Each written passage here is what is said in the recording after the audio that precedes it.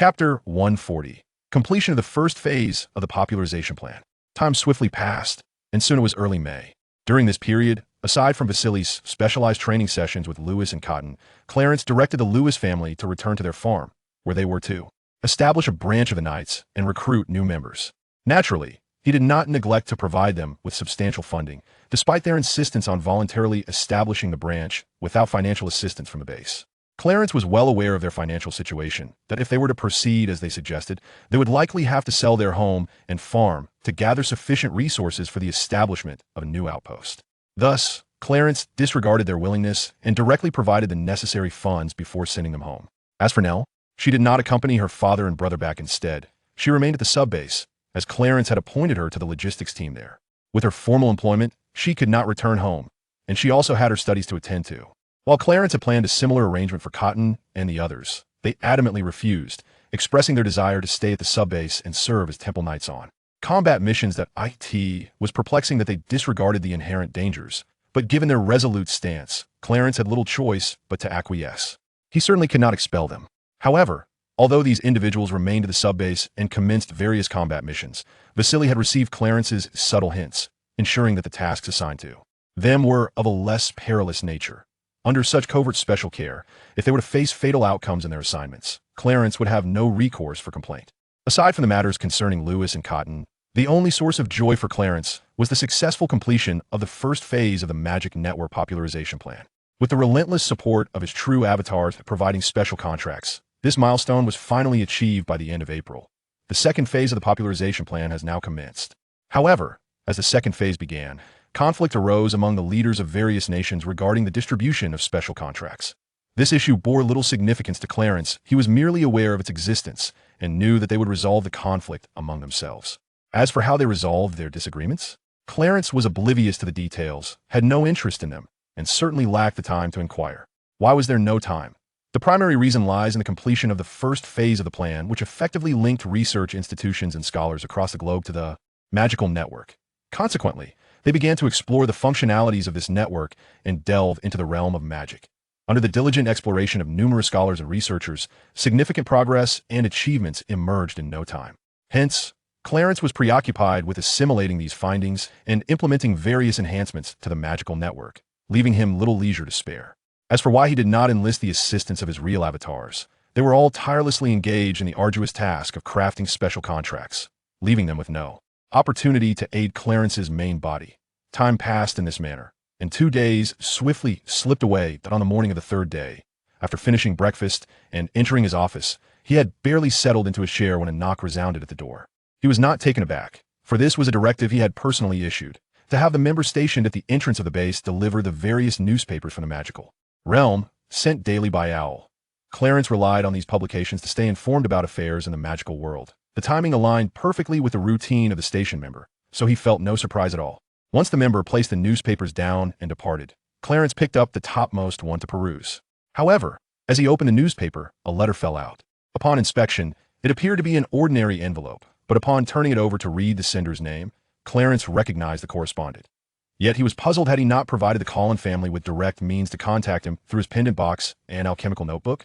If there were matters to discuss, why not simply reach out via those means instead of sending a letter? Unable to decipher the reasoning, Clarence proceeded to open the envelope and read its contents. After finishing the letter, a slight twitch graced the corner of Clarence's mouth as he thought to himself how peculiar it was that Edward had chosen not to use the pendant box or alchemical notebook to reach him. Those items were typically safeguarded by their patriarch, Carlyle, meaning they usually contacted Clarence while in each other's company.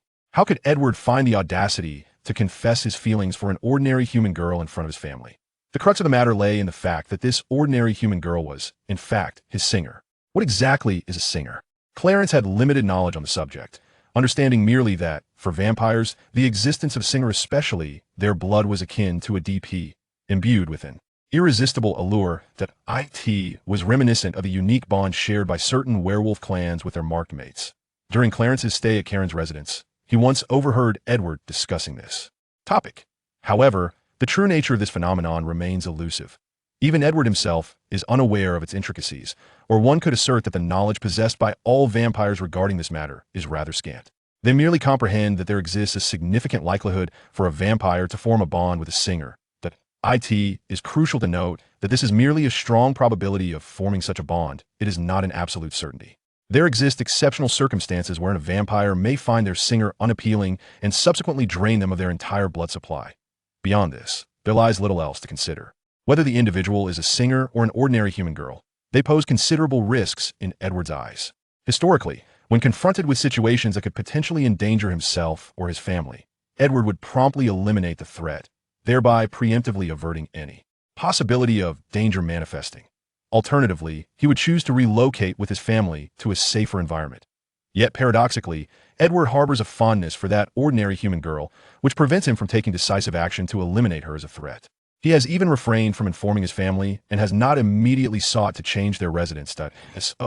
What precisely constitutes this threat? It is not solely Edward's clan of vampires that adheres to the rule of concealing their identities. Rather, most vampire factions abide by similar regulations.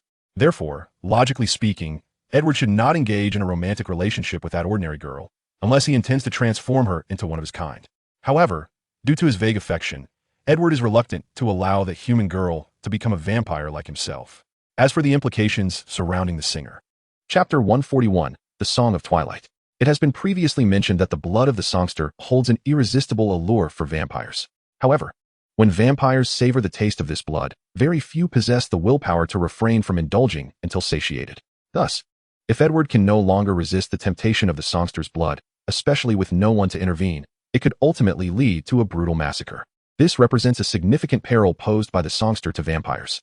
Fortunately, Edward, being a vegetarian, possesses a greater fortitude against the allure of blood than his kin who consume human blood, allowing him to suppress the temptation of the songster's blood.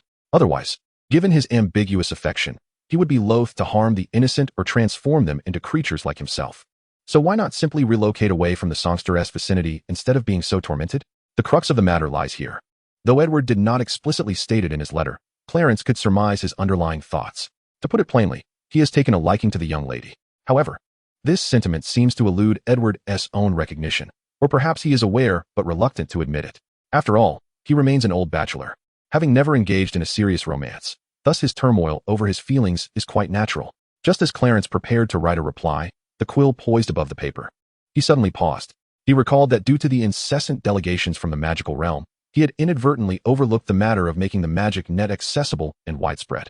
Of course, this oversight was also a strategic delay, intended to mitigate the disparity between ordinary individuals and wizards in the realm of magic. After all, the majority of wizards in the magical community are academically trained, representing the predominant faction. Meanwhile, a significant portion of the remaining wizards still possess magical heritage, with true wild wizards being exceedingly rare. This situation indicates a substantial gap in magical knowledge between wizards and ordinary people, who have only recently begun to engage with the magic net.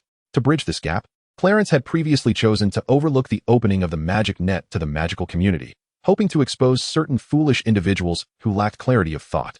Now that some time has passed, and with the first phase of the outreach program for ordinary people successfully completed, the second phase has commenced, making it an opportune moment to open the magic net to the magical realm. Clarence set down his pen, contemplating the matter at hand, and ultimately decided against directly granting access to the wizards. Why, one might ask? The answer lies in the delicate equilibrium among the various factions within the magical realm. The sheer power of magic has already placed wizards at the pinnacle of this world. It is not difficult to envision the dire consequences should they gain access to the magical network. At that point, would the other beings in the magical community even survive? It is not merely Clarence's belief that the wizards harbor radical ideologies. Rather, the number of such wizards is significant, even though most ordinary wizards tend to maintain a more serene outlook. However, this tranquility is only relative. In Clarence's perspective, such serene thoughts are imbued with arrogance and a blatant disregard for the lives of other beings within the magical realm. Having once held similar beliefs himself, he understands this all too well. If he were to consider the matter from a purely personal standpoint, he could easily bypass concerns of balance and grant the wizards immediate access to the magical network, disregarding all else. Yet, in this era of resurgent dark forces, Clarence cannot afford to adopt a solely personal viewpoint. The balance among the various factions in the magical realm is paramount. Just as there exists a chasm between ordinary humans and wizards, Clarence must strive to bridge the disparities between the various factions within the magical realm. The means to achieve this balance is straightforward. He must delay granting access to the wizards and instead first extend it to the other factions. This would ensure that all beings across the world commence their use of the magical network from a position of equity. As for what the future holds, that is ultimately up to the respective factions. Clarence will not concern himself with such matters. Should he seize this opportunity to extend access to the magical network to the Karen family and the Valturi family, leveraging his friendships and subordinate relationships, he could subsequently use this as a rationale to open the network to all magical factions, except the wizards. As Clarence pondered these considerations, he came to a resolution. He picked up the office phone and summoned Eileen and Vasily. While Clarence was away from this base, Vasily would temporarily oversee its operations. So calling him in for a briefing was entirely appropriate. But why summon Eileen as well? Clarence intended to groom her as the future principal overseer of this branch. And since she currently managed the logistics of the entire base, it was only fitting to include her in this discussion. Upon their arrival at the office, Clarence briefly elucidated the situation and expressed that during his absence, the two of them would need to collaboratively ensure the smooth operation of the base. It appeared that Erin, having only recently joined, was still unfamiliar with many of the confidential matters, which led her to express her concerns. She inquired whether Clarence should first inform the leaders of various nations about the dissemination of the magical network. Vasily glanced at Erin with a disapproving look. As a subordinate, she ought not to ponder matters beyond her purview. It was sufficient for her to focus on her own responsibilities. However, he did not voice any objections, as he was aware of Clarence's intention to mentor Erin. As for Clarence, he did not chastise her for her inquisitive nature, for it was precisely the behavior he wished to encourage. Regarding the establishment of the magical network, the leaders of the nations would not interfere, as he was personally overseeing the initiative. Therefore, Erin need not worry excessively about this matter. Clarence reassured her with a smile. After imparting his instructions, Clarence returned to his room to pack his belongings and then teleported directly to the coordinates he had previously provided to the Karen family, which included a pendant box and an alchemical notebook.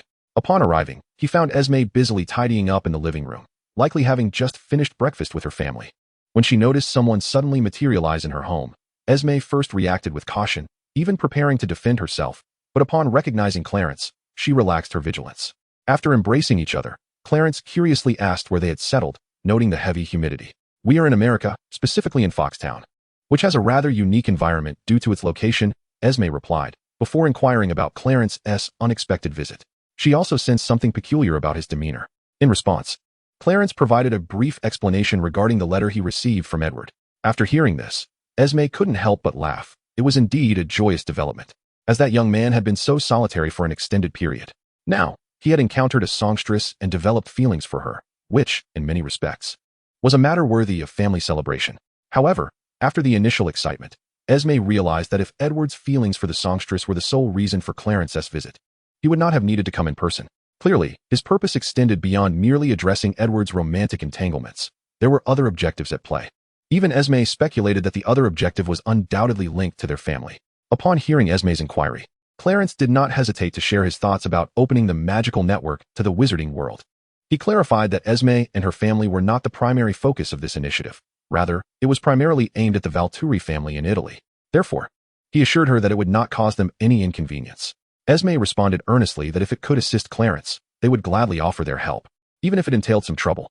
Clarence felt a warm comfort in her reassurance, saying, "Rest assured, Esme, there will be no complications.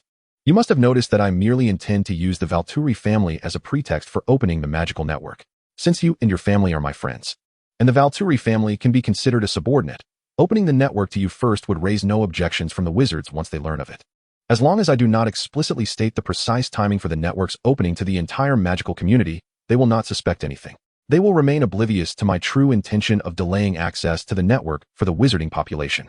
There will be no trouble, so you need not worry, Esme. Now, let us discuss the singer that Edward encountered. I am quite curious about how he managed to keep such a significant secret from you, his family. It seems that Edward has grown considerably during this time." Upon hearing this, Esme expressed her relief, crediting the alchemical jewelry that Clarence had gifted them years ago for allowing their family to live freely under the sun like normal people. The increased exposure had indeed contributed to Edward's growth. After their casual conversation, Clarence retrieved 7 special contracts, placing them on the coffee table in front of the sofa, and handed the topmost contract to Esme. "All right, Esme, please sign this contract to connect to the magical network. We can discuss the rest once Carlisle and the others return." He did not inquire about Carlisle and Edward's whereabouts, knowing full well that Carlisle was merely going to work while Edward was attending the local school, leaving Esme to fulfill her role as a homemaker. They had maintained this lifestyle during their temporary stay with the Carlin family, and wherever they settled, they would continue to live in this manner. Once Esme signed the contract, Clarence began to introduce her to the various functions of the magical network, particularly teaching her how to utilize its spellcasting capabilities. Esme, resembling a little girl encountering a Barbie doll, persistently endeavored to cast spells, which amused Clarence greatly, though he restrained his laughter out of courtesy. As time slipped away, he found himself unwittingly guiding Esme and harnessing the functions of the magical network until midday arrived. Relishing Esme's culinary skills stirred a sense of nostalgia within Clarence, despite his inability to partake in food or derive nourishment from it any longer. Nevertheless, he refrained from complete fasting, choosing instead to retain many habits of a typical individual. After lunch, Esme busied herself tidying the guest room for Clarence's temporary stay, also planning to prepare some clothing and toiletries. Although he mentioned that he had brought luggage, Esme insisted on providing him with several sets of garments. This inclination stemmed from Clarence's peculiar dressing habits and taste. To elaborate, he paid little heed to the attire he wore, often opting for multiple outfits of the same style but in slightly varying colors. This habit had previously drawn complaints from the women of the Karen household, who lamented that despite his extraordinary appearance and demeanor, he neglected to take care of himself, particularly in terms of clothing. Consequently, during his stay with the Karen family, Alice and the others had chosen his wardrobe for him. After being washed, these clothes were left to gather dust in a pendant box. Noticing Esme's reproachful gaze, Clarence swallowed back his initial reluctance to decline her offerings. However, upon observing that the garments she prepared were all menswear, he finally spoke up. Esme, it would be preferable if you could prepare some women's clothing for me." Esme's expression was a mix of astonishment and curiosity as she regarded him, prompting Clarence to hastily clarify his current female form. He conveyed that, for him, distinctions of gender had long since lost their significance. Upon hearing Clarence's explanation, Esme's eyes widened in shock. "Clarence, you can do that?" she exclaimed, her curiosity piqued as she reached out to explore his body. Once she thoroughly confirmed his current feminine state, she immediately enveloped him in a warm embrace. It is crucial to clarify that Esme harbored no peculiar inclinations. Her affection stemmed purely from the bond between a mother and her daughter. Regrettably, both Rosalie and Alice, who were ostensibly her daughters, were not particularly fond of being treated as such by Esme, since their bond is not of blood and they are no longer truly human. Esme's affection must remain buried deep within her, devoid of opportunity for outward expression. In this regard, Rosalie bears a striking resemblance to Esme. She dreams of having a child of her own, regardless of gender. Alas, as a vampire, Rosalie is forever unable to realize this desire. Previously, when Clarence lived with the Cullen family, he often heard Esme lamenting the distance between her daughters, Rosalie and Alice, and their apparent lack of understanding towards her as a mother. Therefore, when Esme clung to him tightly, nuzzling her face against his, Clarence felt no surprise whatsoever. After a considerable time spent in this affectionate embrace, Esme reluctantly retrieved the change of clothes she had prepared, soon returning with several sets of women's garments, urging him to change into them with great anticipation. The entire afternoon was then spent in the guest room, where Esme held Clarence close while they engaged in light-hearted conversation about various topics, completely disregarding her earlier suggestion that he take a nap after lunch. It was Clarence's cleverness that led him to notice the approaching time for Edward and the others to finish school, using this as an excuse to extricate himself from Esme's clutches. Although this was the reason he provided, Clarence genuinely accompanied Esme to the town. After parting ways, Esme went to procure ingredients for dinner, while Clarence proceeded to the school where Edward and the others attended, following the directions she had given him. Upon his arrival, he coincidentally found himself amidst the throng of students exiting for the day, which naturally caused quite a stir. Clarence, however, ignored their curious gazes, adopting an air of aloofness as he stood waiting for the others. Perhaps due to his indifferent demeanor, he inadvertently intimidated the students, who refrained from approaching him. Fortunately, Clarence did not have to wait long before he spotted Edward and his companions sauntering out, their curiosity piqued by the gathering crowd. Initially, although they recognized Clarence, the distance and the presence of numerous ordinary people made them hesitant to approach. It was only after Clarence waved at them that they fully acknowledged him.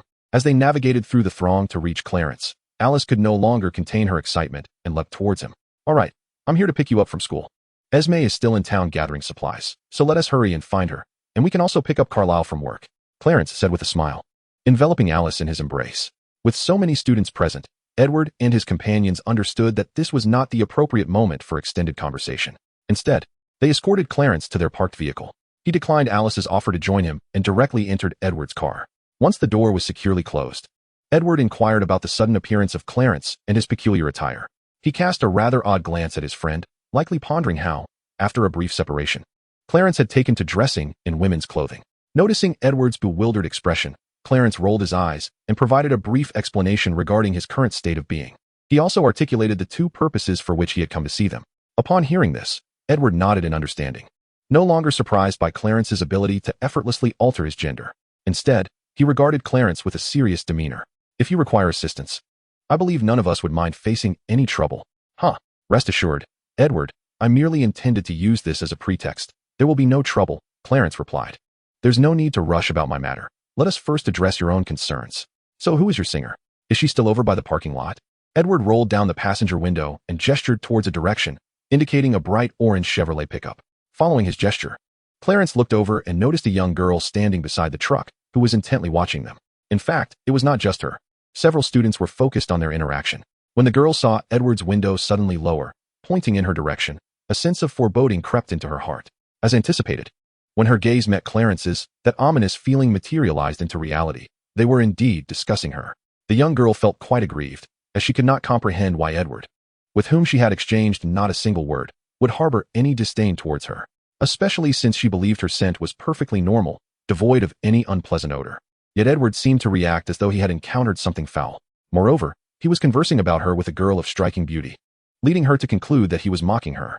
The more she pondered, the more hurt she felt, her eyes reddening with indignation. Not wanting to endure the mockery any longer, she hastily opened the car door, inserted the key, and swiftly drove away from the school. With the protagonist having departed, Edward rolled up the window and drove away from the school, followed closely by Jasper and Rosalie. The pressing issue now was that he need not concern himself with whether his vampire identity could ever harmonize with that of the young girl. However, one must ponder whether you are truly willing to transform that young girl into one of your kind. Edward turned his head and shot a fierce glare at him. Clarence, do not speak so recklessly. I never claimed to harbor any affection for her, let alone the fact that she is my singer. You understand all too well the grave consequences that could ensue should I lose control. Yet before Clarence could respond, Edward, unable to contain himself, continued. You just mentioned that I need not concern myself with my identity as a vampire? What does that imply? Although the Volturi family has been bound by your magical contract, the other vampire clans adhere to the same rules and laws. Thus, even if the Volturi family, due to your influence, may overlook the exposure of my true identity, the other clans will not permit it. Chapter 144. The Twilight Singer. Clarence chuckled at Edward. Oh, how can you accuse me of speaking out of turn? If you truly had no such inclinations, why would you even pose such a question? I was merely curious. Yes, just curious, which is why I inquired. But that does not imply that I have any feelings for Bella. Edward retorted defensively. Clarence smirked. You even know the girl's name. What further denial can you muster? Humph. As classmates sitting side by side, knowing each other's names is only natural. You still Haven T, answer my question. Edward deliberately shifted the topic. TSK. You may only know that I plan to open the magical network to the magical community, but you likely remain unaware that the network has already been disseminated among the upper echelons of ordinary nations. Clarence proceeded to outline his plans for the magical network. Currently, the first phase of the dissemination plan has been completed, and we have commenced the second phase. Given the balance that has been achieved, I certainly intend to consider opening the magical network to the magical community. However, I prefer to delay this process for a while longer. Before Edward could inquire further, Clarence proactively explained. So now you should comprehend why I suggested you need not concern yourself with your vampire identity. In a few years, beings like you vampires will be able to openly bask in the sunlight, though those who perish in its rays will remain an exception. By that time, the entire world will be utilizing the magical network, even employing it to cast spells. Do you believe your kind will still attract attention? As for the matter between you and that young girl, as long as it does not become public knowledge in the coming years, it should not pose a significant issue. Therefore, the only question you need to contemplate is whether or not to transform her into your kind, though if you are unwilling, that is of no consequence.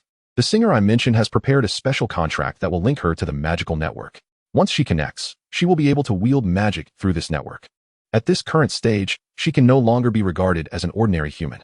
Even if you do not wish to transform her into one of your kind, you may still coexist without the fear of inadvertently causing her harm. At this juncture, Clarence turned his gaze towards Edward, a playful smile gracing his lips. Now, may I ask you, Mr. Edward, do you still claim to have no feelings for that young lady? After a prolonged silence, Edward expressed his gratitude. Thank you, Clarence. No need for thanks, for we are indeed friends. However, I couldn't help but notice the peculiar nature of your relationship with that girl while I was at school. It seems you might be bullying her. Edward, with a twitch of his lips, shot Clarence a bemused glance. Do you truly think I am the sort to bully a young girl? That remains to be seen. Clarence chuckled mischievously. Edward found himself amused by Clarence's antics, though he soon regained his composure and inquired how long Clarence planned to stay before heading to the Volturi family in Italy. I fear it may take some time, as I intend to first instruct your family. Once you have mastered the use of the magical network, I will then invite Carlisle to join us in visiting the Volturi. Clarence pondered for a moment, refraining from providing a precise timeline. Edward, deep in thought, asked, "Are you inviting Claire to the Volturi to teach them how to use the magical network?" "Indeed, that is my intention. Furthermore, I aim to use the Volturi as a central hub to disseminate knowledge of the magical network throughout all vampire clans. Eventually, I will expand its reach to encompass all intelligent beings in the magical realm, beyond just wizards." As Edward drove, he contemplated this. "So, you are concerned that the wizards might cause trouble, which is why you are employing this method to spread the magical network." With a sigh, Clarence nodded candidly. "Indeed. As a wizard myself, I am acutely aware of the arrogance possessed by those capable of wielding magic. Their pride can reach astonishing heights. Thus, when I observed that the magical network, although open to the magical realm, was only accessible to intelligent magical beings and excluded the wizards, it seemed a calamity was inevitable. However, should any issues arise, they may not be insurmountable, provided my plans for dissemination proceed smoothly. In time, the other magical intelligent species will be able to harness the power of the network, thereby leveling the playing field with the wizards. Even the most arrogant of wizards are not fools. They would not dare to engage in nefarious deeds when considering the issue of strength, especially under the circumstances I have provided. Even if they harbor discontent, their options are limited, and all that remains is to yield," Edward remarked with a smile. "If your plans unfold smoothly, then indeed the wizards will not dare to act." Clarence, however, was less optimistic, hoping for the best. "I wish for nothing more than for all intelligent beings across the world to maintain a state of equilibrium during this time of resurgent dark forces. That alone would suffice for my contentment. Beyond that, I neither wish to intervene nor possess the capacity to do so." Edward cast a glance at him and advised, "Clarence, you need not bear all the burdens alone. Do not push yourself too hard, lest greater issues arise. After all, you must recognize your significance in this world, particularly in the face of the current crisis. Rest assured, Edward, I am not so fragile. I understand how to manage my emotions and will not encounter any issues." Their conversation continued until the car halted in the parking lot of a supermarket in the small town, where they disembarked to meet Esme. Upon exiting the vehicle, Alice eagerly approached, and to Clarence's surprise, Rosalie joined her, both claiming an arm each. After reuniting with Esme in the large supermarket, the group drove to the town's hospital to pick up Carlisle after his shift. As Carlisle emerged from the hospital, he was initially puzzled as to why his family had come to fetch him, but upon seeing Clarence, the reason became clear. He embraced Clarence, astonished and delighted, asking, "Clarence, what brings you here? Did you just arrive today?" Chapter 145. The Songster of Twilight. Noticing the growing crowd at the hospital entrance due to Clarence's presence, Carlisle felt compelled to leave promptly and return to the car. On the way home, they fortuitously encountered Charles Swan, who was also finishing his shift and heading home. Whether out of courtesy or for some other reason, Carlisle, driving ahead, stopped to exchange a few words with him. Through Edward's introduction, Clarence learned that this official, Charles Swan, was indeed the father of the singer he had in mind. "Oh, that young lady named Bella, her father is an official? If he discovers your intentions towards his daughter, might he not come after you?" Clarence jested. Edward chose not to respond, but began to ponder whether a vampire could withstand such a confrontation. Upon returning home, Clarence first elucidated to Carlisle and the others the two primary purposes of his visit, not to mention the peculiarities surrounding his physical form. He then presented the special contract that lay upon the coffee table, and after they affixed their signatures, he began to instruct them on the various functionalities of the magical network.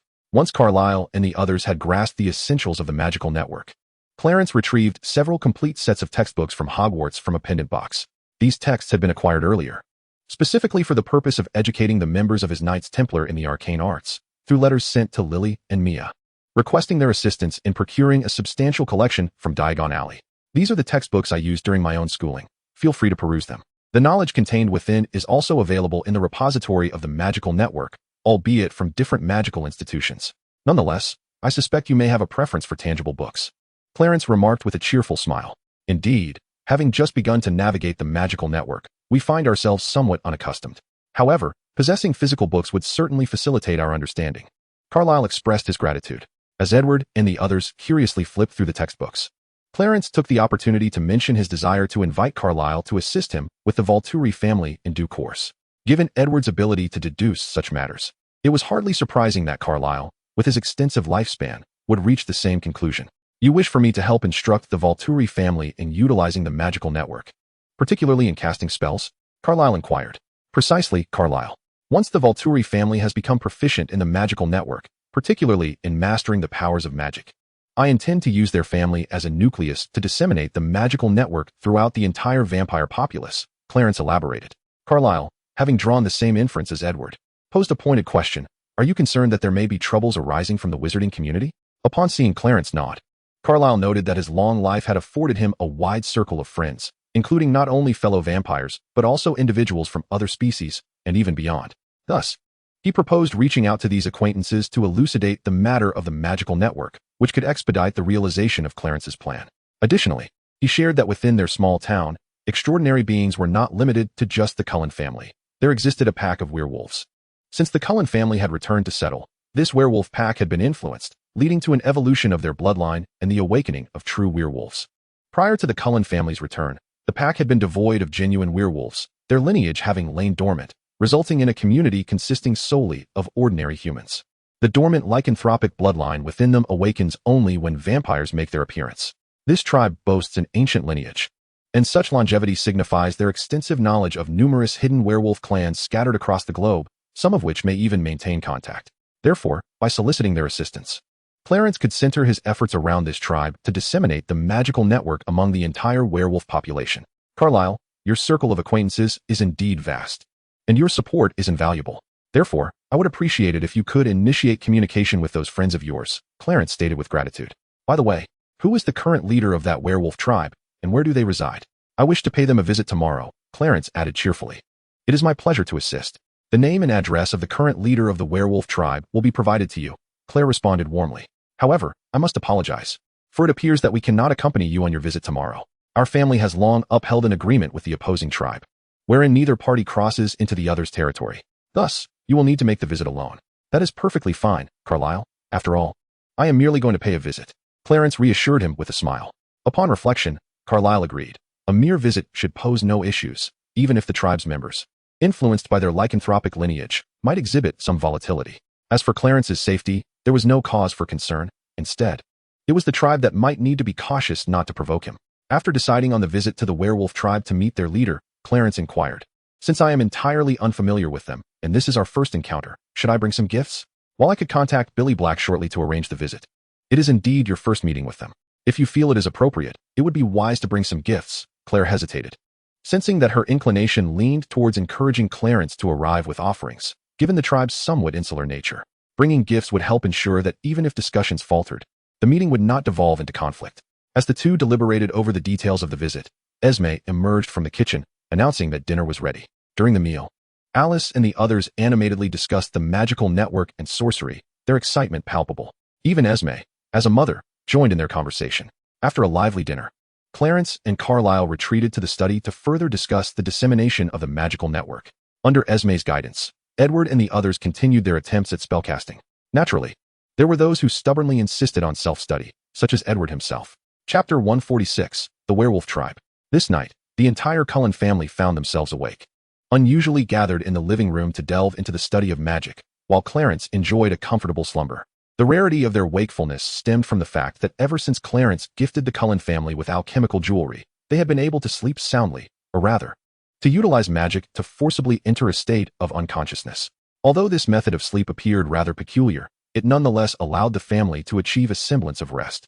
Each night, they resorted to this means to drift into a faint, akin to the slumber of ordinary humans. However, tonight, due to the magical network and their capacity to wield magic, the family remarkably chose to remain awake for the purpose of studying and researching spells. Early the next morning, after breakfast, Clarence accompanied Edward and the others, who were heading off to school, on the journey to the town. After bidding them farewell, he ventured off alone to purchase some gifts. With the presents in hand, he proceeded towards the location mentioned by Carlisle the previous evening. Upon arriving, Clarence gently knocked on the door of the house, soon hearing footsteps approaching from within. When the door swung open, he was taken aback to find that it was Charlie, the father of Edward Singer, whom he had encountered the day before. "Ah, hello. May I ask who you are?" Charlie stammered, momentarily taken aback. After regaining his composure, he cleared his throat, feeling somewhat embarrassed. After all, it was rather impolite to be caught staring at a stranger, particularly one who appeared to be of similar age to his daughter and possessed an otherworldly beauty. Charlie was unfamiliar with Clarence, and due to the brevity of their encounter, he had not heard of any newcomers in town, especially not one as strikingly beautiful as this young girl. Moreover, given that Bella had been quite distressed the previous evening, She hadn't mentioned Clarence's unexpected presence at school, which seemed to suggest a connection with the Cullen family. Good day, Officer Charlie. I am Clarence Stewart, a friend of the Cullen family. In fact, I saw you returning home from work yesterday evening. I have come to visit Mr. Billy Black. Might he be at home? Oh, you're here to see Billy. He.S. at home. Please come in. Charlie, relieved to learn that Clarence was visiting his friend Billy and noticing the beautifully wrapped gift in his hands, fully opened the door and invited him inside. As Clarence followed Charlie into the house and encountered Billy Black, he was not taken aback by the sight of the man in a wheelchair. This was due to Carlisle having previously briefed him on the details surrounding Mr. Black the night before. Who are you? Billy momentarily froze upon seeing Clarence. But his recovery was notably swifter than Charlie's, likely attributed to the influence of the werewolf blood coursing through his veins. Good day, Mr. Billy Black. I am a friend of the Cullen family, and I have come to discuss a few matters with you. Additionally, I have brought a gift for you. I hope you will accept it, Clarence said, lifting the present he held in his hands. However, upon hearing Clarence refer to himself as a friend of the Cullens, Billy's expression darkened immediately. Yet, upon noticing the healthy flush of Clarence's complexion, he realized he was indeed speaking with a living person, which eased his somber demeanor somewhat. Naturally, given the connection to the Cullen family, Billy surmised that Clarence's matters of discussion were likely not meant for the ears of ordinary humans. He also had a vague sense that Clarence's name seemed familiar, although he could not pinpoint why. After exchanging a glance with Charlie, Billy nodded to his wife, signaling her to take the gift from Clarence. Thank you for your present. Since you have matters to discuss with me, let us retire to my study. Billy managed a strained smile before addressing the young man behind him, who appeared to be his son. Jacob, please will me to the study. However, after waiting for some time without any movement from his wheelchair, Billy turned in confusion, only to see his son Jacob staring blankly at Clarence, utterly transfixed. The sight prompted Billy to shake his head in disbelief. With a firm pat on his son's shoulder as a reminder, Billy repeated, Jacob, my child, take me to the study. Oh right, sorry about that, Jacob said, snapping back to reality, his handsome face flushed with embarrassment as he dared not meet his father's gaze while wheeling him towards the study. Once the trio arrived in the so-called study, Jacob showed no intention of leaving. Rather, he hesitated, contemplating whether to strike up a conversation with Clarence to better acquaint himself with the extraordinary girl before him. Jacob, I need to discuss matters with our guest. So please step outside for a moment. Billy, exasperated by his son's behavior, had no choice but to usher him away, fearing that the boy might linger in the study indefinitely. As Jacob reluctantly exited the study and closed the door behind him, Billy continued, Please, have a seat. You mentioned being friends with the Cullen family, so you are familiar with their circumstances, are you not? Recognizing that the other party was probing him, Clarence nodded and stated directly, Mr. Blake, there is no need for any further testing. I am not an ordinary human unaware of the world's truths, but rather a sorceress. Understanding dawned on Billy, as he recalled the reason for his familiarity with her name. This sorceress before him was indeed the formidable witch who had stirred quite the commotion in the magical realm a few years ago. Yet, he couldn't quite remember if that powerful sorcerer was a woman. As he reflected on this matter, Billy felt little emotional reaction. After all, the customs of their tribe were rather insular, and they seldom engaged with affairs of the magical world. Thus, the matters of the magical realm and its sorcerers held little significance for them. He continued to inquire, So, what brings you, Miss Sorceress, to our visit? In truth, I was unaware of your werewolf tribe's existence until Carlisle informed me, prompting my visit upon learning of it. Billy, intrigued, cautiously probed further. Are you perhaps seeking to settle in this small town, like the Carlin family, to establish an agreement and delineate your territory, which is why you approached our tribe? It was no wonder he speculated thus, given that Clarence had mentioned learning of their tribe through Carlisle. Consequently, it seemed she had come directly to visit him, the leader. Additionally, aside from her desire to settle and claim territory, Billy could not fathom any other motives for Clarence's visit, especially since she had first gone to the Carlin family. Furthermore, the environment of Foxtown was indeed quite suitable for extraordinary beings, particularly those who could not dwell in sunlight. A family of vampires and a local werewolf tribe had already made their home there. Thus, the addition of a sorceress was hardly surprising. It might even be deemed the most natural occurrence. Noticing Billy's misunderstanding, Clarence hastily clarified, Mr. Billy, you may have misconstrued my intentions. My visit is not about settling in the town, but pertains to other matters. Before the curious Billy could speak, Clarence proactively revealed her purpose. After a thorough explanation, she managed to convey the reason for her visit to Billy. Are you suggesting that you wish to utilize our tribe to disseminate your so-called magic network among all werewolf clans? Upon receiving a nod from Clarence, Billy, with a puzzled expression, inquired once more, Miss Stewart, may I ask why you would wish to undertake such an endeavor? Spreading this magic network to all extraordinary beings outside of sorcerers? Clarence sighed and explained, Mr. Blake, as the leader of this werewolf tribe, You must possess some knowledge about the magical realm, correct? Indeed, I have some understanding. Since you are aware, you should also recognize the intricate relationships between various extraordinary species and wizards within the magical world, as well as the tense dynamics between the magical community and ordinary humans. The magical network serves as a means to alleviate the conflicts between the two realms. Furthermore, considering the significant disparity in power between wizards and other extraordinary magical beings, I have chosen to delay the opening of the magical network to wizards, aiming to bridge the considerable gap in strength between the two parties.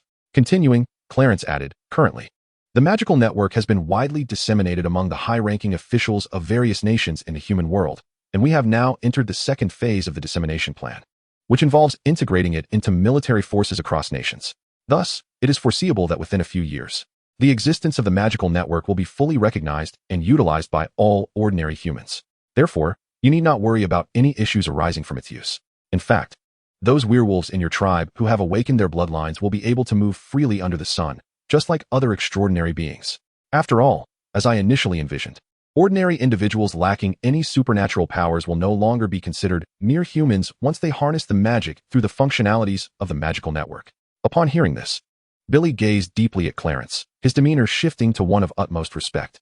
How could he not respect someone whose endeavors, in every aspect, were monumental and beneficial to all intelligent beings? The utilization of the magical network to resolve conflicts between ordinary humans and the magical realm, as well as to balance the overall strength among various species within the magical community, was no small feat. Moreover, Billy was acutely aware of the looming crisis posed by the resurgence of dark forces, with Clarence and the Stuart Knights being the primary defense against this threat. All of Clarence's efforts were deserving of universal respect. Consequently, understanding the gravity of the situation, Billy readily agreed to assist Clarence in promoting the magical network among all werewolf tribes.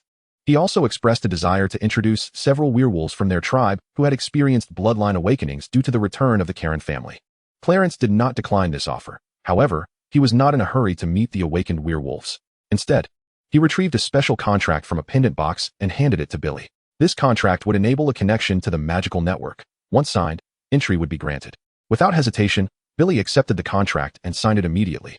Certainly, it is not merely due to his unwavering trust that he acts with such decisiveness. Rather, it is the awareness of Clarence's identity and the formidable power she possesses, power to which he finds himself utterly defenseless, that compels him. He comprehends that should Clarence harbor any malicious intentions, their family would stand no chance of resistance. If she truly wished them harm, she could easily take action without the need for elaborate schemes.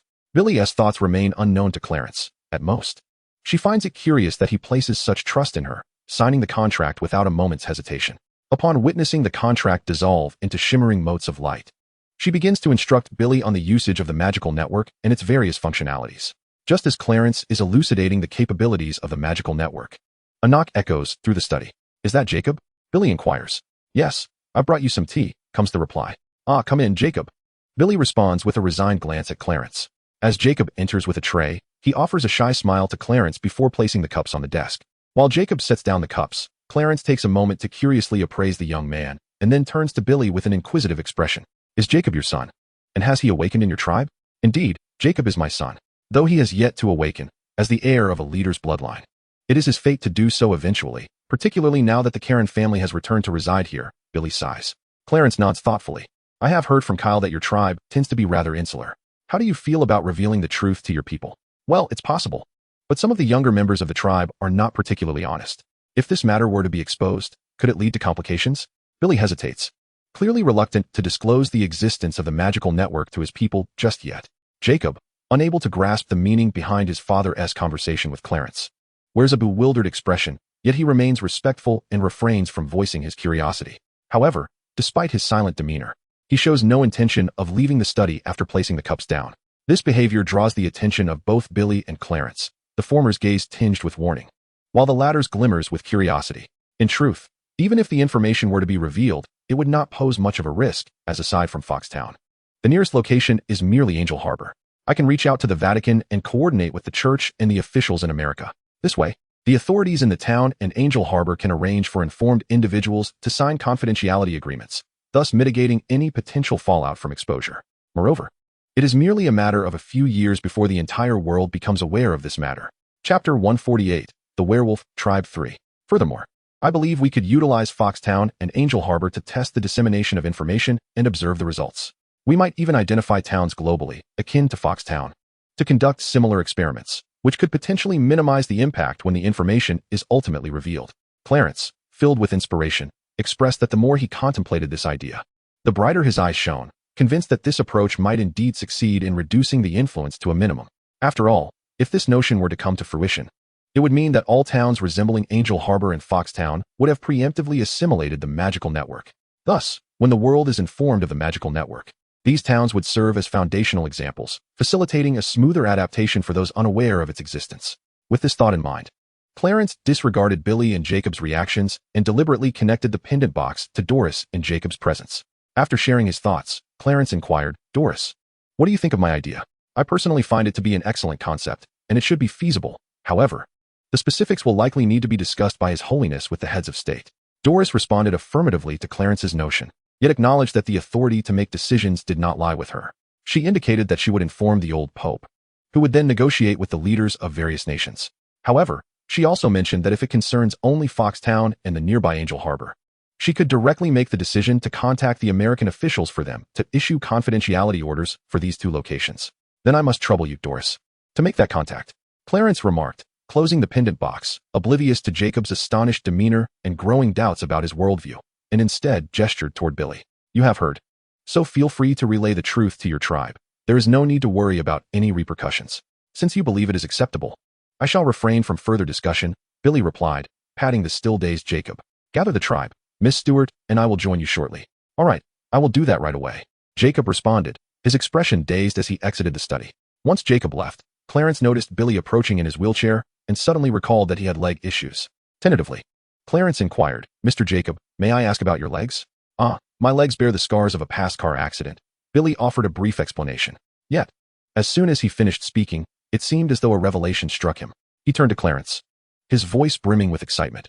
"Are you suggesting that there exists a way to heal my legs? Have you so swiftly forgotten that I am a wizard?" Clarence replied with a smile, brandishing his wand to examine Billy's legs. The issues were not overly severe, at least in Clarence's estimation. However, the truth was that Billy's leg ailments would prove quite formidable to remedy, even within the realm of magic. Yet, it was merely a matter of complication. And who was Clarence if not the youngest healer in history? Surely, such a title was not merely self-proclaimed. Within mere minutes, he had Billy standing from his wheelchair, and after a brief practice, he could walk with ease.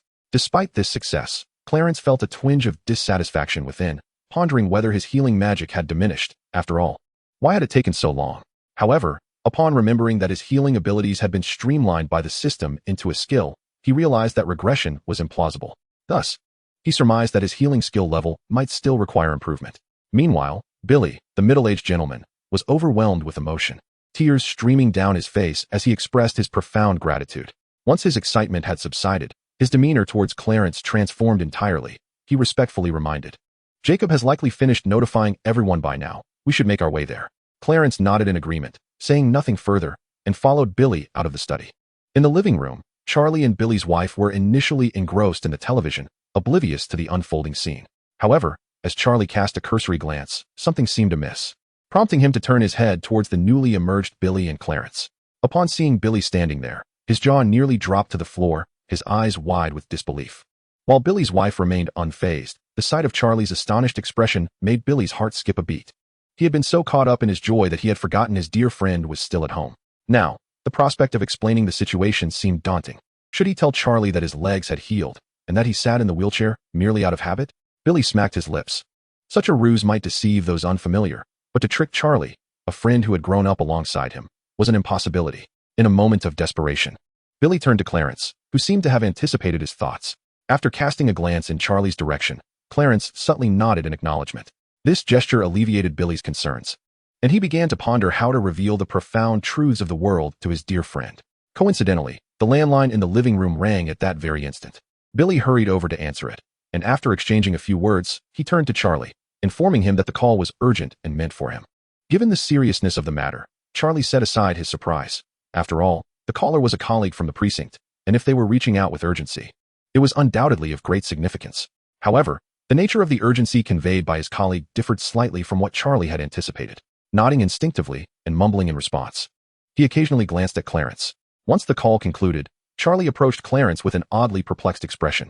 Hesitantly, he inquired, Miss Stewart, my colleague just mentioned on the phone that I should fully cooperate with your work.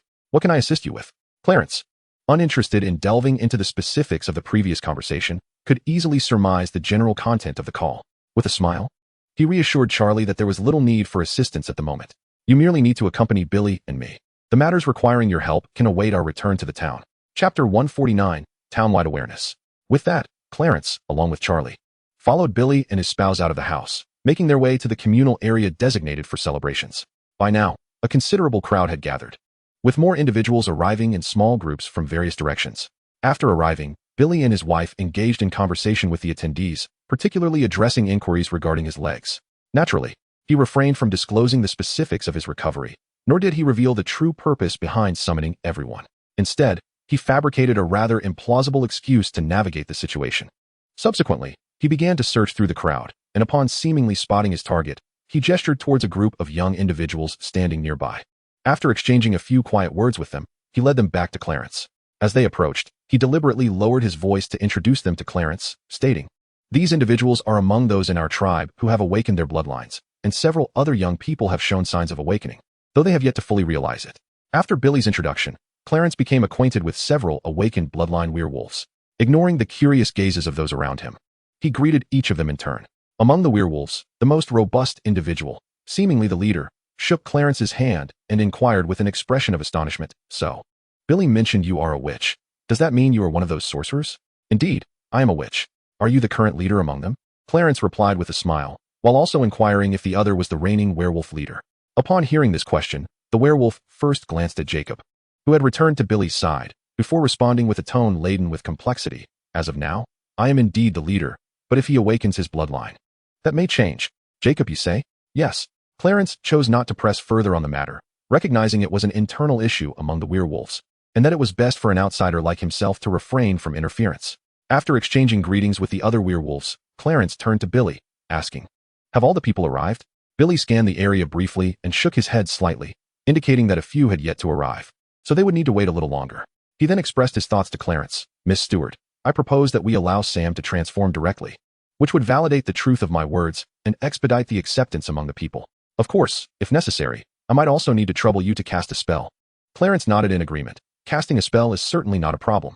Afterward, she intended to ask Sam, the current leader among the werewolves, whether he could proficiently transform and maintain control over his emotions, particularly anger, post-transformation. It would be troublesome if he were to lose control and inadvertently harm someone during the transformation. However, she inadvertently caught sight of Officer Charlie, whose face displayed an expression of hesitation, as if he wished to ask something but was restraining himself from doing so. Amused by his conflicted demeanor, Clarence spoke reassuringly. "Officer Charlie, there's no need to rush. Soon you will witness the truth of this world." Upon hearing this, Charlie took a deep breath and replied, "You may call me Charlie." "Very well, Charlie." She then inquired about Sam's transformation, receiving the reassuring answer that he could rest easy. Sam was the first to awaken his bloodline and had been able to transform for some time. Moreover, as the current leader of the werewolves, he was responsible for teaching newly awakened werewolves how to master their powers and emotions post-transformation, alleviating any concerns about potential harm due to loss of control. When the members of the tribe gathered, particularly to hear the words of Billy, he stepped forward only after the esteemed council of elders, composed of the tribe's most respected figures, was fully assembled. It is unnecessary to elaborate on how he conveyed the truth to his fellow tribesmen. However, upon revealing the truth, especially regarding the nature of their tribe's werewolves, the overwhelming majority present exhibited disbelief. Billy was not surprised. He had anticipated that his kin would not readily accept his words. Thus, he beckoned to Sam, signaling him to prepare for transformation. When Sam transformed into a colossal wolf, many of the tribe's people were understandably terrified, with some even fleeing in panic. It took considerable effort from Billy to soothe their fears and restore calm to the gathering. Although a semblance of tranquility returned, the tension and fear lingered palpably in the air. To substantiate his claims, Billy subsequently called upon the other awakened werewolves to transform one by one. The undeniable evidence lay before them. Even the most reluctant among the tribe had no choice but to accept this newfound reality. Of course, it could also be attributed to the fact that those who transformed bore no malicious intent, and familiar friends cautiously approached to touch their fur. Witnessing this, Billy felt a measure of relief. As long as his kin could embrace this truth, he was content. His greatest fear was that, despite having presented irrefutable evidence, some would still choose self-deception over acceptance of reality. With a sigh of relief, Billy then raised his voice to address matters concerning the magical realm, particularly emphasizing the existence of wizards and vampires. After concluding, he nodded at Clarice, signaling her to proceed. Unlike Billy, Clarice did not raise her voice but instead employed a minor spell that allowed her voice to resonate in the ears of all present. You guessed correctly. I am indeed a wizard. There is no need for you to feel anxious or fearful, for you possess the bloodline of werewolves. Furthermore, a family of vampires has recently settled nearby, so my presence as a wizard is hardly remarkable. The most crucial point is that, in comparison to ordinary humans, we three, werewolves, wizards, and vampires, should be regarded as true kin, provided we set aside our grievances and conflicts. When any one of us is mentioned, the other two inevitably come to mind. Thus, as kindred spirits, there is no reason for us to harbor fear or anxiety towards one another. Clarice first endeavored to calm the palpable tension and fear among the audience, and upon seeing a positive effect, she continued her discourse. Chapter 150, The Popularization of the Small Town 2. The narrative begins by outlining the general circumstances and current state of the magical realm, followed by a discussion on the previously tense relations between the magical world and ordinary humanity. Ultimately, it reveals the matter of the magic network. After a brief introduction to the magic network, Clarence solemnly asserts that its existence, particularly the feature that allows ordinary humans to wield magic through its power, represents the most optimal solution to resolve the fundamental conflicts between humans and non-humans. Indeed, as many have speculated, the reason for my visit to your tribe and my audience with Chief Billy Blake is to enlighten you about the magic network and to instruct you on how to utilize its various functionalities, especially in the art of magic. Without waiting for the audience's reaction, Clarence retrieved a plethora of special contracts from his pendant box, using his magical prowess to send them floating towards every adult and youth present, deliberately excluding the children. However, 2 additional special contracts drifted toward Officer Charlie. As Charlie gazed at the 2 contracts hovering before him, he was taken aback, hesitating about whether to accept them. Now, everyone should possess a special contract, Clarence announced. Next, I will guide you on how to sign them. Just as he finished speaking, a young girl in the front raised her hand, seemingly eager to inquire about something. Do you have a question? Clarence asked gently. Well, I wanted to ask why only my brother and I received these contracts, while my little sister did not. The girl replied, lifting her sister into view. In response, Clarence smiled and explained, I apologize, but currently, this special contract cannot be signed by children, as their minds are not fully developed and their spiritual strength is insufficient to engage with the magic network. Otherwise, it may lead to various complications. They must wait until they reach an appropriate age, their minds mature, and their spiritual power meets the standards, or until I develop a children's version of the contract, at which point they will be able to sign. However, while the children cannot sign at this moment, you can begin instructing them on how to utilize the various functionalities of the magic network, such as how to invoke magic through it. Furthermore, you can impart foundational knowledge of the magical domain to them, so that when they are ready to sign the contract and connect to the magic network in the future, they will be well prepared to engage with it. Do you have any further questions? The young girl shook her head, indicating that she had none. With that, Clarence resumed his instruction on how to sign the special contracts. Once everyone present, including Officer Charlie, had signed the contract under Clarence's guidance, he proceeded to instruct them on the various functionalities of the magical network. However, Clarence merely imparted knowledge on utilizing the network's features, neglecting the teachings of magic itself. Given the substantial number of individuals present, it was inconceivable for him to instruct them all adequately. Moreover, Clarence's initiative to popularize the magical network in Foxtown was a spontaneous decision, and he had not contemplated how to educate such a multitude in the realm of magic. After he had finished demonstrating the functions of the magical network, and the attendees managed to grasp its rudiments, Clarence candidly addressed them, esteemed guests. Your unique circumstances prompted my spontaneous decision to introduce the magical network to your town. Thus, I have not yet devised a plan for imparting knowledge in the magical arts, which requires careful consideration over the next few days. I will notify everyone through the magical network once I have formulated my approach. Upon concluding this statement, Clarence nodded to Billy, signaling that they could wrap up, and then approached Charlie with a softened demeanor and tone, tentatively inquiring about his current mental state. Charlie, how do you feel now? Are you able to accept this reality? After a moment of hesitation, Charlie sighed. I have seen it all. So what can I do if I cannot accept it? Though it is indeed astonishing, the magical network and the legends of magic pique my curiosity. By the way, Miss Stewart, you provided me with 2 copies of that contract. I have utilized one, so what of the other? Charlie, you may simply call me Clarence. As you deduced, the second contract is intended for your daughter. You must have heard what I mentioned earlier, so now we must focus on introducing the magical network to Foxtown. This is where I require your assistance. It will be essential to maintain order. If that is the case, I must return to the office to inform the chief of this matter. Charlie's statement was quite clear, as a minor official. He understood that such decisions rested with the chief of the town's office. Indeed, there is no rush. I will accompany you when the time comes, but for now, let us wait for Billy. I have some matters to discuss with him. And I trust you won't mind me catching a ride back to the town with you afterward. I certainly do not object to sharing a ride, replied Charlie. Slightly awkward, as he was not accustomed to Clarence's playful banter. Once Billy had dispersed the members of the tribe, Clarence and the others joined him, subsequently returning to his home together. After discussing with Billy the matter of how to popularize the magical network among the other werewolf clans, and leaving behind several unique contracts, Clarence returned to the small town with Charlie. As for Charlie's initial intention of inviting Billy to go fishing, that thought had long been forgotten by the two of them, and it had not come to mind until now. During their drive back to the town, Clarence inquired about the population of Foxtown and the werewolf tribe led by Billy, as well as other related information. After Charlie's detailed explanation, Clarence felt quite troubled. With over 3,000 residents, the population was indeed not large considering the size of the town. However, though Charlie was generally taciturn, he was not foolish and quickly deduced the source of Clarence's dilemma. You're troubled by how to instruct people in utilizing the various functions of the magical network and the issue of learning magic, aren't you? Indeed, Clarence confirmed, adding, as you know, using Billy's tribe and Foxtown as experimental sites for popularizing the magical network was merely a spur-of-the-moment idea, so there is no concrete plan in place. If you're concerned about this issue, you might consider teaching in batches, Charlie suggested after a moment of silence. Your suggestion has crossed my mind as well, Clarence replied. But I have yet to determine how to select the first group for instruction. If I choose middle-aged individuals, you know their thought processes have already become rigid. They are slow to absorb new knowledge, especially when it pertains to magic, which defies common understanding. This would hinder the overall progress of the popularization plan, and I cannot remain in Foxtown indefinitely. Conversely, if I opt for the youth, I am apprehensive about their immaturity and instability, as their reception of new knowledge, particularly the mastery of magical powers, could lead to significant complications. While I have other ideas, I still find them somewhat inadequate.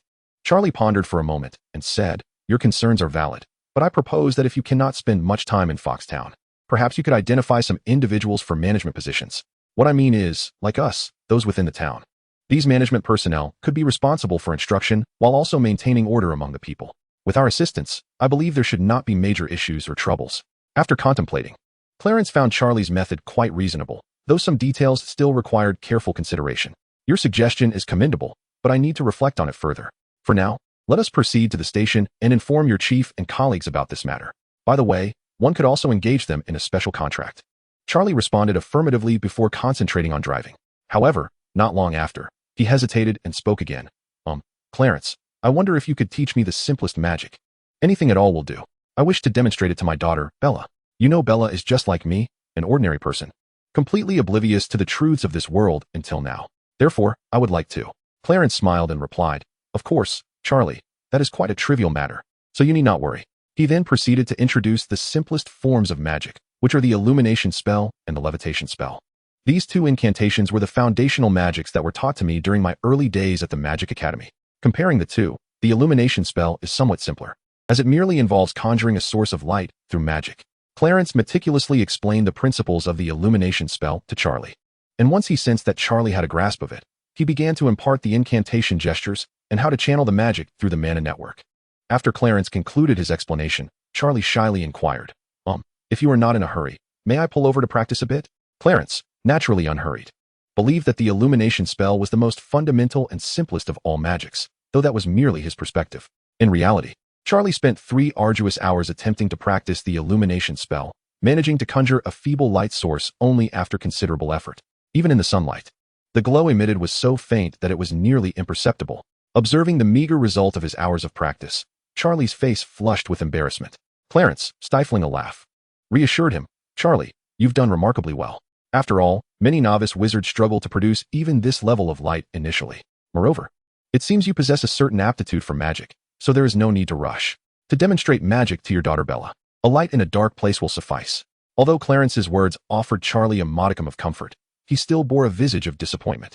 However, considering Clarence's earlier mention that utilizing the mana network for casting magic also expends mental energy, it became apparent that while ordinary individuals could wield magic through the network, they could not do so indefinitely. Having practiced for several hours, Charlie now felt a palpable fatigue, akin to the exhaustion of a sleepless night. Realizing that further practice could jeopardize his health, he reluctantly decided to cease his efforts. Moreover, it has now reached midday, and earlier this morning, He had arranged with his daughter Bella to have lunch at a nearby fast food establishment. Clarence was also to partake in the meal, while Charlie could manage a missed meal. It was imperative that Bella and Clarence did not go hungry. Upon returning home, Charlie noticed an orange pickup truck parked outside. Without needing to say a word, Clarence understood that Bella must have already returned home, having spotted her cherished vehicle when picking up Edward and the others from school yesterday. Due to Charlie's sudden desire to practice illumination spells while on the road, the time had slipped away, necessitating a change in Clarence's earlier plan to visit the town hall until the afternoon. As they exited the vehicle and made their way toward the house, Charlie explained to Clarence that he had made plans with Bella to dine together at the town's fast food restaurant. Charlie, I believe it would be more prudent to dine at your home today. If you intend to have Bella sign the contract, she is likely to have many questions. It is best to refrain from disclosing matters regarding the magical realm and spells while outside. Do you have any provisions at home? Upon hearing this, Charlie initially nodded in agreement with Clarence's suggestion, but then, recalling the sparse contents of his refrigerator, he awkwardly shook his head. There isn't much in the way of ingredients. Bella and I, are not particularly skilled in the culinary arts, so we usually eat out. Not to worry. My charm box contains fresh ingredients, and I am quite adept at culinary magic. We shall dine at your home, which will also allow me to address Bella's inquiries. Clarence replied nonchalantly. That would be much appreciated, Clarence. However, I must ask, is the food consumed by wizards suitable for ordinary people as well? Charlie expressed his concern. Charlie, you are quite amusing. Did I not mention this before when I was with Billy and the others? Aside from possessing magical abilities, wizards are just like ordinary folks. So the food we eat is, of course, the same as yours. Chapter 152, The Town's Familiarity. Charlie reflected for a moment and realized that Clarence had indeed said as much, prompting him to sheepishly scratch his head. I'm sorry, I had forgotten. Just as the two were nearing the entrance, the door swung open from within, revealing Bella, who had just been seen the day prior. Bella appeared somewhat shy, first greeting her father, Charlie, before turning to Clarence and inquiring nervously, may I ask what brings you here? I thought you left with the Carlin family yesterday? The young woman was so anxious that her words stumbled, yet Clarence paid little heed to her discomposure. Instead, he explained directly, Today, I visited Mr. Billy Black at the reservation and fortuitously encountered your father, who kindly offered me a ride back. As it happened, we reached around noon, and your father graciously invited me to join him for lunch. Is that so? Well then, Bella, let us step inside. I have matters to discuss with you, Charlie interjected. However, upon hearing her father's words, Bella froze, fearing that Clarence had divulged something to him, perhaps regarding her classmate's issue. This thought made her feel even more aggrieved, and her large eyes began to glisten with unshed tears. Just as she was lost in thought, Clarence unexpectedly reached out, gently caressing her cheek, which startled her. Her reaction elicited a chuckle from Clarence. Bella, you are simply adorable. But let us proceed inside. I must give you a hint. What your father intends to discuss will surely come as a delightful surprise. Startled, Bella momentarily forgot her grievances and was captivated by the notion of a surprise. She nodded absent-mindedly and followed him into the house. Once in the living room, Charlie handed Bella a carefully rolled special contract, but he seemed hesitant, uncertain about how to convey the message to his daughter. Bella, I need to tell you something. Although it may sound unbelievable, it is indeed true, so please do not be alarmed. Meanwhile, Clarence paid no attention to their exchange, moving into the kitchen to busy himself. He even retrieved a variety of ingredients from a pendant box right before the father-daughter duo. Bella listened to her father's account while discreetly observing Clarence, who appeared to be preparing to cook. However, when she saw him extract an array of ingredients from a box no larger than her palm, she was so startled that she sprang to her feet. Her wide eyes bulged, her arms trembled as she pointed toward the kitchen, her mouth moving silently as she found herself at a loss for words, utterly speechless from the shock. Charlie, noticing his daughter's reaction, cast a glance at Clarence, still busy in the kitchen, then cleared his throat as a cue for Bella to redirect her attention. Bella, please sit down. This is indeed what I wish to discuss with you, but there is so much to convey that I hardly know where to begin. As you can see, Clarence is indeed utilizing magic. Magic? Bella gazed at the floating utensils and ingredients in the kitchen, astonished. Is this magic, like the kind found in fairy tales? Indeed, Bella, you may certainly perceive it that way. As for the culinary magic that Clarence seems to be employing, it appears to be a form of sorcery, or so I have heard. In any case, I only became aware of this matter earlier this morning, Charlie clumsily explained. His intent was to convey his thoughts in the simplest terms, enabling Bella to grasp his meaning more clearly. However, once the words left his lips, they diverged entirely from his intention. Bella, being youthful, possessed a more agile and rapid thought process than Charlie's. Thus, she swiftly extracted salient points from her father's words and Clarence's earlier discourse. You only learned about this morning? So, Clarence must have done something at the reserve. And since you were at the reserve, you would know about it, correct? Charlie nodded, affirming her deduction. Yes, precisely. Clarence went to the reserve to discuss the popularization of the magical network, and this contract is essentially a means to connect and log into the magical network. Consider it a necessary procedure. Bella took a deep breath, compelling herself to remain as calm as possible. Firstly, what exactly is this magical network you speak of? Although Clarence was busy in the kitchen, he could not help but overhear the dialogue between the father and daughter in the living room, nearly succumbing to laughter at Charlie's awkward explanations. Yet, he refrained from interjecting to clarify matters for Bella and continued preparing lunch, focusing intently on his culinary magic. The speed at which he cooked was remarkable, and before the father and daughter could reach a clear understanding, lunch was already prepared, magically transported to the dining table in the living room. Upon witnessing the dishes levitate from the kitchen, Bella instinctively jumped back, while Charlie remained unfazed, merely curious enough to glance at the food before redirecting his attention to the fragrance spread before him. Realizing her reaction might have been excessive, Bella quickly offered a conciliatory smile to Clarence as he emerged from the kitchen and hastened back to the dining table. All right, let us eat while we converse. I trust you two do not adhere to a rule of silence during meals, Clarence remarked with a chuckle. During their meal, Clarence supplemented Charlie's earlier remarks and addressed several of Bella's inquiries. Once they had finished the delightful lunch, Bella had acquired a general understanding of the situation, leading her to express a desire for Clarence to teach her a basic spell, specifically the illumination charm employed by her father. However, despite Bella's youth and her quick absorption of new knowledge, mastering such a spell would require more than just a few practice attempts. As she contemplated continuing her practice, Clarence felt compelled to interject. Bella, I believe it is time for you to cease. The girl, wearing a perplexed expression, inquired, Have I made a mistake?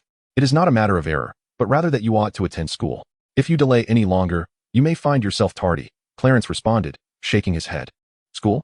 Bella exclaimed incredulously, her eyes widening in disbelief. But with the emergence of the magic net and magic itself, why must I still go to school? Chapter 153, The Popularization of the Town. Clarence gazed at her in astonishment, retorting, Why not attend school? Despite the existence of the magic net and magic, there should be no conflict in your education. Bella struggled to comprehend his perspective. But Clarence, did you not mention that in the coming years, the magic net will become widespread across the globe? At that point, everyone will be able to connect to it. Shouldn't people begin to learn and study magic? Then why must we still acquire this ordinary knowledge? Upon hearing Bella's reasoning, Clarence expressed his disagreement. Bella, you should not overly romanticize the power of magic. In truth, magic is akin to the technology of ordinary people. Humanity can achieve feats comparable to magic through technology, and in the future, they may even surpass the stagnant wizards. Of course, my intention is not to pit technology against magic, for both possess limitless potential for development. Thus, while magic is essential for future study, we must not forsake the knowledge of ordinary life. Both realms must progress concurrently. With a face full of disappointment, Bella acquiesced and picked up her backpack, preparing to head to school. However, just as she grasped it, Clarence called out to her again. A large box of pastries floated from the kitchen, hovering before Bella. Bella, these are some snacks I made earlier. Take them to school with you. Charlie, and I must head to the station shortly. Thank you for the pastries. I shall be on my way to school now, Bella replied gratefully, cradling the large box as she departed. Meanwhile, Clarence and Charlie placed a similar box in the back seat of their car before proceeding to the station. Throughout the afternoon, Clarence remained at the station, instructing the personnel, including Charlie, on the various functions of the magic net. He even personally taught them a couple of basic yet practical spells. Naturally, a mere afternoon was insufficient for them to master everything. However, Clarence left behind several sets of instructional materials for them to study at their leisure or to utilize the magic net for learning. As the time approached for Edward and the others to finish school, Clarence bid farewell to the station and strolled leisurely toward the school. When the school day concluded, not only did Clarence's presence cause a stir, but an astonishing event unfolded that left the students utterly astounded. Under the guidance of Clarence, the Cullen family surprisingly found themselves mingling with the transfer student, Bella. The students were not only astonished by this development, but also perplexed. Just yesterday, the two parties seemed like strangers to one another. How could they now appear so close? It appeared that the unfamiliar yet strikingly beautiful girl from yesterday was the one who led the Cullen family to Bella, suggesting a profound connection between her and the Cullens. However, when had this enigmatic girl become acquainted with Bella? Despite the myriad of speculations swirling in their minds, none of the students dared to approach, even to eavesdrop on their conversation. Clarence's motives for introducing Edward and the others to Bella were twofold. Firstly, to facilitate a connection for Edward, and secondly, because Bella and her father were already aware of the world's truths. Thus, Clarence deemed it fitting to have Edward and the others meet Bella. Through Clarence's introduction, Bella learned that the Cullen family were vampires, while the nearby reservation was home to a tribe of werewolves. She also understood the reason behind Edward's peculiar demeanor towards her. It was not disdain nor any unpleasant odor emanating from her, but rather her blood was exceptionally enticing to him, to the point of near uncontrollability. Upon grasping this revelation, especially the potential consequences of a vampire losing control, Bella's complexion turned pale, and she found herself sweating profusely, gripped by a profound dread.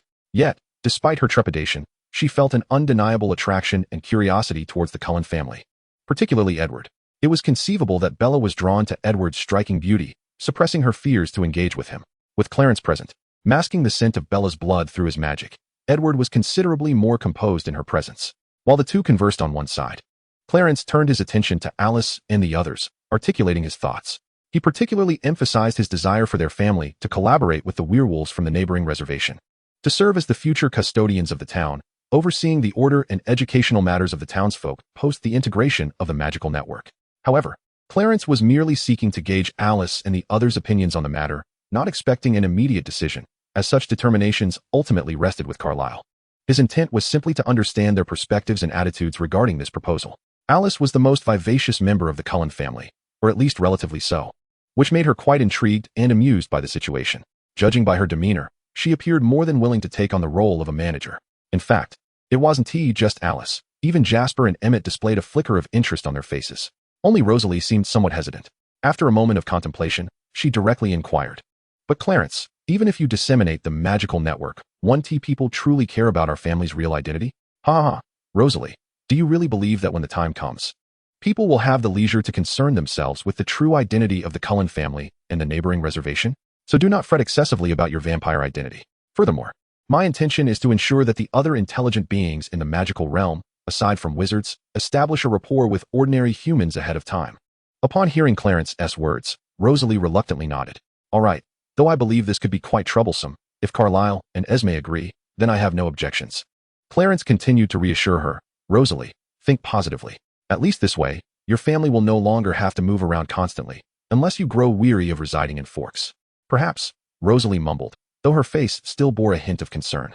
Clarence chuckled. "However, even if you all are inclined to proceed, and Carlisle and Esme concur, you must first master all the foundational magic. After all, besides maintaining order, you will also bear the responsibility of imparting magical knowledge to others." At the mention of this, Rosalie immediately stiffened, and a rare flicker of panic crossed her eyes. Noticing this, Clarence stifled a laugh. If Rosalie felt unfit to teach, she could simply assist the town officials in maintaining order. Rosalie visibly relaxed, proudly declaring that she merely found teaching others too cumbersome and lacked sufficient patience, thus preferring to help maintain order, which suited her better. The others, hearing Rosalie's proud declaration, suppressed their laughter and nodded in agreement. Choosing not to reveal her true thoughts, Clarence understood why Rosalie reacted this way upon hearing his comments. The reason lay in her past as a normal human. She had been somewhat love-struck, making her less inclined to absorb knowledge in the realms of learning and culture. It wasn't that she was unintelligent, rather, her infatuation had significantly hindered her ability to grasp information, though she excelled in subjects that piqued her interest. At the very least, the vehicles owned by the Karen family fall under the meticulous care of Rosalie whenever any issues arise, as she is responsible for their maintenance and even modifications. In this regard, Rosalie undoubtedly qualifies as an expert. It was precisely this knowledge that led Clarence to suggest that if Rosalie was unwilling to impart her magical teachings, she could instead assist in maintaining order among the populace.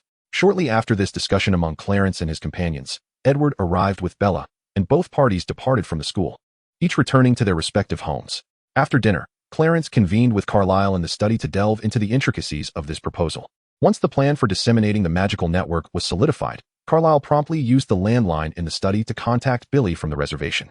Following their conversation, Billy agreed to send a few tribe members to serve as future administrators of the town. However, Clarence conveyed to Carlisle that the participation of just the Karen family and the neighboring werewolf tribe would not suffice. At least a few ordinary townsfolk should also be included to ensure a balanced representation among the three parties. After contemplating this, Carlisle proposed that to truly achieve equilibrium, representatives should be sourced from all three factions. Firstly, official personnel must be involved, as it is imperative for the town's governance. Secondly, the school should contribute, considering the need for appropriate venues for teaching were better than the town school. Furthermore, the educators, who are already responsible for imparting knowledge to students, should also lead the instruction of magical lore. As for the final group, it should be left to the residents of the town to elect their representatives. Clarence reflected on this suggestion for a moment and, finding it sound, nodded in agreement. He then utilized the landline to contact the director of the town bureau, relaying Carlisle's proposal. The director expressed his general support for the idea, but noted that he could not make a decision unilaterally and would need to consult with other departments first. Although he stated the necessity of discussing the matter with his colleagues, he implied that such consultations were merely procedural and that it was highly likely their consensus would align favorably. Clarence deduced that it was not only the town bureau that had received directives from higher authorities, other departments likely had as well, which explained the director's casual approach to the consultation process. With this realization, Clarence affirmed that the finer details would be discussed further the following day with Carlisle and the representatives from the reservation at the bureau. After hanging up the phone, Clarence turned to Carlisle and inquired about his communication with their friends. Overall, the response was quite favorable. However, they remained cautious, considering the implications for their families and the entire community. Consequently, they expressed their intention to send a representative to Foxtown to assess the situation. Carlisle subsequently outlined the individuals who were interested in sending representatives. Clarence understood the concerns of the vegetarians and found their caution to be entirely justified. Their prudence was reasonable, as making hasty decisions in uncertain circumstances would indeed be imprudent. Carlisle nodded in acknowledgement and then continued, "By the way, Clarence, some of my friends, who are also vegetarians like our family, have proposed another idea. Yet, this notion might lead to complications, which is why I have refrained from giving them an immediate response. I wanted to discuss it with you first." Curious, Clarence asked, "What is this other idea?" Carlisle explained, upon learning about the magic network, particularly your intention to disseminate it throughout the vampire community, they expressed a desire to relocate to Foxtown. Before Clarence could react, Carlisle elaborated, "However, considering that a tribe of werewolves resides in the reservation, their awakening is significantly influenced by the presence of surrounding vampires. In other words, the more vampires present around their tribe, the greater the number of awakened werewolves within it. Previously, I was concerned that the rising number of awakened werewolves in the reservation might lead to complications, which is why I hesitated to agree with my vegetarian friends. I wanted to discuss this with you before making a decision. Are all those proposing this idea vegetarians?" Clarence countered. Upon receiving a nod in affirmation, he resolved, "Then, Carlisle, you may respond to these friends. There is no longer any need to worry about potential issues arising from the werewolf tribe due to the number of awakened bloodlines. I was initially apprehensive that if a balance were to be struck among the three factions in the town, your family, due to its smaller numbers, might gradually find itself at a disadvantage. However, if your vegetarian friends are willing to relocate and settle here, my concerns will be alleviated." After exiting the study, Clarence personally imparted some magical knowledge to the Cullens before retiring to his guest room to freshen up and sleep. A quiet night passed, and by the following morning, Clarence accompanied the Cullens, who were setting out for the town, without delving into Edward and the others heading to school. Carlisle and Esme followed Clarence back to the police station. Upon their arrival at the police station's entrance, they noticed the chief, seemingly waiting for them. After stepping forward to exchange greetings, the director escorted the three individuals to the conference room within the bureau. Inside, a considerable number of people awaited their arrival, causing the relatively small space to become quite crowded. Upon their entrance, the director facilitated introductions, primarily focusing on the principal of the local school and several teachers, along with a few other personnel. As for the visitors from the reservation, there was no need for the director's assistance in identifying them. Clarence could discern their identities merely by observing their hairstyles. The inhabitants of the reservation were unmistakably recognizable, primarily due to their skin tone and hair. It is unnecessary to elaborate on the skin tone, as individuals from the reservation rarely possess fair skin, particularly when compared to the townsfolk. Additionally, the people from the reservation, regardless of gender, typically sport long hair, with tribal males altering their hairstyles only after awakening their lineage. Consequently, it was evident who among the attendees hailed from the reservation. Following their introductions, the meeting commenced. The details and proceedings are not worth belaboring. Suffice it to say that, after the meeting concluded, the attendees did not disperse. Under the director's guidance, they each drove to the outskirts of the town, arriving at what appeared to be a long-abandoned lumber mill. This location was designated as the exclusive site for Clarence to impart his magical teachings. Henceforth, these individuals were required to gather here daily to learn about magic until Clarence deemed the instruction complete. Upon realizing that they would need to convene here each day, the attendees expressed little further concern. Clarence had previously mentioned during the bureau meeting that he could not remain in the town indefinitely. Thus, he intended to devote a few days to meticulously instructing them in magical knowledge, after which they would be left to their own devices. Consequently, they had little to argue about, and were instead quite eager to embrace the forthcoming teachings, regardless of their unfamiliarity with other aspects. They understood that the magical network was a creation of Clarence's, and the opportunity to learn directly from its founder was significant enough to merit their utmost respect and appreciation.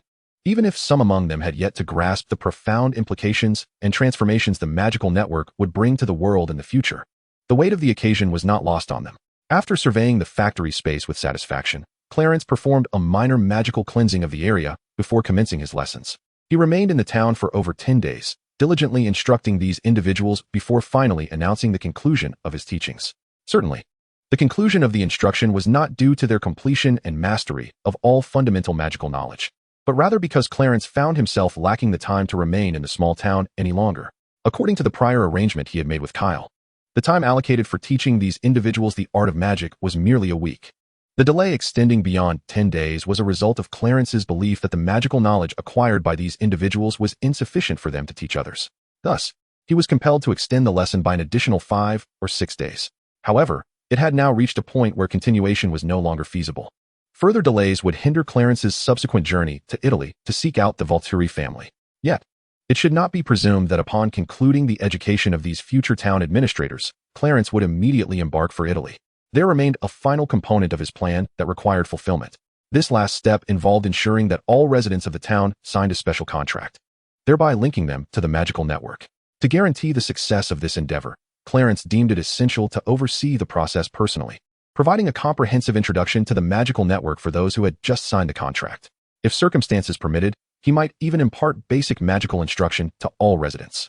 The act of having the creator of the magical network teach the townsfolk could not only stabilize their spirits, but also serve as a promising beginning, facilitating the subsequent educational efforts of the other administrators once Clarence had departed. However, due to the considerable delay and the ever-accelerating pace of change, it was uncertain whether Clarence would have the opportunity to instruct all the residents in basic magic. Ultimately, the specifics would depend on the unfolding circumstances. In the lumber mill, Clarence announced the definitive conclusion of the teaching sessions, informing the attendees that they no longer needed to gather. Following this, discussions commenced on how to effectively facilitate the signing of contracts by all town residents to connect to the magical network. Particularly concerning was the issue of maintaining order. The existence of the magical network, along with werewolves, witches, and the truths of magic, could potentially upend common knowledge and understanding. Should the situation not be handled deftly, it might provoke disturbances among the town as populace, leading to greater complications. Therefore, devising a strategy to ensure stability and order became a matter of utmost importance, warranting thorough deliberation.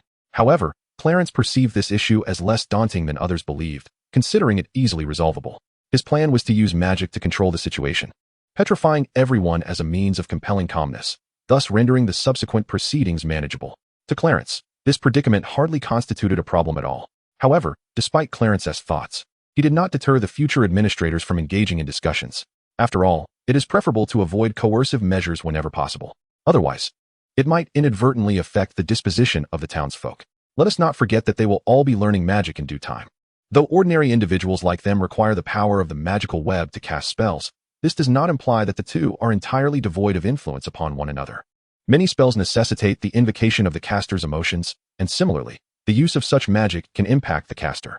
This issue does not vanish simply because there exists a magical web between them. The potency of this influence, however, is not as formidable as that wielded by a genuine sorcerer. A particularly egregious example of this is when Dumbledore guided Riddle into the realm of magic, directly incinerating the boy's wardrobe. Although Riddle's situation is rather unique, being a product of a love potion, who can truly ascertain whether his eventual transformation into Voldemort was influenced by the detrimental effects of Dumbledore's methods. This leads us to conclude the intricate relationship and influence between emotional power and magic. Chapter 156, Instruction 2.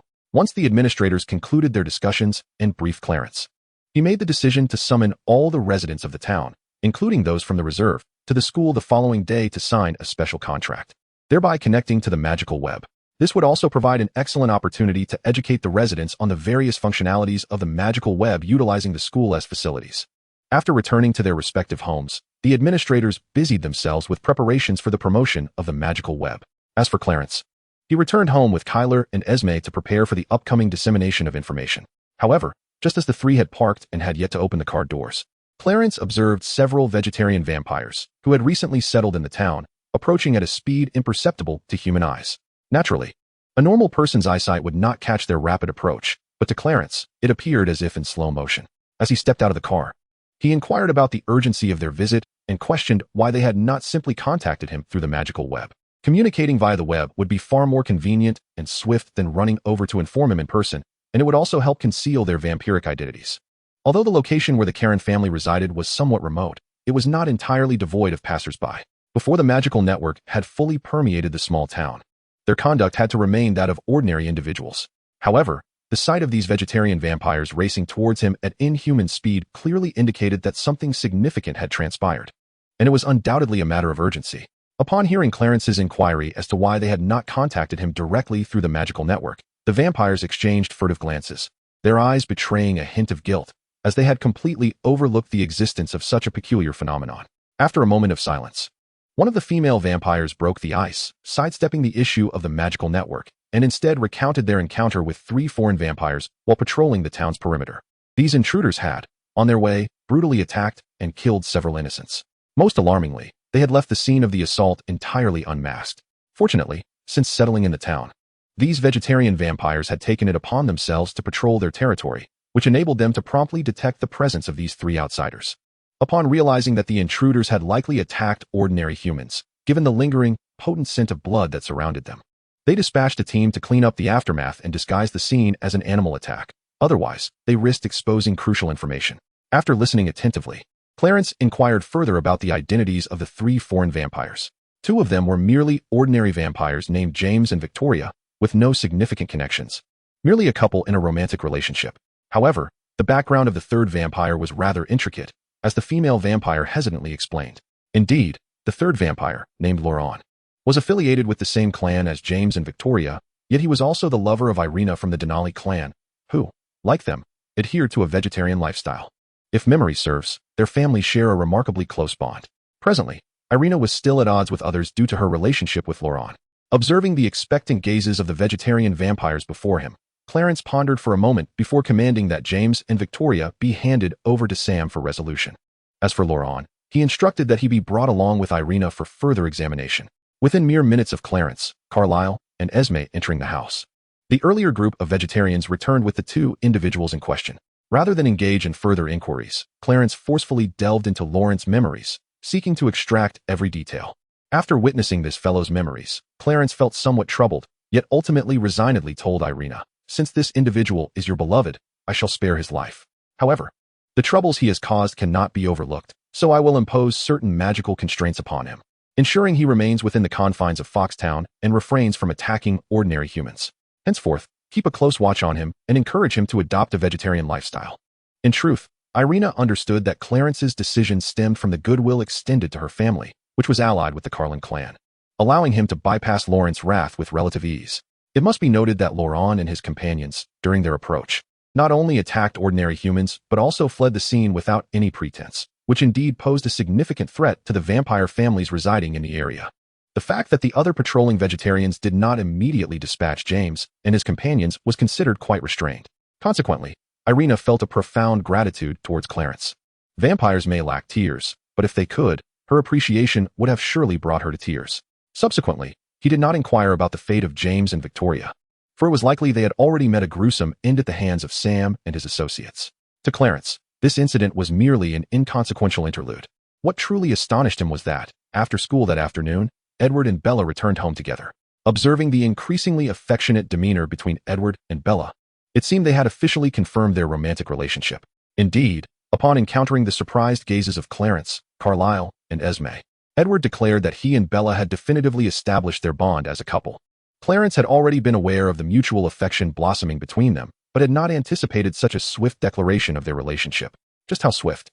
Remarkably, it had been less than 2 weeks since they began to communicate normally after their initial acquaintance. Upon further reflection, Clarence considered that the rapidity of their commitment was not entirely surprising. After all, Bella was Edward's singer, and his unique abilities rendered him drawn to her, coupled with a burgeoning curiosity.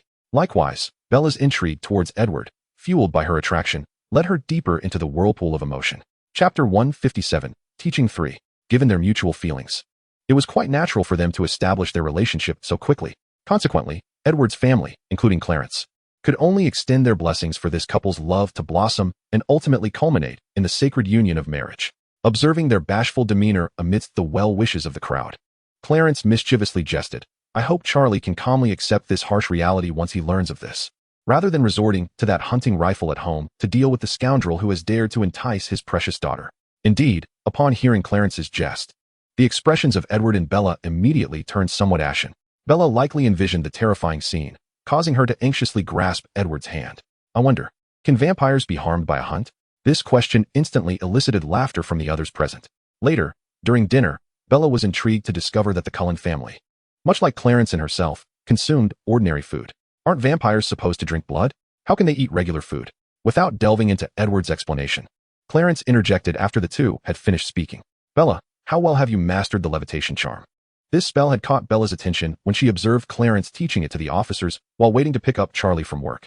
Since that moment, she had been eager to attend Clarence's lessons whenever she had the chance, thus learning the levitation charm and other fundamental spells. Although Bella was puzzled by Clarence's sudden inquiry, she honestly replied that she could levitate lightweight objects like textbooks, albeit for only a brief duration.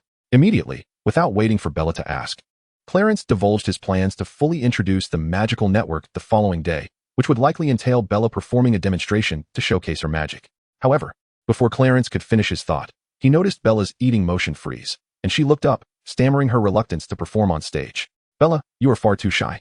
However, if you prefer not to showcase your talents, we can certainly find someone else, Clarence said nonchalantly.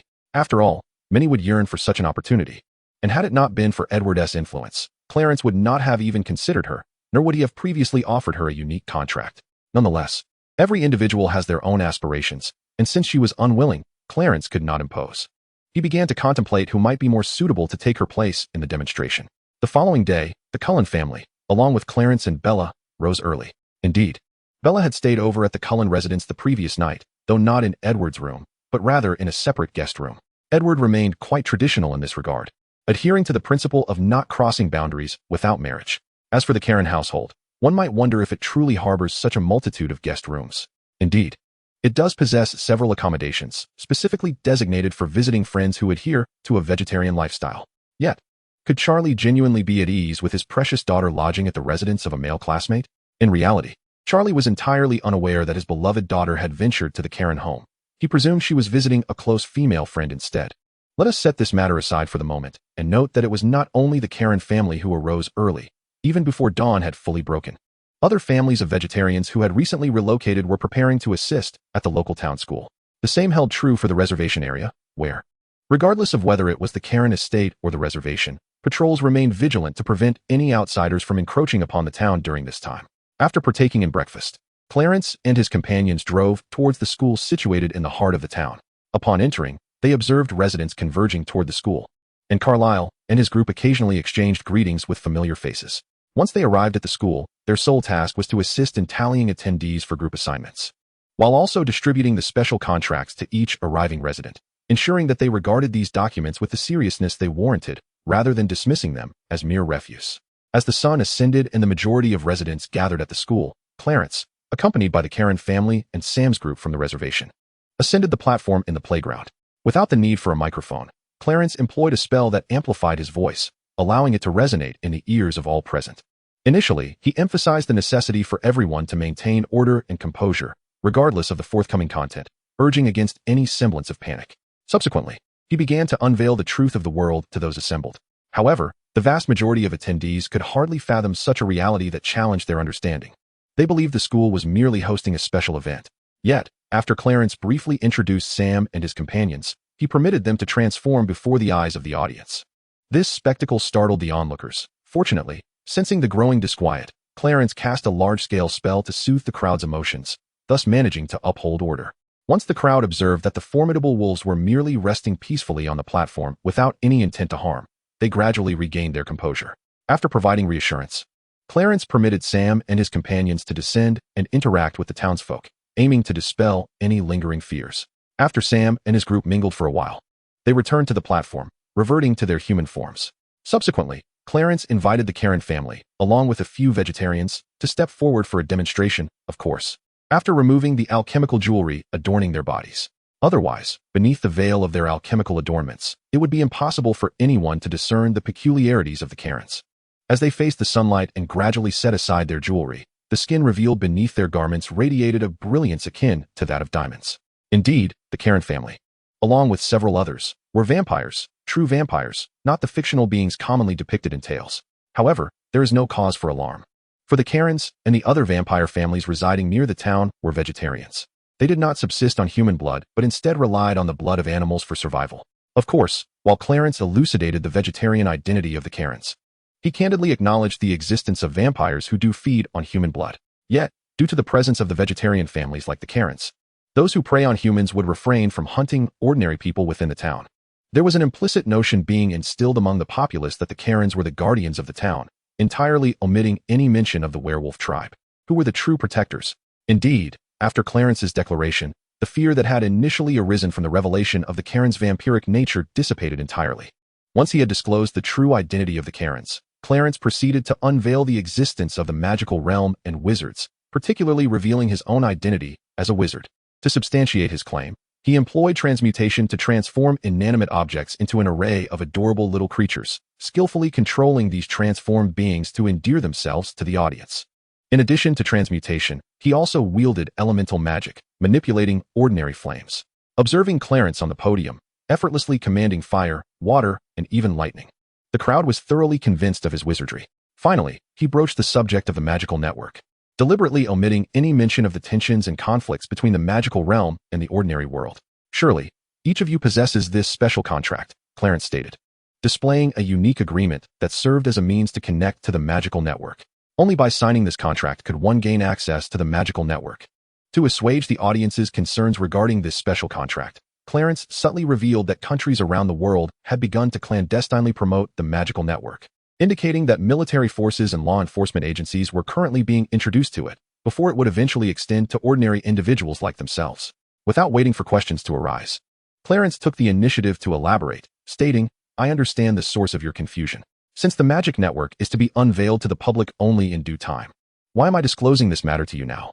The reason for my revelation is not that the world has reached a stage where nations can begin to popularize the magic network among their citizens. Rather, Foxtown serves as a testing ground for this dissemination, which is why you are now able to comprehend and access the magic network." Subsequently, Clarence inquired if anyone present harbored further doubts or inquiries. If not, he would commence guiding everyone on how to enter into special contracts. After addressing some of the questions raised, Clarence prepared to instruct them on the contract signing process, also mentioning the regulations and requirements that must be adhered to once connected to the magic network. Violators would be forcibly barred from further use of the network. After much effort, all individuals had finally completed their contract signing. Once Clarence ensured that no one had been overlooked, he proceeded to the next phase of the plan, teaching people how to utilize the various functions within the magic network. Particularly when discussing the ability to cast spells through the network, Clarence invited Charlie and Billy from the reservation to demonstrate. Observing the excitement of the crowd, Clarence felt compelled to temper their enthusiasm, clarifying that this functionality merely harnesses the magical energy within the network. Without that energy, one cannot perform spells. Therefore, to cast magic, everyone present must acquire knowledge in the field of magic. Once calm returned to the gathering, Clarence continued, "You may now familiarize yourselves with the various functions of the magic network, but I advise against attempting to cast spells for the time being. Later, I will teach you a fundamental and simple spell, allowing you to experience the sensation of spellcasting firsthand. As for subsequent guidance, I have already selected and trained a few managers from the town and the reservation. They will oversee the proper use of the magic network and serve as instructors in magical knowledge. However, due to time constraints, their grasp of magical teachings is limited. Yet they are qualified to impart basic knowledge regarding how you should pursue further magical studies. It will be imperative for you to engage in self-directed learning through the magic network.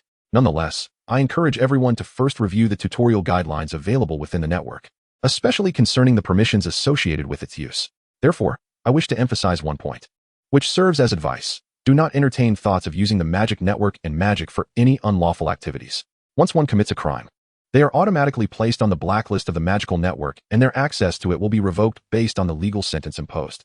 This implies that upon transgressing the law, one will irrevocably lose their privileges to utilize the magical network, thereby forfeiting all powers derived from it and returning to the status of an ordinary individual.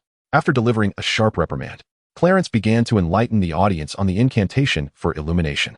Given the multitude of individuals present in the playground, it was inevitable that a few with remarkable talent would emerge, and soon enough, several successfully conjured the illumination spell. Their achievement sparked a wave of excitement among the onlookers. Observing the burgeoning chaos, Clarence felt compelled to intervene and restore order. Once the time was ripe, he addressed the crowd, capturing their attention before reiterating a crucial message he had previously shared with Bella. The advent of the magical network and sorcery should not overshadow the advancements in the realm of science. Magic, akin to technology, harbors boundless possibilities. It is misguided to devote oneself solely to the arcane at the expense of scientific exploration. The most prudent path lies in the simultaneous pursuit of both domains. After imparting this wisdom, he announced his intention to cast substantial protective spells over the entirety of Foxtown. These enchantments would not restrict the townsfolk from venturing outside, but were specifically designed to ward off extraordinary entities from encroaching upon the town. However, due to the considerable commotion accompanying the spellcasting, he deemed it necessary to inform the inhabitants while they were assembled at the school to prevent any undue panic or disorder. Subsequently, he allowed the crowd to disperse, with the exception of the students who were to remain for class. It was evident that had Clarence not forewarned the people, the unexpected ruckus would have undoubtedly incited widespread alarm. Indeed, the magnitude of Clarence's protective magic was not only loud, but strikingly apparent, even affecting the weather. Upon witnessing the various anomalies resulting from Clarence's spell, the populace began to grasp merely the tip of the iceberg regarding the might of magic, realizing the extraordinary power it encompasses. This was particularly true for those students who had long evaded their lessons, concocting excuses to linger on the playground. Upon witnessing the spectacle of Clarence's magic, they felt a newfound reverence for him. Subsequently, Clarence shifted his focus, accompanied by Carlisle and Esme, and teleported directly back home. He planned to have Carlisle organize their belongings before they set off for the Valiuri family, while Esme remained at home to oversee matters. In truth, Carlisle had little to pack, merely a few changes of clothing alongside some personal effects. He was promptly transported to the Valiuri family by Clarence. Their sudden arrival naturally incited a wave of panic, yet calm was swiftly restored upon recognizing the two figures. Clarence, however, did not exhibit the same leniency towards the Valiuri vampires. He issued orders with an unwavering demeanor, commanding Arrow and his companions to summon all the clan members who remained outside. The urgency was to return to their stronghold with utmost haste. After delivering this directive, Clarence proceeded to discuss the dissemination of the magical network with Arrow and the others. His uncompromising stance, coupled with the threat of a heart-wrenching curse for any failures, significantly accelerated the internal implementation of the magical network within the Valiuri family. However, the process was not devoid of challenges when it came to educating other vampire clans, as numerous obstacles and issues arose. Nevertheless, through relentless efforts and cunning tactics, the Valiuri vampires managed to resolve these complications one by one. Clarence, having spent less than 10 days in Italy, departed hastily, entrusting the remaining responsibilities to Arrow and his associates. As for Carlisle, he was to remain for a while longer to impart knowledge of magic. Upon leaving Italy, Clarence hurried back to the American outpost, driven by the urgency of a guest who had been lingering at the Archbishop's residence for some time. To say that the individual was merely overstaying would be an exaggeration. Yet it was true that they frequently visited the church where the Archbishop resided, specifically requesting an audience with Clarence, thereby causing considerable disruption to the clergy. The reason for not approaching the Archbishop directly was that the latter had long since absconded to another location, intentionally evading this unwelcome visitor. On the 5th day of Clarence's stay in Italy, he received a call from the Archbishop, who urged him to return promptly to dissuade the persistent intruder. However, upon learning the identity of this audacious individual, Clarence was equally reluctant to return, deliberately prolonging his stay in Italy. Yet, he now found himself compelled to return, for the audacious figure seemed to have discerned something amiss and was now attempting to breach the outpost with fervor. Basilio had contacted him, indicating that he had thwarted the intruder multiple times, even detaining them for several days, yet to no avail, as they remained undeterred in their relentless attempts to invade or stealthily infiltrate the premises. As for the identity of this shameless individual, he is none other than the immensely renowned exorcist master within the American magical realm, or more precisely, within the circles of demon hunters here. While his reputation is formidable, it is far from admirable. Indeed, this notorious figure is none other than the illustrious Constantine. Clarence has not only heard of this person's grand name and legendary exploits in this lifetime, but is also well acquainted with many tales from his previous existence. However, it is precisely due to his understanding of the true nature of this individual that Clarence is reluctant to engage with him, even intentionally delaying his return from Italy for a while. Yet, upon discovering that this man was resorting to extreme measures just to meet him, Clarence realized that he could no longer postpone the inevitable and must hasten back to America.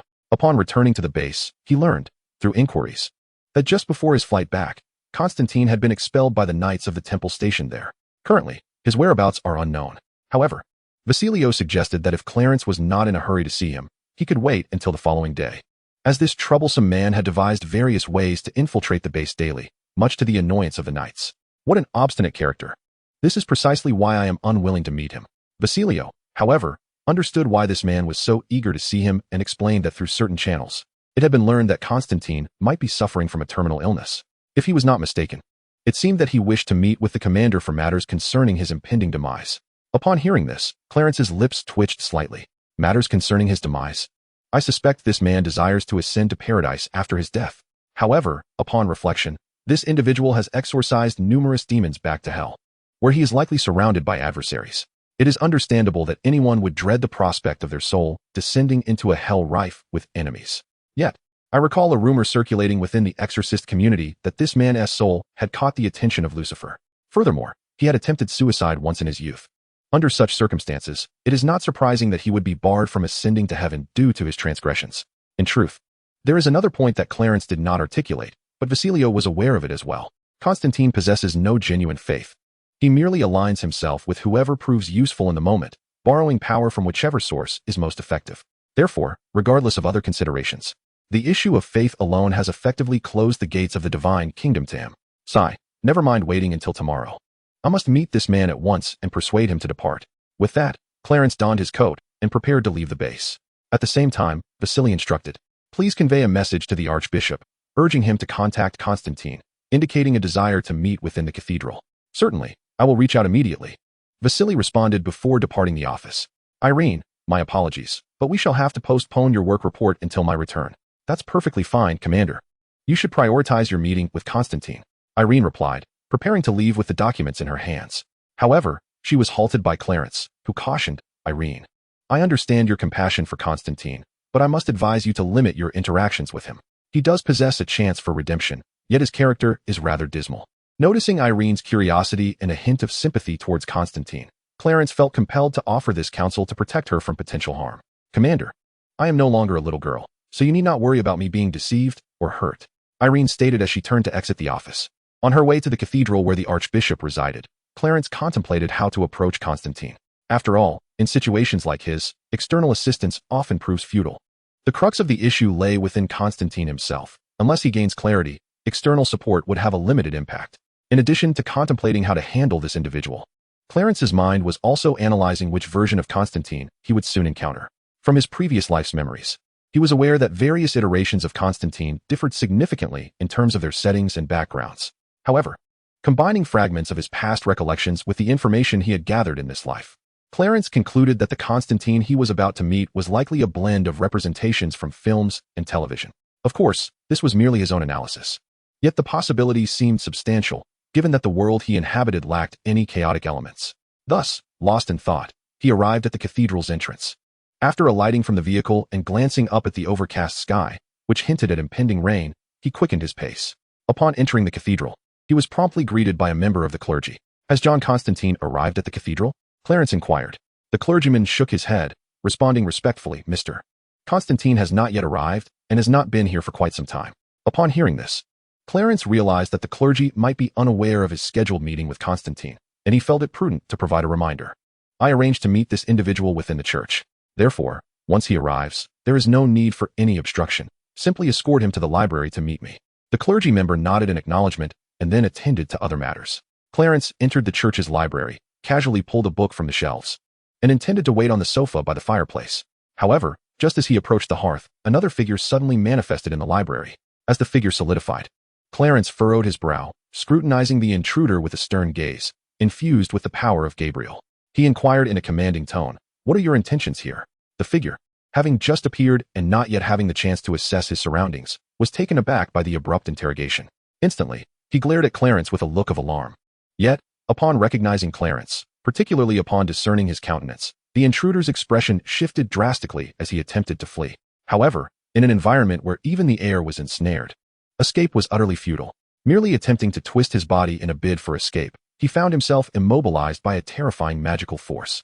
Stuck in this peculiar posture, his expression remained frozen in that moment of sheer terror, with only his eyes able to move freely. Approaching slowly, Clarence reiterated his prior question and then waved his hand, temporarily lifting the control over the intruder's head. Faced with Clarence and his inquiry, the intruder's fear escalated, causing him to stutter in his speech. Ironically, he spoke in Enochian, the language of angels, rendering his words incomprehensible. Clarence, having failed to grasp the meaning of the intruder's utterances, felt no inclination to translate them. Considering your demeanor, it seems you are not here for any benevolent purpose. Since you are unwilling to speak, I shan't waste my time. Instead, I will delve into your memories personally. Though the process may be excruciating, rest assured, I shall be swift. Without waiting for a response, he unleashed a forceful psychic intrusion, penetrating the intruder's spirit and probing deep into his soul. Upon witnessing the contents of the intruder's mind, Clarence could not suppress a laugh. Your thoughts and schemes are laughably naive. Have you been rendered intellectually diminished by the resurgence of dark forces?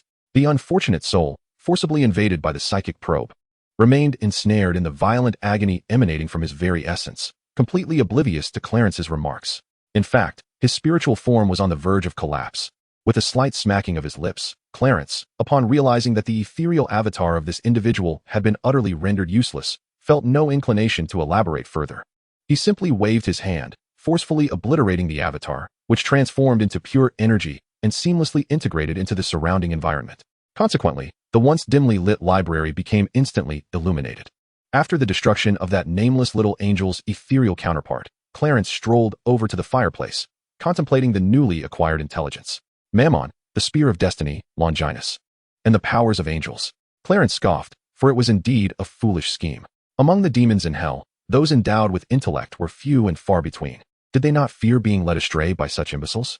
His derision of this so-called plan did not stem from a belief in its potential failure. Rather, he acknowledged its considerable likelihood of success. Yet, what would follow such success? Did they truly believe that the various extraordinary forces and deities of the mortal realm would remain oblivious? Moreover, did they naively think that such a method would allow their true forms to descend into the human world? It could hardly be that simple. If it were, would the Church still have the phenomenon of the Holy Spirit's conception? Thus, it was highly probable that these two fools mistakenly believed they could enter the human realm in their true forms through such means. In reality, it was merely a ruse akin to the tricks of malevolent spirits, an old tale with a new guise. Of course, it was also conceivable that this method would enable them to descend in flesh and blood, granting them greater power, but that was the extent of it. They had yet to fully comprehend the intricacies and effects of this method, and yet these two fools dared to initiate action. How reckless! As she pondered the flames dancing in the fireplace, a member of the clergy entered through the library's entrance. Upon seeing Clarence standing before the hearth, the cleric expressed surprise and hurried over to offer his greetings. "It is an honor to see you again," he said. Clarence, upon recognizing the newcomer, couldn't help but smile. "Ah, Father David, we are indeed old acquaintances, so there is no need for pleasantries. It has been a while since we last met. How has the exorcist training program in your parish been progressing? After you submitted the application to the Vatican, several experts were dispatched by headquarters. The training program for exorcists is now well underway. Although we have yet to witness tangible results, I believe it is progressing quite satisfactorily," Father David replied, his face lighting up as he discussed the topic, suggesting that the program's impact was potentially more significant than he had indicated. "That's excellent news. This will surely provide some respite for the Knights Templar and Crusaders in your parish," Clarence responded, visibly pleased. "By the way, are you here at the cathedral to seek the bishop? I just returned with him not long ago." Before Father David could finish his words, he was interrupted again by Clarence. "David, I did not come to see the Archbishop. Rather, I have a guest awaiting me here." "A guest?" At first, David did not quite grasp the implication, but then, as if a sudden realization struck him, his expression turned peculiar. In a deliberately lowered voice, he inquired, "You're not referring to that troublesome Mr. Constantine, are you?" Clarence cast a surprised glance at him and then sighed in resignation. "Indeed, it is that vexing individual. He has ceased to pester the Archbishop and has instead chosen to create a ruckus at my satellite office, which compelled me to hasten my return from Italy." Upon hearing this, Father David's expression became somewhat awkward. It is worth mentioning that the reason that troublesome character sought out Clarence's office was due to the inadvertent disclosure made by the clergy, as per the Archbishop's instructions. Although this diversion did succeed in drawing the troublesome fellow away and did indeed bring a measure of tranquility to the cathedral, David felt a tinge of guilt now that he was face to face with the main subject. Eager to divert the conversation, he remarked, "We have gathered some information regarding Mr. Constantine. In fact, he previously expressed a desire to enroll in the exorcist training course, but we, a few of us, turned him down." "Is that so?" Clarence responded in surprise. After a brief exchange of pleasantries, Father David expressed his intent to take his leave. However, just a few steps away, as if recalling something, he returned with a hint of hesitation in his voice. "Lord Steward, I have a question that I find rather perplexing, and I would be grateful for your counsel, if you have a moment." Clarence glanced at the doorway to the library, ensuring no one was present. Before turning back to David, "I have time until Mr. Constantine arrives, so let us sit and discuss." After Father David articulated his concerns, Clarence grasped the essence of the query. So, Angela does not believe her sister Isabel committed suicide by jumping, and she wishes to arrange a church funeral for her sister, enabling Isabel's soul to ascend to heaven. Furthermore, you sought the Archbishop's advice on this matter. But he concluded that Isabel indeed took her own life, and thus forbade the church funeral. Is that correct? Yes. Father David's face reflected sorrow. Lord Stewart, to be frank, it is not only Angela who believes her sister Isabel could not have taken such a drastic step. I, too, do not believe that child would act in such a manner, for I know her faith in the Almighty surpasses that of the vast majority of people. Moreover, the child possesses a profound understanding of doctrine, making it inconceivable that he would be unaware that suicide is deemed an unforgivable sin within the church. Therefore, I firmly believe that the child would never resort to such an act. However, the Archbishop remains unconvinced by my assertions. According to him, it is not surprising for a patient suffering from mental illness to commit any manner of actions. Upon witnessing David's sorrowful demeanor, Clarence felt no stirrings within himself. After all, David may have had a good rapport with the sisters, yet she herself was a complete stranger to him, having never encountered them before. Thus, how could one expect any reaction? If I am not mistaken, the Archbishop's reasoning stems from the fact that neither David nor Angela can produce any evidence to demonstrate that Isabel did not take her own life, correct? Alas, this is indeed the case. Angela's inquiries have yielded no leads aside from suicide, thereby rendering any evidence non-existent. David sighed.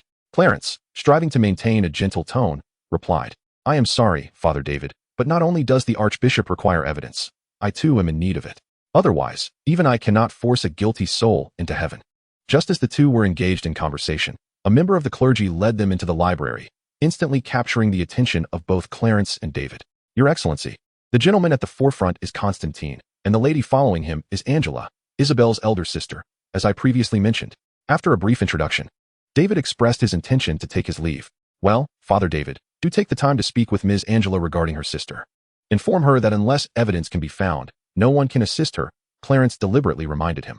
After respectfully acknowledging, David turned to approach Angela, pausing momentarily as he passed by Constantine. However, the renowned Constantine seemed oblivious to this minor detail and proceeded directly toward Clarence. Without delving into the situation involving David and Angela, it is worth noting that Constantine immediately began to offer compliments. I have long admired your esteemed name. It is a privilege to meet you today. His flattery was abruptly interrupted by Clarence, who bluntly interjected, That is enough, Mr. Constantine. I am aware of your intentions, but I regret to inform you that I cannot assist you. After a brief silence, the other party finally spoke. I have recently observed some disquieting souls emerging. Therefore, I believe you might consider granting me a reprieve. During this time, I shall endeavor to perform some good deeds for your side. As Clarence settled back onto the sofa, he regarded Constantine with calm eyes. So, your motivation for doing good is merely an attempt to gain entry into heaven? Chapter 162, Constantine 3. The complexion of Dante grew somewhat unpleasant, and even his tone of speech weakened, revealing his embarrassment. What are those hounds I sent back to hell? Surely, even counting them would suffice to grant me a place in heaven. Clarence sighed. Dante, though I am unaware of your true sentiments when you dispatched those wretches back to hell, I am certain of one thing. At that moment, your thoughts were solely occupied with yourself. Furthermore, I believe, Mr. Dante, that since you possess considerable knowledge, it should be unnecessary for me to elucidate the conditions and requirements for entering heaven. Thus, the causal relationship is far from simplistic. Upon hearing this, Dante, unwilling to accept such implications, inquired, Why? Is my service to him not sufficient? Does he seek something from me? Clarence chuckled, intentionally hinting. It is merely the same old refrain, devotion, faith, and so forth. She had practically laid the answer bare before Dante, yet his response left her disheartened. Heavens! Of course I have faith, he retorted eagerly, as if he believed this would validate his supposed belief. No, you know deep down the truth, and I believe your innate abilities have allowed you to witness the distinction. Clarence insinuated. Dante, of course, understood her reference. It pertained to his own issues of faith. Others may doubt or disbelieve, for ordinary mortals are incapable of perceiving the world's truths through their mere fleshly eyes. However, Dante was entirely different. He was inherently capable of seeing what eludes the naked eye. Logically, he ought to possess a stronger belief in the existence and might of the divine. Yet he had somehow strayed into this peculiar state. That, indeed, is the most abnormal and unsettling aspect. I never wished to see. This curse is innate, rendering it impossible to remain blind. Dante resented this inherent ability, for he had come to understand it fully. It is a gift, John. Clarence rejected his characterization of this ability. She stood up, gazing earnestly into his eyes. However, you have squandered this gift on selfish pursuits. Dante countered, but I exorcise demons. Even those most reluctant to be dealt with, the children. Who else would I do this for? John, I have stated before, even in the absence of evidence, I can assert with certainty that all your actions are merely for your own sake. Before he could retort, Clarence interjected. You know precisely why you have returned to his sacred light. Upon hearing her final words, Constantine felt as though his innermost thoughts had been unveiled, stripped of their last vestiges of concealment, and he could no longer suppress his fury. The stringent and unending moral codes. He stepped aside to a bookshelf filled with ancient texts, rifling through them in agitation as he muttered, "Who is worthy of heaven, and who is condemned to hell?" Along with the myriad reasons. He then slammed the ancient tome shut, exclaiming, "How could one so exalted ever comprehend the plight of someone like me?" Despondently, Constantine sank into the sofa, and after a prolonged silence, he inquired in a subdued tone, "Why me? Why has he chosen me? Is it a personal vendetta? Is it because my worship is scant, my prayers insufficient? Or perhaps I have not donated enough? What is the reason, then?" Clarence approached him, kneeling down to grasp his hands, gently stripping away his final shroud of modesty. "Your untimely demise is a result of your unrestrained indulgence and desires. Even though he offered you signs and assistance, even pulling you from the depths of hell. So, what do you believe those stringent and endless codes truly constrain? Listen, John, you may recognize the essence of your own failings, and thus the help from others is severely limited. The only support you can rely on is yourself. Therefore, John, you must come to terms with this swiftly, otherwise, the outcome will remain unchanged. Furthermore, should you continue down this path of decadence, he will ultimately forsake you, leading to a point where salvation is entirely out of reach." After Constantine departed, Father David returned, indicating that he had relayed the message to Angela. However, all available evidence pointed to the fact that Isabel had taken her own life, correct? As Clarence spoke these words, he did not look at Father David but instead fixed his gaze on Angela, who stood at a distance with tear-stained eyes, observing the glimmer of hope in her eyes. Clarence felt perplexed. Did she not grasp the implications of the message he had asked Father David to convey? "Father David, please attend to your duties. Allow me to speak with Ms. Angela privately." David nodded and approached Angela, whispering a few words before exiting the library. Once Angela approached, Clarence scrutinized her closely. "Ms. Angela, Isabel's elder sister?" "Yes, Your Grace." Watching her struggle to articulate her thoughts, Clarence cast a calming spell while gently saying, "I believe Father David has conveyed my message to you, has he not?" "Yes, Your Grace, but I simply cannot find any other evidence, so." Interrupted abruptly by Clarence, Angela recalled that Father David had mentioned her as a respected investigator. Thus, she employed a methodical approach in her search for evidence. Upon hearing this, a flicker of realization sparked in her mind, but it was fleeting and elusive. Observing her expression, Clarence continued to guide her, suggesting that sometimes a shift in perspective could yield fruitful results. For instance, the gentleman with whom he had recently met held a unique position and might offer her assistance. Angela, somewhat perplexed by Clarence's implication, inquired, "Sir, what do you mean? Who is this gentleman? I do not believe I am acquainted with him." Clarence replied, "The gentleman's name is John Constantine, a renowned exorcist known in certain circles, albeit for less than commendable reasons." Angela's expression turned quizzical. "Are you suggesting that I seek out an exorcist to aid in my quest for evidence?" Clarence locked his gaze with hers, a golden glimmer gradually illuminating his eyes. Since conventional methods have yielded no results, why not consider an alternative approach? Chapter 163. Constantine. As Angela prepared to leave the cathedral, her mind was in disarray. She could not ascertain whether the golden light emanating from Clarence's eyes was merely a reflection of the fireplace's flames or something more profound. Yet, her heart leaned towards the latter possibility, for if it were true, it would imply the possibility of her sister Isabel's soul ascending to heaven, dispelling her hesitation and solidifying her resolve to seek out the enigmatic John Constantine. What transpired afterward was unknown to Clarence, who did not linger but departed the cathedral. Returning to the base. Upon her return, she did not rest but summoned Eileen to review the significant documents that had accumulated during her absence. These vital records were beyond Vasily's purview and required Clarence's direct attention. She also took the opportunity to inquire about any notable occurrences in America during her absence. "There is nothing of concern that requires your attention, Commander. Even the more serious incidents have been effectively managed by the Knights Templar." "That's good to hear. By the way, Eileen, did you complete the documentation of the supernatural events that have transpired here in America as I requested?" Clarence asked, recalling the matter. "Yes. It has been compiled and updated monthly. The current month's report is not yet ready, but the previous records are in the top drawer of your desk." Upon hearing this, Clarence opened the drawer and indeed found the statistical report resting atop. As he perused the document, he expressed his gratitude. "I truly appreciate your assistance, Eileen." "Not at all, Captain," she replied. "However, after compiling the records, I sense that the situation is rather dire, and the frequency of supernatural occurrences has escalated significantly." Eileen's expression turned anxious. Clarence, still engrossed in the report, paused momentarily upon hearing her words. Evidently, her true emotions were not as composed as her countenance suggested. Eileen, did we not foresee such circumstances? Thus, there is no need for concern. I am here with you. Clarence reassured her. Indeed, Captain, your presence is invaluable, but it hinges on your staying put. Eileen reproached him for having been absent from the base for nearly half a month, and for subsequently venturing to Italy. Haha, Eileen. You know I went there to promote the magical network. Both Foxtown and the Volturi family in Italy are of paramount importance. I had to be there in person. He explained. Yet, your absence was excessively prolonged. She retorted. All right, dear Eileen. I shall be more mindful of my time in the future. Clarence capitulated, unable to withstand her reproachful gaze. Let us hope for that. Clarence had anticipated that his conversation with Constantine would pacify him for a while, but to his surprise, the following morning, shortly after breakfast, a guard reported that Constantine had not only returned, but had also brought 3 unfamiliar individuals with him, who were currently in the warehouse above the base. 3 strangers? Clarence inquired. Indeed, 2 men and 1 woman. One of the men may even be an official priest of the church. The guard responded. I see. Please escort them to the reception room and have Neil attend to them. I shall join shortly, Clarence instructed, continuing to savor his breakfast. After the guard acknowledged and departed for the warehouse, Clarence pondered over the 2 unfamiliar men who had accompanied Constantine. They were likely the ill-fated souls who had perished at the hands of demons in the original narrative and fate. Yet here they were, alive and brought to his subbase by that troublesome fellow. Had Constantine sensed something? His intuition seemed quite sharp, though his character left much to be desired. Murmuring this to himself, Clarence finished the last bite of his meal, placed the plate in the kitchen sink for the designated staff to clean, and then made his way to the reception room.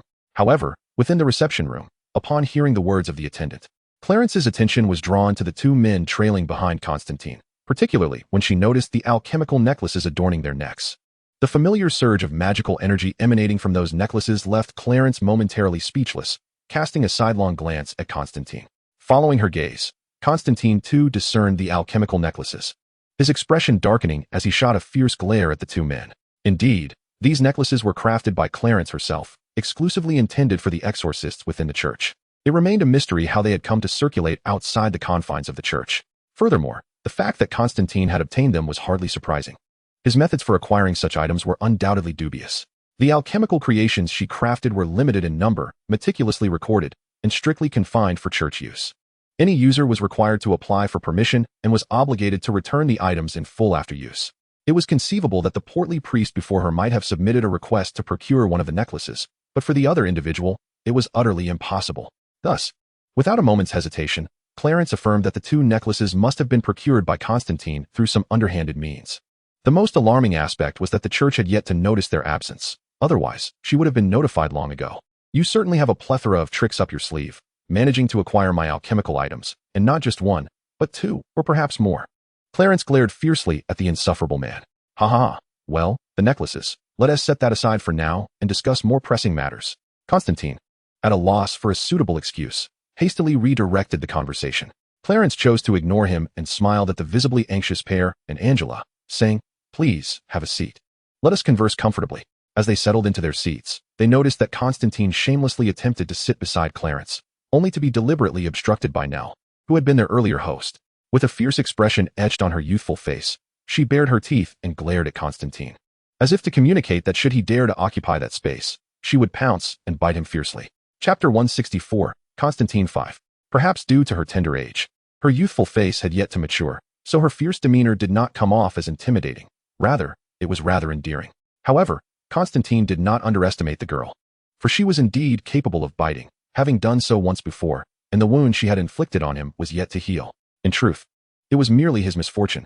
Before Clarence returned, he had frequently infiltrated the secondary base. During one such clandestine entry, he encountered the young lady, Nell. Upon realizing he was an unfamiliar outsider, she immediately lunged at him and began to bite. Setting aside their previous grievances, due to Nell's deliberate obstruction, Dante was compelled to sit awkwardly on the opposite sofa, smiling sheepishly in light of his reluctance to provoke the young girl. Do share your purpose, John. Pray do not tell me you brought them here solely for a casual visit. After a moment of hesitation, Dante revealed their intent. We have come to seek your assistance. What assistance? Clarence inquired, intrigued. The matter is thus. I am currently investigating a supernatural incident, and these 2 friends assisting me are likely being targeted. Or perhaps they already are. Last night, my friend, Pastor Hinny, was attacked. Fortunately, he was shielded by that artifact, allowing him to escape unscathed. Additionally, there is Lady Angela. whom you likely met yesterday. She, too, has been inadvertently drawn into this paranormal affair for certain special reasons.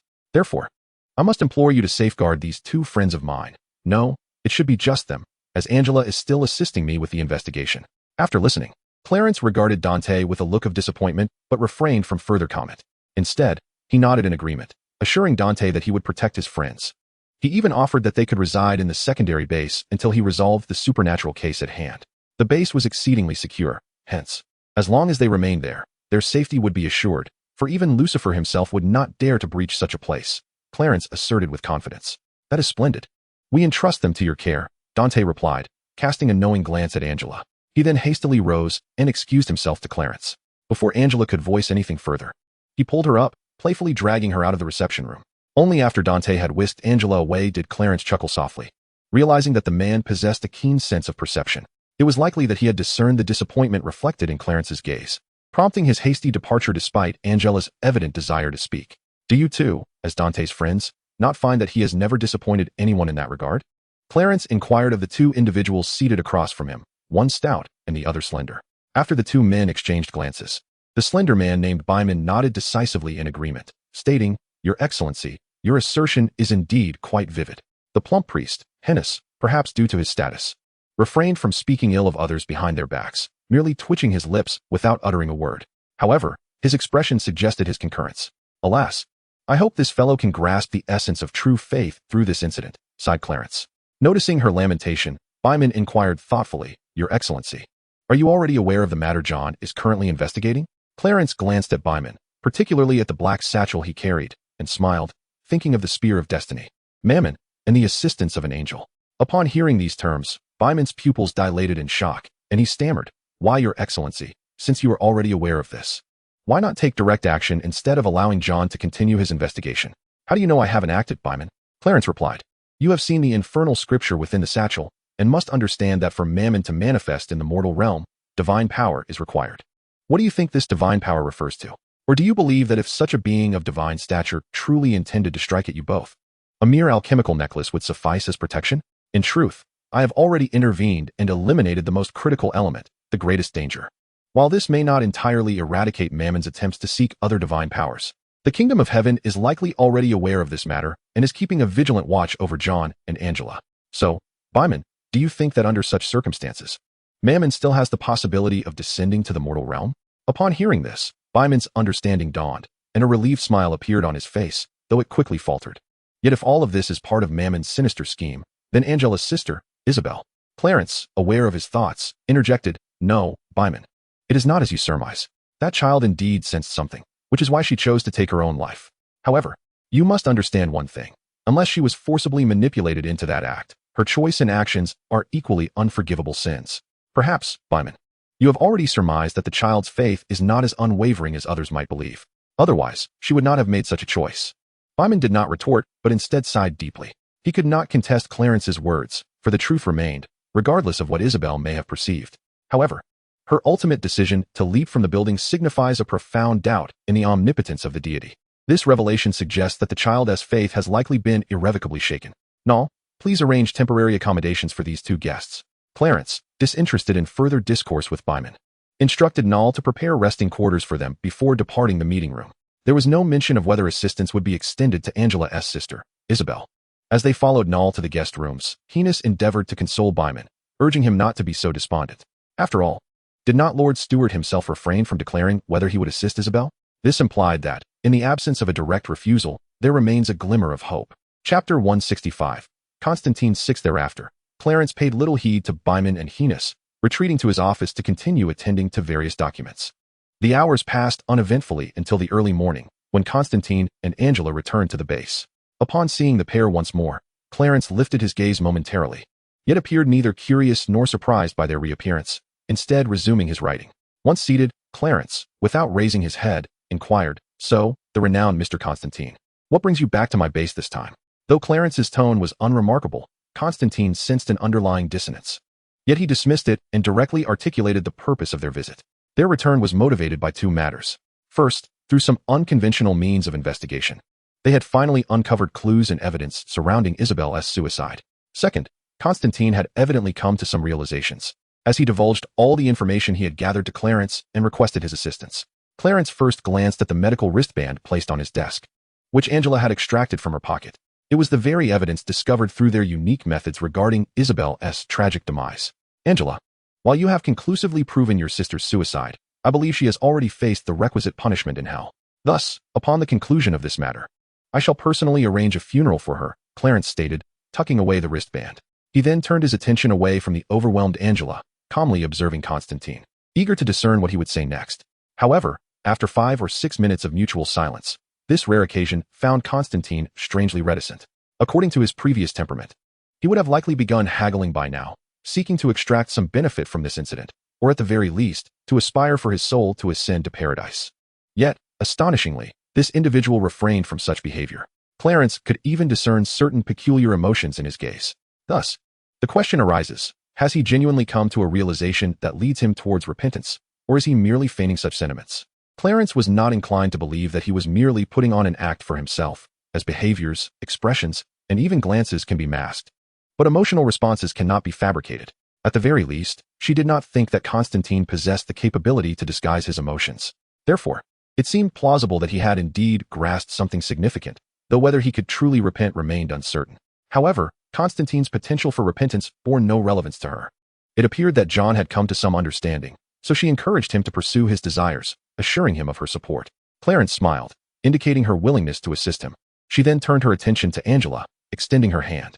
Although Angela was somewhat puzzled, she complied and reached out. Clarence produced 2 alchemical bracelets, personally fastening one around Angela's wrist and binding it to her through a contract. This bracelet could protect both body and soul from demonic possession and, in critical moments, could forcibly preserve one's life. Moreover, attempting to remove it would be futile. Clarence briefly explained the bracelet's effects. Isn't this a bit too extravagant? And why are you gifting me this bracelet? Angela inquired, confused about Clarence's intentions. She was aware of the bracelet's rarity, having inquired about the alchemical adornments from Constantine earlier that morning. Why would I gift you this bracelet? Clarence replied with a bemused smile. You should direct that question to the gentleman beside you. Upon hearing Clarence's remark, Angela immediately turned to Constantine, only to catch a glimpse of his guilty expression. Before she could voice her ominous premonition or interrogate him, Clarence interjected, stating that the necklace was intended for John's little sidekick, and that the binding method required him to drop his own blood on it. Do not entertain thoughts of keeping it to yourself, if you wish to maintain any semblance of dignity. After the two departed the office, Aaron, who had been quietly seated nearby, spoke up with an inquiry. Captain, why did you not intervene directly and instead allow them to handle this situation on their own? Clarence cast a glance at Aaron, then chuckled, expressing that they were merely bait. Without their presence, even a small fish would remain elusive, let alone larger catches. Moreover, he intended to seize this opportunity to draw out the hidden malevolent entities lurking within America for a thorough cleansing. He believed that this grand purification would grant a period of tranquility thereafter. Aaron, though she grasped Clarence's intentions, harbored some concerns. But Captain, in such a short span of time, how many of the demons concealed in the shadows can we possibly lure out?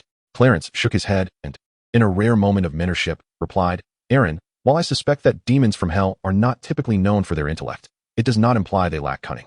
Thus, remember, the ice does not freeze in a single day. Mammon could not have concocted this elaborate plot on a whim. He must have made extensive preparations long before. The crux of the matter lies in the curious coincidences, do you not think? Upon hearing this, Aaron seemed to have an epiphany as her eyes widened. Captain, are you suggesting that the continuous supernatural occurrences in America are orchestrated by Mammon? Mammon alone lacks the capacity for such influence. Yet he has undoubtedly exerted significant effort in this scheme. Therefore, using Constantine and Angela as bait will surely yield a substantial catch, or rather, a net full of fish. Aaron remained apprehensive. But what if the number of demons drawn out becomes overwhelming? Could it lead to complications? Clarence understood that Aaron's concerns revolved around the potential exposure of the world's truths due to these events. Chapter 166, A Grand Spectacle. Just as Aaron assumed that Clarence had already contemplated this dilemma and devised corresponding countermeasures, he declared that the truth of the world would inevitably be unveiled. This was unavoidable. Thus, it was prudent to gradually acclimate the public to the truth through smaller matters, so that when the ultimate revelation occurred, it would not incite excessive turmoil. Aaron was not one to dawdle. Having seen Clarence's resolve, she refrained from further discussion and inquired whether to sound the alert for battle readiness at the outpost. Ensuring the knights of the temple prepared themselves and summoned those engaged in missions. Sound the alarm, but there is no need to recall those on external assignments. With that, Aaron sought out Vasilio, and after they sounded the alarm, the knights in the outpost commenced their preparations. Meanwhile, Clarence continued to monitor Constantine and Angela's movements through the enchantments deliberately placed upon them. When Eileen returned to the office, she indicated that the knights were fully prepared.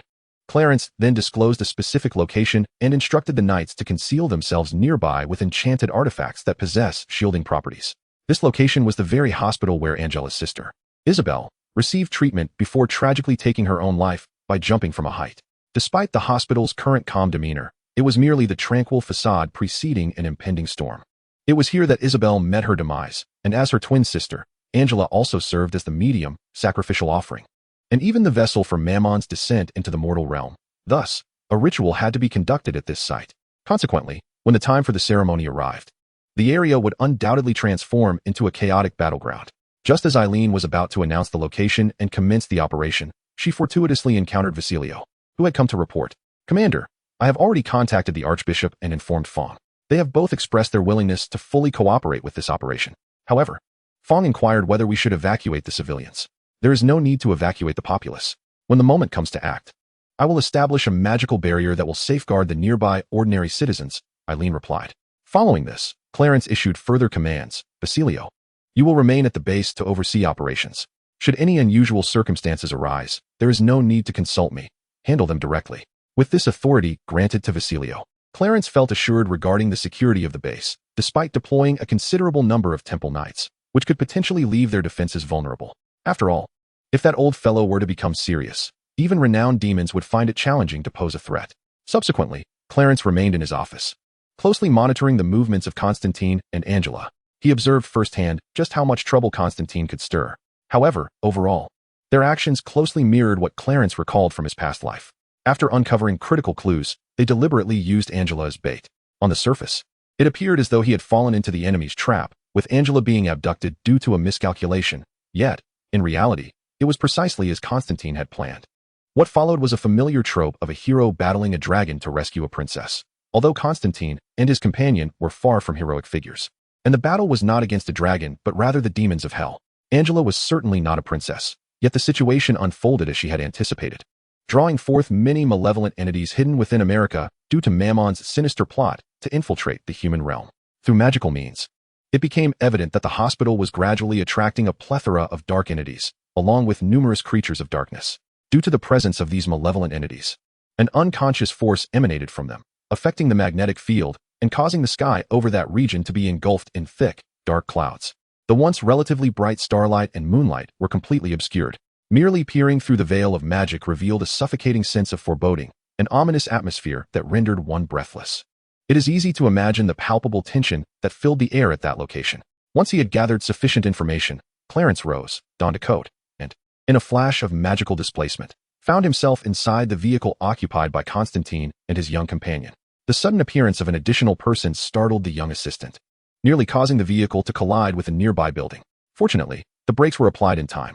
Clarence disregarded the groaning Constantine, instead instructing his companion to continue driving toward the hospital. "Chaz, keep driving," Constantine urged, despite the sharp pain still coursing through him, a result of the abrupt stop that had caused his head to collide with the interior. This was hardly surprising, for Clarence had previously seen through magic that the young assistant had warned Constantine to fasten his seatbelt before they set off. Yet, Constantine had treated the advice as mere background noise, and thus, the bump to his head was well-deserved. "My Lord Steward, what brings you here?" a somewhat recovered Constantine inquired.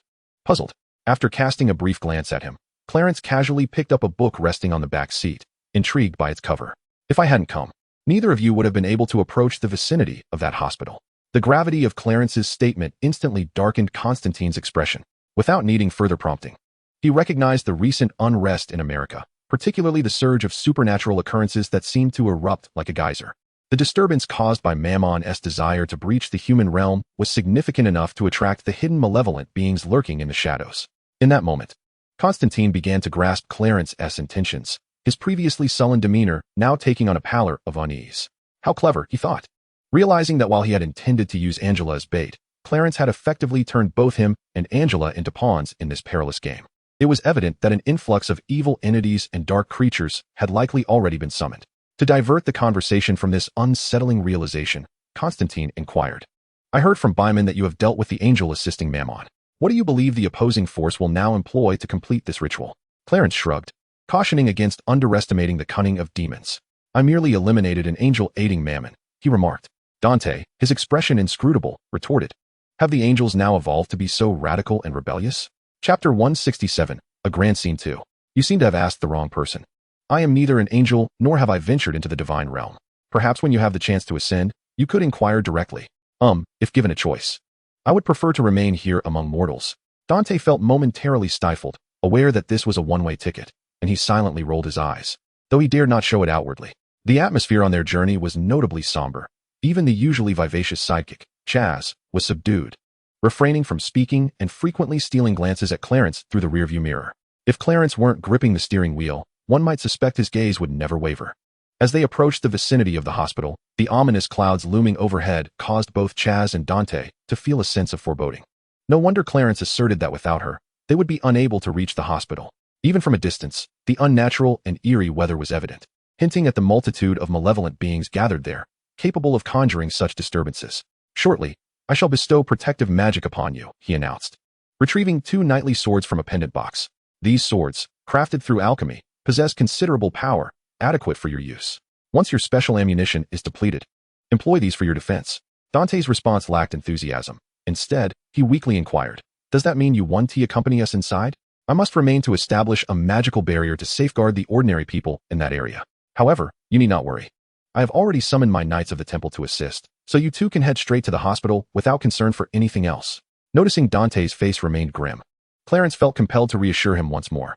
"Should you encounter insurmountable danger, I will come to your aid promptly, so there is no need for excessive worry." Yet, despite Clarence's reassurances, Dante was far from at ease. Even Chaz, his anxious sidekick, felt the sweat forming on his palms. Sensing that his words had little effect, Clarence grew weary of further discussion and promptly drew his wand, casting various protective spells upon the two. He then retrieved 2 rings, which were exclusive alchemical ornaments used by his knights of the Steward Order. Each ring bore multiple powerful protective enchantments, one of which could even conjure a full set of magical armor, offering astonishing defense. Merely relying on the protective capabilities of these rings would suffice to preserve their lives, even in the face of the direct descent of Mammon, not to mention the addition of an angel collaborating with him. The application of these 2 rings is identical. You shall each contribute your blood to them. John, consider this a form of compensation for using you as bait. Thus, after this incident, you must also compensate Angela, for you two have employed that girl as bait." Before he could revel in the joy of acquiring the ring, Clarence's warning swiftly restored his composure.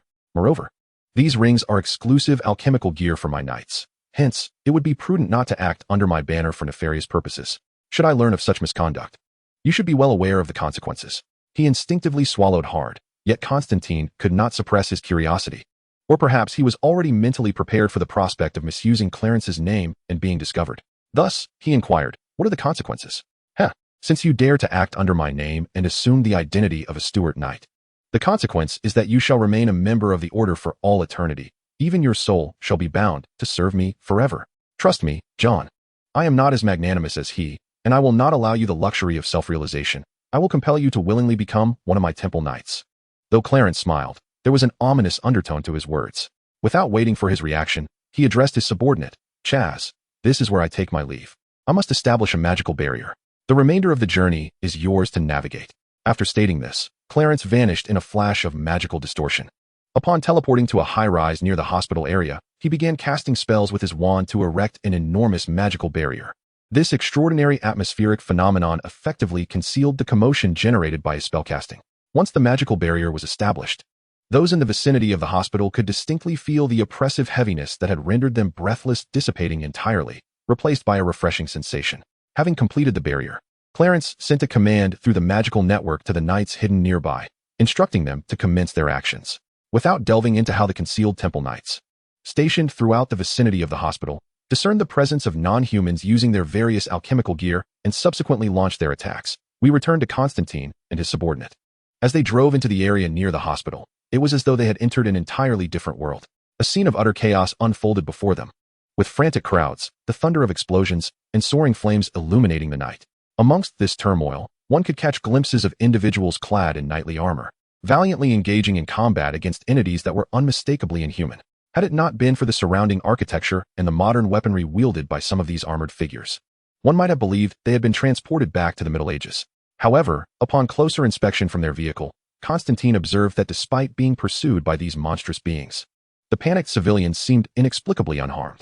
Some audacious souls, upon realizing that the creatures posed no threat, even dared to retaliate, a display of commendable courage, albeit futile. Their efforts inflicted no more harm than a mere tickle. Amidst this melee, certain demonic entities, upon spotting Constantine's vehicle, attempted to launch an assault, only to be thwarted by the unexpected intervention of Templar knights who emerged from the shadows, allowing the duo to reach the hospital's entrance unscathed. In stark contrast to the surrounding pandemonium, the hospital's entrance exuded an eerie calm, devoid of any malevolent spirits or monsters, yet equally absent of any signs of life. This unsettling atmosphere sent shivers down the spines of Constantine and his companion as they alighted from the vehicle, but with their objective in sight, they pressed on, undeterred by their trepidation. Chapter 168, The Grand Scene 3. Even if a volcano were erupting ahead, they would leap into the molten lava without hesitation. Thus, they retrieved their meticulously prepared gear, ensuring not to overlook the crucial items, the 2 rings previously gifted to them by Clarence, which they proceeded to bind with their blood as a covenant. They secured the knight's sword to themselves and gathered the remaining weaponry. Constantine turned to Chaz, reiterating their plan. I will draw the attention of those ruffians. Follow the strategy. Chaz nodded, instinctively reaching into his pocket to touch a relic he carried. Constantine's initial strategy was straightforward, since their ritual would take place in the very hospital where Isabel had taken her own life. And with only the 2 of them tasked with rescuing Angela and thwarting Mammon's sinister plot, they anticipated a congregation of demons within the hospital. To counter this, they devised a plan to transform the water in the hospital's fire reservoir into holy water using a particular relic. Thus, should Constantine activate the fire suppression system, the holy water would teach those demons a lesson in morality. While the holy water might not obliterate the fiends outright, it would significantly weaken their power. Moreover, Clarence had assured them of his protection. Should circumstances turn dire, they could simply call for reinforcements. Yet, what lay ahead was a reality far grimmer than Constantine had envisioned. The situation surrounding the hospital proving to be even more dire and severe. Clarence summoned the Knights Templar under his command, creating quite a commotion. While en route to the hospital, Constantine contemplated whether to alter the battle plan. However, upon observing the situation at the hospital, he deemed it unnecessary to make any changes. Once inside, the 2 began to act independently. Meanwhile, Clarence, keeping a vigilant watch on their actions, also directed the Knights through the magical network. Upon witnessing Constantine and his companion enter the hospital, he issued his final command via the network. The Knights were to prioritize the protection of ordinary civilians, while the monstrous entities could be dealt with gradually. Thanks to the magical barrier in place, those malevolent beings were completely trapped within its confines and unable to escape. The rationale behind emphasizing the protection of civilians, despite having established a barrier for their safety, was clear. While the magical barrier indeed shielded them from harm by non-human entities, it did not extend its protection to other potential dangers. Thus, to avert injuries or fatalities stemming from panic and chaos, Clarence deemed such orders necessary. After issuing this final directive, he focused entirely on the developments at the hospital. He watched as his subordinate cast the sacred cross into the water reservoir, transforming its contents into holy water. He observed how Constantine activated the fire suppression system, allowing the demons congregated in the hospital to experience an unexpected baptism in holy water. Under the weakening influence of the holy water, Constantine and Chaz coordinated effectively to eliminate the demons. They then made their way to the location of Isabel's demise, specifically the hospital's swimming pool. Upon encountering Angela, who had been possessed by Mammon, Constantine refrained from using weapons, for any attack might not significantly harm Mammon, but would undoubtedly lead to Angela's demise. Thus, he could only evade her assaults with difficulty, fortunate to have Chaz's assistance nearby. Seizing an opportunity, Chaz swiftly restrained the possessed Angela. With Chaz holding Angela in check, Constantine had ample time to perform an exorcism, at least temporarily restoring Angela's awareness. However, before he could revel in this moment, he noticed her abdomen visibly swelling, akin to a woman in the final stages of pregnancy, with something inside writhing as if attempting to break free. Realizing that the entity within her was likely Mammon, he resolved to continue the exorcism or, at the very least, suppress it temporarily, planning to find a more permanent solution later.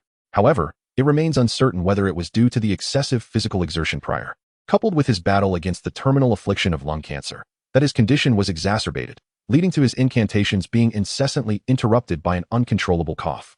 Nevertheless, Chaz, who perceived that something was amiss with Constantine, managed to recite the complete incantation. Together, they temporarily subdued Mammon, who was incessantly struggling within Angela's womb. With Mammon restrained, Angela too found a semblance of calm, or perhaps she simply succumbed to the overwhelming burden and fainted.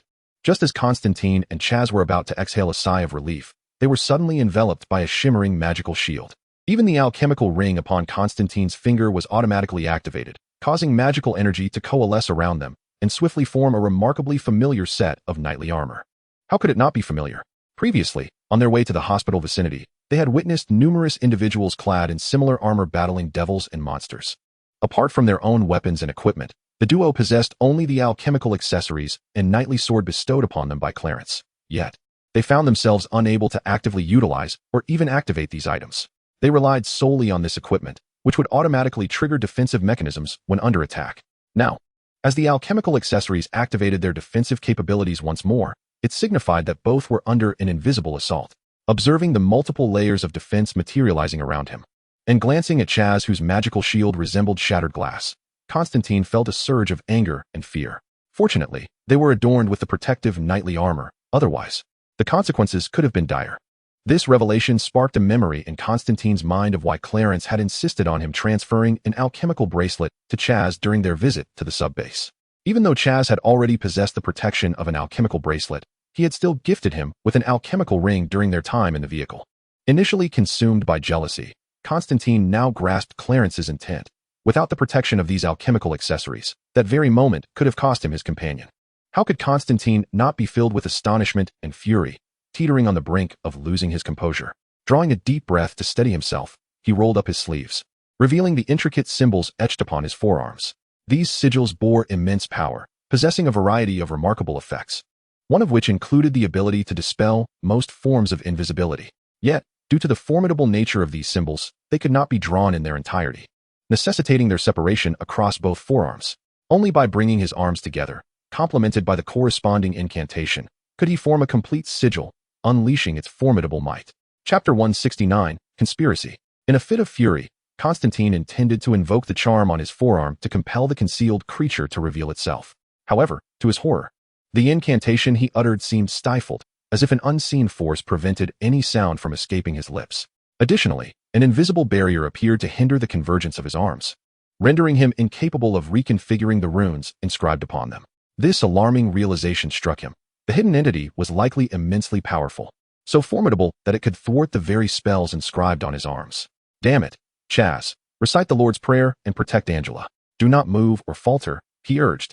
But before he could finish, it felt as though an invisible force had delivered a crushing blow, sending him hurtling into the swimming pool.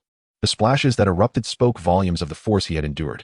Meanwhile, Chaz, too, found himself under assault, compelled to shield the unconscious Angela with his own body, refusing to let the lurking menace harm her.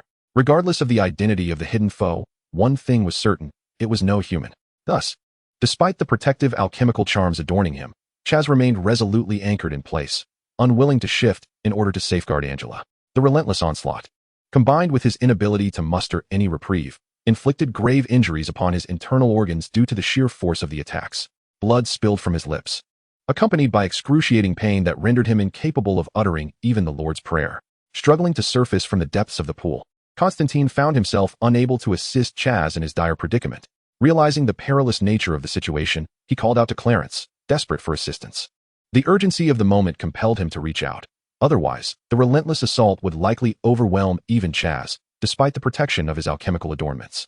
To Constantine's astonishment, upon invoking Clarence's name, a profound silence enveloped the swimming facility, and her presence was conspicuously absent. Even the invisible attacks had temporarily ceased. It remained uncertain whether the hidden adversary recoiled at the mention of Clarence or, like Constantine, was taken aback by the lack of immediate response. Was Clarence unaware of his call? In truth, she had heard him clearly and intended to teleport to his side even before he had raised his voice. Unfortunately, she had just received a message from Eileen via the magical network, informing her that they were ambushed. As the Knights Templar continued to battle, they discovered that the malevolent entities and monsters were multiplying with each encounter. Recently, we had just joined forces to vanquish one foe, only to be confronted by a multitude of others emerging from the shadows, leaving us bewildered as to their origin. As the deputy commander, Erin's position is not surprising. Since her induction into the Knights Order, especially following Vasily's arrival, she has closely studied under that seasoned veteran. Even prior to this, she had begun to experiment with commanding small squads within the Order, thereby acquiring a modicum of practical leadership experience. It was Clarence's intent to nurture her potential. Appointing her as the head of the subbase after his departure from America, and thus this arrangement was meticulously orchestrated, with specific instructions for Vasily to mentor her. Therefore, Aaron's role as the deputy commander for this mission is entirely justifiable. Upon receiving reports from the Templar Knights and diligently observing the various battlefronts, Aaron discerned a disconcerting anomaly. She surmised that this operation might very well be a conspiracy, deliberately orchestrated to ensnare their subbase in a trap. Her suspicion led her to contemplate that Mammon's alleged plan to invade the mortal realm could merely serve as a ruse, a bait to draw out the Stuart Knights. To validate her hypothesis, she had previously dispatched a knight to deliberately vacate the vicinity of the hospital, intending it as a test. Indeed, the knights soon encountered an overwhelming onslaught of foes. Despite wielding an array of equipment to carve a bloody path to escape, he found himself inadvertently engulfed by an ominous fog upon breaking free. Notably, he had not perceived any mist upon his approach. However, the stark reality unfolded before him. The fog not only existed but was so dense that visibility extended no further than a meter. He ran forward instinctively. Yet after a short distance, he found himself inexplicably back where he had first entered the fog. Faced with the relentless advance of monstrous adversaries, he was compelled to plunge once more into the mist, only to discover that the creatures followed suit. Restricted by the peculiar fog, the knight narrowly evaded death under the assault of demons and monsters, realizing that this enigmatic mist appeared to affect him alone, leaving the fiends unscathed. After transmitting this intelligence through the magical network to Aaron, her earlier suspicions were confirmed. This operation was indeed a conspiracy. The objective was to ambush and annihilate the living forces of the Stuart Knights stationed in America. Furthermore, it was likely that the subbase had also fallen victim to an assault. There is no need to worry about the situation at the subbase, as it was constructed by Clarence using magic, modeled after the headquarters in Vatican City, and is equipped with numerous magical defenses. Once the base is on a war footing, it resembles a formidable fortress. Thus, there is little cause for concern regarding Vasily, who remains stationed at the subbase. The real apprehension lies with their own predicament, as they too find themselves trapped in this location. Upon receiving a message from Eileen, Clarence promptly teleported to the border for investigation, which delayed her arrival at the hospital. However, upon hearing the call of Constantine, Clarence felt compelled to halt her inquiries and issued a directive to Eileen. The essence of this command was for the Temple Knight squad to regroup and escort civilians to the hospital. Given that Eileen could swiftly conclude the battle upon her arrival at the hospital, or at the very least, evacuate the enemies from the vicinity, it would serve as a temporary stronghold for establishing defenses. Once the major threats were neutralized, they could then cleanse the area enveloped by the peculiar fog at the border. Chapter 170, Conspiracy 2. In addition to issuing this order to Eileen, Clarence also utilized magic to convey a message to all humans within the region. The gist of the message was to urge people to come out into the streets to receive protection from the Temple Knights and subsequently relocate to the hospital. Ultimately, it was up to the individuals to heed this advice. Even if they chose to remain at home, it would not pose a significant risk, as the magical barrier would safeguard them from any lurking monsters. So, why did Clarence take the extra step of sending a message to everyone, urging them to seek protection from the Temple Knights and move to the hospital? Her primary aim was to assist those who, in their panic, might be running amok. Additionally, she sought to prevent demonic creatures from exploiting ordinary humans through various means, such as luring them with power or wealth, or inciting violence among them. The methods of manipulation are numerous. Nevertheless, Clarence has exerted her utmost effort to protect the civilians. If any were to perish despite her efforts, the blame would not rest on her shoulders. Moreover, in battles of such magnitude, casualties are inevitable. As for the subsequent developments, Clarence remained unaware. After delivering her magical message to all humans in the area, she directly teleported to Chaz. Moreover, she shielded Angela beneath her from the renewed onslaught of unseen attacks. Clarence was no ordinary mortal, and what was invisible to Constantine and Charles was crystal clear to her. However, it was precisely because she discerned the hidden threats that Clarence came to a profound realization. She had indeed fallen into the enemy's trap. It was unmistakable. The concealed foes were not merely one, but a multitude, dozens in fact, half of whom were angels and the other half fallen angels. Naturally, these adversaries did not manifest in their true forms, but were mere ethereal projections. Yet, even these fragmented spirits bore enough power to overwhelm Constantine and his companions, who were utterly unprepared for such a confrontation. Having just dispatched one of you, it appears the entire lot has chosen to reveal themselves at once.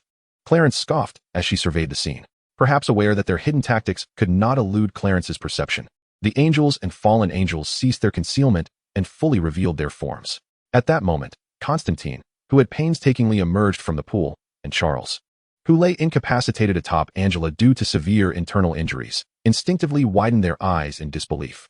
They beheld a surreal tableau. Angels adorned with pristine white wings stood alongside their counterparts, cloaked in sable feathers. The sight of these two factions coexisting in apparent harmony was a spectacle they had never witnessed.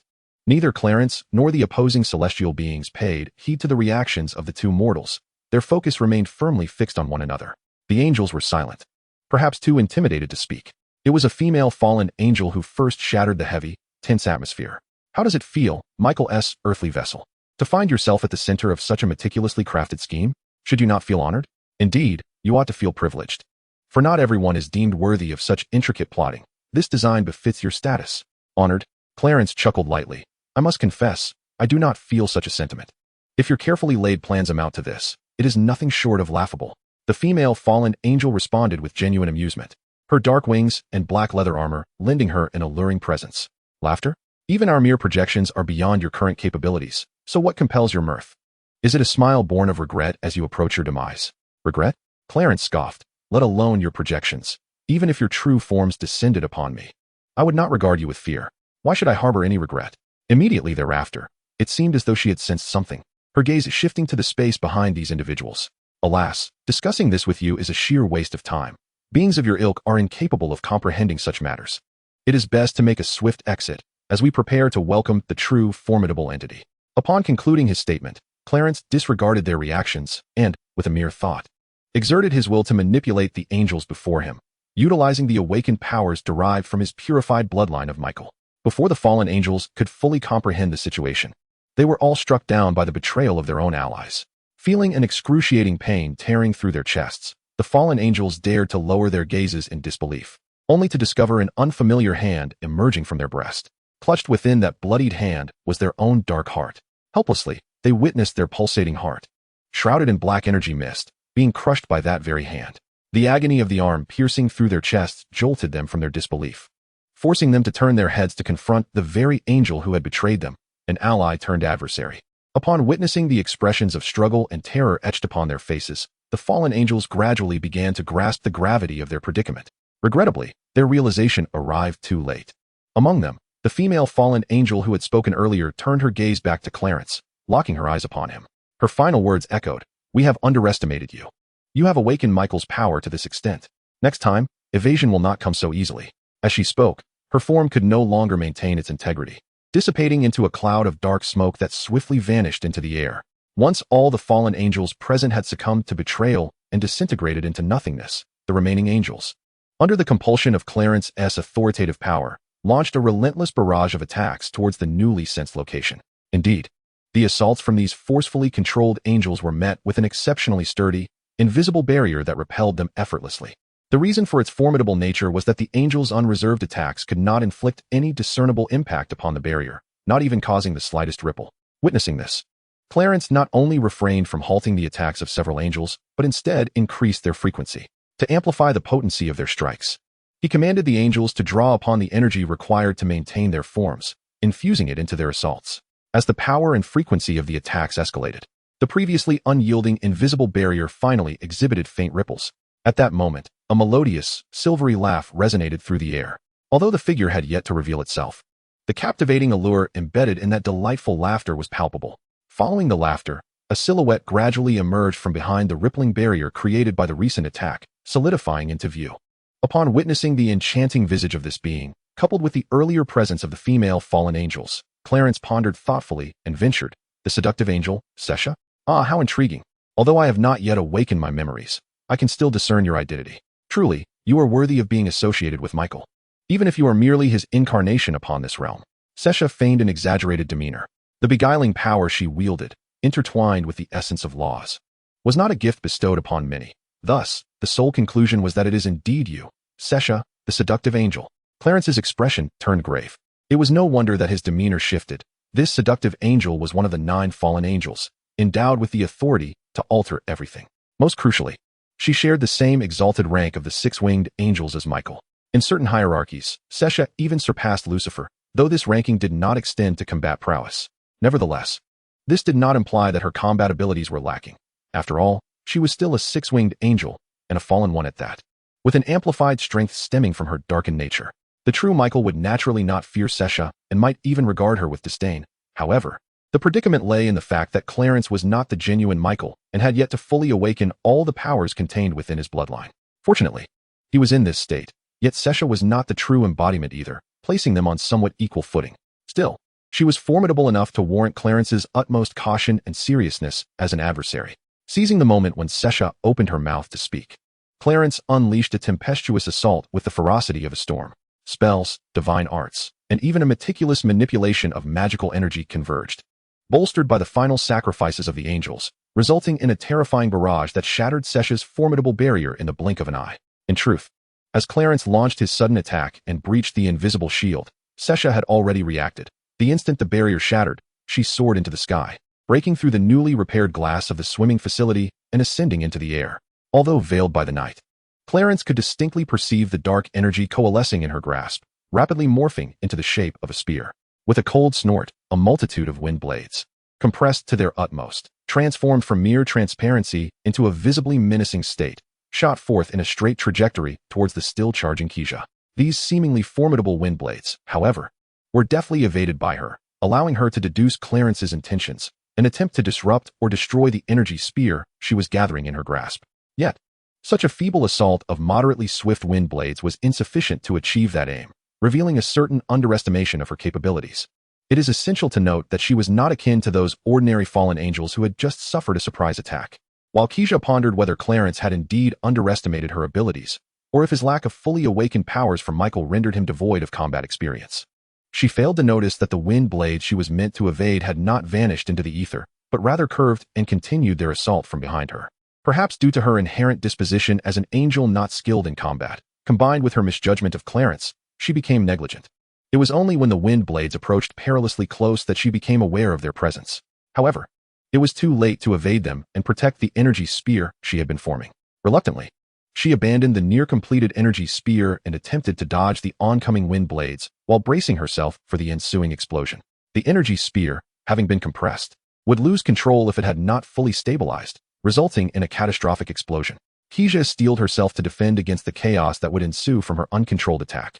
Yet, even with this awareness, she found herself somewhat out of time, having concentrated a significant amount of energy in her earlier attempt to strike a decisive blow against Clarence.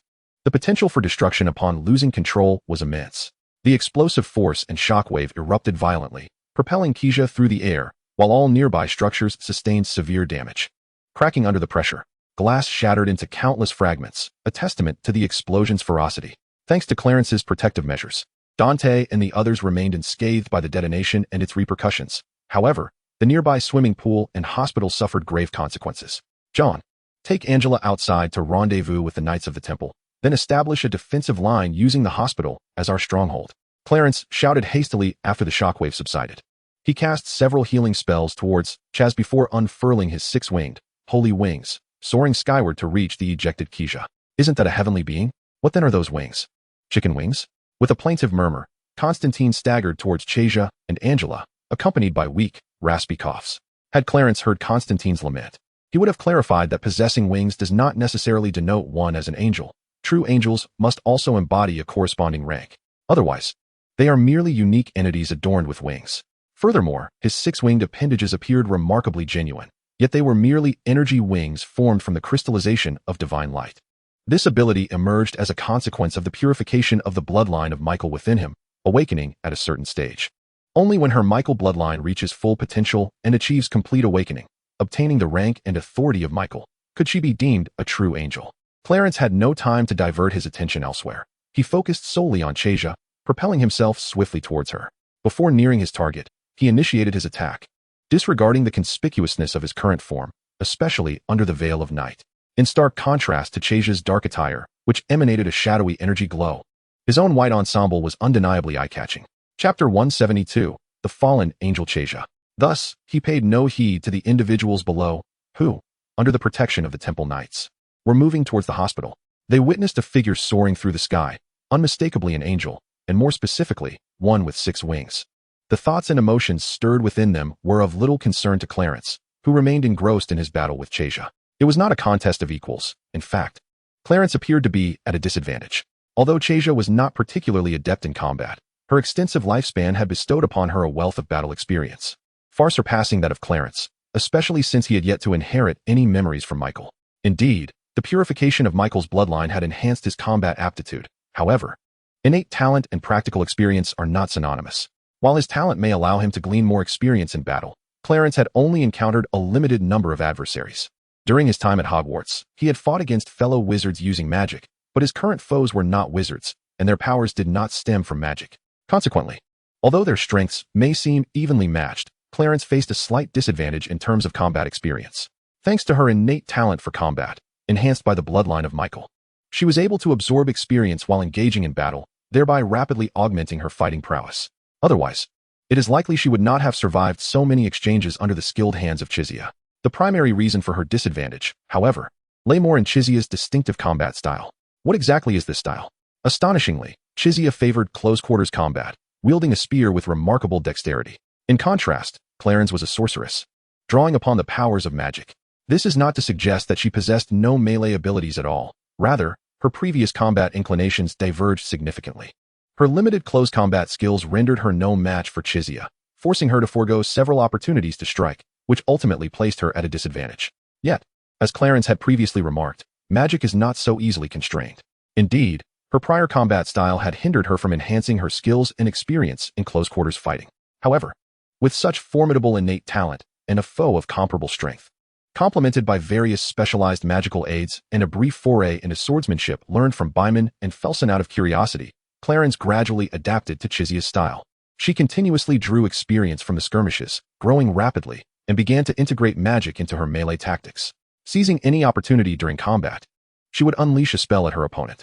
Sometimes she employed elemental magic, other times incantations from the sorceress's repertoire, and occasionally invoked divine techniques, particularly those of the Holy Knight's combat skills. Thus, throughout the battle, Clarence experienced an almost extraordinary rate of growth, eventually overpowering her opponent. At this juncture, however, Clarence did not aim to swiftly eliminate Chizia's avatar, for such a worthy adversary was a rare find. Therefore, to continue extracting experience from their encounters and swiftly integrate all her abilities and skills into her tactical framework, she slightly eased her offensive, granting her opponent a moment to catch her breath. This was not due to arrogance or a reckless disregard for the potential risks of allowing Chizia to linger. Rather, the area was enveloped by her magical barrier. Unless Chizia were to abandon her avatar, there was no feasible way to break free from the magical confines in a short span of time. Moreover, did she truly believe that Clarence would remain passive, allowing her to assault the barrier unchallenged, thereby facilitating her escape? As for whether the conflict between the two would adversely affect ordinary people, there indeed exists a considerable possibility. She was certain that among the ordinary humans in this region, there would undoubtedly be some foolish individuals devoid of common sense, who mistakenly believed their opinions to be infallible and thus failed to retreat to the safety of the hospital. However, sheltered by the magical barrier, even if their skirmish inadvertently impacted these imbeciles, it would not cause them harm, even if the residual force of the attack surpassed the threshold of the barrier's protection. At the very least, it would not lead to immediate death. As long as they were not killed outright, Clarence could promptly provide aid, and the process of rescue was far from burdensome. In moments of necessity, activating the Divine Halo technique required nothing more than a brief focus on the target, after which the injured would naturally recover under the technique's effects. Thus, she naturally did not concern herself with the potential collateral damage to ordinary people resulting from her battle with Sesha. Yet, what if the power of the collateral attack were so overwhelming that it far exceeded the protective threshold of the magical barrier, resulting in the untimely demise of some unfortunate soul? In such a scenario, what could she do? Simply put, Clarence was no saint. She had already claimed numerous lives, and having safeguarded the ordinary humans in this area to the best of her ability, if one were truly unfortunate enough to perish, all she could offer was a mass for the deceased, time permitting. Considering all these factors, Clarence dared not to directly eliminate Sesha, instead allowing her to catch her breath as she prepared to continue the fight. However, at times, excessive confidence can indeed lead to miscalculations. Thus, Clarence underestimated the situation. Although she sensed that Sesha exhibited signs of moving towards the boundaries of the region, inching closer to the edge of her magical barrier, her confidence in the barrier led her to believe that it could not be breached in such a short span of time. Consequently, she disregarded Sesha's gradual approach to the edge, focusing instead on absorbing the experiences gained during their combat. She miscalculated, forgetting that everyone possesses hidden cards up their sleeves, especially someone like Sesha, who had lived for an extensive period. While Sesha did not possess the ability to shatter the magical barrier instantaneously, unless her true form were to descend, which might present a possibility, her mere avatar was incapable of such a feat. However, Sesha had no need to completely obliterate the magical barrier. A single strike exceeding the threshold of the barrier's strength to breach a small section would suffice for her escape. The arrival of Chixia was indeed merely a manifestation, lacking the full potency of her true form, thus rendering her incapable of completely dismantling the magical barrier in a brief span. However, if one were to speak of employing certain methods to breach a small portion of the barrier sufficient for her escape, that was well within her capabilities. In fact, she possessed several such techniques at her disposal. Seizing the opportunity presented by being propelled away by Clarence, she deftly utilized an unknown method to instantaneously diminish a fragment of the barrier. Without the slightest hesitation, she fled through the eroded section. Upon witnessing this, Clarence's expression darkened, realizing he had perhaps been overly arrogant, believing that this mere manifestation lacked the capability to inflict damage upon the barrier. Yet, the truth remained that the longer one existed, the more means they acquired, particularly those hidden strategies and trump cards. To rectify this blunder born of hubris, Clarence traversed the magical barrier in pursuit of Chixia. Not far beyond the barrier lay a designated blockade, which Aaron had arranged to fully secure the vicinity around the hospital as the Knights of the Temple commenced their battle. However, the manpower required to encircle an entire area, and the commotion it would undoubtedly invoke, could not be underestimated. Consequently, a throng of onlookers had gathered, drawn by the spectacle, even as the hour approached midnight. The proximity of the hospital to the city center, coupled with the magnitude of the events unfolding, likely contributed to the swelling crowd, regardless of the reasons behind the gathering. Once Chixia and Clarence burst forth from the magical barrier, they immediately collided with the blockade, particularly the encircling forces and the multitude of spectators. Both sides paused momentarily upon encountering each other, after which Chixia revealed a wicked grin, while Clarence's countenance darkened ominously. The agents from Fong, along with the ordinary citizens, were taken aback upon witnessing the two celestial beings, one dark and one light, both possessing 6 wings. The police in America, due to exceptional circumstances, had been disseminating information regarding the magical web to military factions while also informing key urban areas. This meant that, to some extent, the populace within America was aware of certain truths. However, knowledge of the truth did not equate to first-hand encounters with non-human entities, let alone in the extraordinary circumstances involving Chixia and Clarence.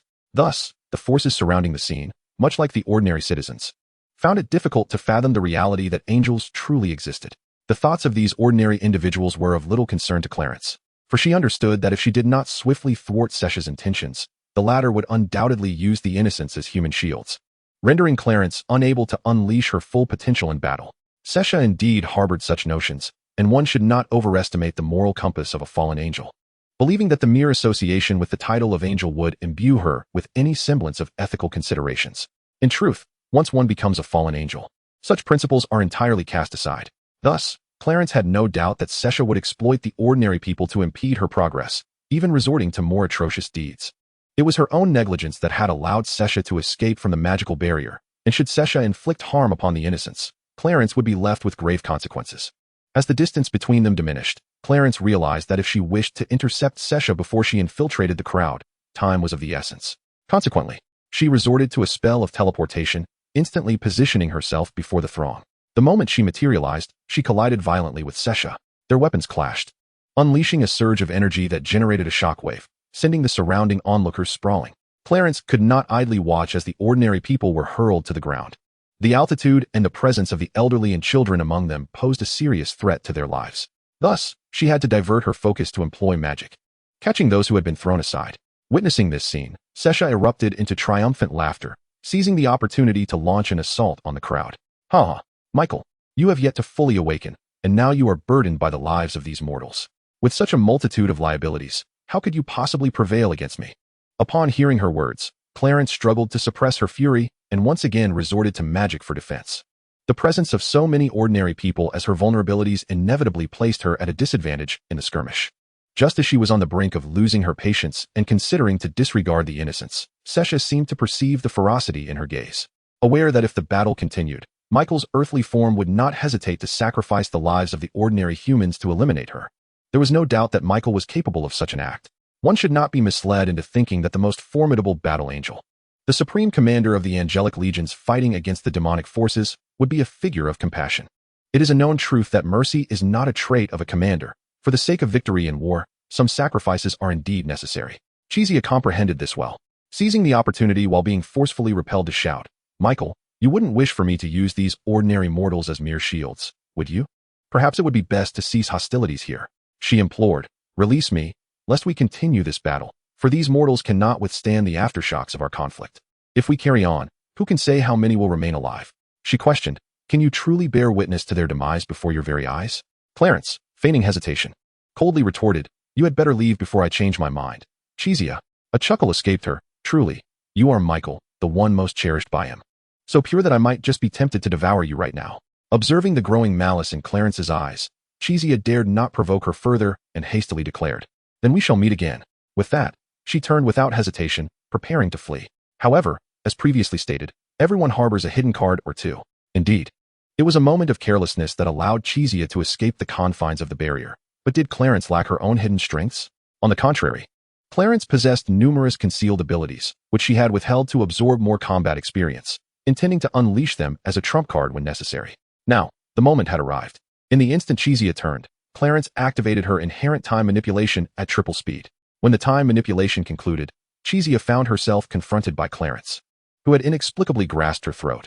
It dawned upon her with difficulty, the power of time. This time, Clarence had learned from her previous lesson, refraining from any further words. In her determination to eradicate Cheesia's avatar, she activated her intuition. Within the predictive realm of intuition, Clarence foresaw that she indeed pierced the core of Cheesia's chest with her blade. After her demise, no further incidents transpired at the scene. Upon deactivating intuition, Clarence wasted no time, thrusting the sword of sacred light directly through Cheesia's chest, penetrating the source of her power. Though I bear the duty of a guardian angel, do not forget, I am also the strongest battle angel, without rival. So, how dare a mere seductress presume to exploit my weaknesses? Clarence declared with rare assertiveness, clearly incensed by Cheesia's despicable tactics, which had genuinely provoked her ire. As Cheesia's gaze, filled with reluctance, transformed into black mist and dissipated into the air, Clarence did not depart immediately. Instead, he lingered in midair, meticulously surveying his surroundings. Although he had foreseen, within the realm of intuitive foresight, that no unforeseen events would occur, Clarence remained uneasy.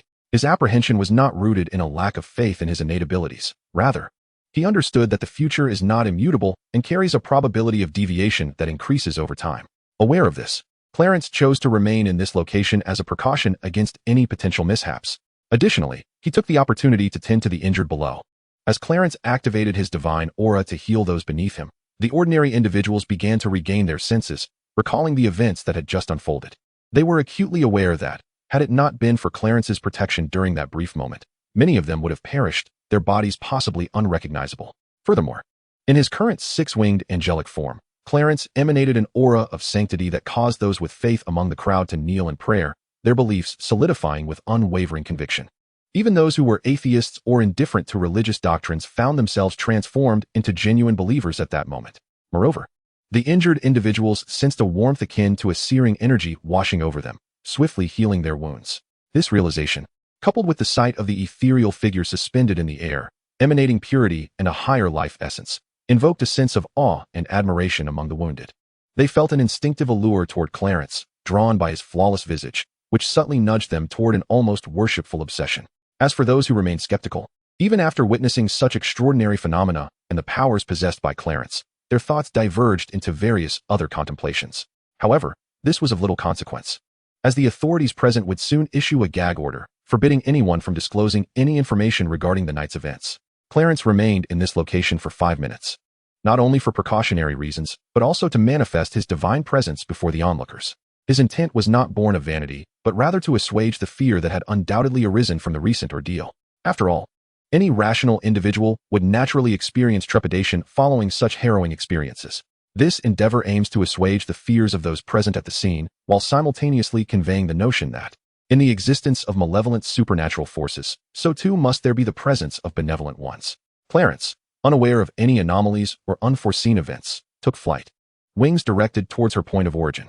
Without delving into the subsequent circumstances of the ordinary individuals, let us focus on Clarence, who, upon returning to the magical barrier, merely cast a fleeting glance at the eerie mist not far from the boundary before hastening towards the hospital.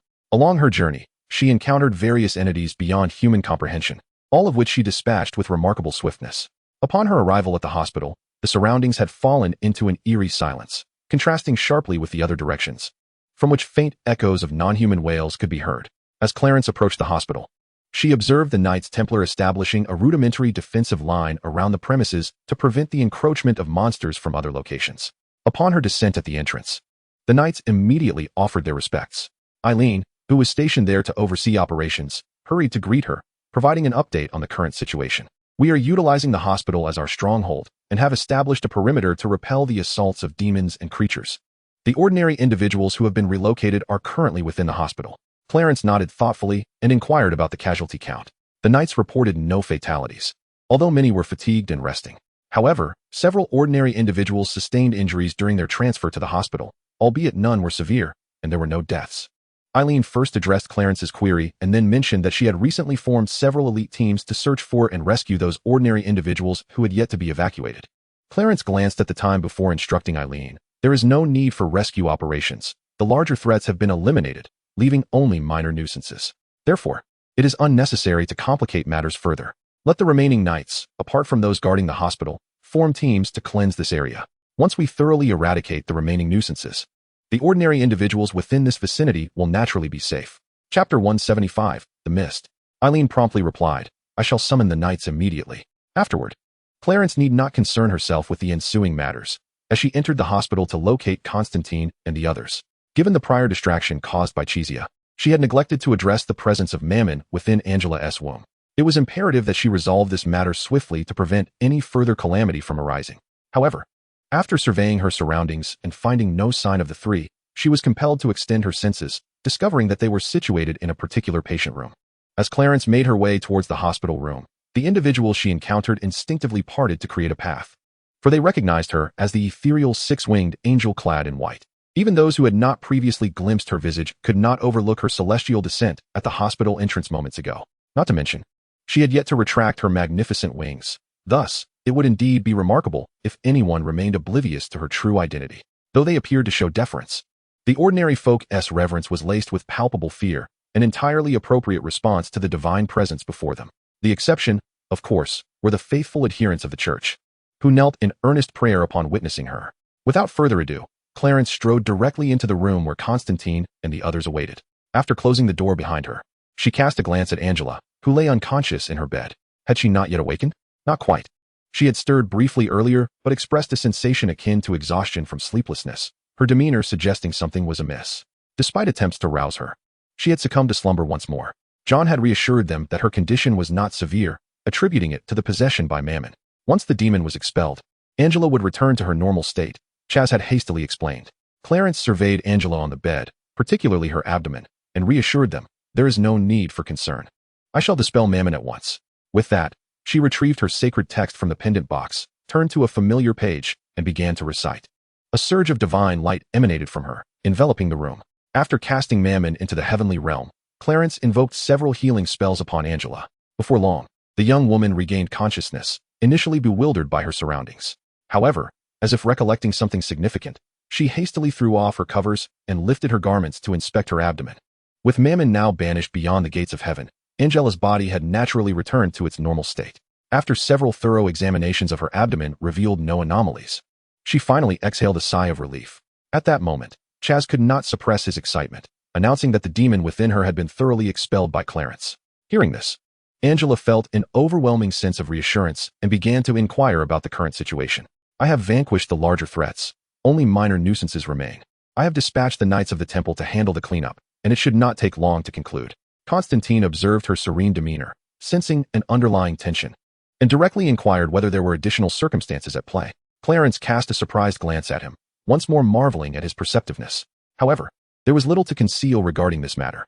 Indeed, Mammon's plan to infiltrate the human realm was merely a ruse, designed to lure both myself and my knightly order into this trap.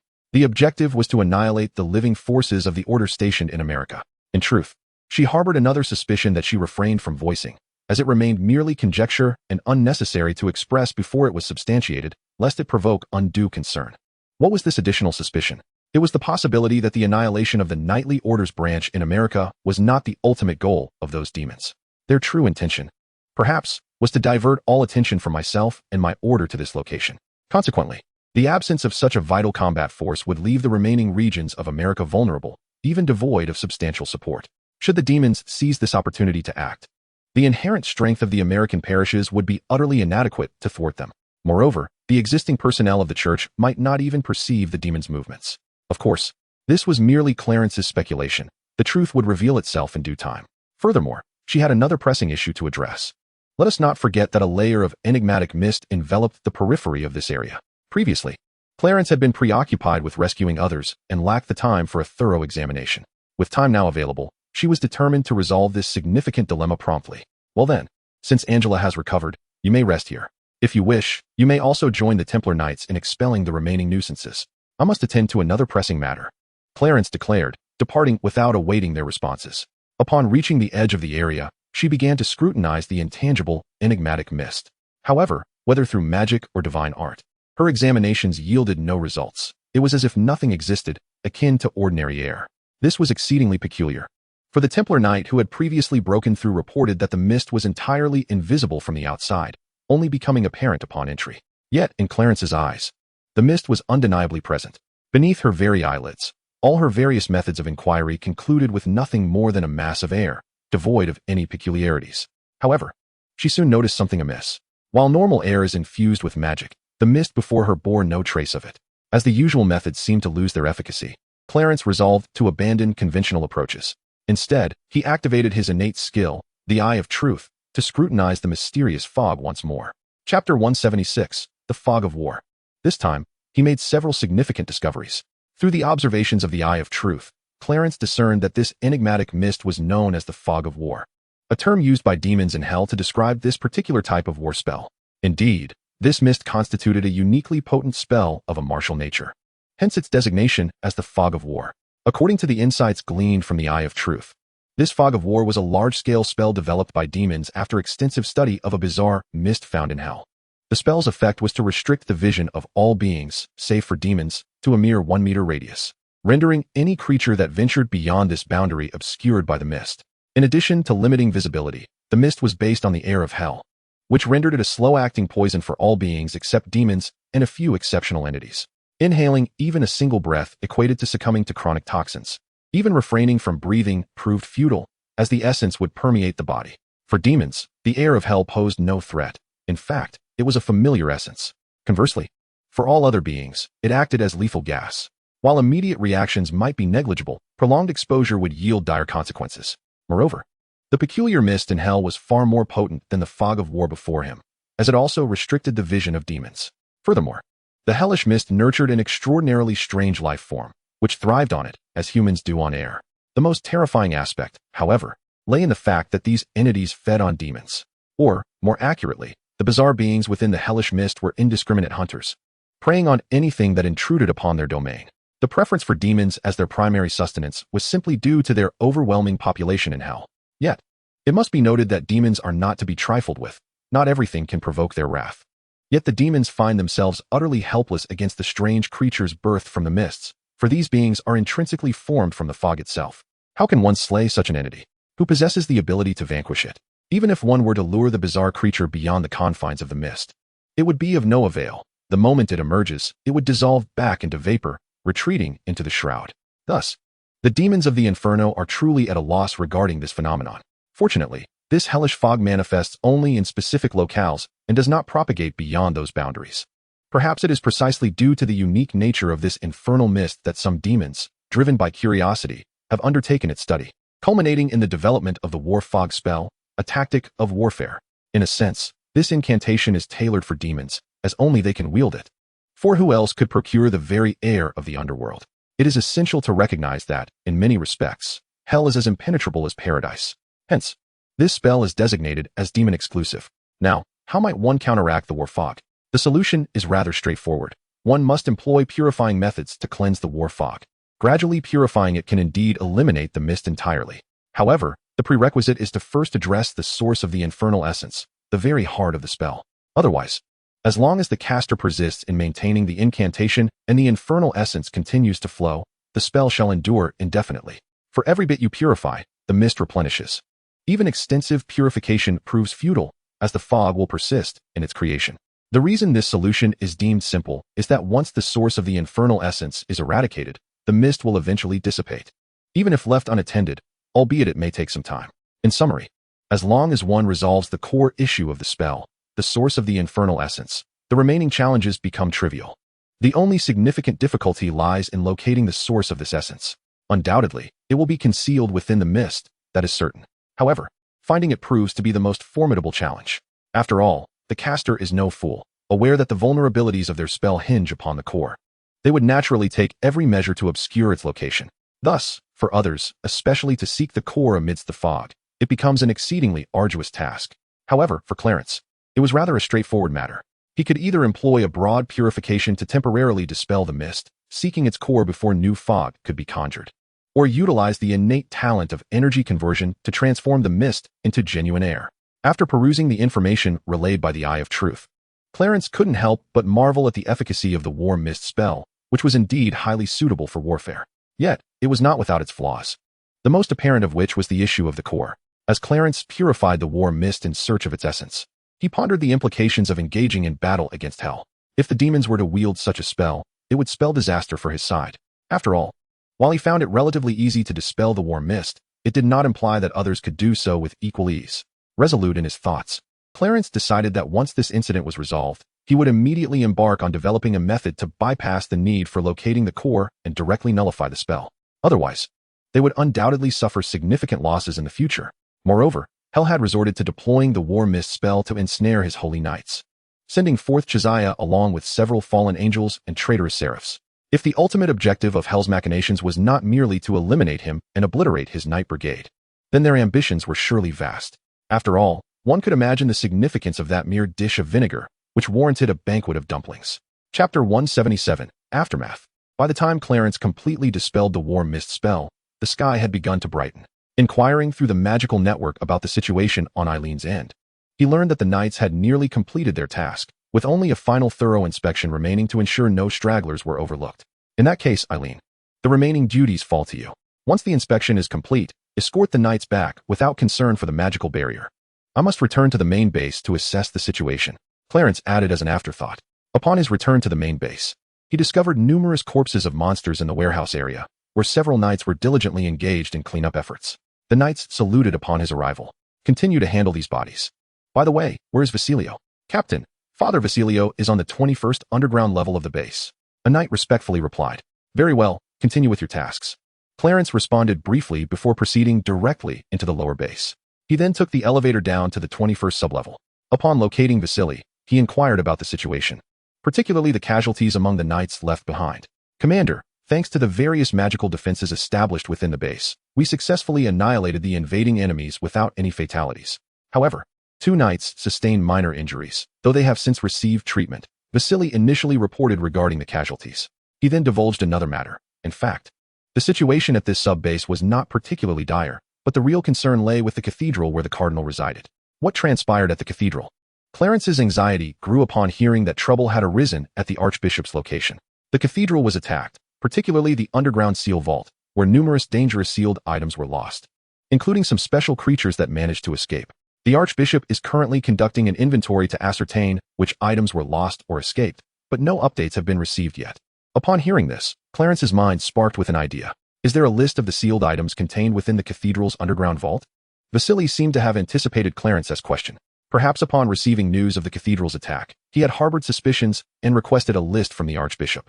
As Clarence examined the list handed to him, he was not surprised. This old fellow was astute, embodying the saying that age brings wisdom. His gaze swept over the list until it rested on a particular entry towards the bottom, which had been deliberately circled. Looking up, Clarence inquired, "Is this what you circled? What conclusions have you drawn?" Vasily nodded and then appeared to drift off, as if recalling something. "Based on my knowledge of this item, it is the short sword known as Chereville, or the Blade of the Unseen, wielded by Elizabeth Bartle to murder thousands of young maidens, all of whom were pure. Thus, it is said to be a blade steeped in blood and curses, imbued with a chilling aura, a weapon that breathes, incessantly conveying thoughts of hatred and bloodlust to its master. After the death of Countess Elizabeth Bartle, this short sword vanished without a trace." Clarence glanced at the entry on the list. Indeed, it was Chereville, and there were no indications of it being a forgery or replica, affirming its authenticity. "So you believe that the Chereville sealed within the cathedral has also been lost, and that this short sword is the primary objective of the demon's assault on the cathedral?" Vasily initially shook his head, then nodded in affirmation. Upon witnessing the peculiar demeanor of the old man, Clarence felt a twitch at the corner of his mouth. He opened his lips, eager to utter something, yet ultimately fell silent. The old man, feigning an air of mystery, maintained his silence for a considerable time. It was only when he realized he was addressing his own commander, rather than the eager young listeners who typically indulged his tales, that he stirred. Ahem, my apologies, Commander. I was merely contemplating the matters associated with this short sword. Clarence rolled his eyes and urged him to continue. What I meant to convey is that the demon's assault is likely aimed at this Sarawheel. However, given the church's reverence for this blade, it must surely be secured in a much safer location, implying that it has not been lost. Clarence nodded in agreement, acknowledging that the cathedral's defenses were formidable, particularly the underground ceiling vaults. Otherwise, the repercussions would not merely involve the loss of perilous sealed items, but would also entail the escape of certain contained entities, leading to a direct breach. He then reflected on what little he knew regarding Sarawheel, recalling that it was the Countess Elizabeth who, in a moment of inadvertent discovery, learned that the blood of pure maidens could preserve beauty. Consequently, she resorted to the murder of numerous young women, driven by the desire to maintain her youthful visage. However, there were scant records concerning the weapons used in these heinous acts, save for a few folkloric whispers suggesting a potential connection between the Countess and vampires. Thus, what extraordinary power did the sword named Sarawheel possess to warrant such significance from the church and provoke the demons to conspire for an assault? Lacking sufficient information, Clarence could only inquire further. As Vasily stroked his beard, he reminisced. In the annals of standard records, there exists little information regarding Sarawheel. What little is known does not touch upon the peculiar abilities of this short sword. Yet, within certain texts on demonology, it is noted that this sword serves as a vital medium for conducting 24 unique demonic transformation rituals. In essence, through the Sarawheel short sword, one can perform 24 distinct conversion ceremonies, transforming other beings into one of the 24 special bloodlines within the abyssal vampire kin. Of course, these 24 bloodlines from the abyss are all immensely powerful entities. Clarence seized upon a critical detail. You mean bloodlines, not merely vampires? Vasily nodded in elucidation. Indeed, Commander. The vampires that dwell among humans are but one variety within the vast bloodlines. Among the 24 rituals associated with Sarawheel, there is indeed one that facilitates the transformation into a vampire. Clarence pondered this revelation, analyzing it thoughtfully. It certainly sounded peculiar, if he were not mistaken.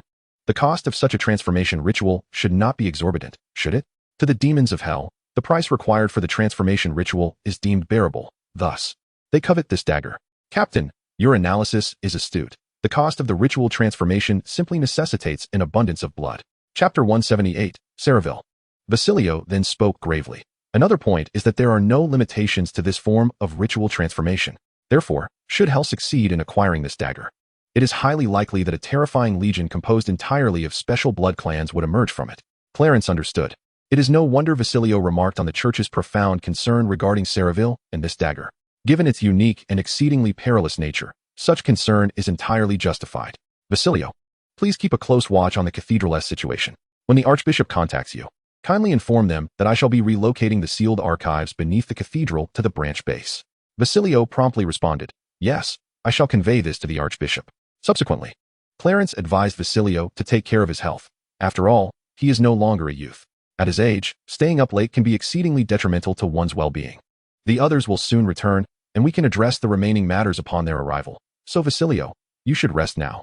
This old fellow is well aware of the toll on his aging body, so he did not insist otherwise.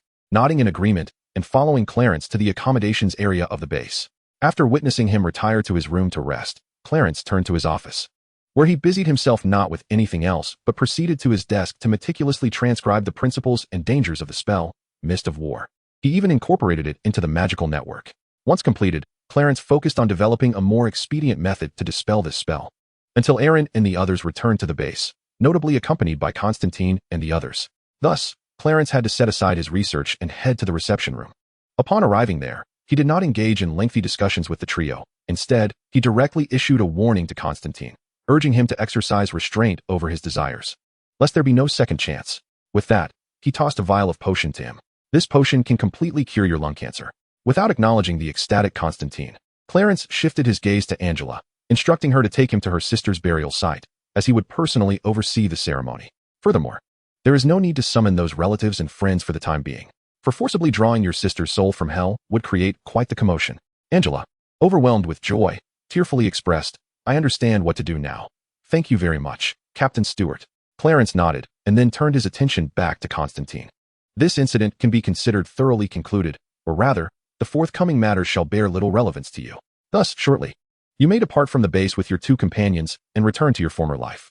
Furthermore, should you encounter any peculiarities akin to this incident in the future, feel free to reach out to me directly via the magical network. Although it was stated that Constantine could take his 2 friends away, Clarence still retained them at the base for a breakfast.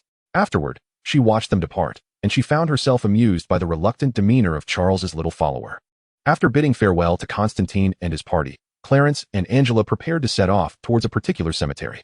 However, just as they were about to exit the base, they fortuitously collided with the hurried male assistant of the Archbishop, who was carrying an ancient-looking yet metallic briefcase. Trailing closely behind him were 4 Temple Knights, who immediately saluted upon seeing Clarence. Before she could inquire about the situation, she noticed Basilio approaching from behind. Without needing any prompting from Clarence, Basilio took the initiative to explain that during breakfast, he had received a call from the Archbishop, indicating that the inventory of the missing items and escaped entities from the underground sealed repository had been completed. At that moment, Basilio inquired about the status of the Chereviel short sword and learned that it had been well preserved within the seal, thus not lost. He then requested the Archbishop to send both the Chereviel and the compiled list to the base, even going so far as to dispatch 4 elite Temple Knights for their escort for safety. Naturally, the old fellow did not forget to convey Clarence's message that he would later proceed to the cathedral to transfer the underground sealed repository directly to the base. After hearing the old man's explanation, Clarence's gaze shifted to the metallic briefcase held by the male assistant. Could it possibly contain the Chereviel? The assistant nodded affirmatively, confirming that it was indeed the short sword, which the Archbishop had instructed him to personally escort to the base for her handling. Without a moment's hesitation, Clarence accepted the metallic case and opened it for inspection. However, as soon as she lifted the lid, a strong, metallic scent of blood assailed her senses. The gathered individuals even faintly heard the wails of a woman. Once the briefcase was fully opened, Clarence beheld the exquisite short sword contained within. Upon closer examination, she was astonished to discover that the sword was entirely forged from mithril, and it appeared that the mithril used in its crafting was of exceptionally high purity. Such purity of mithril, even in the past, let alone now, is exceedingly valuable. Most importantly, it is a commodity that is more precious than its monetary worth, as it is not something one can simply acquire with wealth. In summary, this object belongs to the exquisite category of mithril, inherently rare and precious. However, upon perceiving the exquisite short sword nestled within the metallic box, Clarence failed to detect any traces of ritualistic activity or residual energy. Instead, there was indeed a palpable aura of bloodshed and curses clinging to it. Yet, such a sanguine atmosphere and the presence of curses merely signify that this short sword has taken many lives. In fact, any weapon that has been employed to slay numerous beings would exhibit similar characteristics. The only distinction lies in whether the beings slain were innocent, which would determine if curses are affixed to the weapon. Thus, the bloodthirsty essence and curses emanating from the short sword can be deemed a normal phenomenon. The most peculiar aspect is the absence of any signs of ritualistic engagement on this short sword. If no rituals were performed, then how could the extraordinary abilities of this sword, as described by Vasily, come to be? There are only 2 possibilities, the first being that the information Vasily possesses is entirely fabricated. However, this seems implausible. Given the astuteness of that old fellow, could he truly be unable to discern the authenticity of the information? The second possibility is that the Chereviel recently escorted by the male assistant is not the genuine article, but rather a replica. Clarence leans towards the latter hypothesis and intends to inquire whether the short sword before him is indeed a counterfeit. Yet, as he opens his mouth, seemingly struck by an epiphany, his words shift in meaning. I understand now. I shall confine and seal this short sword. Thank you for your troubles. By the way, Father Vasily should have informed the Archbishop that I will be relocating the sealed repository beneath the cathedral to my base, correct? The male assistant nodded, affirming that he had indeed overheard Vasily's conversation with the Archbishop and that preparations had been made at the cathedral. In that case, once I resolve matters with Lady Angela, I will proceed directly to the cathedral to facilitate the transfer of the underground repository. Clarence and Angela departed the base alongside the male assistant, conveniently hitching a ride with him.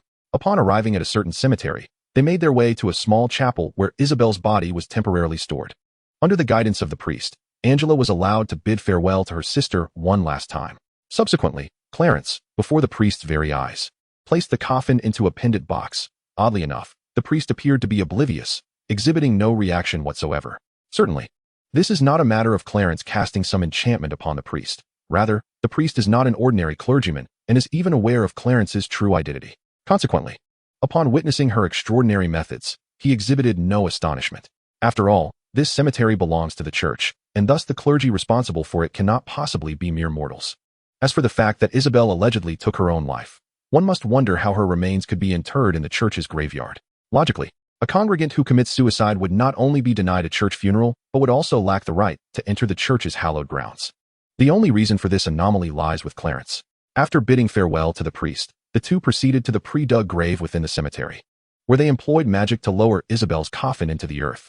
The subsequent events require little elaboration.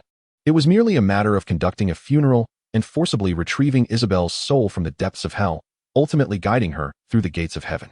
Naturally, to avert any unnecessary disturbances, Clarence cast a concealment spell in the vicinity, ensuring that, despite the commotion, they remained undetected. Angela, having witnessed firsthand how Clarence summoned her sister's soul from the abyss and opened the celestial gates to usher her within, even caught a glimpse of the tender smile Isabel bestowed upon her before ascending to paradise. This spectacle filled Angela with joy for her sister's passage to the heavenly realm, yet simultaneously cast a shadow of sorrow over her heart, for her sister had undeniably departed this world. Observing Angela's conflicting emotions of tears and laughter, Clarence refrained from offering solace, recognizing that it was better for her to express her feelings than to bottle them up inside. However, just as she aided Angela in preparing to leave the cemetery, she sensed something amiss and turned to look. To her astonishment, Isabel, who had just been received into heaven, now sat upon her gravestone, beaming a broad smile in Clarence's direction, raising an eyebrow in surprise. Clarence was about to inquire about this peculiar occurrence when she received a message conveyed by Isabel. In essence, the message revealed that Isabel's full name was Erica Isabel. Having just been welcomed into heaven, Erica underwent a unique transformation and became a guardian angel. After an indeterminate passage of time, she was dispatched back to the mortal realm with the purpose of assisting Clarence in confronting the imminent threat posed by the resurgence of dark forces. Prepared to heed her commands. Moreover, there was a message relayed to him through Erica, stating that henceforth, as long as Clarence himself safeguards the souls destined for the celestial realm, they would all become her guardian angels, obedient to her commands and assisting her in confronting the crises brought about by the resurgence of dark forces. Naturally, this stipulation was confined solely to ordinary humans, excluding any other entities. Upon receiving this information, Clarence pondered thoughtfully. Could it be that the recent Mammon incident, with hell displaying unmistakable activity, had prompted the divine realm to take action? Otherwise, why had he previously sent numerous ordinary souls upwards without receiving any guardian angels in return? Strangely, after just sending Erica up, she was promptly dispatched back to assist him.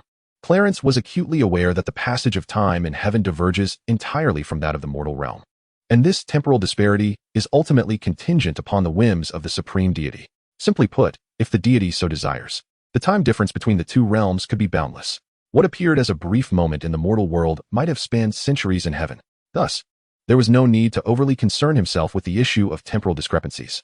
Clarence felt this possibility to be quite plausible. Otherwise, it would be difficult to explain why Erica had been sent down to aid him at this particular moment. Perhaps it was due to her sudden halt and her turning to gaze at her sister's gravestone that Angela, too, curiously turned to look. Upon doing so, she beheld her sister, who had just ascended to the celestial realm, now seated atop her own gravestone, and most strikingly, she possessed wings and a small, albeit dim, halo above her head. Angela was left speechless, her mouth agape. Clarence, smiling gently, clarified, "Do not be astonished. Erica has been sent on a divine mission to assist me in confronting the crisis of the dark forces resurgence. She now holds the status of a guardian angel and will accompany me in our endeavors. If you miss your sister, Angela, you may come to visit her directly." Perhaps out of concern for her family, Angela instinctively grew anxious upon hearing Clarence's words about Erica's impending role in battling the dark forces. She inquired, somewhat fretfully, whether Erica might be in danger. This question nearly elicited a laugh from Clarence. "Rest assured, Angela, Erica is no longer an ordinary person. She is a true angel, and one of the guardian angel rank at that. For guardian angels, both their combat and support capabilities are exceptionally formidable. Otherwise, they would not be worthy of such a title." Chapter 180, Saraville 3. The meaning of this statement is quite apparent. In a comparative sense, at this moment, Erica undoubtedly surpasses Angela by several magnitudes, transcending the fragile nature of mere mortals.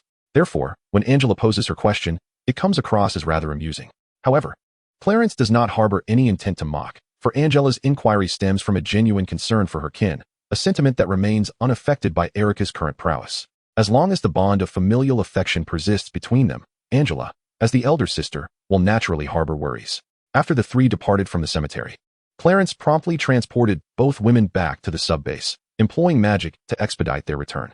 His urgency was driven by a desire to consult the Vatican headquarters regarding the matter of the Ceraville contained within his pendant box, as well as to bestow upon Erica a new identity. Upon their arrival at the sub-base, he summoned Nell to arrange a room for Erica, ensuring her residence within the facility. Subsequently, he informed Doris of Erica's situation via telephone, requesting her assistance in procuring a legitimate identity. After all, Erica had previously been declared deceased and her account closed, rendering her akin to an undocumented individual. A lawful new identity was essential for her to remain alongside Clarence. Otherwise, complications would surely ensue. The matter of identity was a relatively minor issue. Doris, without needing to consult the old pope, could handle it with ease. After all, there were numerous members at the Knights headquarters who also bore undocumented statuses, and it was Doris who had facilitated their new identities. Thus, this sort of triviality was well within her capabilities, and she could swiftly arrange for a new identity. Once the discussion regarding Erica concluded, Clarence inquired about the Ceraville short sword, which had been contained and sealed within the America parish. He explicitly expressed his suspicions that the sword in question might not be the authentic one, but rather a replica, while Doris, due to her position as the Pope's assistant, was privy to numerous confidential matters. It was improbable that she possessed knowledge of all secrets. As a mere mortal, her awareness of the confidential information sealed at headquarters was already commendable. She could hardly be expected to comprehend the church's clandestine affairs across other parishes. Thus, upon hearing Clarence's inquiry, she could only respond that she would need to review the archives or consult with the old pope and other high-ranking officials. After waiting for over half an hour, Doris called back to inform him that the Ceraville contained and sealed within the America parish was neither a replica nor the genuine article. If it was neither a replica nor the authentic sword, what then was this object? In truth, the Ceraville in Clarence's possession is a short sword forged alongside the authentic one. Thus it is not a mere imitation, yet it is also not entirely genuine. The true Ceraville, or perhaps more aptly named the Blade of the Unseen, is secured within a parish in France, sealed away in the most clandestine and secure location. While the sword in Clarence's hands has never claimed the life of a young maiden, it bears the stains of their blood. Consequently, it is imbued with a potent scent of blood and a lingering curse. The most crucial aspect is that the craftsmanship of the sword held by Clarence mirrors that of the Blade of the Unseen entirely. The sole distinction between the two lies in the fact that the Blade of the Unseen serves as an indispensable medium for 24 rituals. Although Ceraville lacks this particular function, it possesses the remarkable ability to transform into 24 different forms. This capability may seem extraordinary, yet therein lies the dilemma. Despite being able to morph into various weapons, it possesses no additional functionalities beyond its shape-shifting nature, and even the transformed weapons exhibit no unique effects. Apart from the intrinsic properties of the mithril from which it is forged, it is akin to any ordinary weapon. Aside from its material composition and the valuable craftsmanship that allows for its transformation, its utility is limited. The reason it remains sealed is primarily due to the dangerous aura of blood and curses it carries, which could potentially lead to catastrophic consequences, hence its confinement within the America parish. However, if one were to scrutinize the matter closely, the peril it poses pales in comparison to the blade sealed within the French parish. How many are aware of this? Clarence inquired promptly after absorbing the information. Doris could surmise the intent behind his question. Not many. Only a few high-ranking officials here at headquarters are privy to the existence of two Ceraville short swords, she replied. Clarence chuckled. In that case, I shall use this Ceraville as bait to see how many significant catches I can reel in. Doris on the other end of the line offered to gift him the short sword, asserting that the blood and curse it harbored would not pose a challenge for Clarence to dispel. Despite the purity of the mithril and the remarkable craftsmanship that allows for its transformation, rendering the Ceraville short sword quite precious, it is of little concern to the grand institution of the church. Thus, Doris felt free to bestow it without the need to consult the old pope, as she held the authority to make such decisions.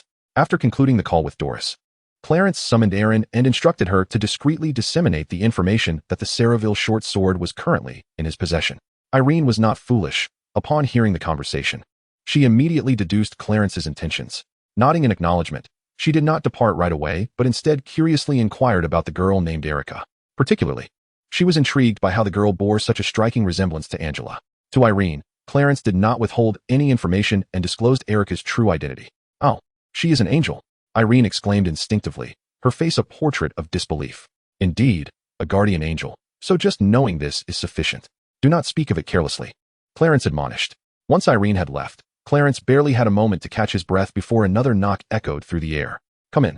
Upon seeing Angela enter, Clarence expressed his surprise, asking, Why aren't you with Erica? Is there something you need?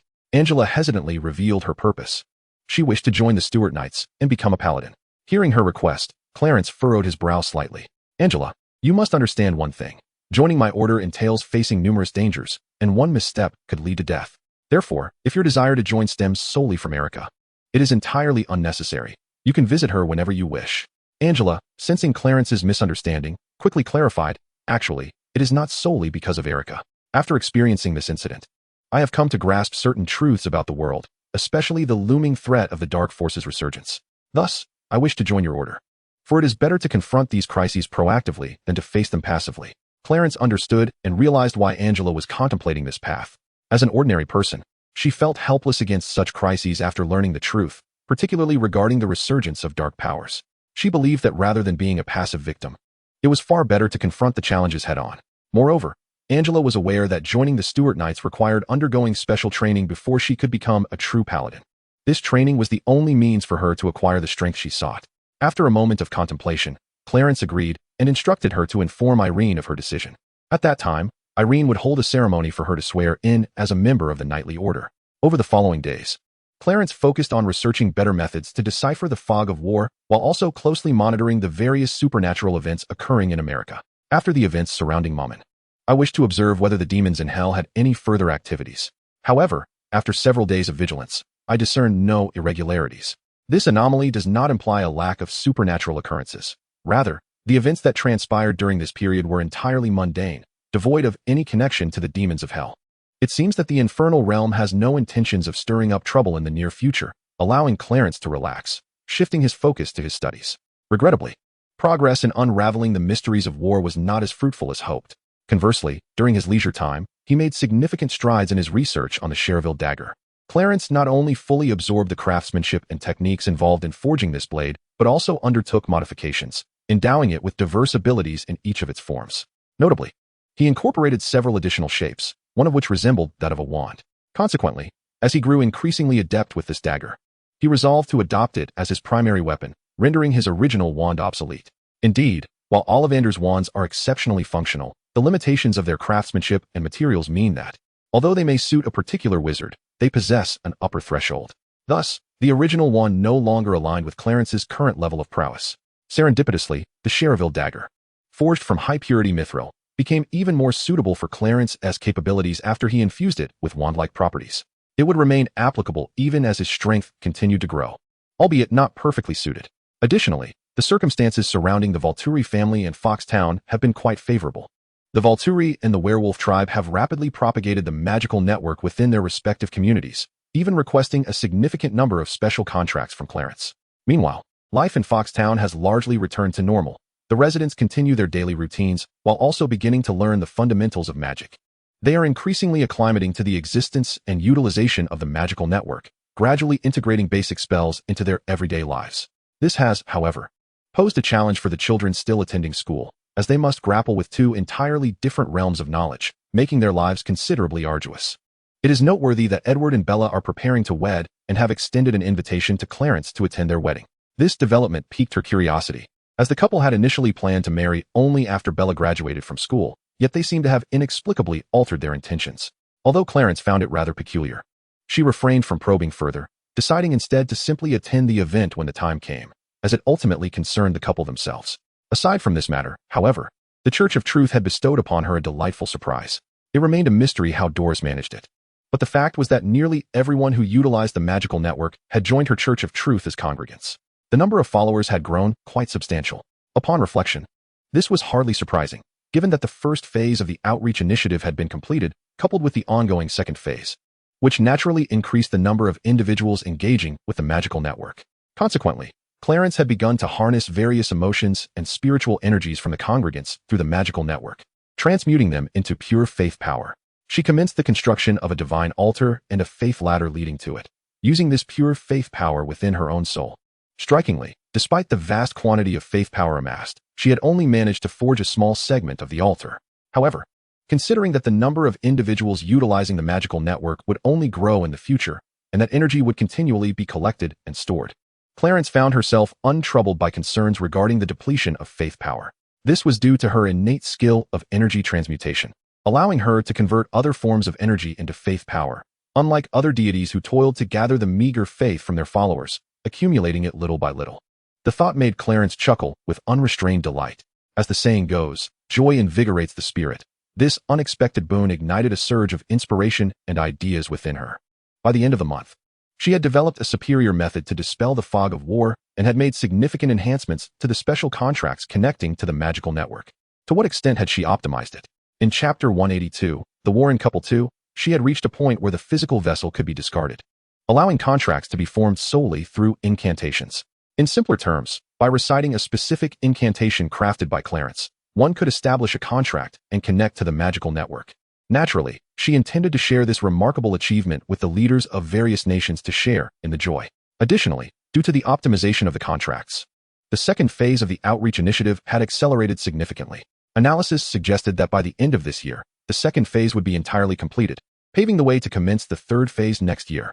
The leaders of the nations also conveyed to Clarence the good news that they had selected suitable candidates for her earlier proposal to use a small town, akin to Fox, as a testing ground for the magical network.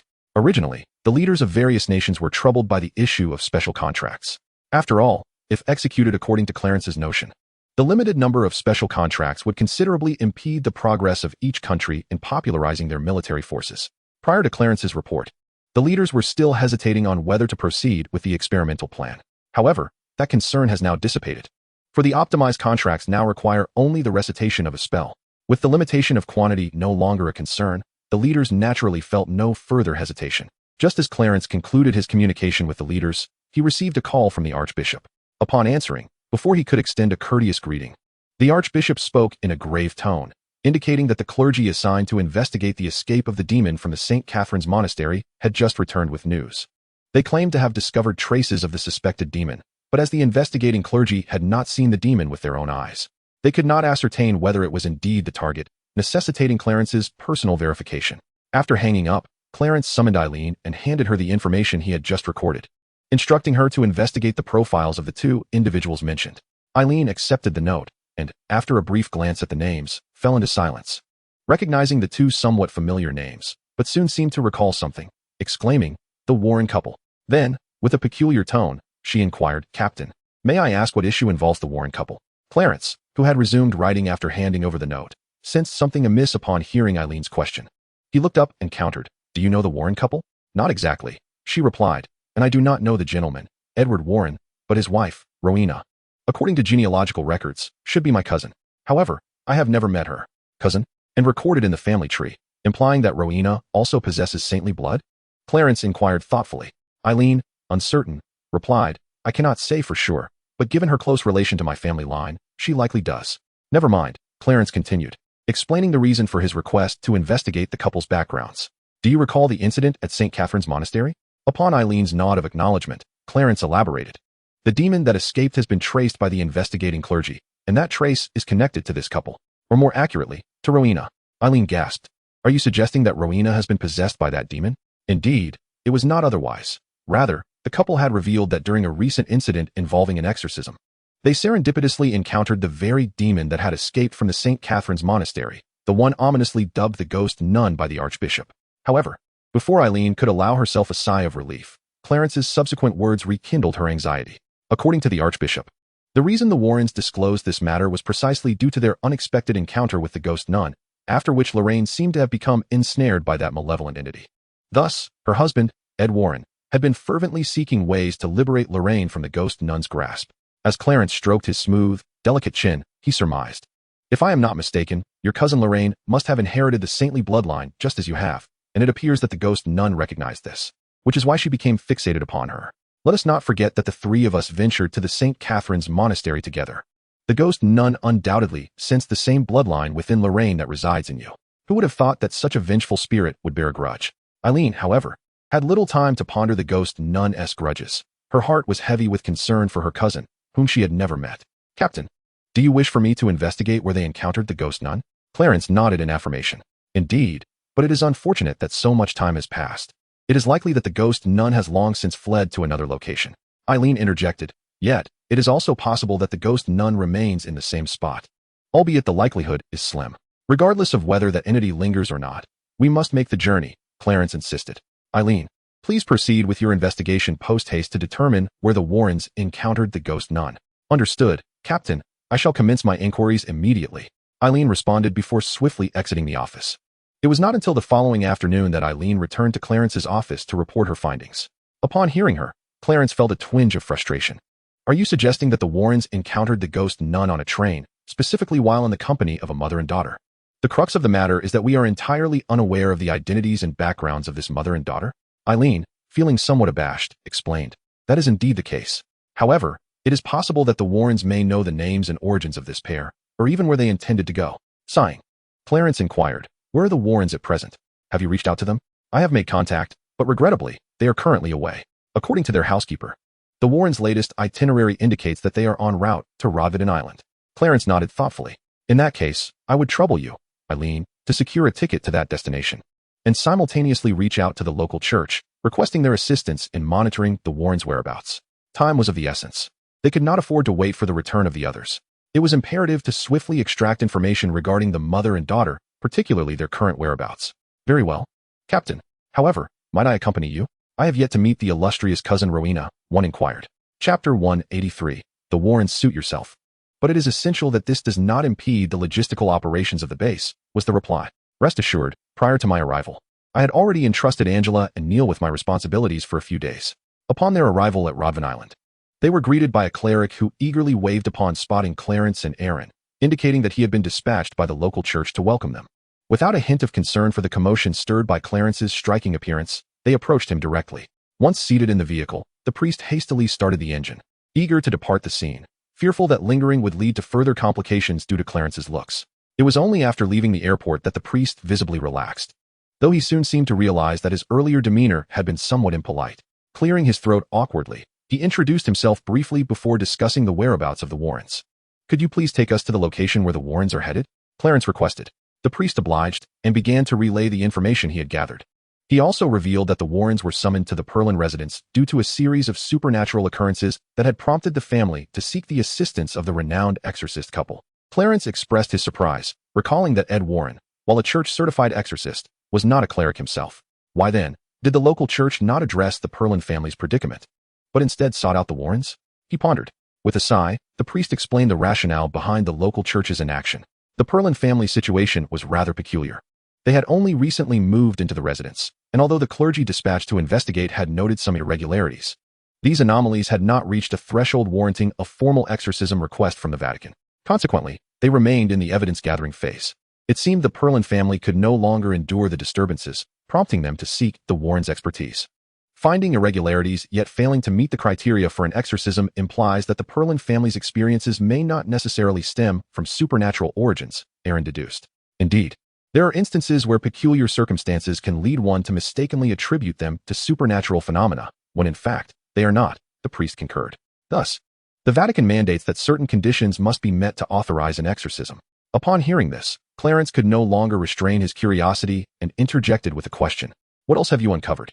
The priest, evidently lost in thought for a moment due to the abundance of information, finally responded, according to the records. The residence of the Perrin family was originally a farmhouse, constructed in 1863 by a man named Jedson. He took a woman named Bathsheba as his wife, who, it seems, had a profound connection with a perilous witch. From this clue, we deduced that Bathsheba likely possessed witch-like qualities herself. Shortly after marrying Jedson, she bore a child. However, when the infant was merely 7 days old, Jedson discovered her performing a sacrificial rite before a fire, offering the child. Following this, she rushed to a tree by the river, ascended it, professed her love for Satan, cursed all who had taken her land, and subsequently hanged herself. Since that fateful day, the farm has witnessed numerous incidents of disappearances and fatalities, which, in a certain sense, can be attributed to those who, inappropriately, encroached upon Bathsheba's land. It was not until the Perrin family of 7 moved in that supernatural occurrences began to manifest. Clarence, reflecting on this account, summarized. So you suspect that if the Perrin family is indeed experiencing supernatural phenomena, the source lies with Bathsheba, the suspected witch, and the curse she placed upon the land prior to her suicide? The priest nodded silently, but then hesitantly added, while our analysis led us to this conclusion. I personally conjecture that Bathsheba was likely not a witch, but rather a cultist of some heretical religious sect. Clarence, taken aback, glanced at the priest, questioning if this suspicion stemmed from Bathsheba's declaration of love for Satan before her demise. The priest subtly indicated his awareness of the existence of witches. Upon hearing this, Clarence grasped the rationale behind the priest's conjecture. The power of magic often rendered witches disdainful of the demons in hell, and even of deities. Thus, If she were truly a witch, it would be inconceivable for her to harbor affection for Satan or to engage in such frenzied acts.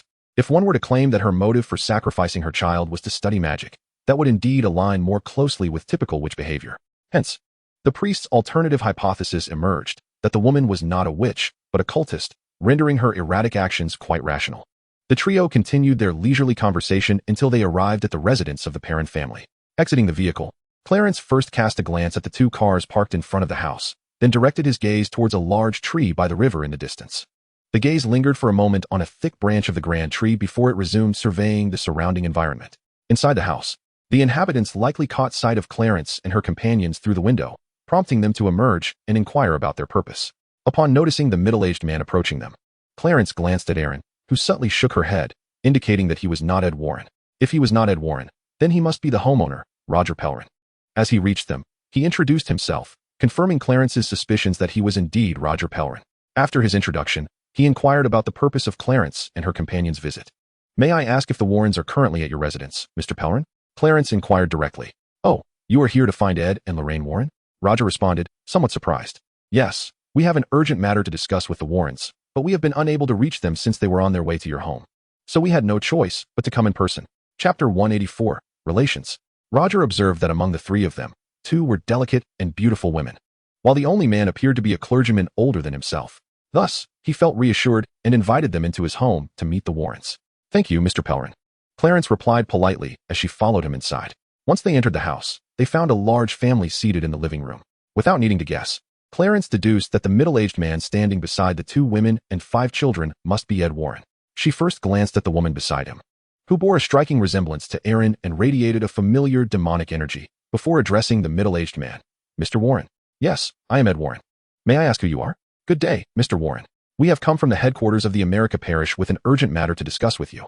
However, we were unable to reach you and your wife, which is why we came in person," Clarence explained briefly, revealing her purpose. Ed, well aware of the location of the America Parish headquarters and the considerable distance from there, realized the gravity of their situation. The fact that Clarence and her companions had come in person indicated that their inquiry was indeed of utmost importance and urgency. "What is it that you wish to ask?" Ed inquired, curiosity piqued. Clarence gestured towards Erin, who was exchanging glances with Lorraine, signaling her to present the information they had gathered earlier. "I would like to ask whether you and your wife encountered a mother and daughter on a certain train on a specific day. Moreover, it was through her encounter with that mother and daughter that your wife, Rowena, became ensnared by the demon known as the Nun of Doom." Upon hearing Clarence's assertion, Ed was initially taken aback, then turned his gaze toward his wife Rowena, whose expression had grown decidedly peculiar. After Rowena subtly nodded in acknowledgement, Ed replied, "Indeed, that is the case. Since then, my wife has been relentlessly tormented by that demon referred to as the Nun of Doom. I have exhausted every possible means and sought numerous individuals for assistance, yet none have been able to liberate Rowena from the demon's grasp. May I inquire, Mr. Warren, if you are aware of the names and origins of that mother and daughter, as well as their intended destination at the time?" Clarence inquired. Ed strained to recollect for a considerable moment before articulating the information he possessed about the pair. "I believe they were of French descent. The girl's mother seemed to be named, perhaps, Marceve?" Ed looked uncertainly at his wife. "It is Marcella. Her daughter is named Sophie, a delightful little girl," Rowena corrected him. Thanks to her reminder, Ed recalled the correct names of the mother and daughter. He continued to reminisce. "I remember them mentioning that the mother was a teacher. She was to return to a boarding school in France where she worked, though she did not disclose the name of the institution, only that it was a church-affiliated school." Clarence took note and then asked, "Mr. Warren, did they mention the approximate location of that boarding school?" They seem to have mentioned it, but..." Ed's face displayed a look of difficulty as he sought assistance from Rowena. "It was somewhere in France, perhaps in a place called Prose." Rowena proved to be more reliable, her attention to detail and memory commendably sharp. Seeing that he had gathered sufficient information, Clarence first relayed this data through a magical network to Doris, requesting her assistance in investigating further. He then expressed his gratitude to the Warren couple, retrieving 2 exquisite cross necklaces from his pocket and offering them to Ed. "These necklaces may prove helpful to you, so please accept them." Ed initially intended to decline the necklaces, yet considering the demon that plagued his wife, he hesitated. Although he doubted that mere necklaces, regardless of their apparent craftsmanship, could resolve his wife's predicament, he felt an inexplicable compulsion to accept them. However, upon touching the necklaces, Ed immediately sensed a peculiar warmth emanating from them. Initially, he attributed this sensation to Clarence having just retrieved them from his pocket, thus retaining some of his body heat. Yet, as the warmth intensified to an almost burning sensation, he realized that these necklaces were far from ordinary. They possessed a remarkable power. Thus, she could not help but raise her gaze towards Clarence, her eyes revealing a sense of astonishment. I believe your wife may be in greater need of it. Noticing Ed's awareness of the necklace's enchanting qualities, Clarence deliberately offered this reminder. You are correct. Perhaps Roland does indeed require this necklace. As Ed spoke, he approached his wife and personally adorned her with the piece. The moment Roland donned the crucifix necklace, she distinctly sensed a transformation, as if both her body and spirit were liberated from an immense burden. The sensation was akin to carrying the weight of an adult woman daily, leaving Roland breathless. Additionally, her nights were plagued by dreams of a terrifying nun, contributing to her recent insomnia. Consequently, she felt utterly fatigued, but in an instant, upon wearing the necklace, it felt as though that oppressive weight had been effortlessly lifted, granting her an unparalleled sense of relief. However, as she reveled in this newfound lightness, she inadvertently noticed dark mist emanating from her body, accompanied by the faint echoes of a woman's anguished wails. Glancing at her husband and the Perrin family, she realized they seemed oblivious to the creeping black fog and the haunting sounds she perceived. Understanding the situation, Roland deduced that her unique vision was once again revealing sights invisible to ordinary eyes. Interestingly, Clarence and Eileen appeared to acknowledge the dark mist as well. Yet they merely cast a fleeting glance before diverting their attention, which astonished Roland. Reflecting on the fact that the necklace had been a gift from them, and their apparent indifference towards it, she pondered the extraordinary power it possessed, suggesting that its givers were anything but ordinary. Nonetheless, what truly piqued Roland's curiosity was the girl trailing behind Clarence. The more she looked, the more familiar she seemed, evoking an inexplicable sense of warmth within her. Chapter 185, Exorcism and Blessing. The more Roland contemplated, the more she felt compelled to inquire. May I ask, what is her name? Following Roland's gaze, Clarence surmised that she had discerned something significant, prompting her question about Eileen's name. This is Sister Eileen, Clarence introduced her, providing insight into Eileen's identity and background.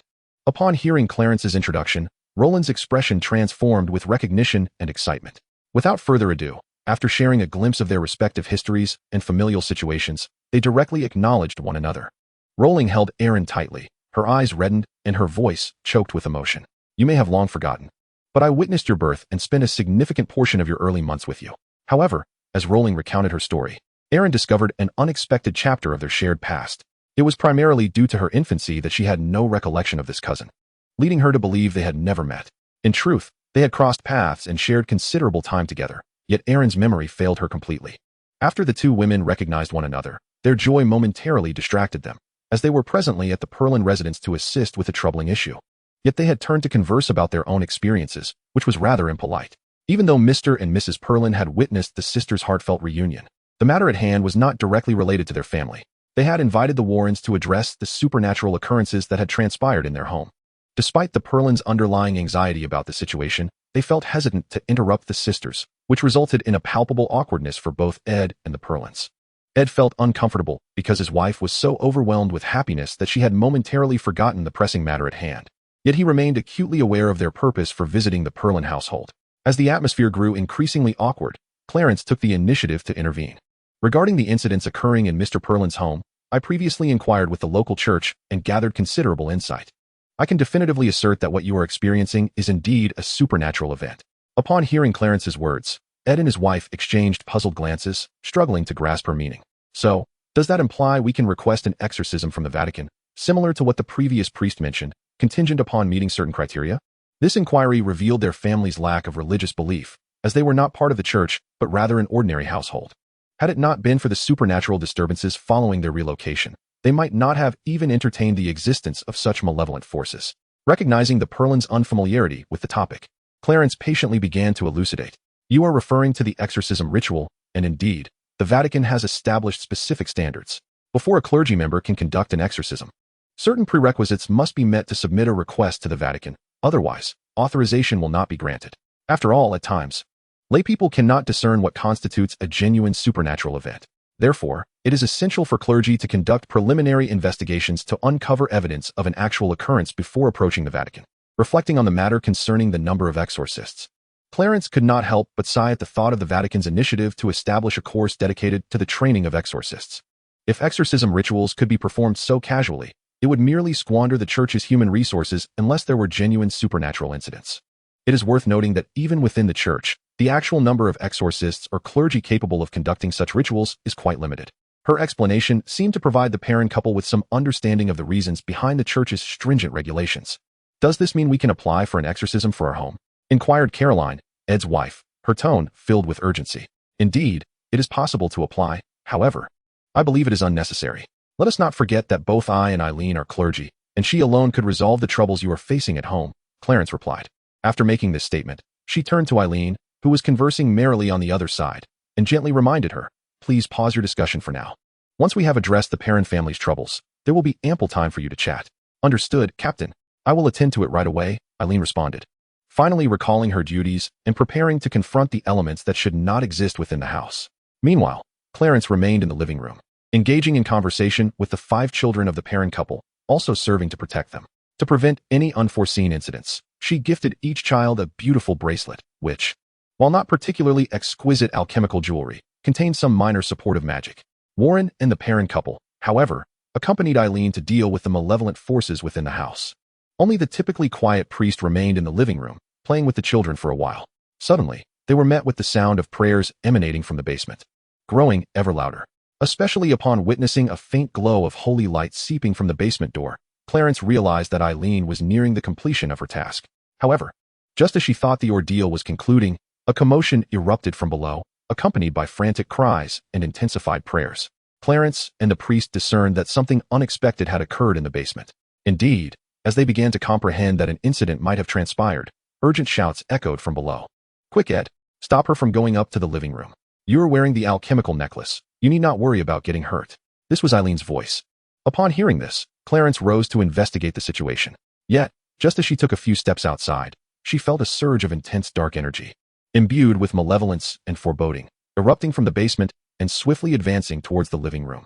The priest and the children vaguely perceived a shadowy figure emanating dark energy, rushing forth from the basement. Although the sight was unclear, akin to a mere illusion, their skin acutely sensed the ominous energy swiftly approaching. Chapter 186, Exorcism and Blessing 2. The malevolent aura contained within this dark energy instilled a sense of dread, causing goosebumps to rise on their skin. Yet, to Clarence, the figure appeared distinctly, revealing its visage and an expression of unrestrained madness. The essence of the matter lay in the black mist that surrounded the figure, from which Clarence could unmistakably discern the energy of a demon. However, this demon was not the ghostly nun. The black fog that had previously emanated from Roland was derived from the nun's energy, whereas the dark essence enveloping this spirit, though seemingly similar, belonged to a different demon. If his conjecture were correct, this spirit was likely the soul of the woman named Bathsheba, as previously mentioned by the priest.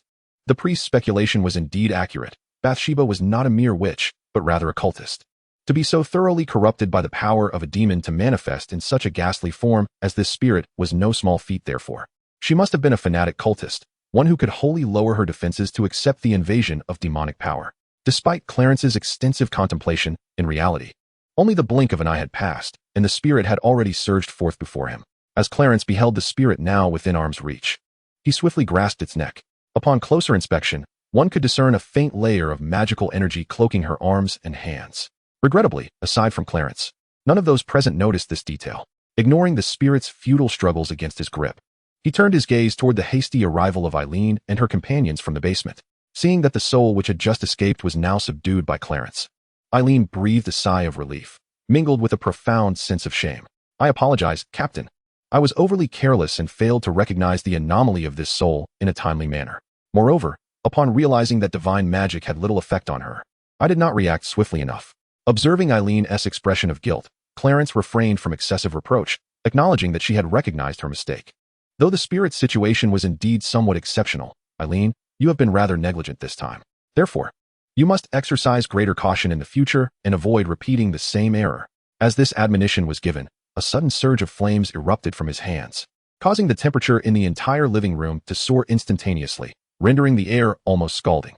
This was the fire of molten lava, which ignited the struggling spirit with fierce intensity. In mere moments, the spirit, along with the demonic energy it harbored, was consumed and reduced to black smoke, dissipating entirely into the atmosphere. "I was careless. I shall prepare more thoroughly next time to avoid repeating the same mistake." "Captain, why have you not sent her to the afterlife?" Upon witnessing Clarence's actions, Aaron inquired, perplexed. After all, in the past, Clarence had always escorted the souls of his enemies to paradise. Yet this time, he had incinerated the woman's soul into a cloud of black mist. This individual is a cultist, a fervent zealot, who is utterly unworthy of ascending to heaven. The only fate that awaits her is descent into hell. Clarence instinctively brushed his hands, as if to rid himself of the ashes left behind by the spirit's immolation. However, his hands were impeccably clean, for when he had grasped the spirit, they were enveloped in a layer of magical energy. He paid no heed to the reactions and thoughts of the others present, aside from Aaron, as they witnessed the intense flames erupting from his hands. Instead, he inquired about the fate of the other spirits concealed within the house. Have the others been dealt with? All within this house have been resolved, yet there are likely some remaining within the expanse of the entire farm. Aaron then expressed her perspective. However, I believe the remaining ones pose no significant threat. They are primarily under the influence of the soul of the woman, Bathsheba. It seems she has deduced that the spirit which recently fled from the basement is that of the woman who sacrificed her own child and subsequently hanged herself. Yet, Clarence shook his head, appearing to dismiss her viewpoint. Even if they pose no threat, they cannot be permitted to linger. After all, during this peculiar time, even the most innocuous spirits are susceptible to being corrupted by dark forces, potentially transforming from benign entities into malevolent or evil spirits, which would only complicate matters further. He declared with unwavering conviction that we must take advantage of the present moment and eliminate them while we are here. Aaron, reminded by Clarence's words, recalled that we are indeed amidst a resurgence of dark forces. Thus, as she articulated, even harmless souls, once tainted by dark energy, could be eroded and influenced, ultimately becoming harmful entities. This is not mere hyperbole, but a very real possibility. Yet, while she acknowledged this fact, the thought of purging all the spirits hidden throughout the entire farm filled her with a sense of dread. The sensation of tingling on the scalp arises from the necessity of locating the concealed presence of spirits before bestowing blessings and conducting purification, without first discovering those souls. How can one even speak of blessings and purification? However, the challenge lies in the vast expanse of this farm, which even boasts a river within its bounds. One can only imagine the immense workload that entails. Clarence cast a glance at her, pondering that this young woman seemed rather rigid in her application of divine arts. One should not impose limitations upon oneself. Upon reflection, who has ever stated that the use of divine arts is constrained by distance or scope? It entirely depends on how one applies it. After offering a word of guidance to Aaron, Clarence retrieved a scripture and began to recite it. As an intangible yet profoundly serene and warm energy wave swept over Aaron and the others, she instinctively widened her eyes, gazing at Clarence in disbelief. She wondered if blessings and purification could indeed be invoked without specifying a target.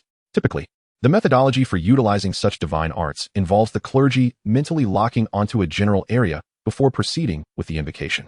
Generally, this so-called general area is limited to the size of an entire building, with the most common applications being for rooms, individual items, or specific individuals. Chapter 187, Dangerous Artifacts. The crux of the matter is that different targets necessitate entirely distinct prayers for blessings. Yet, Clarence's current invocation evidently transcended mere blessings for the building they occupied, extending to an unknown breadth. Yet, the prayers she recited were seemingly tailored for a single structure, which was indeed astonishing.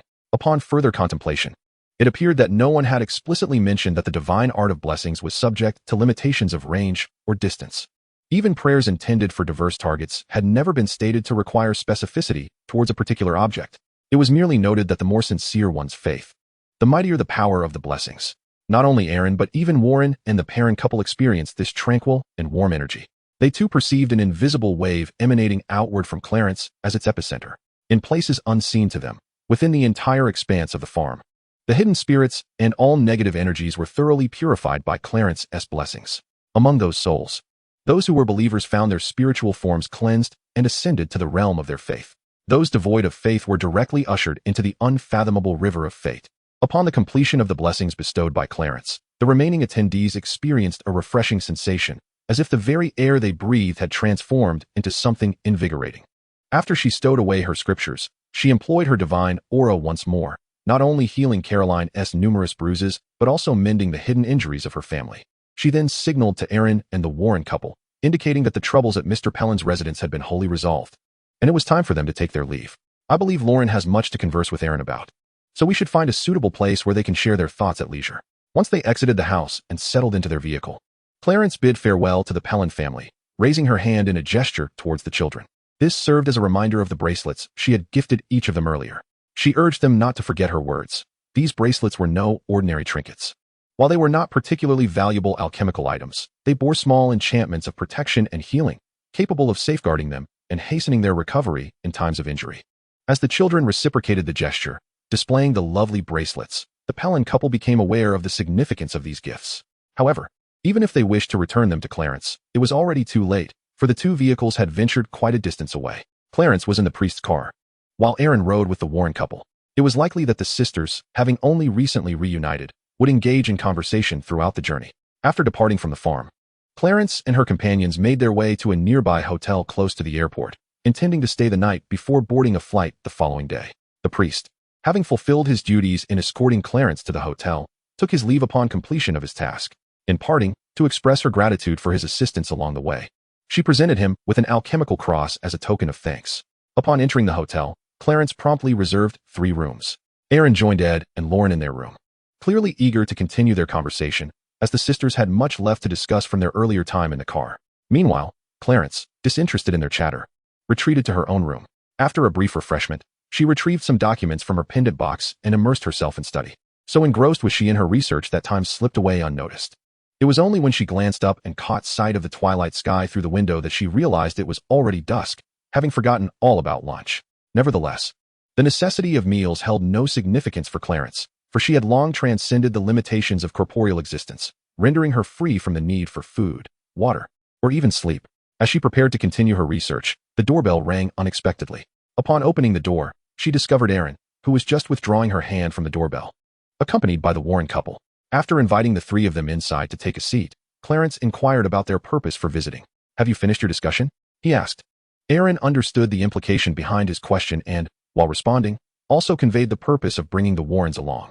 "Yes, Commander, in addition, I would like my cousins to connect to the magical network as well." Clarence, upon hearing this, readily agreed, for it was not a matter of great significance. "Of course, you may guide them through the connection process, but do ensure confidentiality. It is not prudent to broadcast this information widely at present." While he consented to allow the Warren couple to connect to the magical network, he did not forget to remind them of the importance of discretion. Aaron nodded in understanding before segueing into another matter. Aside from connecting to the magical network, Ed had encountered numerous exorcism incidents over the years. However, as he was not a member of the clergy, he was unable to properly dispose of certain special artifacts after resolving these incidents, relegating them to the confines of his home's basement for safekeeping. At this point, Aaron cast a complex glance at her brother-in-law, recognizing that such dangerous items could not remain in the hands of ordinary individuals. Despite Ed's weekly invitations to several nearby priests to bless and purify the basement, as well as reinforce the seals, the situation remained perilously precarious. Finally, Aaron articulated her thoughts and intentions. "Therefore, I wish to transport all of those items from his home back to the sub-base." Upon hearing this, Clarence instinctively glanced at Ed. "Mr. Warren, you certainly possess considerable audacity, but your approach is undeniably fraught with peril." Ed displayed a troubled expression. "In truth, I initially contemplated transferring those items to the church for proper handling. Though I possess some knowledge and methods regarding exorcism, I am not a true member of the clergy and lack unwavering faith." As if recalling the scene from that time, Ed rubbed his temples in distress. "However, it seems the church is also quite burdened by the containment of such artifacts. Thus, in the absence of alternatives, I had no choice but to store them in my home's basement." Chapter 188, Speculation. Though Ed's final statement was somewhat vague, Clarence grasped its meaning, suspecting that the church had indeed refused to accept the items. Indeed, such artifacts cannot be destroyed by ordinary means, and if centralized containment were attempted, it would pose considerable risks and challenges, compounded by resource concerns. In ordinary churches, there exists no designated space for the containment of such extraordinary artifacts, nor can they bear the burden of their consumption. Only at the headquarters of a parish can one find such specialized places. Clarence briefly elucidated this, for she was acutely aware of the church's considerable distress regarding these perilous items. Initially, during her time at the Vatican, the reason the old pope instructed her to transfer those dangerous objects from the underground sealed repository to the Knights' headquarters was precisely that even the Vatican found this issue quite troublesome. If the Vatican itself struggled with such concerns, how much more so would smaller churches or mission stations? Thus, it was indeed peculiar that Ed was initially denied assistance. Or rather, that he was not granted it would be the true anomaly. Of course, the church would not simply turn a blind eye to the matter. Otherwise, from where would they have summoned those uniquely skilled priests? Moreover, they had enlisted multiple priests who would regularly visit his home's basement to bestow blessings and purification. Did they truly believe that such gifted priests were as commonplace as cabbages by the roadside, found in abundance in any church? It was evident that the church was well aware of Ed's situation, which is why they deliberately dispatched those priests to the church near his home. Their objective was to periodically visit Ed's basement to confer blessings and reinforce the seals. After hearing Clarence's explanation, Ed began to grasp the reasons behind the church's initial refusal. He had not anticipated that the church would find it challenging to manage such hazardous artifacts. After a moment of contemplation, Clarence made a decision. Very well. Tomorrow we shall first visit Mr. Warren's home to assess the situation. If it appears dire, I shall personally bestow additional blessings and seals. Once Aileen and I return from France, we will transfer those dangerous items to the sub-base. As for Mr. Warren, should you acquire similar items in the future, you may directly contact Aileen, and she will dispatch specialized personnel, or alternatively, you may deliver them to the sub-base yourself. Ed, relieved to be rid of such a significant burden at home, smiled gratefully. I appreciate your assistance. After addressing the matter at hand, Clarence returned to her desk to continue her research. Meanwhile, Aileen guided the Warren couple in forming a contract with the magical network and instructed them on how to utilize its various functionalities. As for why Aileen and the others insisted on conducting the contract in Clarence's room and teaching the use of the magical network there, it was simply because the contract and the utilization of other features posed no inherent danger, unlike the casting of spells, which was entirely different. Additionally, Aileen understood that Clarence possessed a unique talent and aptitude for teaching, which would enable the Warren couple to learn the magical knowledge at a much swifter pace under her guidance. At first, Clarence was unaware of Erin's subtle intentions, only realizing her motives after she boldly expressed her requests. With a sigh, he knew he had to impart his knowledge, as the Warrens were Erin's relatives, and under such circumstances, she would naturally not refuse their assistance. Fortunately, the couple displayed commendable aptitude, particularly Rowena, who, possessing the bloodline of a certain saint, exhibited greater talent than her husband, Ed. Within half an hour, she was able to manage a basic illumination spell, while Ed required 2 hours to achieve the same feat. In fact, Ed's innate ability was notably superior to that of Charlie, Bella's father, whom Clarence had previously taught in Foxtown. Despite the latter's own talents being enhanced by Clarence's unique skill, eager to teach. Thus, it was evident that although Ed could not match his wife's prowess, he surpassed Charlie in terms of innate ability. Upon witnessing Ed's ability to conjure the illumination spell, Clarence decided to conclude the session. Having successfully performed the spell, the remaining task was merely to refine and practice it further. He retrieved 2 sets of instructional materials from a pendant box and handed them to Ed and Rowena, suggesting they could either study these books or explore the magical network for further learning. Should they encounter difficulties, they were encouraged to consult those with teaching credentials online or to reach out to Aaron and himself. Perhaps influenced by the allure of magic, Ed, who had initially planned to dine at a hotel restaurant, opted instead to summon room service. The 4 of them engaged in conversation over dinner, with the Warren couple persistently inquiring about various aspects of magic. Clarence answered their questions without displaying any sign of impatience. Rather, he found the act of teaching to be a refreshing diversion after the intense mental exertion of his earlier studies. The illumination spell, being a fundamental incantation, contained relatively little complexity. After teaching for over 2 hours, Clarence had nearly exhausted the topic. Having addressed numerous queries, the Warrens refrained from posing further questions as they neared the completion of their meal, shifting the conversation towards the haunting of the ghostly nun. The terrifying demon had been a constant torment for Rowena, leaving her physically and mentally drained. Ed had explored every avenue and sought assistance from many, yet they had been unable to rid themselves of the demon's grip. It was only through Clarence's intervention that they managed to resolve this troubling matter, liberating Rowena from the specter of the ghostly nun. Thus, it is entirely natural for Ed to harbor such curiosity about the ghostly nun.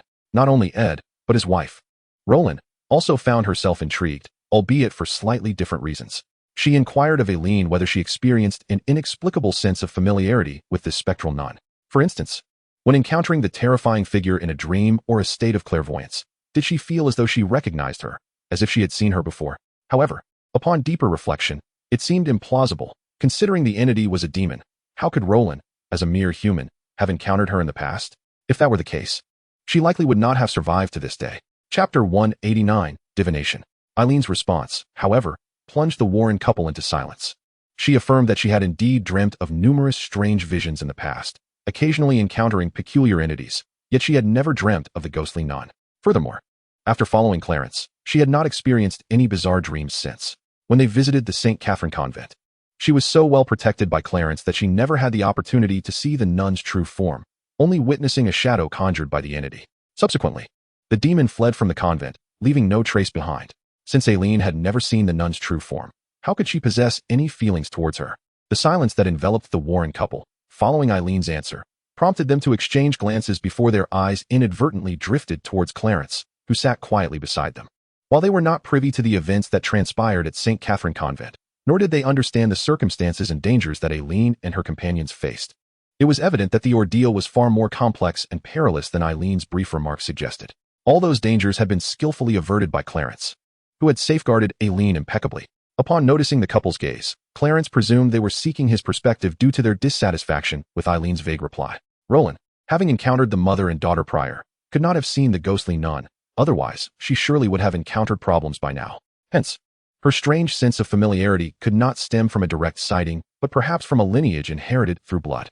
At this juncture, Clarence glanced at Aileen, speculating that she might not have disclosed to her cousin the tale of their ancestor who had once been a saint. Roland, you may not be aware that your family lineage boasts a saint among its ancestors, and both you and Aileen have inherited the bloodline of that holy figure. Thus, the two of you are inherently endowed with a certain extraordinary power. Perhaps it is due to your saintly ancestors' dealings with the ghostly nun, which evokes a sense of familiarity within you. After pondering this notion, Rowling nodded in agreement, finding Clarence's reasoning to be quite logical. Naturally, she was astonished to learn that a saint had once graced her lineage. The four of them engaged in casual conversation for a while, and as the hour grew late, they each retreated to their respective rooms to rest, preparing for their journey to the Warren couple's home the following day. Upon returning to their chambers, did Aileen and the others immediately succumb to slumber? Clarence was uncertain. However, after further contemplation, she could no longer resist the urge to connect with Doris through the magical network. After all, earlier that morning, during her visit to the Perrin family, Clarence had relayed all the information she gathered from the Ed couple to Doris via the magical network, requesting her assistance in the investigation.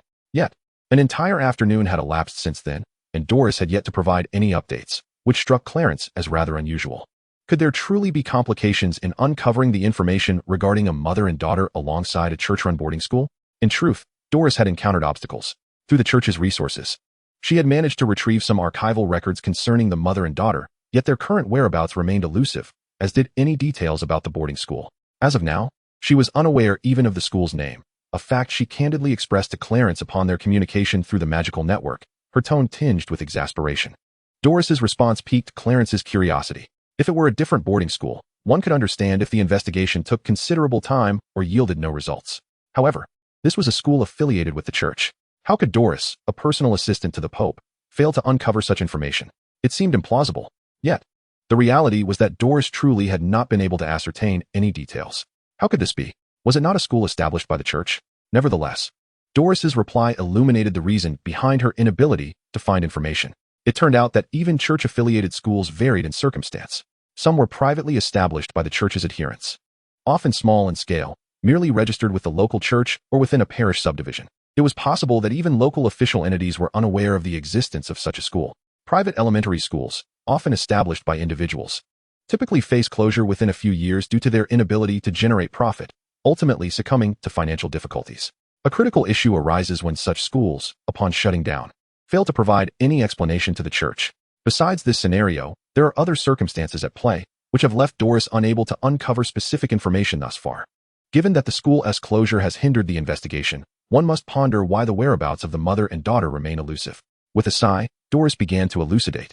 It was now June, and as the hometown of Lavender, Prose was experiencing its peak blooming season, attracting a significant influx of visitors. Perhaps due to this topic, certain unpleasant memories seemed to surface for Doris, causing her tone to take on a melancholic shade. Notably, the region is renowned for more than just lavender. Clarence, at this juncture, grasped why Doris was unable to ascertain the fate of the mother and daughter. Glancing at the clock, he noted it was nearly midnight, prompting him to express his apologies and suggest that Doris cease her investigation, as he would employ divination to seek answers instead. However, upon hearing Clarence's intention to use divination, Doris expressed her concerns, questioning whether such practices might pose a danger to him. After all, in fairy tales and various accounts, figures like diviners often meet unfortunate ends, as the art of predicting the future exacts a price. Indeed, genuine seers or prophets, upon acquiring the ability to foretell the future, often sacrifice something significant. And this process entails a certain cost. While powerful diviners or prophets may mitigate this cost through various means, rendering it seemingly trivial, the act of prophesying undeniably carries a price. The distinction lies merely in the magnitude of the cost or the method employed to offset it. Even the most renowned diviner and prophet of modern times, Grindelwald, is said to have sacrificed one of his eyes to gain the ability to foresee the future. The specifics surrounding Grindelwald's eye are known to only a select few, and Clarence was not among them. nor was he particularly curious about the matter. For him, the price of conducting his own divination and predicting the future merely involved the expenditure of a portion of his magical energy, a resource in abundant supply for Clarence. Rest assured, Doris, when I engage in divination, the cost is not exorbitant, and certainly, it is merely a matter of discerning the whereabouts of a mother and daughter. Doris pondered this and felt a sense of relief. After all, Clarence's unfathomable power led her to believe that the price of foreseeing the future would not impose any significant burden upon her. Moreover, as she herself had stated, the matter was not of great consequence. It was simply the whereabouts of a mother and daughter, a trivial issue that surely would not demand a hefty price. Upon concluding her communication with Doris, Clarence retrieved a crystal ball from the pendant box and commenced her divination. However, as the images within the crystal ball shifted incessantly, her countenance began to darken. The reason for her grim expression was not due to her inability to perceive the mother and daughter, quite the contrary. She clearly saw them, and even the boarding school where they resided. Yet, what darkened her mood was the appearance of Maurice within the vision. Moreover, Morris's physical state appeared gravely compromised, as if he had suffered severe injuries, requiring the support of the mother and daughter to walk. Of course, as the images within the crystal ball shifted once more, her expression softened slightly. She witnessed Morris's body restored to its normal state, cohabitating with the mother and daughter, leading a joyful and harmonious life, eventually assuming the role of headmaster of the boarding school. Shifting her gaze from the crystal ball and concluding the divination, Clarence began to analyze the information gleaned from the images she had just witnessed. From those visions, she discerned several crucial clues. Firstly, the current location of the mother and daughter, as well as the specific site of the boarding school, was evident.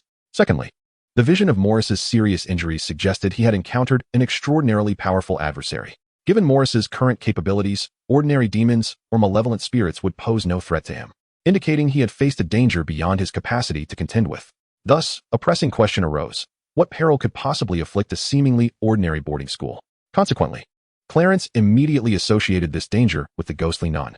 After all, one must not forget the true purpose behind her search for the whereabouts of the mother and daughter. From this, it became clear that the ghostly nun was indeed lurking near the mother and daughter, perhaps having even possessed one of them. Lastly, it appeared that Maurice shared a profound connection with the mother and daughter. Regrettably, it appears that this very circumstance has led to Morris never returning to the Knight's Order. Instead, he remained at the boarding school, assuming the role of headmaster, living a joyful life alongside that mother and daughter. Furthermore, within the imagery, there was a manifestation enveloped in a rich, divine light, which Clarence could not discern. It is speculated that this might be an unknown sacred artifact, considering the intensity of the light, which showed no signs of diminishing. This artifact, it seems, bore a striking familiarity to Clarence, reminiscent of the bloodline inherited from a certain saint within Eileen. There exists a strong possibility that this unidentified relic is connected to the sisters Eileen and Roland. Lastly, in the initial fleeting vision, there was the young girl who was strangled. The peculiar phenomena surrounding her death indicated that she was no ordinary child, but rather a young witch, merely 8 or 9 years of age. The dark red energy emitted during the manifestation of her powers suggested that this little witch was indeed a quiet one. Given her tender age and her role in delivering supplies to the boarding school to earn some money, it was evident that her family's circumstances were far from prosperous. Under such conditions, coupled with her identity as a witch, it is highly plausible that she became a vessel for a dark magic akin to the quiet sorcery. Through the signs observed in the vision, Clarence deduced that the specific time of the young witch's strangulation would occur in 2 to 3 days. Thus, he did not feel an urgent need to rush to her aid. After returning the crystal ball to its pendant box, Clarence contemplated before contacting Morris via the magical network at the base. He transmitted the prophetic imagery he had just witnessed, seeking to ascertain his thoughts on the matter.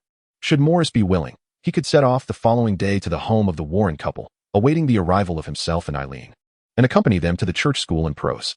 If he was unwilling, then there would be no need for the journey. Upon receiving Clarence's message, Morris hesitated for quite some time before responding. He began to pack his belongings immediately, opting not to wait until dawn but to depart right away. After concluding the communication, Clarence sighed softly, pondering whether this decision stemmed from a mere infatuation or if he truly shared a profound connection with that mother and daughter. What could this choice signify? It implies that Morris's decision to accompany them to the boarding school likely indicates that he will not be returning to the Knight's Order. Although one cannot assume that the choice of another to accompany them signifies a definitive decision, it is not entirely unfounded. However, if one truly lacked interest, they would not have the desire to follow along. Hence, Clarence surmised that there was a significant likelihood that Maurice would remain and prosper after this visit. Chapter 191, Departure and Arrival. The following day, after the quartet enjoyed breakfast at their hotel, they boarded a flight to the residence of the Warrens. Upon arrival, They encountered Maurice, who had arrived earlier and was seated under a tree in the yard, seemingly lost in thought. Oblivious to Clarence and Aaron's presence as he stared blankly at the grass beneath him, pondering something unknown. Upon witnessing this, Clarence gestured to Aaron, instructing her to return to the Warren household, before leisurely approaching Maurice's side. He stood quietly for a moment before speaking. "Maurice, the self-proclaimed rogue. Have you finally found your haven?" Clarence's sudden inquiry startled him. Once he regained his composure, he replied in a contemplative tone that he had yet to make a decision. Therefore, one should not presume that he had found his unique sanctuary just yet. "Your current demeanor starkly contrasts with your words," Clarence remarked, not waiting for Maurice's response before elaborating on the Warrens, particularly the relationship between Rowena and Aaron. "Cousin?" Maurice's expression was a tapestry of emotions, relief intertwined with a hint of regret. Yet, there was also a sense of joy for Aaron's newfound connection. "It's rather fortunate. At least she has found a relative. I believe that Aaron will no longer often sit alone in solitude, gazing at the scenery as if reminiscing about something." As Clarence observed Maurice's expression and his poignant words, he felt a twitch at the corner of his mouth. It dawned on him that Maurice harbored certain affections for Aaron, albeit never having vocalized them. Such unexpressed sentiments left not only others oblivious, but even Clarence himself only suspecting, rather than knowing, the truth of Maurice's feelings. Otherwise, how could he be so attuned to Aaron's every move? Even noting when she sat alone on a hillside at the base, lost in contemplation of the view? Yet, Clarence entirely overlooked another significant detail. Every time Aaron felt lonely and ventured outside to seek solace in the scenery, it was she who ultimately offered comfort to him. "Enough. Rise now. Do not overthink. Simply follow your heart. Whatever your heart desires, allow yourself to make choices in accordance with it. Just ensure that you do not find yourself regretting your decisions in the future," Clarence urged, for the trio was soon to board a flight to France. And time was of the essence, leaving no room for lingering contemplation. "As for one's inclinations, I cannot help but feel a tinge of regret at this very moment." Maurice cast a lingering glance at Clarence's retreating figure before hastening to catch up. The three did not linger long at the Warren household. After Clarence had inspected the basement and bestowed new blessings for purification, along with reinforcing numerous seals, they bid farewell to Mr. and Mrs. Warren and their daughter, proceeding to the airport to board their flight to France. Throughout the journey, they encountered numerous passengers, of both genders, who sought various excuses to engage with Clarence, thus ensuring that the lengthy 8-hour voyage was far from dull. In fact, Aaron and Maurice found great amusement in watching the commotion surrounding Clarence, entirely oblivious to her exhaustion as she navigated the incessant attention of the eager passengers. Eventually, when her patience wore thin, she resorted to casting a spell in their vicinity, bringing about a much-needed tranquility. As for casting spells on the airplane, would it not be detected by the Ministry of Magic? In the past, this was indeed the case, and it remains so. However, following the global implementation of the first phase of the Magical Network Initiative, a conference was held with the Ministry of Magic in various countries. The specifics of the meeting need not be elaborated upon, but regarding the magical fluctuations that occur during spellcasting, the officials and the ministry established a series of legal regulations through discussion. Among these stipulations was a prohibition on the use of magic on airplanes unless in dire or necessary circumstances. Violators would face penalties commensurate with the severity of the infraction. In essence, should one cast a spell on an airplane without causing grave consequences and outside of critical moments, the worst outcome would merely be a fine. Compared to the past, when detection by the ministry could lead to severe repercussions, the current penalties are considerably lighter. One simply needs to pay the fine upon disembarking the aircraft. Failure to do so would result in official representatives seeking you out for a discussion. Thus, in the present context, Clarence's decision to cast a spell on the airplane to evade further entanglement truly does not constitute a significant issue. This minor legal provision reflects the profound impact that the gradual dissemination of the magical network has had across various domains. However, this influence is benevolent and is welcomed by the vast majority. Upon the arrival of the airplane in France, evening had already descended, prompting them to find a nearby hotel for the night, with plans to visit the boarding school the following day. Maurice and Aaron, being mere mortals, were not comparable to Clarence. After a full day of travel, they felt quite uncomfortable. Thus, once they entered their hotel room, they refreshed themselves briefly before resting. Only Clarence remained in his room, diligently poring over research materials. When ennui set in, he would divert his attention to the television or gaze out the window at the scenery, for idleness was not an option. The night passed in silence, and by the next morning, after a hearty breakfast and some special preparations, the trio took a taxi to the boarding school. Coincidentally, they encountered the little witch seen in the crystal ball, who was presently pulling a small wooden cart towards a side entrance of the school where supplies were stored. Clarence chuckled softly, casting several protective spells discreetly. He then led Aaron and Maurice into the school, perhaps owing to the absence of classes at that moment. They were soon spotted by a female teacher. This teacher, who approached them with inquiries, happened to be Marcella, the very woman Clarence had glimpsed in the crystal ball, destined to reunite with Morris and lead a joyful life together in the future. Following her was a small child, likely Sophie, who in the future would share an excellent rapport with Morris and was also Marcella's biological daughter. It seemed this mother-daughter duo shared a profound connection with Morris. The little girl, though initially taken aback by Clarence's appearance, ultimately found herself captivated entirely by Morris. Her large eyes fixated on him, and suddenly, she broke into a smile, her eyes curving into crescent moons, enhancing her charm. It was evident that her laughter sprang from Morris's playful antics, as he made silly faces at her, despite their unfamiliarity. While the nature of their silent interplay remains unspoken, Clarence cleared his throat as a preamble and articulated their purpose for visiting. Directness was always Clarence's preference. He believed it spared unnecessary complications, albeit at the cost of slightly more convoluted explanations.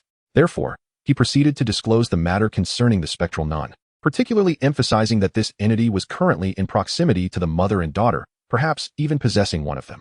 However, to speak candidly, particularly regarding such matters, a normal person's initial reaction would undoubtedly be skepticism. In truth, Marcella also found it difficult to believe Clarence's narrative. Yet, she felt that there was no compelling reason for him to deceive her with such a tale. After all, even if he intended to trick her, he surely would not resort to such a flimsy excuse. Furthermore, his striking appearance and unique aura could not possibly belong to an ordinary individual. Even a con artist could not masquerade so convincingly. It is not that Marcella possessed any extraordinary ability to discern a person's true nature, but rather that through extensive encounters, she had naturally cultivated a distinctive perspective. With her experiences and insights, she could generally deduce the social strata to which a person belonged. Even the most adept deceivers could not flawlessly disguise themselves across social boundaries. Without personal experiences and specialized training, it was impossible to develop corresponding behaviors and characteristics. Of course, this is not absolute. There may well be those who invest considerable resources in training individuals, gradually shaping their demeanor and essence. Yet, would such individuals still qualify as con artists? Moreover, to be honest, what could a divorced middle-aged woman with a dependent daughter possibly have that would be worth the trouble of deception, especially at such great expense? Thus, Marcella did not perceive Clarence and his companions as con artists, much less as threats to her. It is important to note that she had just secured her current job while caring for her daughter, and she had yet to receive her first paycheck. Their living and dining arrangements were entirely provided by the school. Under these circumstances, what foolhardy con artist would attempt to deceive her? It is far more likely that they would feel pity for the plight of a single mother and her child, perhaps even offering support instead. Of course, this is merely a jest. The crux of the matter lies in the fact that, since they were not attempting to deceive her, the claims they made, particularly those concerning a so-called ghost nun, were simply beyond her belief. Moreover, if, as Clarence asserted, this so-called ghost nun was a malevolent spirit or demon lurking around her and her daughter, there ought to be some indication of something amiss. Yet, in reality, she had detected no such anomalies. Neither she nor her daughter Sophie exhibited any unusual behavior, aside from minor adjustments due to their change in living and schooling environments. Transitioning to a new setting, even an adult like herself needed time to acclimatize, how much more so for a child? In summary, Marcella had found no evidence of anything out of the ordinary. Due to her inability to comprehend Clarence's intentions, Marcella appeared somewhat flustered, unsure of how to respond. It was evident that her interlocutor neither believed her assertions nor could grasp her true motives, leaving Marcella at a loss for words. Clarence then inquired whether she could accompany him to the residence shared by Marcella and her daughter, asserting that only upon witnessing certain things firsthand would he be convinced. Logically, Clarence's request was quite audacious. It was improbable that anyone in their right mind would acquiesce to such a demand. Yet, for reasons unbeknownst to her, Marcella surprisingly consented. Seizing the moment before classes commenced, she led Clarence to the room she shared with her daughter. As for what compelled her to agree so inexplicably, whether Clarence had employed any underhanded tactics, is a matter that requires no elaboration. Upon arriving at Marcella's residence and ensuring the absence of outsiders, the situation became markedly more manageable.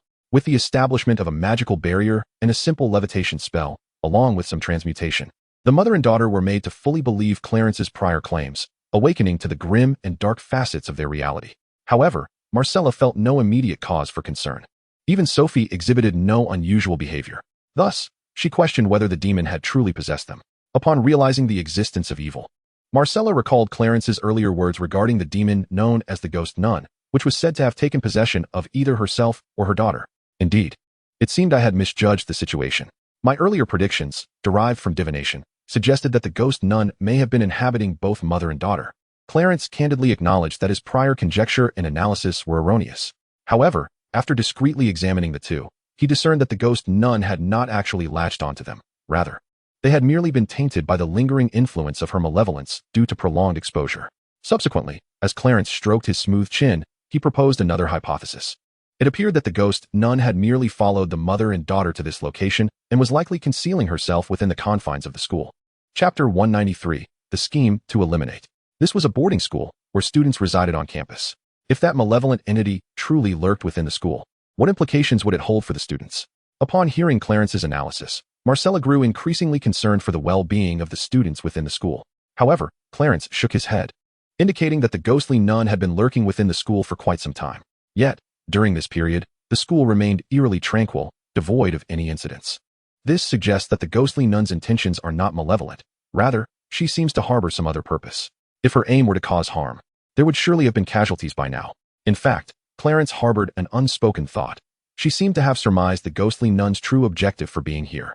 Previously, through the crystal ball, she had glimpsed the existence of a certain sacred artifact within these walls, although she could not discern its exact nature. Nevertheless, the absence of violence implies that the remaining possibility lies with this enigmatic relic. Yet, as a demon, why would she seek a sacred artifact? After all, such objects could inflict severe damage upon demons. However, there is a saying, eliminate all impossibilities, and whatever remains, no matter how improbable, must be the truth. It can be concluded that this artifact holds significant value for the ghostly nun, being both crucial and vital. Currently, the available clues are insufficient for Clarence to analyze the specific connection between the ghostly nun and the school's sacred relic.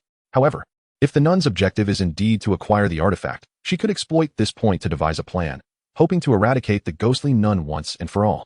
With this in mind, Clarence began to inquire about the headmaster of the boarding school. To set a trap to eliminate the ghostly nun, it was imperative to first locate the sacred artifact. The ghostly nun had been present for some time, but had yet to succeed, or else there would be no living souls remaining in the school or its vicinity. Thus, it is certain that the artifact is concealed in a secret and highly secure location within the school, hidden so deeply that it has evaded the ghostly nun's grasp. It is likely that her continued presence in the school is to seek out the hiding place of this artifact. Therefore, if Clarence wishes to devise a plan, she must first ascertain the precise location of the relic. However, if even a demon like the ghostly nun has yet to discover it, how could she? Naturally, she would need to consult someone. What other course of action could she take? The reason the ghostly nun has been unable to find it is evidently due to the location's ability to shield itself from certain detection methods and sensory abilities. This renders Clarence incapable of locating it as well. Thus, the only viable option is to ask someone. But whom should she inquire? The students are not a consideration, and Marcella has only recently begun working at the school, making it unlikely that she would possess any useful leads. What remains is the esteemed principal of the school, who, being well acquainted with her institution, would undoubtedly possess some valuable insights. However, while the intention was commendable, reality proved otherwise.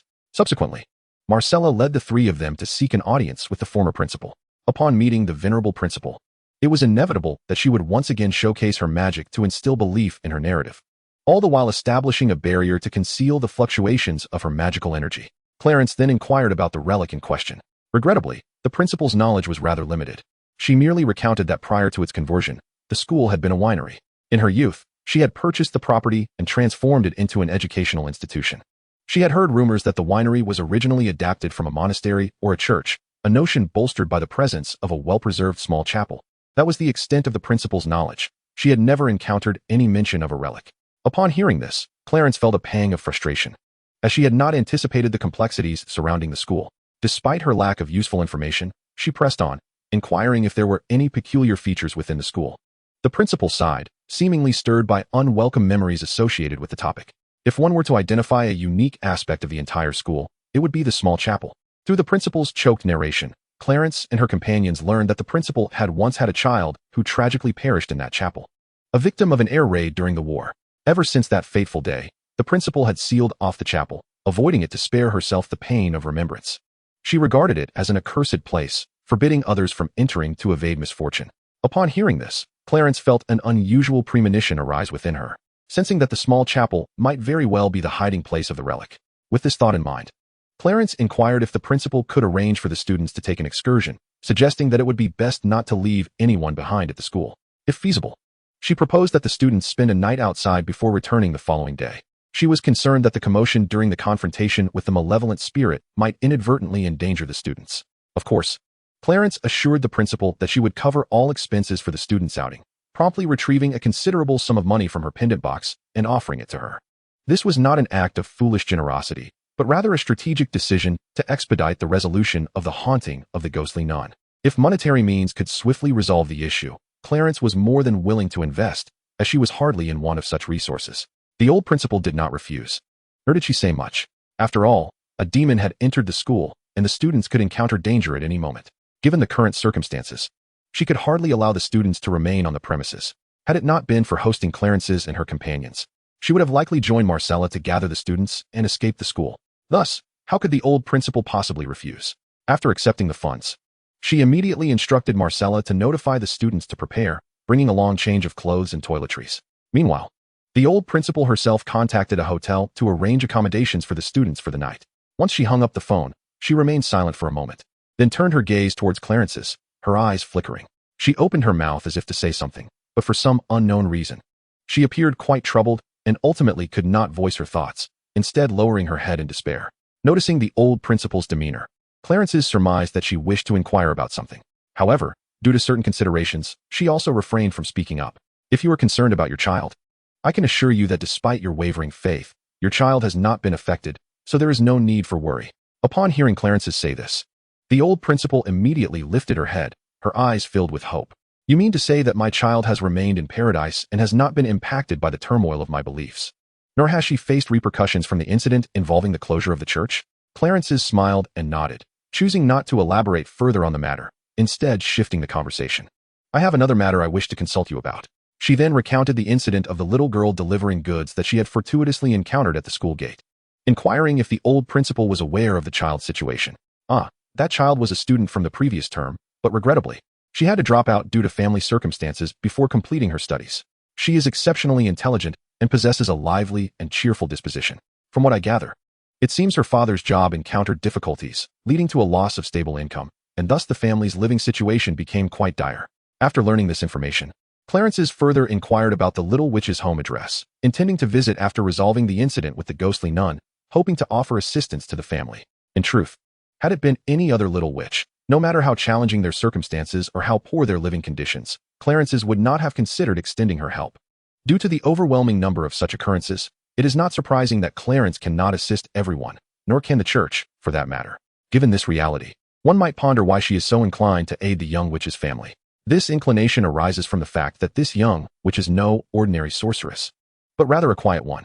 Setting aside the rarity of quiet ones surviving past the tender age of 10, it is crucial to note that should she endure severe emotional turmoil, the latent quietness within her could spiral out of control, leading to catastrophic consequences.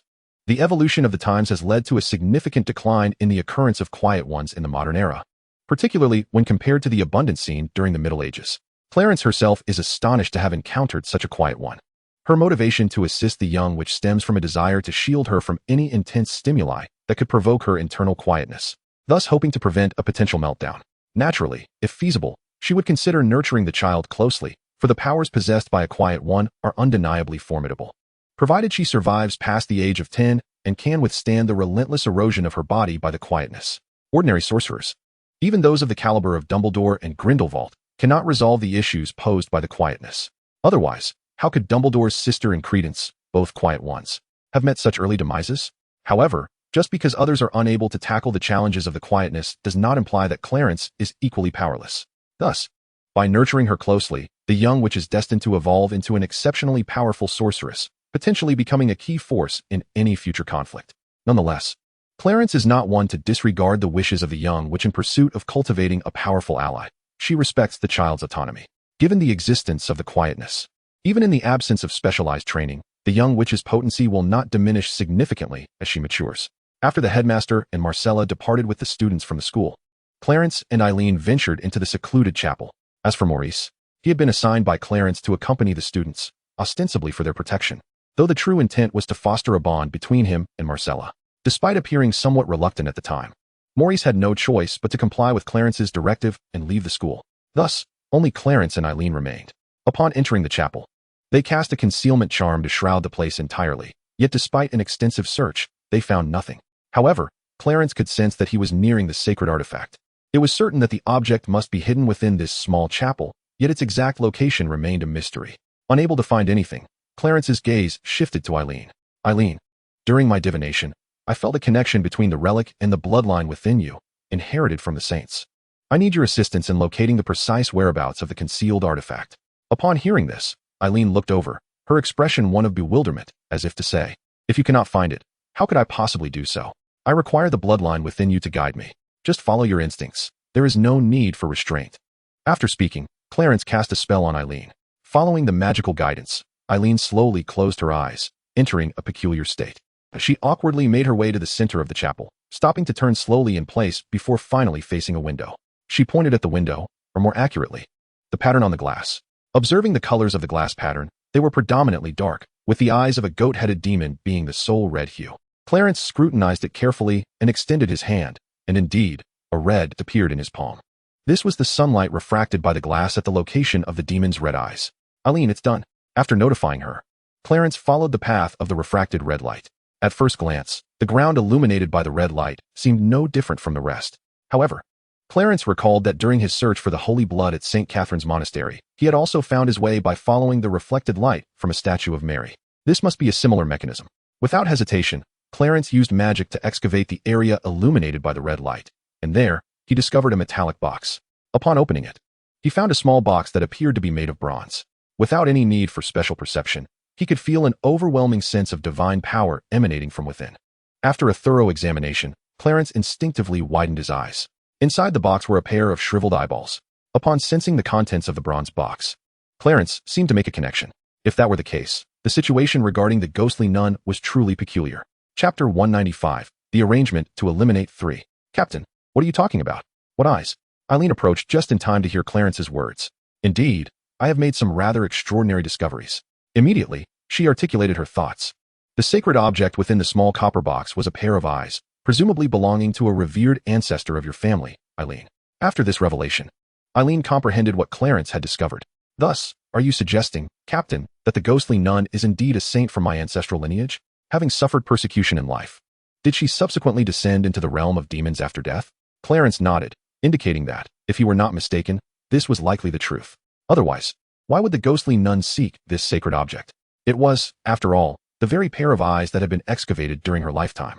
Furthermore, considering the unique abilities possessed by the sisters Roland and Eileen, it was evident that the strength of their family lineage resided within those eyes. Should the ghostly nun indeed be that saintly ancestor of Eileen's family, it would be only natural for her to wish to reclaim her eyes, for they held tremendous power.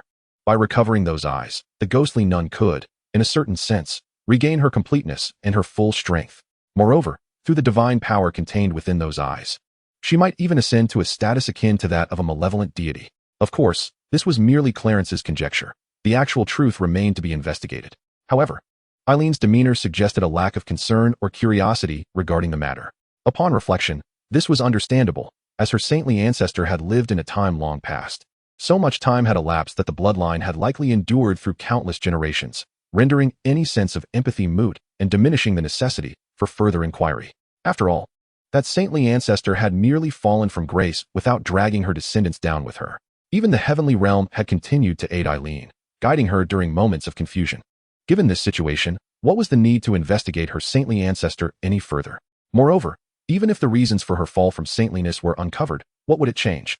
Therefore, the sole imperative now was to prevent her from reclaiming her eyes and regaining her full power, and to devise a strategy to eliminate her once and for all. There was no need to dwell on any other matters. Since Eileen herself had not expressed much concern, Clarence felt no inclination to dwell on it either. After placing the eyes back into the pendant box, the two began to prepare within the small chapel. After tirelessly toiling for over half an hour, the preparations were finally complete. Clarence meticulously concealed any evident traces to prevent the ghostly nun from sensing something amiss and fleeing once more. His previous encounter at the St. Cata Monastery had already demonstrated the nun's wariness. She had fled without a moment's hesitation upon perceiving a hint of danger, leaving no opportunity for pursuit. Thus, Clarence exercised utmost caution this time. Prior to their arrival at the school from the hotel, he had cast various spells on the three of them to obscure their presence from the ghostly nun. Upon entering the school, every use of magic was accompanied by special enchantments or barriers to veil their presence further, ensuring that the hidden nun within the school remained oblivious to their arrival. Once the small chapel was arranged, Clarence crafted an identical copper box through alchemy, inscribing it with intricate magical arrays that possessed restraining effects. Among these was a specially designed magical formation. He then signaled to Aileen, urging her to draw some blood into the copper box, intending to use her blood as bait. Without hesitation, Aileen pricked her finger, allowing drops of her blood to fall into the box. The subsequent actions were straightforward. They placed the replica back in its original position, deliberately leaving a small gap for the blood's energy to seep through. After exiting the small chapel and relocking the heavy iron chains on the door's handle, they dispelled the shielding magical barrier. It was not long before the ghostly nun, sensing the allure, hastily sought them out. In her eagerness, she failed to properly observe her surroundings, passing through the locked door and entering the chapel. Once inside, Clarence and Aileen refrained from revealing themselves, remaining hidden as if awaiting a particular moment. Soon, a surge of intense holy light erupted from within the chapel, accompanied by a cacophony of explosions and the nuns' anguished cries. At that moment, Clarence and Aileen swiftly emerged from their hiding place, making their way towards the chapel. Particularly, Clarence had been continuously activating various traps set within the chapel, intent on ensnaring the ghostly nun completely. Given her earlier urgency, it was likely she had entered in her true form, thus alleviating any concerns about whether the entity inside was indeed the ghostly nun. With Clarence's strength surpassing hers, he could easily overpower her in a direct confrontation, especially now that he had orchestrated a trap. Therefore, the outcome was all but assured. Both of them had yet to step into the small chapel when the ghostly nun could no longer withstand the various magical traps and perished into ashes. Upon entering the chapel, Clarence attuned her senses and discovered that, due to the onslaught of diverse magical traps, divine arts, and radiant energies, not only had the ghostly nun been utterly obliterated, but even the malevolent energy and aura she possessed had completely dissipated. As Clarence employed her magic to mend the damage caused by the explosion within the chapel, she also retrieved a replica of a small copper box. Upon opening it, she was unsurprised to find a well-preserved strand of energy and essence belonging to the ghostly nun. This was a special magical array she had intentionally inscribed within the confines of the copper box, designed to forcibly extract a fragment of the nun's energy and essence upon contact with the box, thereby preserving it.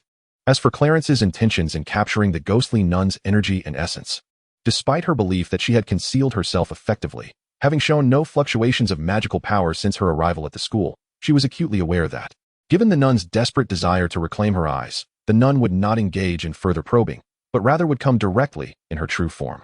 However, to be prudent, she had deliberately inscribed this special magical array onto the copper box to intercept the nun's energy and essence, which would allow her to ascertain whether the ghostly nun had indeed been completely eradicated.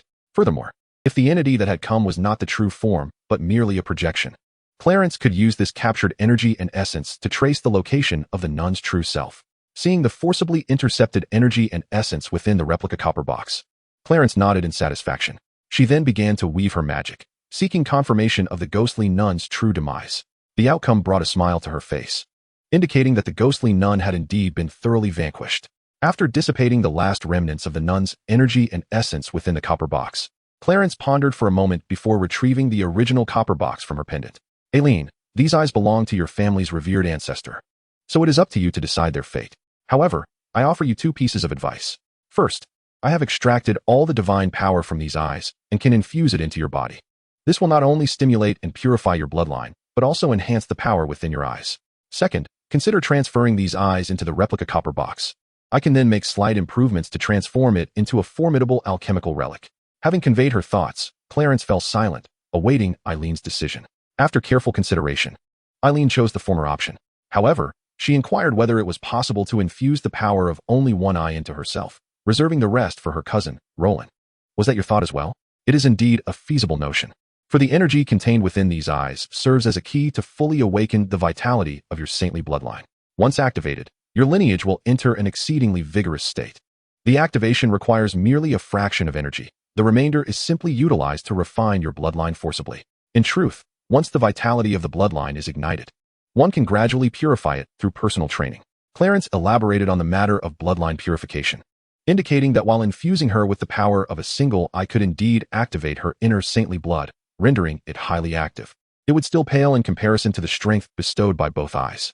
Therefore, with just one eye, she would need to engage in continuous practice to slowly refine her bloodline.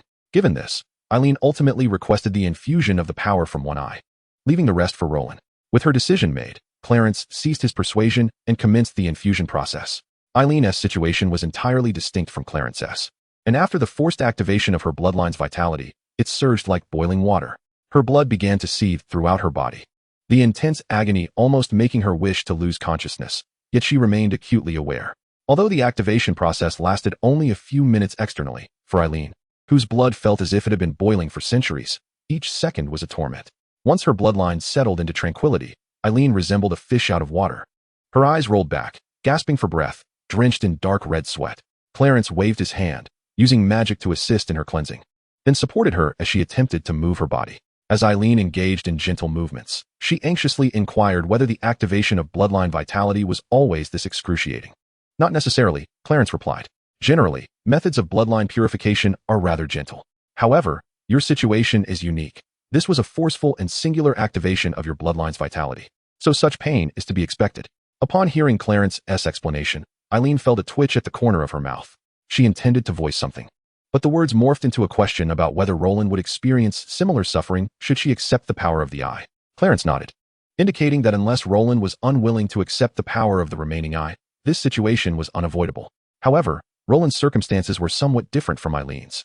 Before she could inquire further, Clarence proactively explained that if Roland found it too overwhelming during the reception, he could use magic to render her unconscious. Yet, this would diminish the effectiveness of the awakened bloodline to some extent. Nevertheless, this issue was not of great consequence, as she did not require such power for combat. Eileen, on the other hand, could not afford such leniency. As a paladin of the sanctuary and future overseer of the Stuart Knights branch in the Americal parish, she had to seize every opportunity to enhance her strength to the utmost. This was precisely why, despite Clarence's ability to use magic to ease her suffering, he chose to let her endure the experience. Such an opportunity was exceedingly rare. With Clarence's words resonating in her mind, Eileen had little choice but to forgive him. Subsequently, Clarence informed Morris through the magical network about the demise of the ghostly nun, instructing him to relay the news to the headmaster and Marcella. Should they wish to return with the students immediately, they could do so directly. After discussing this matter, Clarence also inquired about Morris's interactions with Marcella and the young girl, Sophie. However, after a brief wait, he received an unexpected response. Indeed, this fellow had resolved to remain at the boarding academy and had even secured a position that allowed him to reside on campus. With Morris having made his decision, Clarence could only offer his blessings. Since you have chosen to stay, Eileen and I will return to Americal. Take good care of yourself. And if you plan to wed Marcella, do remember to inform us. Finally, Clarence uttered words that perhaps should not have been hers to say. She advised Morris that since he had found his sanctuary and intended to live a normal life, he should refrain from involving himself in any supernatural occurrences. Otherwise, he would only bring danger to Marcella and Sophie. It was not surprising that Clarence would caution Morris against meddling in such matters. After all, he was a kind-hearted individual. Otherwise, why would he have settled in the village near St. Carta during his wandering days? Chapter 197, Windsor Louisna. Before Clarence and the others ventured to St. Carta Monastery, Morris, due to his lack of understanding of the circumstances, erroneously believed that the villagers' propensity for committing various morally reprehensible acts stemmed from their limited exposure to the civilized world, leading to their ignorance and foolishness. Consequently, he resolved to remain there to assist the villagers. However, the reality was that their behavior was influenced by the insidious power of the ghostly nun that had escaped from the sealed gates of hell. This insight reveals much about Morris's character. Therefore, Clarence genuinely worried that this individual would recklessly involve himself in supernatural events without considering the consequences for himself. Upon hearing Clarence's final admonition, Morris, unusually, refrained from making a jest of it. He teased that such words should not emanate from the lips of the leader of the Stuart Knights. Clearly, he understood the purpose and reasoning behind Clarence's caution. After severing contact, Clarence did not immediately seek out the young witch, but instead cast numerous protective spells and enchantments upon the school, even establishing a large magical array and barrier. Only then did he depart with Eileen towards the location indicated by the former headmaster, preparing to meet the young witch. Upon their arrival at the dilapidated house where the young witch's family resided, Clarence surmised that their living conditions might be even more dire than the headmaster had described. As they stood before the worn entrance, appraising the abode, a middle-aged man with a despondent expression approached from the opposite direction, his head hung low. Upon noticing the two inspecting the house, he disregarded the awe inspired by Clarence's otherworldly beauty and hurriedly approached them with inquiries. It turned out that he was the master of the house, and it was indeed peculiar that he and T inquired about their scrutiny of his home. Good day. May I ask who you are? Clarence introduced herself and Eileen as clergy from the church, visiting in regard to Winslow Albert. The middle-aged man glanced at their garb, confirming they were indeed clad in nun's attire, yet he could not comprehend when his daughter had become associated with the church. Moreover, He wondered what business church officials could possibly have with a child like Winslow. Soon, however, he recalled his daughter's plight of having to drop out of school due to financial constraints. The possibility that Clarence and Eileen had come seeking Winslow regarding her academic situation prompted him to invite them into the house. Once inside, they were greeted by a slender woman, her visage marked by illness, cradling a child in her arms. It appeared she was the middle-aged man's wife. To Clarence and Eileen's surprise, the couple had not just Winslowina, but a second child as well. It is hardly surprising that life becomes exceedingly challenging after losing one's job. With 2 children to care for and no source of income, it is indeed astonishing that life could be bearable. Once seated, Clarence candidly revealed that their daughter, Windsor Lorna, was not an ordinary child, but rather a sorceress. To convince them of the truth of his words, Clarence demonstrated his magic once more. Before the astonished couple could fully regain their composure, he unveiled another cruel reality. Their daughter had, due to environmental factors, long suppressed her magical abilities, resulting in her becoming a mute. Clarence further elucidated the concept of a mute, particularly emphasizing that if a young sorceress were to become one, the insidious influence of dormant powers would drastically reduce her chances of living beyond the age of 10. Naturally, the couple was devastated upon hearing such a harsh truth, especially the wife, who nearly fainted. It was Clarence who promptly supported her and cast several healing spells, allowing her to recover. Observing their reaction, Clarence hastily assured them that he possessed a means to assist their daughter. The subsequent events need not be elaborated upon. When Windsor returned home, after inquiring about her wishes and discreetly leaving a sum of money, he departed with the young girl. He not only left financial assistance for Windsor's family to improve their circumstances, but also facilitated the couple's employment at a nearby church, thus alleviating Windsor's concerns. Once aboard the plane, the little girl gazed wistfully out the window, clearly reluctant to leave. Clarence offered no words of consolation. Instead, he held her close, providing her with comfort. It was then that Eileen realized why she had felt as though she had forgotten something important. She had overlooked the presence of Maurice. "Captain, what about Maurice?" "Ah, he has taken a liking to Marcella and wishes to provide Sophie with a complete family. So he informed me earlier that he does not intend to return to America with us, but rather to remain at the boarding school." Upon witnessing Eileen's astonished expression, Clarence chuckled, suggesting that when they wed, he would bring the others to celebrate the occasion. Although he said this, Eileen struggled to comprehend how the two, having only just met, could possibly have formed such a connection in less than a day. Could this be love at first sight for Maurice and Marcella? Perhaps. Yet there does seem to be a certain affinity between them. They departed as 3, and now returned as 3, though Maurice was replaced by the young Windsor Lorna. Upon returning to America, Clarence and her companions did not proceed directly to the designated base. Instead, they made a detour to the home of the Warren couple. Their purpose was twofold: to relocate the hazardous materials stored in the basement to the base, and to bestow the remaining power of the eye upon Roland. During this process, Clarence employed magic on Roland, rendering her unconscious, thereby ensuring that the activation of her bloodline occurred without any discomfort or awareness. Upon awakening, Roland felt as though she had merely enjoyed a refreshing slumber under the warm embrace of sunlight, her entire being enveloped in a soothing warmth. Upon hearing her cousin's remarks, Aileen cast a resentful glance at Clarence, who, in turn, evaded her gaze and descended into the basement to begin the transfer of the hazardous materials.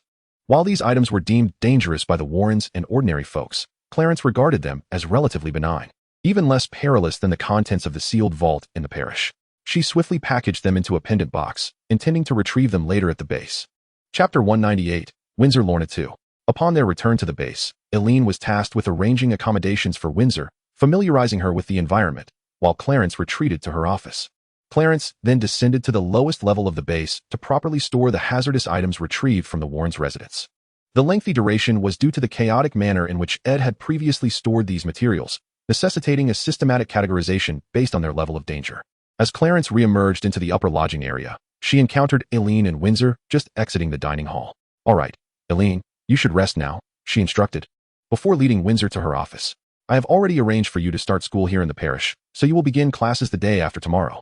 However, you must come to me for 2 hours of magical studies each day after school." Clarence outlined Windsor's forthcoming schedule, assuring her that she would be comfortably settled in the base, free from concerns about the dormant entity within her.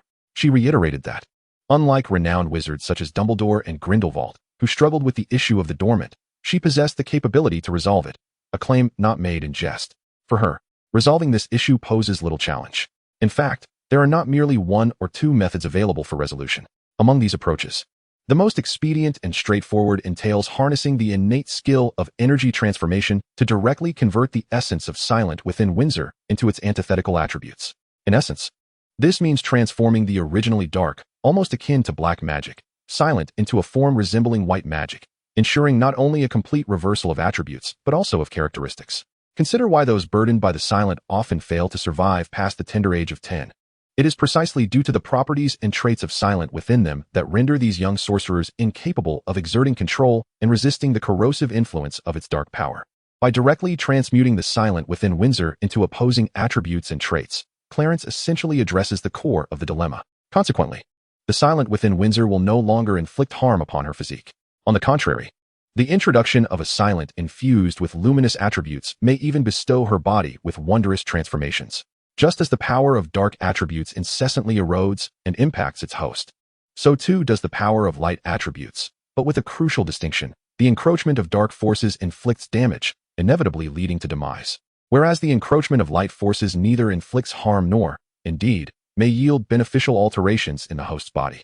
Although Clarence cannot yet articulate the nature of these transformations, one certainty remains: they will be advantageous, at the very least safeguarding Windsor's physical integrity. She harbors a further speculation that the influence of the luminous silent might ultimately induce a transformation in Windsor's body towards that of a magical physique. Indeed, akin to Clarence's own form, this would elevate her to an extraordinary existence. It is as if, before even commencing her magical studies, she has been granted a ticket allowing her to leap directly from the ranks of demon lords into the realm of heroes.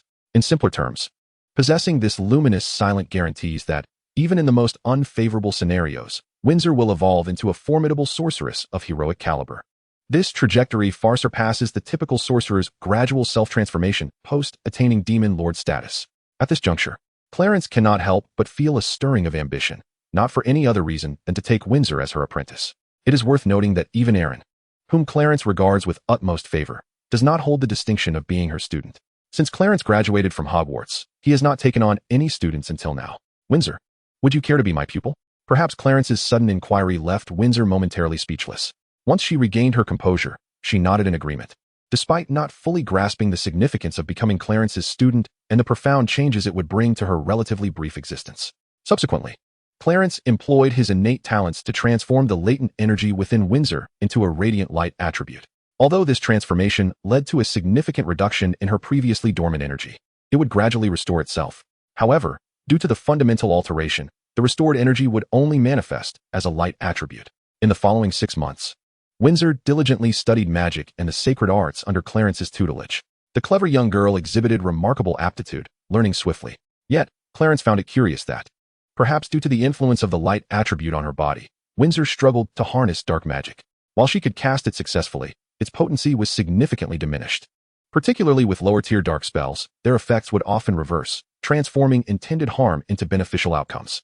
Consequently, it seemed that Windsor would henceforth be limited to the use of white magic in her magical endeavors. Upon discovering this, Clarence was not overly concerned, as he himself had experienced a similar path. He too had refrained from engaging with dark magic until he was certain it would not bring him negative repercussions. Furthermore, Windsor was not restricted solely to white magic. She had also mastered elemental magic and the sacred arts. Thus, in terms of combat capabilities, she surpassed Clarence's prowess during his school days. After all, during his time, he had relied solely on white magic, lacking other systems of power. Over the years, Clarence had not only explored the sacred arts, but had also nearly perfected the foundational spells of elemental magic. In terms of sheer power, elemental magic exceeded that of traditional wizardry, though it was slightly lacking in versatility. Chapter 199, Full Disclosure. On June 13, 1984, leaders from various nations convened a meeting with Clarence via the magical network. The content of the meeting requires little elaboration. The crux of the matter is that the heads of state have unanimously resolved to fully disclose the existence of the magical network, thereby enabling all of humanity to connect and utilize it. The swift decision to make this revelation was not merely due to the extensive establishment of military forces across nations, but also rooted in Clarence's initial proposal. This plan involved selecting towns and villages worldwide, akin to Foxtown, to serve as experimental sites for the early implementation of the magical network. The advantage of this approach lies in its potential to significantly mitigate the likelihood of unrest and chaos when the existence of the magical network is revealed to the public. Perhaps due to the overly successful nature of these experiments, individuals beyond the designated locations have increasingly become aware of the magical network's existence. Curiously, the governments of various countries have not actively curtailed the spread of such rumors, rendering the question of whether to publicly acknowledge the network almost moot. as the populace has largely come to know of its existence. Furthermore, after a year of research, Clarence has also developed 2 additional, simplified versions of the magical network, aptly named the youth version and the infant version. The implications of these names are self-evident, as these versions accommodate individuals of all age groups, prompting the leaders to opt for full disclosure. Simultaneously, as the announcement was made to the ordinary world, Clarence also informed the magical community, requesting that each nation's magical department send a representative to facilitate the complete unveiling of the magical network within that realm. However, the term unveiling primarily pertains to granting access to the wizards, as other intelligent beings within the magical community have already been connected to the magical network, with some having utilized it for as long as 6 months. Given that the ordinary human world has undergone full disclosure, failure to extend access to the wizards would likely provoke even greater issues. As for the concern regarding the potential misuse of the magical network by criminals and dark wizards, there is no apprehension whatsoever. In fact, it is imperative that such individuals are compelled to enter into a contract with the network. This is due to the network's capability to function as a monitoring and locating system when necessary, alongside implementing automatic restrictions on the functionalities available to such individuals. Hence, there is no fear of these figures exploiting the magical network for nefarious purposes. Rather, the more they fall into this category, the more stringent the requirement for them to formalize their engagement with the network. Beyond the matter of full disclosure, what weighs most heavily on Clarence's mind is the development of the Church of Truth. According to reports from Doris, as more individuals connect to the magical network and become somewhat familiar with its various functions, nearly 80% of users are inclined to join the Church of Truth, becoming congregants. Among these individuals, many are adherents of other faiths. This phenomenon may be attributed to the Church's doctrine, which does not delve into matters of belief, but rather focuses on the pursuit and dissemination of knowledge. Even the perception of the magical web is framed as a highly useful tool. What astonished Clarence the most was that shortly after the magical web was fully unveiled, a message was unexpectedly relayed to her by Gabriel, the vessel and container of the web. The message indicated that numerous deities from the realm of Aegis had applied to connect with the magical web. Unsure of whether to grant access to these deities, Gabriel sought Clarence's counsel to make the decision. Upon receiving the message, Clarence, though taken aback, was not surprised, as she had anticipated such developments. She immediately instructed Gabriel to allow the deities to connect, permitting any deity from any pantheon to apply for access to the magical web. The influx of divine entities significantly augmented the energy collected and stored, both in quality and quantity, surpassing all others. Consequently, Clarence found herself too preoccupied to ponder the global reactions to the revelation of the magical web. Instead, she secluded herself in her office at the base, employing her innate skills to convert the accumulated energies and construct her divine altar and faith ladder. Unbeknownst to her, as the existence of the magical web was publicly announced, some of her fundamental information was disclosed alongside it, including her name and background. Graduating from Hogwarts School of Witchcraft and Wizardry, a prestigious institution, she currently holds a significant position within the church, particularly in confronting adversaries. Moreover, her creation of an artificial underworld and deities during her time in Aegis was also documented in her credentials, accompanied by a full-body photograph. Curiously, her gender was recorded as female. While this matter of gender is trivial, what truly bears significance is that her name has become widely known across the globe. Her ethereal beauty, coupled with her profound knowledge and capabilities, has garnered her a vast array of admirers, numbering in the millions. Undeniably, among these admirers exist those who are sycophantic in nature. In truth, whether or not Clarence is aware of this situation, it does not concern her, for she had foreseen such a day when she decided to create the magical web. Even within his expectations, it was evident that the awareness of her existence extended beyond mere mortals to encompass the pantheon of deities above them, who too would recognize her presence. If even the gods acknowledged her existence, how could she possibly concern herself with whether mortals were aware of it? As for the potential troubles that might arise should the entire world come to know of her existence, Clarence was entirely unfazed. Though she possessed a disdain for complications, it did not imply a lack of capability to confront them. Without delving into the reactions surrounding the emergence of the magic network, let us focus on Clarence, who immersed herself in the base of operations, tirelessly transforming various energies collected and stored through the network. She transmuted these into pure faith power, subsequently coalescing them to construct her divine altar and faith ladder. Given the substantial amount of energy transformed, Clarence was able to forge the complete foundational base of her altar. It was palpable that upon the completion of this base, she felt as though she had stepped into an entirely new realm of existence. Of course, this did not signify that she had transcended the hero level to enter the domain of demigods. Rather, it was akin to reaching the pinnacle of the hero tier. Furthermore, she sensed that in order to fully take that leap, she must construct a complete divine altar and faith ladder utilizing her faith power. In Chapter 200, the year 1990, 6 months had swiftly passed since the magic network was unveiled, and it seemed like the blink of an eye had brought time to the end of 1984. Humanity, along with intelligent non-human species, had become thoroughly acquainted with the existence of the magic network after half a year of usage. They had also adapted to the various policies and legal regulations issued by governments worldwide concerning the network. Particularly, the emergence of new professions based on the magic network had become a trending topic during this period. However, it was not to say that issues had not arisen. Numerous problems had indeed surfaced but had been appropriately addressed and resolved. Among these, the most severe incident involved widespread protests by citizens across the globe, which, to this day, remain unresolved. What was the purpose of these protests? It revolved around the classification and levels of access to knowledge within the magic network. More accurately, it centered on the distinctions and usage permissions concerning combat magic and life magic. It is undeniable that certain life magics, if wielded with sufficient power and at the right moment, could indeed inflict harm. However, this pertains to conventional wizards, not ordinary individuals casting spells through the magic network. Wizards draw their magical energy from within, thus allowing them to determine the potency of their spells. However, those devoid of innate magical prowess must rely on the magical network to cast spells, necessitating a greater expenditure of mental energy to adeptly wield the borrowed magic. Moreover, Clarence has imposed restrictions on the amount of magical energy such individuals may draw upon when employing practical spells. In addition, their professions impose further limitations on the types of magic they can utilize, among other regulations. This is the crux of the public outcry. Yet, this very issue is one that not only Clarence but also government officials across various nations would never condone. Hence, since the onset of this matter, it has been prolonged until the present.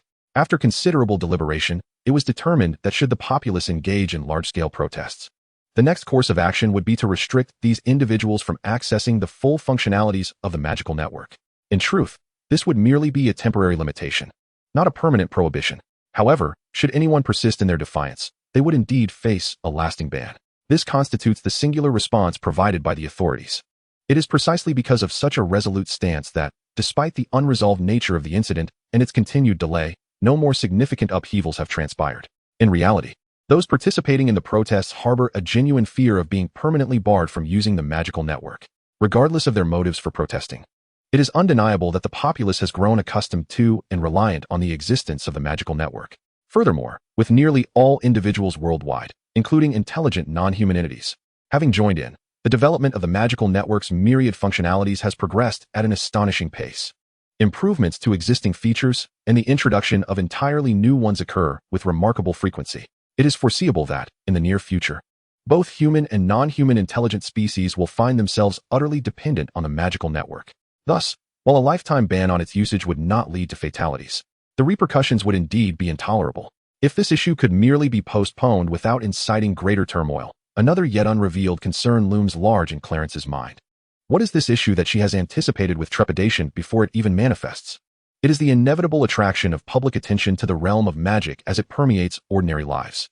This situation bears both advantages and disadvantages. The benefit lies in the heightened interest in the magical domain, which would bolster the advancement of the magical network. Conversely, the drawback is glaringly apparent. The progress of scientific and technological development has begun to stagnate. This is evidently abnormal, for in the absence of Clarence and the emergence of the magic network, humanity would have been in an era of rapid technological advancement. Yet, due to the advent of the magic network, the pace of scientific progress has inexplicably slowed. The signs of this issue have already begun to manifest, and if not rectified promptly, it is foreseeable that within a few years, the development of science and technology could come to a complete standstill. Clarence is determined to prevent such a scenario, and thus, he has taken the time to convene a meeting with the leaders of various nations, including those from the magical realm, to address this pressing concern once more. The content of the meeting need not be elaborated upon. Its theme and purpose were to instill a sense of awareness regarding the significance of scientific and technological development. The advancements in science and technology cannot be overshadowed merely because of the realm of magic. During the meeting, Clarence's unwavering stance led the attendees to grasp the gravity of the situation. Consequently, following the conclusion of the meeting, governments worldwide initiated corresponding measures to raise public awareness about the importance of this issue and the dire consequences of neglecting it. The actions taken by various nations post-meeting effectively remedied the slowdown in scientific and technological progress. The positive outcome can be attributed to the shared sentiments of many individuals who, like Clarence, believed that the existence of magic should not lead to the abandonment of technological pursuits, but rather that both should evolve in tandem. It is the support and proactive engagement of such rational and far-sighted individuals that has yielded such favorable results. Having addressed the issues at hand, it is now time to discuss the positive developments. Just as Clarence envisioned years ago, the establishment of the magic network, particularly the functionality of casting spells through magic, has alleviated the fundamental contradictions between the magical realm, including extraordinary beings and ordinary individuals. This resolution has eased the previously tense relations between the two sides. It is foreseeable that as interactions become more frequent, true integration will occur, erasing the distinction between ordinary people and the extraordinary. In a certain sense, the world no longer contains genuine, ordinary individuals. Thus, the eventual merging of both factions is an inevitable trend. It is merely a matter of time. Another positive aspect is Clarence's ability to continue his travels. The existence of the Magic Network has empowered the American government to effectively address extraordinary crises. And this capability extends beyond America to other nations as well. This development allows the Church to breathe a sigh of relief and lighten its burdens. Initially, Clarence held a similar belief, thinking that since America possessed the power to address extraordinary crises, there was no necessity for her to remain stationed at the outpost. The Americans themselves could adeptly manage the frequent occurrences of supernatural events, and if they encountered an insurmountable challenge, they could always reach out to her for assistance. She had planned accordingly, even preparing her belongings. However, in reality, Clarence ended up remaining at the outpost for over 2 years before continuing her travels. Some matters proved to be more troublesome than she had anticipated. Coupled with Eileen's somewhat insufficient capabilities at the time, she was unable to effectively oversee the outpost. Thus, Clarence chose to extend her stay, assisting Eileen in gradually gaining control of the entire base. Only after Eileen had fully mastered the outpost did Clarence finally extricate herself to resume her global journey.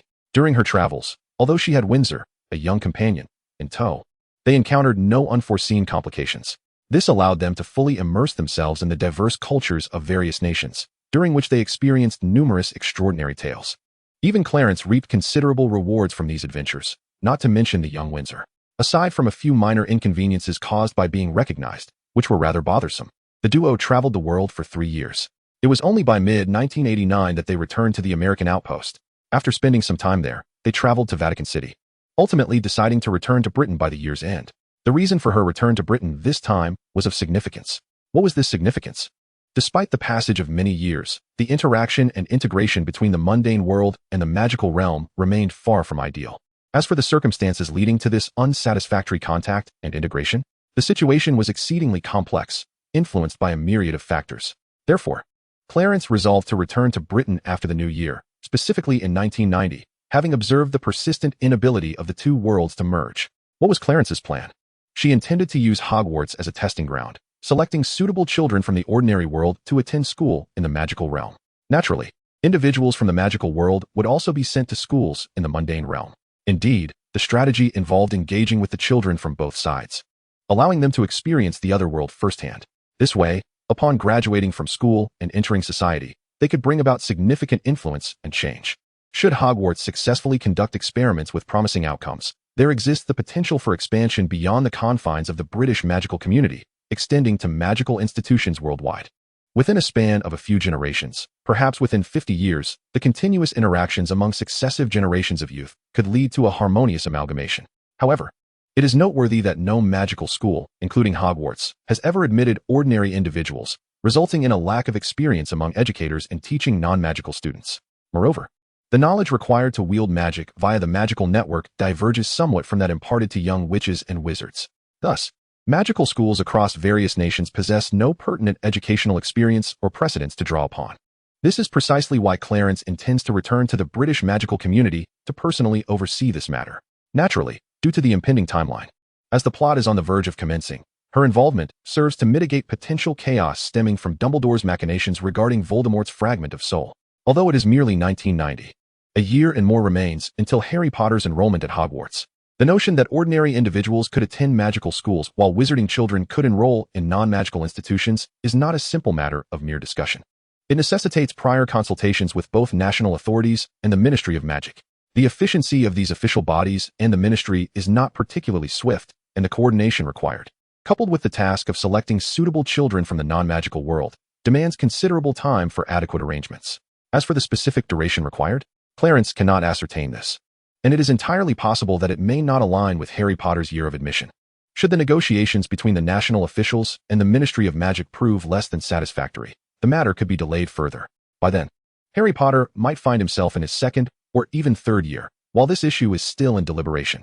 In the original narrative, it was precisely due to Dumbledore's scheming that Hogwarts became increasingly perilous following Harry's enrollment, culminating in a war.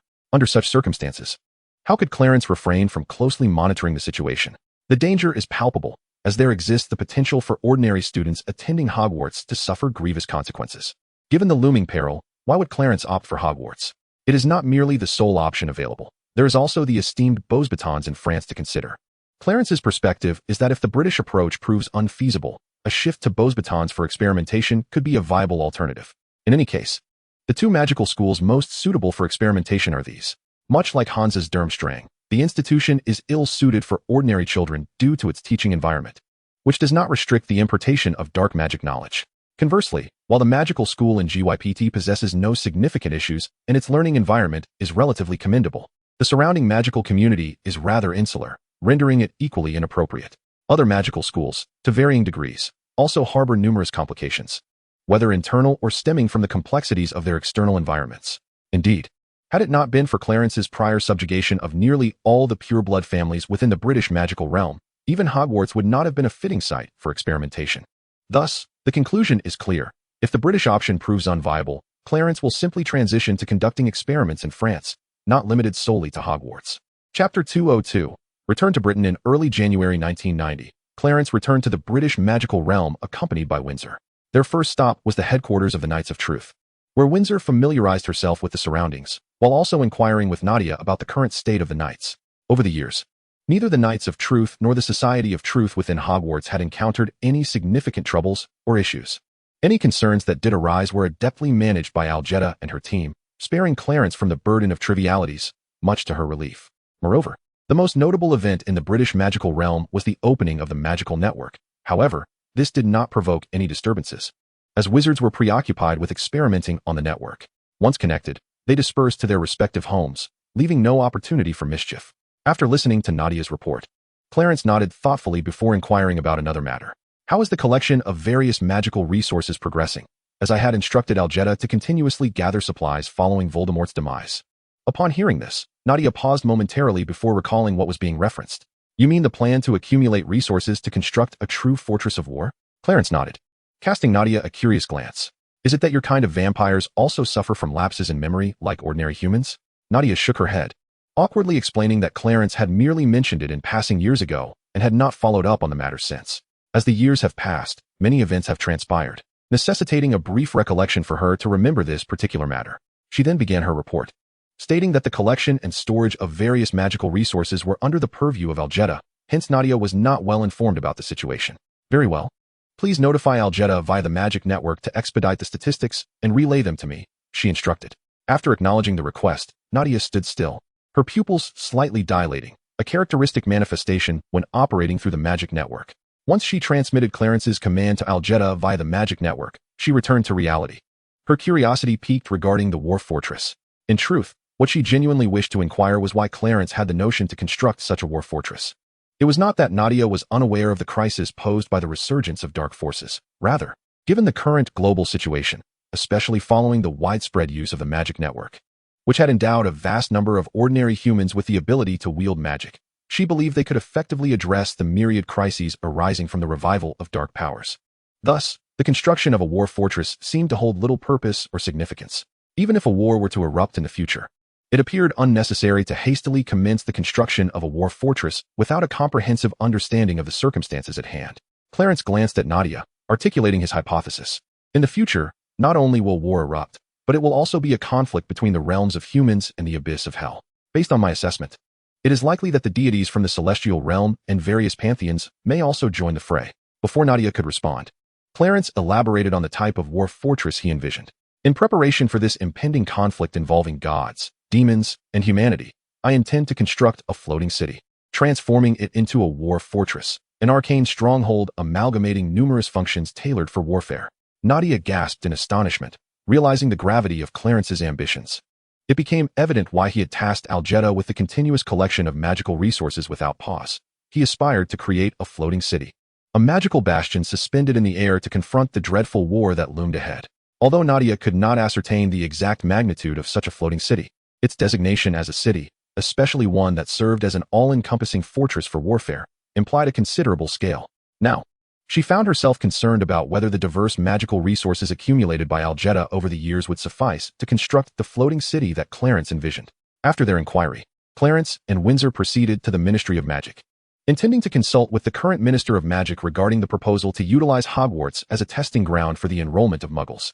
Given Clarence's esteemed status, he was met with an extraordinarily warm reception upon arriving at the ministry's entrance.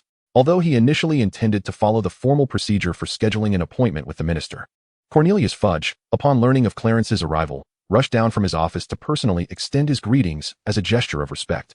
At this juncture, Fudge was still merely the deputy minister, yet he had been operating in the minister's office for quite some time, with only the formality of an official appointment remaining. Thus, considering Fudge's current standing and circumstances, it was entirely appropriate for him to personally greet Clarence, and no one would dare to label such an action as beneath him, especially in the presence of Clarence Stewart. Moreover, Fudge's selection as the next Minister of Magic, highly recommended by Dumbledore, was significantly attributed to his status as a formal member of the Order of the Phoenix, an aspect known to very few, rendering him effectively an ally of Clarence. Consequently, whether in public or private, it was only fitting for Fudge to extend a personal welcome. In the Grand Hall of the Ministry, after a display of mutual respect, they were invited to ascend to the minister's office for an in-depth discussion. With no outsiders present, Clarence felt free to candidly express the purpose of his visit, the proposal to admit Muggles into Hogwarts. Regardless of Fudge's current standing or his previous fate, it was clear that he possessed a measure of intelligence. After all, Dumbledore would never endorse an incompetent individual for such a pivotal role. Thus, upon hearing Clarence's proposal, Fudge quickly discerned its underlying objective. "My dear leader, you seek to bridge the gap between Muggles and wizards for the next generation," he surmised. Clarence was not surprised by Fudge's astuteness and nodded affirmatively, confirming that the essence of his proposal was indeed rooted in this very intention. In fact, this notion was suggested several years ago, Fudge continued. However, while there are no significant objections to wizards studying in the Muggle world, the circumstances surrounding Muggles attending magical institutions present a different challenge, necessitating a new educational paradigm. Hesitantly, Fudge conveyed that the responses from various magical schools indicated a consensus against allowing Muggles to enroll in their institutions. The implications of this situation extend beyond merely affecting the educational methods for young wizards. The absence of any experience in teaching Muggles could lead to a myriad of complications and issues in their education as well. Consequently, magic schools around the globe have proposed that rather than allowing Muggles to attend classes alongside young wizards, it would be far more prudent to establish a dedicated magical institution. Moreover, should such a school be constructed, it would not solely serve Muggles. Wizards would also have the opportunity to attend. Over the years, nations have deliberated the feasibility of this approach and the myriad resources it would necessitate. However, as Fudge paused, Clarence, with an impassive expression, interjected, "Yet, the more you deliberate, the more you realize the impracticality of this solution, do you not?" Fudge nodded candidly, casting a surprised glance at Clarence, clearly taken aback by her awareness of the matter. Clarence, however, remained oblivious to Fudge's astonishment, or perhaps she simply did not concern herself with his reactions. She was indeed aware of this issue and had previously considered the establishment of a dedicated magical school. But her analysis led her to conclude that such a venture was not feasible, at least not in the present circumstances. Thus, she refrained from pursuing the construction of a new magical institution, despite it being the most suitable option. This suitability, however, did not pertain to the current phase, but rather to a time when the magical realm and the world of ordinary people would be thoroughly integrated. Why is it deemed inappropriate to establish such a specialized magical school at this juncture? There are numerous reasons, but let us begin with the most critical ones. The first is the previously mentioned issue of educational experience. The emergence of the magic web has indeed endowed ordinary individuals with the capacity to wield magic. Functionally speaking, Muggles only need to acquire knowledge and techniques related to spellcasting. Viewed from this perspective, it resembles the education received by typical young wizards. However, the distinction lies in the manipulation and application of magical energy. In simple terms, although Muggles can perform magic through the magic web, the magical energy required for spellcasting does not originate from themselves, but is borrowed from the web. This fundamental difference sets them apart from true wizards, not to mention the myriad other disparities. Thus, devising an effective teaching methodology poses significant challenges, especially since Clarence herself lacks extensive experience in this area, making it difficult to establish a comprehensive system, let alone for others. The second point concerns the volume of knowledge that students are required to learn. ever since she personally advocated for the simultaneous development of magic and technology. Various magical schools have begun to gradually educate their students on cultural knowledge within the realm of science. Certainly, even the schools attended by ordinary individuals have gradually established a more complete system for teaching the knowledge of magic, incorporating magic classes into the standard curriculum. This development, while commendable, presents a significant challenge due to the overwhelming volume of knowledge required. As the adage states, human energy is finite. This very issue compelled Clarence to forego the construction of a dedicated school, opting instead for Hogwarts and Beauxbatons as experimental sites. However, this is merely a temporary measure. In the future, he intends to establish a specialized magical institution. The decision to recruit ordinary individuals through existing magical schools stems from their established educational frameworks, which would only necessitate the addition of a new course. This course, designed specifically for the instruction of ordinary people, would distinctly differentiate itself from the traditional wizarding curriculum. In essence, this new course would function akin to a major, where wizards would naturally focus on the study of magic, while also being able to minor in cultural subjects. Conversely, ordinary individuals would major in scientific disciplines, with the option to minor in magical knowledge, although this would ultimately depend on the student's individual strengths. After all, everyone's area of expertise varies, and this approach would significantly mitigate the issues arising from an excessive amount of knowledge. There are numerous similar considerations, leading Clarence to conclude that establishing a dedicated magical school is indeed the most appropriate course of action, despite having to temporarily set it aside in favor of utilizing existing institutions as trial grounds. This reflects a desire for gradual and deliberate development. Clarence's insights are mirrored by the officials and members of the Ministry of Magic from various nations, which explains Fudge's hesitant demeanor in deeming the proposal unrealistic. After their discussion in the office regarding this matter, Clarence broached the subject of constructing a floating city, a magical fortress to prepare for the impending conflicts of the future. Fudge, not being as naive as Nadia, possesses considerable knowledge and is aware of the potential for future warfare. In fact, he is among the few who harbor a pessimistic outlook regarding the forthcoming conflict. Such pessimism is understandable, for on the surface, the emergence of the magical network has endowed the largest demographic of ordinary people with the ability to cast spells. However, the timeline and pace of development remain woefully inadequate. This does not pertain solely to Clarence's earlier proposition of simultaneous advancement in magic and technology, as regardless of this matter, humanity's time is alarmingly short. It is so short that even the independent advancement of a single domain may prove insufficient when war inevitably erupts. Thus, it is clear that Clarence had already contemplated this reality, which is why he proposed a strategy for the concurrent progression of magic and technology despite the certainty of future conflict. Because she understood that since developing a single field would not suffice for the future, it would be more prudent to advance both concurrently, thereby solidifying her foundational capabilities. Today, Clarence expressed his intention to construct a floating city, a magical stronghold, as a means to confront the impending war. Does this not reflect a rather somber perspective on the forthcoming conflict? Otherwise, why would one contemplate the creation of an aerial magical fortress? Upon conceiving this notion, Forgy, deeply troubled, inquired whether the various magical resources accumulated by the Knights of Truth over the years would suffice to build such a floating city. As a member of the Knights and an ally of Clarence, he was privy to this information. Throughout the years, he had also taken advantage of his position within the Ministry of Magic to facilitate certain privileges for Algeta and others. Yet, it was precisely this knowledge that led him to doubt whether the resources amassed over the years were adequate for constructing a floating city, let alone transforming it into a military magical bastion. Volume 4, The Child Era, Professor Chapter 1 Platform. On September 1, 1991, Clarence and Windsor stood amidst the bustling King's Cross station, before the third pillar between platforms 9 and 10. They entirely disregarded the throngs of passers-by, who regarded them with a mixture of reverence and awe. Clearly, they recognized the identities of Clarence and Windsor. In reality, they appeared even more striking than in photographs or images, prompting an irresistible urge to approach, though none dared to do so. At most, a few admirers paused momentarily, greedily stealing glances before hastily bowing and moving on. Clarence gazed nostalgically at the unremarkable pillar before her. She recalled the first time she had arrived, when this very pillar had posed a dilemma, leaving her to ponder whether to walk into it. She had even whimsically thought that a pillar capable of confounding a wizard far mightier than Dumbledore and Grindelwald deserved a place in the annals of history. While she stood there reminiscing, a familiar yet cold voice broke through her thoughts. "Ah, a scene reminiscent of the past. Though I know not what foolish thoughts occupy your mind, might I request you step aside, Clarence?" Turning to see Severus, a smile graced her face as she replied. "Must I apologize, Severus? I must admit, I did not expect you to lead the new students. I thought you would be ensconced in the school, brewing potions." Snape's expression darkened somewhat, Although he felt a flicker of joy at the sight of his old friend, his words dripped with sarcasm. Whose fault do you think this is? Do you realize how many new students are about to board? The meaning conveyed by Snape's words is quite profound. Yet Clarence found no surprise in them, for the truth is an undeniable reality.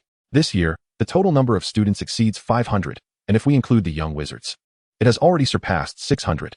Without allowing Clarence a moment to respond, Snape inquired whether the sudden influx of so many magical young wizards was a result of any covert actions on her part. After all, in previous years, even the largest cohort of new students never reached 100. However, this year, the number of magical young wizards has astonishingly exceeded that threshold, which is evidently an abnormal phenomenon.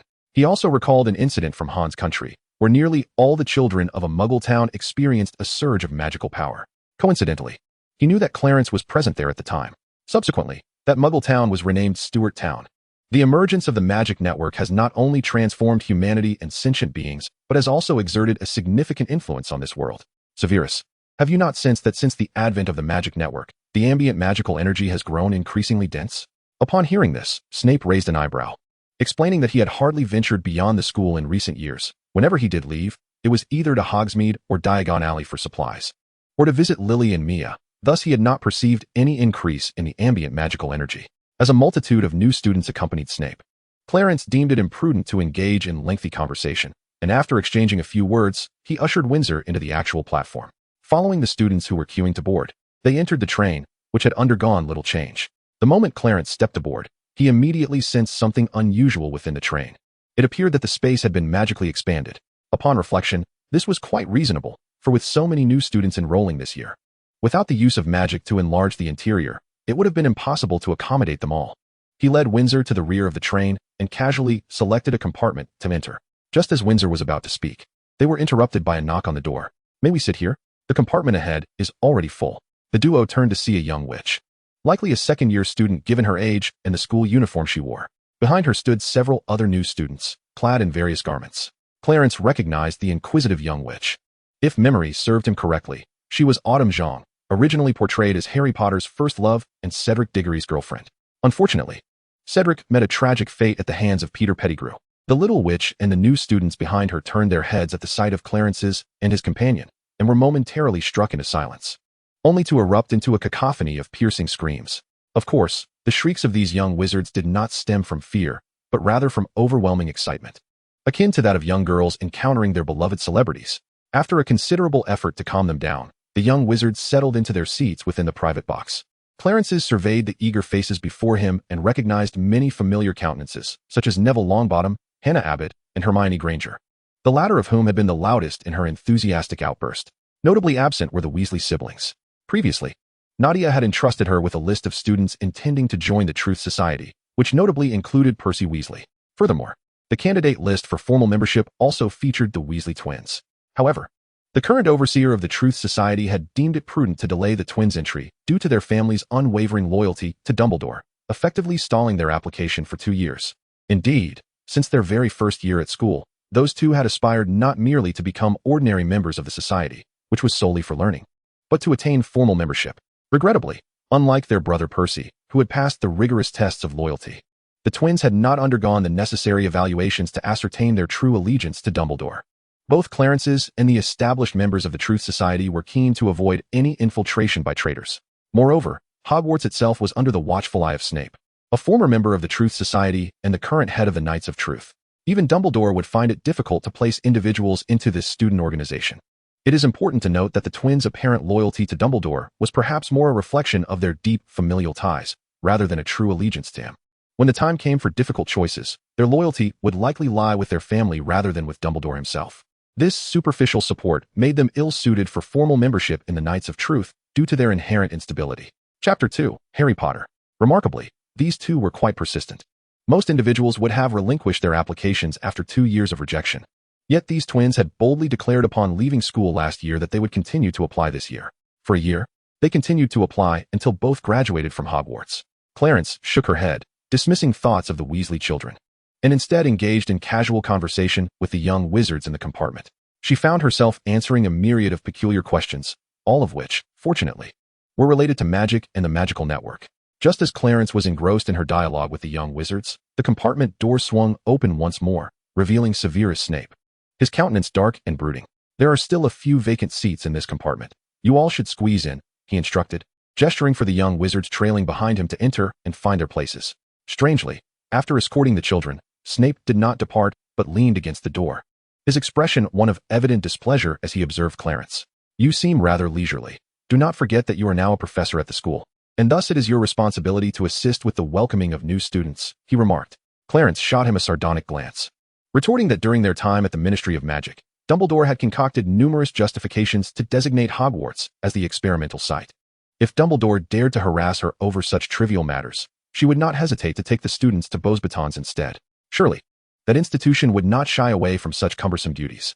Her words rendered Snape speechless. He was well aware of the reasons Dumbledore had persuaded the Ministry and Clarence to choose Hogwarts as the experimental location.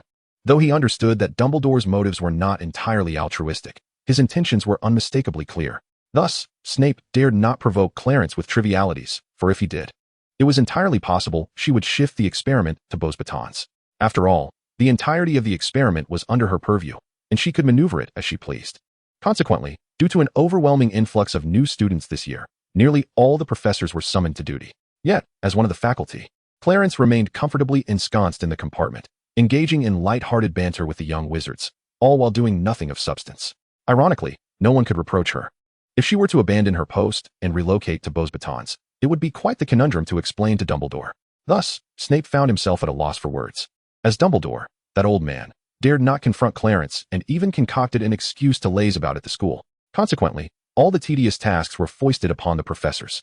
Upon reflecting on this, Snape promptly shifted the topic, wishing to avoid further idle chatter with Clarence, lest the fellow become irked and actually drag someone off to Beauxbatons, which would likely leave Dumbledore enraged. He sarcastically noted that among the new students he had just brought in was none other than the illustrious savior, Harry Potter. Upon hearing Snape's remark, Clarence felt a twinge of annoyance, sensing that he was being schemed against. "Harry Potter, humph. I knew that old coot Dumbledore harbored ill intentions." With an irritated snort, Clarence inquired about which one was Harry Potter. Snape coldly gestured towards a timid little wizard. Following his gaze, Clarence observed a boy who appeared both timid and physically frail, especially when their eyes met, resembling a startled rabbit. Seeing the boy's demeanor and reaction left Clarence somewhat puzzled. Under normal circumstances, this child should not appear so. After all, he had been sending money annually, and the family responsible for his care should have been nurturing him adequately. However, the child's timid expression was one thing. His frail stature suggested malnutrition. It was not as if that family was squandering the funds sent for his upbringing. Clarence was not the type to shirk responsibility and had arranged for regular inspections. The reports from those sent were quite normal. They had not mistreated Harry Potter, ensuring he ate what their own children did, sharing snacks among them without any signs of deprivation. So, what was the true situation with this child? Why was he so frail? Snape, however, dismissed the concern, suggesting it was not unusual. Perhaps the boy was simply picky with his food or had inherited the foolishness of James Potter, whose parents were hardly robust themselves. Or there could be other reasons. After all, it was entirely normal for an 11-year-old child to be somewhat scrawny. Snape's remarks caused Clarence's lips to twitch involuntarily. Could he not mask his malice a bit better? What normal child would appear so frail and malnourished? James Potter had not even stolen your beloved this time. And yet you treat his son with such pettiness. How petty indeed. Observing Clarence deep in thought, seemingly unwilling to continue the conversation, Snape, perhaps fatigued from standing, decided to draw his wand and cast a spell that expanded the space of the box slightly. He then took a seat directly opposite Clarence and inquired with an earnest tone. It was one thing to admit 11-year-old Muggle children, but why also admit a portion of adults? He could not fathom this matter and pointed out several concerns, such as the fact that these adult Muggles were not 11-year-old children, while young children could attend classes alongside their fellow young wizards. How could one possibly instruct this group of adults? In truth, there was another question that Snape refrained from voicing. As the current setting was inappropriate with so many young wizards present, he would have to wait until they were at school to inquire privately. What question remained unspoken? It pertained to the true purpose and rationale behind Clarence's decision to enroll adults. Unbeknownst to Clarence, Snape's inner thoughts were far more complex, leading him to express helplessness. He explained that it was not his desire to admit adults into the school. Rather, it was a decision reached after extensive discussions among various nations and the Ministry of Magic. As for the reason behind including these adults, one could infer their original professions and identities.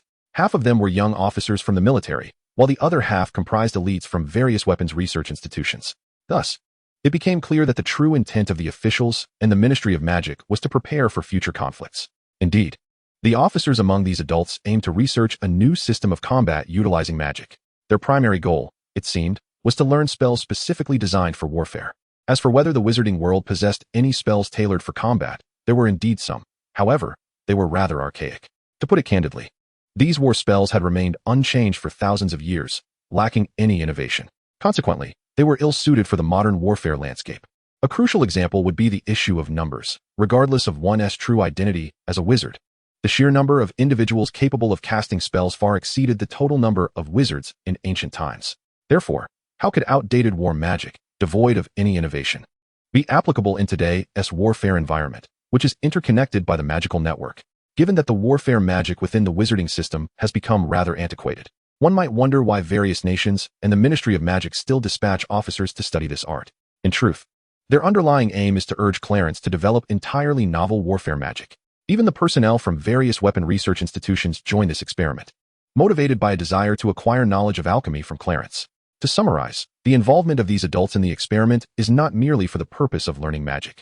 With numerous young wizards present, Clarence refrained from elaborating on this matter too explicitly, merely informing Snape of the professional identities of these adults, which allowed him to surmise the general situation. This led Snape to adopt a somewhat melancholic tone. Were they intent on transforming Hogwarts into a school of war? Upon hearing this, Clarence found herself at a loss for words of consolation. For if this experiment were to succeed, it would not only be Hogwarts that would offer courses related to warfare, but rather all magical institutions worldwide would follow suit. Moreover, more radical establishments, such as Durmstrang, might even evolve into institutions dedicated to training warriors or commanders. This shift seems inevitable unless one can ascertain with absolute certainty that war will not erupt in the future. Otherwise, it is a tide that cannot be resisted. Yet, not only wizards, but even ordinary individuals harbor a unique sentiment towards their alma mater, which explains Snape's melancholic demeanor. Indeed, any graduates of Hogwarts who learn of this development would likely share Snape's complex feelings. Interestingly, there exists a matter unbeknownst to Snape, as well as to the various governments and the Ministry of Magic.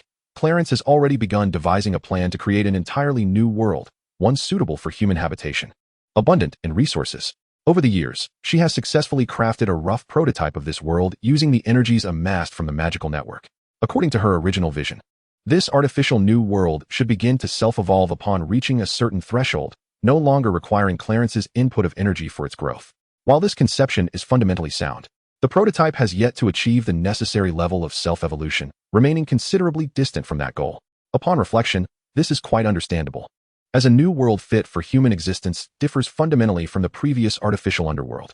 The artificial underworld serves as a dwelling place for souls, thus requiring little contemplation regarding its completeness or whether it can evolve into a truly complete world. Initially, Clarence had never considered this aspect when creating the artificial underworld. As long as it could exist stably and provide a suitable environment for souls, the question of its potential evolution into a genuine world seemed insignificant. However, fate intervened, and due to Clarence's association with the abyssal underworld, the artificial realm became affiliated with the true underworld. Consequently, it inadvertently transformed into a legitimate world. In contrast, the new world demands Clarence's careful consideration of its integrity. Otherwise, the implications could be dire. This matter remained known solely to Clarence, who refrained from discussing it, even with his closest pupil, Windsor.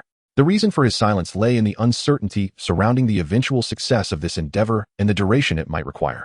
Furthermore, Clarence deliberately withheld information about the new world to instill a sense of urgency within humanity and other intelligent species, thereby maximizing their developmental potential. While Clarence contemplated his affairs, Snape, having learned of impending changes at Hogwarts, found himself in a complex emotional state, leaving him disinclined to speak further. Thus, an air of quietude enveloped the chamber, punctuated only by the sound of breathing, as no one dared to break the silence. The weighty atmosphere eventually proved unbearable for a young wizard, who, unable to withstand the oppressive ambience, began to converse quietly with a companion. This act of breaking the silence prompted the other young wizards to murmur amongst themselves. Among those whispering, however, was not Harry Potter.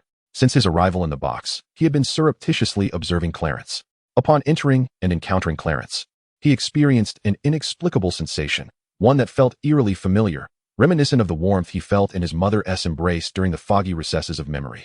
Yet, Harry was acutely aware that his parents had long since departed from this world. Otherwise, could one truly believe that the support sent by Clarence each year had no impact on his original fate? Though small and frail, he was not mistreated. Rather, no matter how much he consumed, he remained slight of build. What could be done about that? The manifestation of such timidity is only apparent in the presence of Clarence. There is an aura about her that evokes a sense of familiarity in Harry, reminiscent of the comforting embrace of his mother. However, this very feeling is peculiarly alien to Harry Potter, leaving him in a state of bewilderment. Consequently, it imparts an impression of introversion and shyness. In Chapter 4, Harry inquires, "Professor Stewart, do you know my parents?" What he truly yearns to ask is whether he encountered Clarence during his childhood, as he cannot fathom why he feels such an affectionate familiarity towards her. Perhaps there exists a familial bond between them? The true essence of his peculiar sentiment stems not only from the profound influence of Clarence's fully developed Michael lineage, but also from her previous encounter with the souls of James and Lily Potter in the artificial underworld. While the Potters never explicitly requested Clarence to care for their child, their silence does not imply a lack of love for their offspring. At that moment, Clarence absorbed the emotional energy radiating from the Potters' love for their son, Harry. The combination of the Michael bloodline's influence and the Potters' loving energy culminated in Harry's extraordinary feelings. "Indeed, I am acquainted with them. Severus, along with your parents, was a student at Hogwarts during the same year, albeit in different houses. Professor, could you share some insights regarding my parents?" Initially, Harry contemplated voicing a more personal inquiry, but upon reflection, he deemed it improper to ask so directly. Thus, his question transformed into a request for information about his parents. "Regarding your mother, my knowledge is limited due to our differing houses. However, as for your father, well, your father." Clarence's words faltered, for as she admitted, her understanding of Harry's mother is indeed minimal, at least not as extensive as that of Lily or Mia. Conversely, she possesses considerable knowledge about James Potter, much of which is intricately linked to her own past entanglements with him.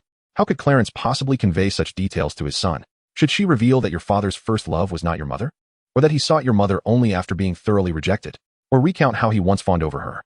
As she pondered her knowledge of James Potter, which seemed to revolve solely around his infatuation with her, Clarence found herself ensnared in an awkward silence, unsure of how to proceed. Harry Potter was quietly listening when Clarence suddenly halted, prompting him to glance over in curiosity, only to find her face flushed with embarrassment. While this blush was a result of her awkwardness, Harry was oblivious to it. In stark contrast, upon witnessing her expression, Severus Snape seemed to recall something, a malicious smile creeping across his face. "Ah, your father certainly engaged in a multitude of foolish antics back in the day. Clarence feels too embarrassed to recount those tales, especially since your father was initially not enamored with your mother." As he reached this point in his recollection, Snape's malicious grin widened. "It was only after being entirely rebuffed by Clarence that he pursued your mother. Now you can comprehend why she struggles to continue." The peculiar gazes from Harry and the other young wizards in the compartment only intensified Clarence's discomfort. "Ahem, my relationship with your father was merely that of ordinary classmates," she asserted. Snape, however, appeared unconvinced by Clarence's assertion. "To you, it may seem like a mere classmate connection, but for James Potter, it was a different matter entirely.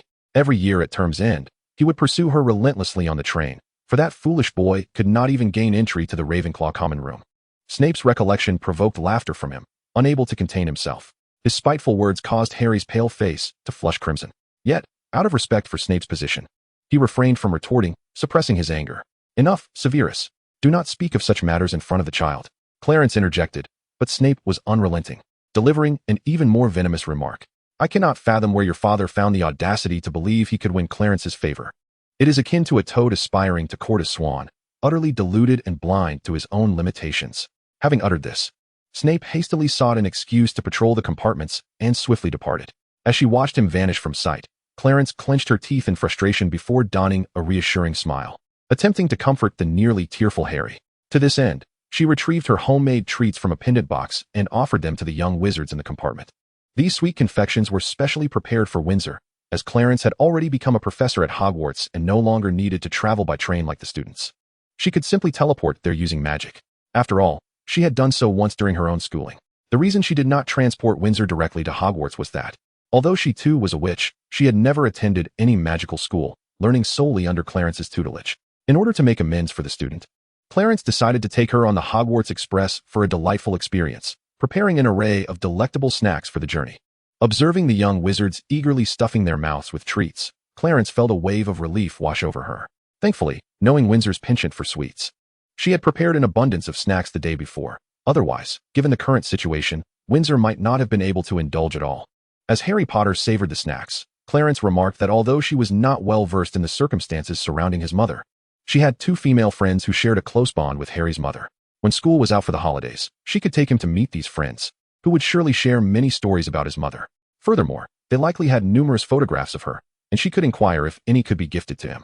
Harry opened his mouth, eager to express that he indeed had a collection of his mother's photographs, many, in fact, spanning from his childhood to after her marriage, including some of her with his father. However, realizing that Clarence's intentions were kind-hearted, he refrained from declining her offer. Instead, he continued to munch on the delightful snacks in his hand, aware that if he did not consume more, others would snatch them away. Despite the abundance of treats prepared by Clarence, the voracious appetites of children made it impossible for the snacks to last long. Soon, they devoured all the goodies, leaving little room for their own packed lunches by noon. Chapter 5, Sorting Ceremony. Upon the train's arrival at the school platform, Clarence, along with Windsor and the older students, parted ways with the first-year students. They were to ride the enchanted carriages to the castle, while the newcomers, guided by the professors, would proceed to the Black Lake to cross by boat. This journey retraced the steps of the 4 founders of Hogwarts, serving as part of the ritual associated with the castle's covenant. For instance, crossing the Black Lake by boat and entering the castle for the sorting ceremony constituted an important aspect of this ritual. Disregarding the happenings among the newcomers, Clarence shared a carriage with Windsor to the castle, then followed the older students into the Great Hall. As Clarence stepped into the Great Hall, the professors who remained at the castle, including Dumbledore, rose to greet them. Dumbledore, clad in his iconic purple robe, with his long silver beard and crescent-shaped glasses, emanated a warm and wise glow. He opened his arms wide, warmly approaching Clarence and Windsor. "Welcome back, Clarence. And is this your student, Windsor?" Dumbledore's voice resonated, deep and magnetic. Clarence nodded with a stern expression, her gaze laden with admonition as she regarded him. "Indeed, she is my student, Windsor." Windsor gracefully curtsied beside her and softly uttered, "Good day, Professor Dumbledore." Noticing that the old man seemed eager to continue speaking, Clarence interjected decisively. "Dumbledore, let us dispense with the pleasantries. We should take our seats promptly, as the first-year students will be arriving shortly." Observing Clarence's evident reluctance to allow any further interaction between herself and Windsor, Dumbledore sighed in resignation, offering a smile as he gestured for them to proceed to the high table. Inside the hall, the long tables were meticulously arranged, adorned with the banners of each house fluttering in the air, while the soft glow of magic imbued the space with an atmosphere both solemn and inviting. Before long, the grand doors of the hall creaked open, and the first-year students, guided by the professors, entered the ancient and enigmatic castle. Their faces were etched with wonder and trepidation, filled with apprehension regarding the impending sorting ceremony. In contrast, the adults who trailed behind, though equally astonished by the hall, exhibited little of the nervousness that characterized the young witches and wizards. Unlike the children, they were not swayed by tales of the sorting test involving duels with trolls or slaying dragons. Even if they were not true wizards and possessed limited knowledge of the magical realm, such obviously fabricated stories were hardly likely to deceive them. As the influx of first-year students continued, the atmosphere within the hall grew increasingly vibrant. Clarence and Windsor occupied one end of the high table, their eyes occasionally scanning the eager faces of the newcomers, particularly the Muggle-born students, as Clarence silently assessed their potential and the houses they might soon belong to. Her gaze was profoundly contemplative, for she understood that the sorting ceremony was not merely a simple allocation of students, but rather a preliminary shaping of their personalities and potential for the magical journey that lay ahead. She took note of the Muggle students standing at the forefront, their eyes reflecting both curiosity about the unknown and a subtle hint of apprehension. At that moment, Professor McGonagall stepped forward, clad in a striking emerald robe, holding a long roll of parchment in her hand. Her voice rang clear and powerful as she announced the commencement of the sorting ceremony. Following her lead, a small witch named Hannah Abbott, visibly nervous, was called to the front to undergo the sorting. The sorting hat quivered gently atop her head, and after a brief moment, a resounding voice declared, "Hufflepuff." The Hufflepuff table erupted in jubilant applause. Welcomed so warmly by her soon-to-be housemates, the young witch's anxiety dissipated, and a smile illuminated her face as she eagerly made her way to her designated table. Subsequently, one by one, students were summoned, and the hat proclaimed their respective houses: Gryffindor, Ravenclaw, Slytherin. With each name called, the corresponding house erupted in enthusiastic applause and cheers, the atmosphere in the hall reaching a fervent crescendo. At last, a familiar figure ascending the stage caught Clarence's attention. It was none other than Harry Potter, whom she had encountered on the train. The sorting hat lingered on Harry's head for an unusually long time, as if grappling with a difficult decision. As all eyes in the hall were fixated on Harry during the sorting ceremony, Clarence felt a stirring within her, an intangible, ethereal force swiftly infiltrated the core of the sorting hat. No one noticed her subtle maneuver, not even Dumbledore himself. This was her act of retribution for Dumbledore's impatience, having deliberately facilitated Harry's contact with her on the train. Indeed, just as she had covertly orchestrated, when the sorting hat's voice resonated once more, The outcome was remarkably unexpected. Slytherin. As the name echoed clearly throughout the hall, the entire space seemed to freeze momentarily under an unseen force. The originally expectant and curious gazes transformed into a tapestry of complex emotions. Surprise, confusion, and even murmurs began to ripple among the students. Harry Potter, the boy renowned for his miraculous survival, was sorted into the house famed for its ambition and cunning, starkly contrasting with the brave and upright image many held of him. Seated at the high table, Clarence allowed a subtle smile to grace her lips.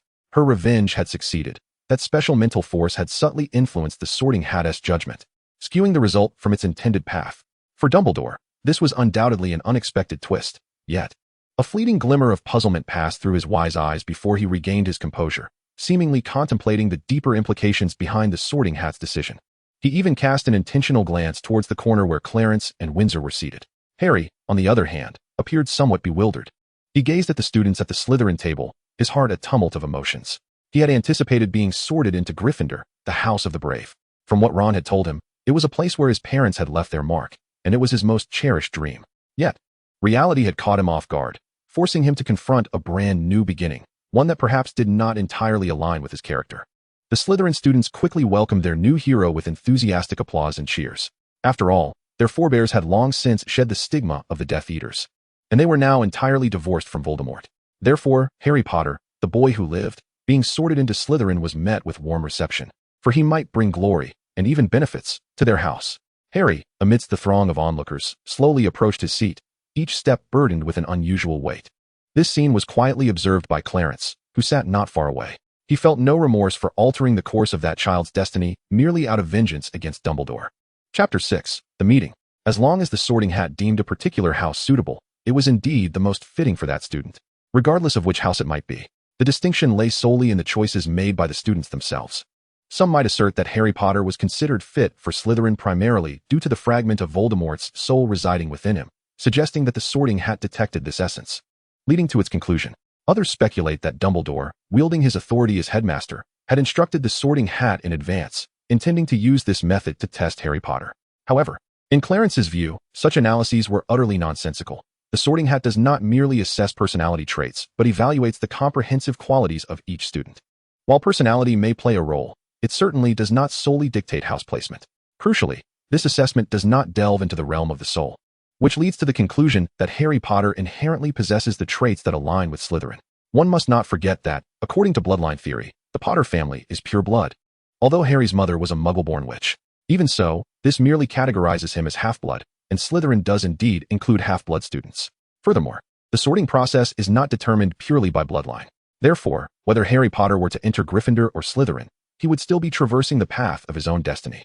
Moreover, he is not the only one whose fate has been altered. Take Hermione Granger, for instance, who, after boarding the train, was directed by Snape to the compartment where Clarence was seated. Consequently, she was not influenced by unforeseen factors and was sorted into Ravenclaw. As for Neville Longbottom, the swordmaster of Gryffindor, he found himself placed in Hufflepuff. Clarence did not intervene during the sorting of these two, yet the outcomes were as they were. Once all the young wizards had been sorted, it was time for the Muggle students. Their sorting proceeded without incident, with representation in all 4 houses. However, if one were to identify the house with the fewest Muggle students, it would be Slytherin, while Hufflepuff boasted the largest number. Lastly, it was the adults' turn, though they required no sorting, as they would all be placed into Ravenclaw. Due to this decision, which had been deliberated long in advance, it was well understood that their arrival at Hogwarts was not merely for the pursuit of magical knowledge. In fact, many of these individuals might not even remain at the school for the full 7 years. As the sorting ceremony concluded, Dumbledore addressed the assembly once more, primarily to convey important reminders, particularly the prohibition against entering the forbidden areas of the 4th floor and the Forbidden Forest. Following this, the feast commenced. Delectable dishes and joyous laughter filled the grand hall, yet an undercurrent of subtle tension lingered in the air, especially regarding discussions surrounding Harry Potter's sorting, which became the evening's most fervent topic. After the banquet, the prefects guided the new students back to their respective common rooms. As for the considerable number of first years this year, there was no need for concern regarding the adequacy of the 4 houses' accommodations. Hogwarts is a magical school, a veritable castle of enchantment. Not to mention, could one truly believe that the professors are not present? There exist numerous spells and means to augment dormitories or even expand spaces. Thus, trivial matters such as these had already been resolved prior to the commencement of the term. Meanwhile, After the professors finished their dinner, they convened in the headmaster's office to discuss matters of pedagogy concerning Muggle children and adults. For the instruction of Muggle children, the other subject professors were only required to impart theoretical knowledge, while the rest would be entrusted to Clarence.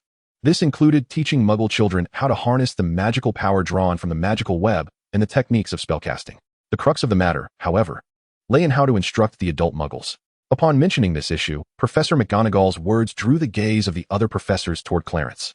According to the Ministry of Magic, Clarence was to be solely responsible for the education of these adult Muggles, including the arrangement of their classes. Clarence retrieved a schedule from a pendant box, magically replicated it, and allowed it to float toward the other professors. The arrangements for these adult Muggles mirrored those of the new students. However, they would not be subjected to examinations or homework, as adults possessed the self-discipline to know what they ought to do without excessive oversight. Nonetheless, these individuals would attend classes for only half a day, after which they would come to me, and I would arrange their astronomy lessons separately.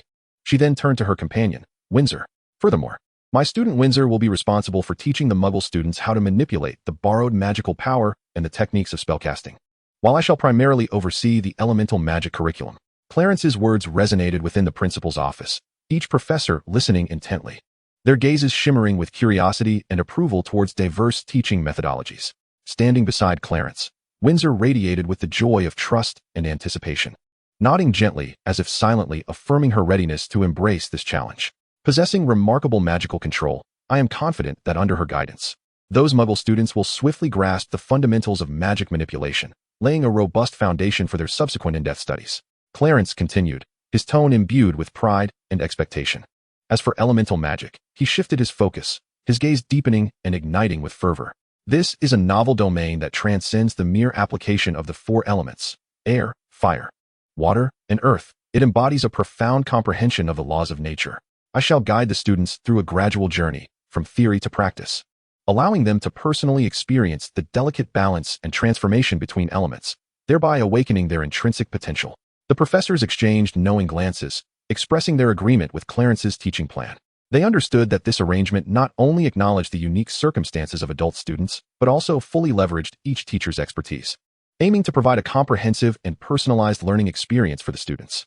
Now, shall we convene a more detailed planning meeting regarding the specific implementation of the course? Professor Flivy proposed. Chapter 7, Elemental Magic Course.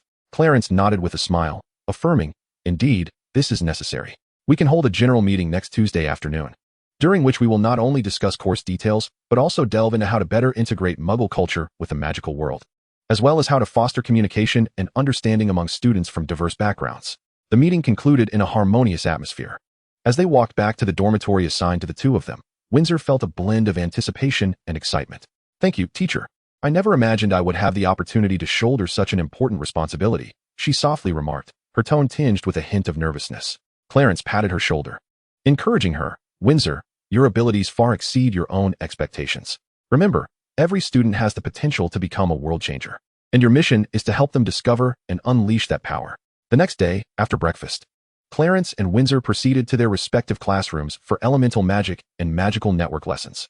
As discussed during the professors' meeting the previous evening, Windsor was responsible for teaching the magical network course, while Clarence would instruct elemental magic. Should Windsor encounter any insurmountable challenges, she could easily seek assistance from Clarence in the adjacent classroom, perhaps considering Windsor's lack of teaching experience. The school had thoughtfully arranged for their classrooms to be in close proximity. At the threshold of the classroom, Clarence offered a comforting word to the rather anxious Windsor, encouraging her to relax her mindset and to approach her students as a friend rather than overthinking the situation. This reassurance had a positive effect, as Windsor indeed managed to ease her tension. Once she entered the magical online class, Clarence proceeded to her own elemental magic classroom next door. There, she retrieved the necessary textbooks and lesson plans from the hanging box and quietly began to peruse them. After a brief period of tranquil contemplation, students began to arrive in the classroom. When all were gathered, Clarence approached the podium, ready to commence the lesson. Standing before the class, her gaze warmly swept across each student's face, their eyes shimmering with curiosity and eagerness for the unknown realms ahead.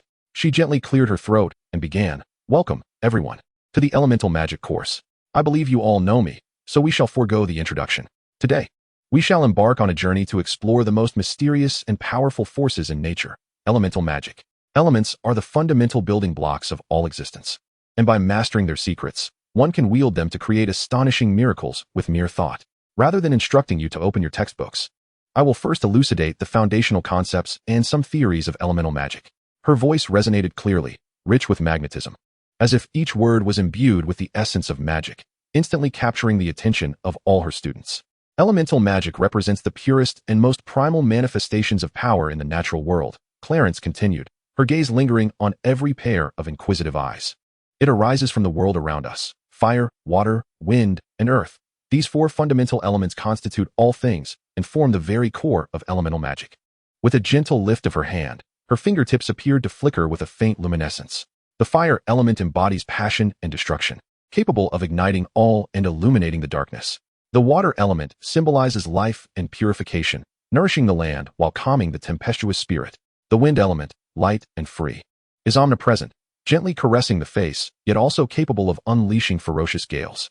The earth element, solid and substantial, is the foundation of the land, providing the soil in which all life flourishes. The students listened in rapt attention, some deep in thought while others widened their eyes, attempting to grasp the seemingly tangible currents of elemental energy in the air. Observing their engagement, Clarence's lips curled into a satisfied smile, for she knew she had successfully ignited their passion for elemental magic. However, she then shifted her tone, becoming more serious. But remember, elements are not mere slaves to be commanded at will. Each element possesses its own will. Mastering them requires not only skill and knowledge, but, more importantly, a profound respect for nature. We must learn to communicate with these elements, to understand their existence, and to become their allies rather than adversaries. As she spoke, Clarence suddenly paused, gracefully descending from the podium and weaving through the rows of students. Her gaze lingered momentarily on each student's face, as if conveying a silent message through her eyes. Now, close your eyes, take a deep breath, and empty your thoughts, nothing at all to ponder.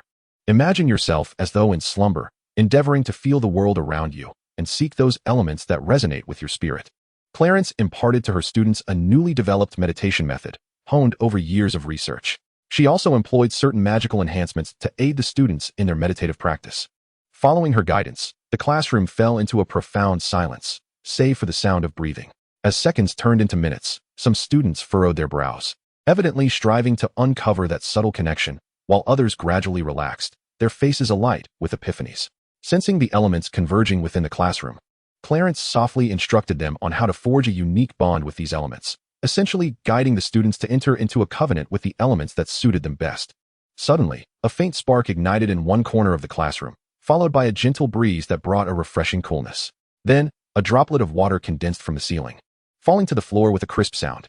Finally, the ground seemed to tremble lightly, as if a latent force was awakening. Observing this phenomenon, Clarence's eyes sparkled with approval, aware that her students had succeeded. Although their swift achievement of forming contracts with their respective elements was largely attributed to her newly developed meditation technique and the influence of her innate skills, it also subtly showcased the remarkable aptitude and talent of this group of students. Very well, everyone, open your eyes.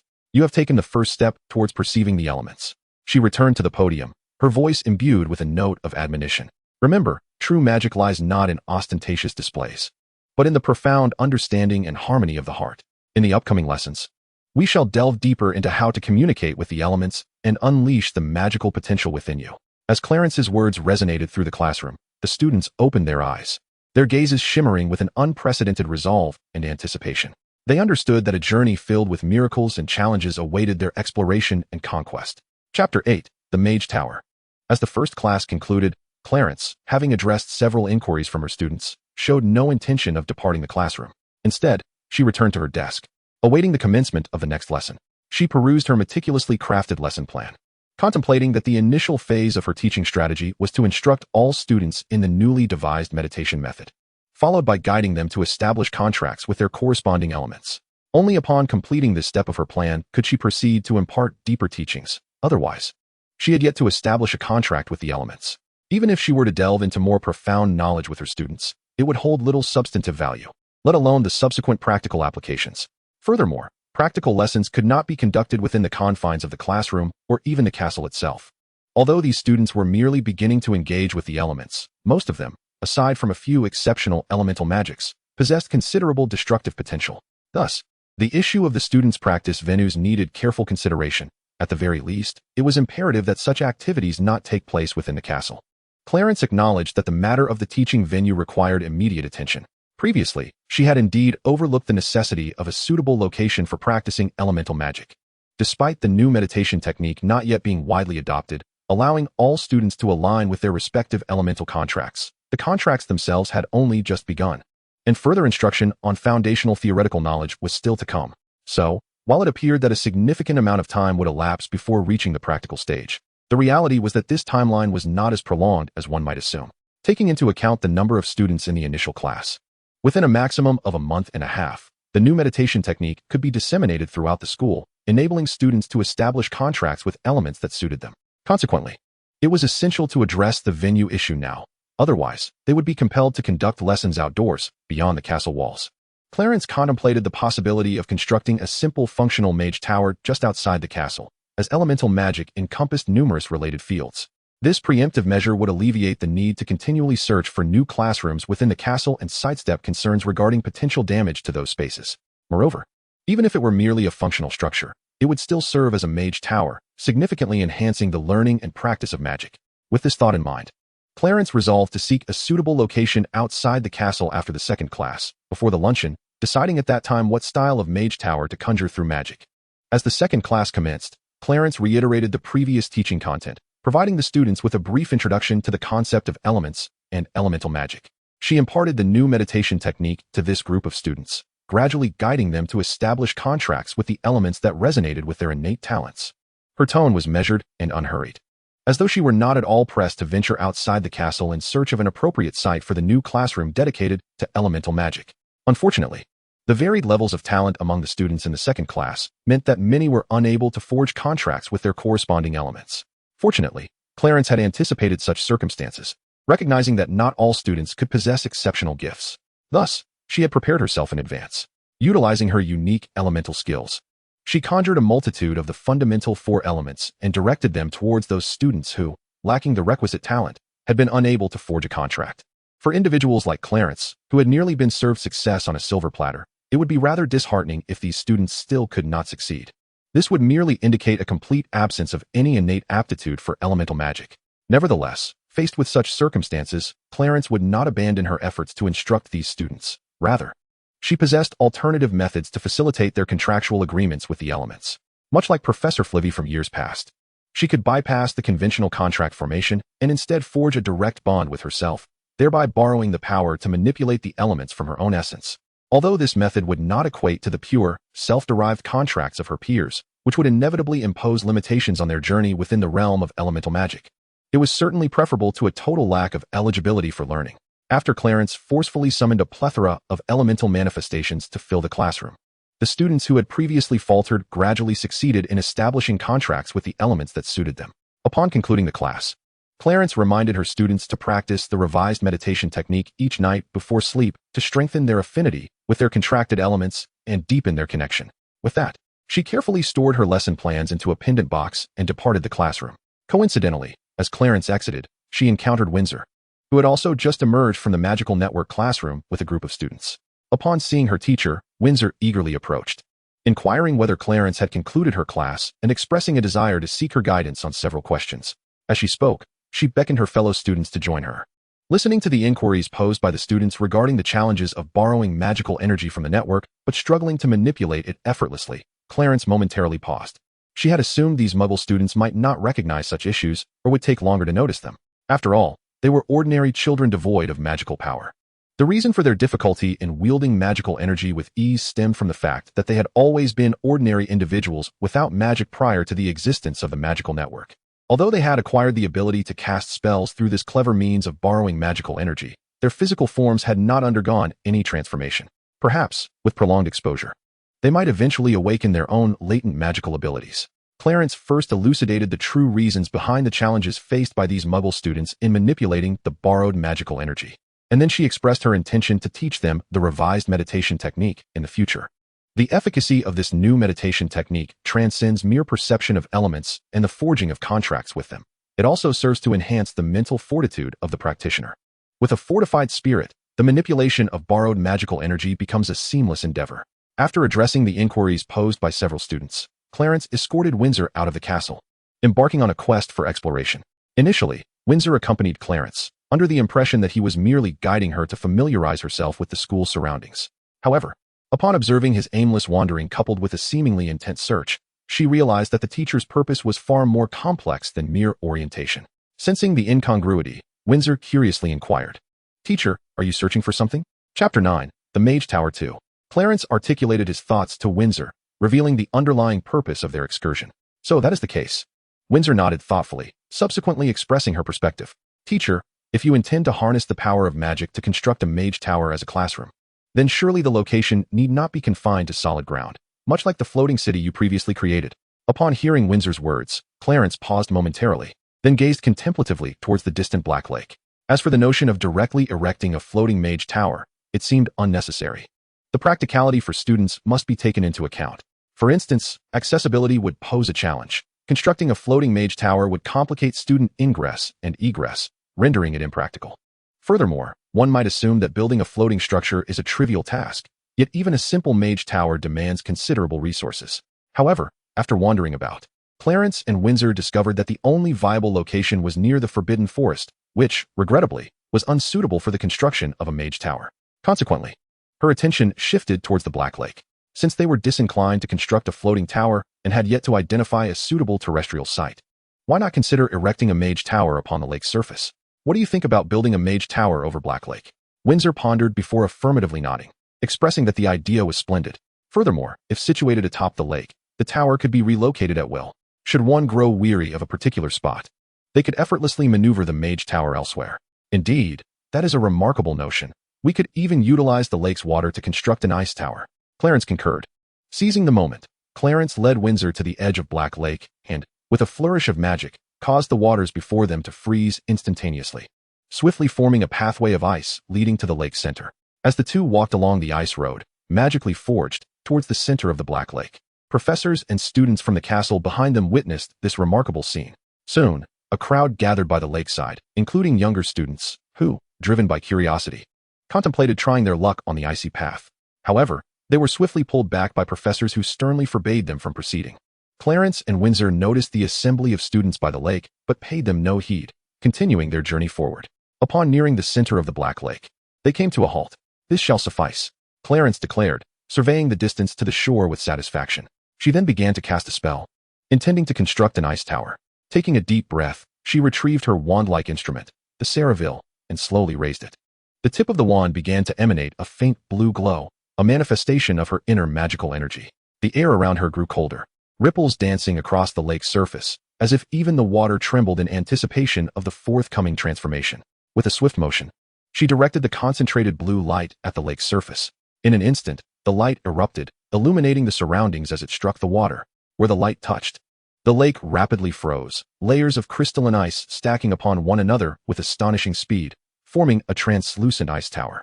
The tower shimmered with a gentle blue luminescence, contrasting vividly against the dark waters below, a palpable chill radiating from its pinnacle. Pleased with her creation, Clarence wore a satisfied smile. Next, she intended to inscribe magical runes upon the ice tower to solidify its form, preventing it from succumbing to the whims of temperature and melting away. Approaching the tower, she extended her finger, delicately brushing against its frigid surface. The moment her fingertip made contact, delicate ripples danced across the ice, seemingly responding to her will. As her magical energy surged forth, the blue radiance surrounding her intensified, merging harmoniously with the glow emanating from the ice tower. Clarence's hands began to glide gently over the icy surface, her fingertips tracing intricate magical patterns that seemed to breathe life into the ice. These patterns resembled ancient hieroglyphs and the trajectories of celestial bodies, intertwining to form an expansive magical array. The brilliance of the magical array gradually illuminated in tandem with Clarence's artistry, casting a luminous glow that reflected off the ice tower, rendering the entire lake's surface translucent enough to reveal glimpses of the depths below. At long last, with the final stroke, the magical array was complete. Clarence stepped back a few paces, admiring her masterpiece with satisfaction.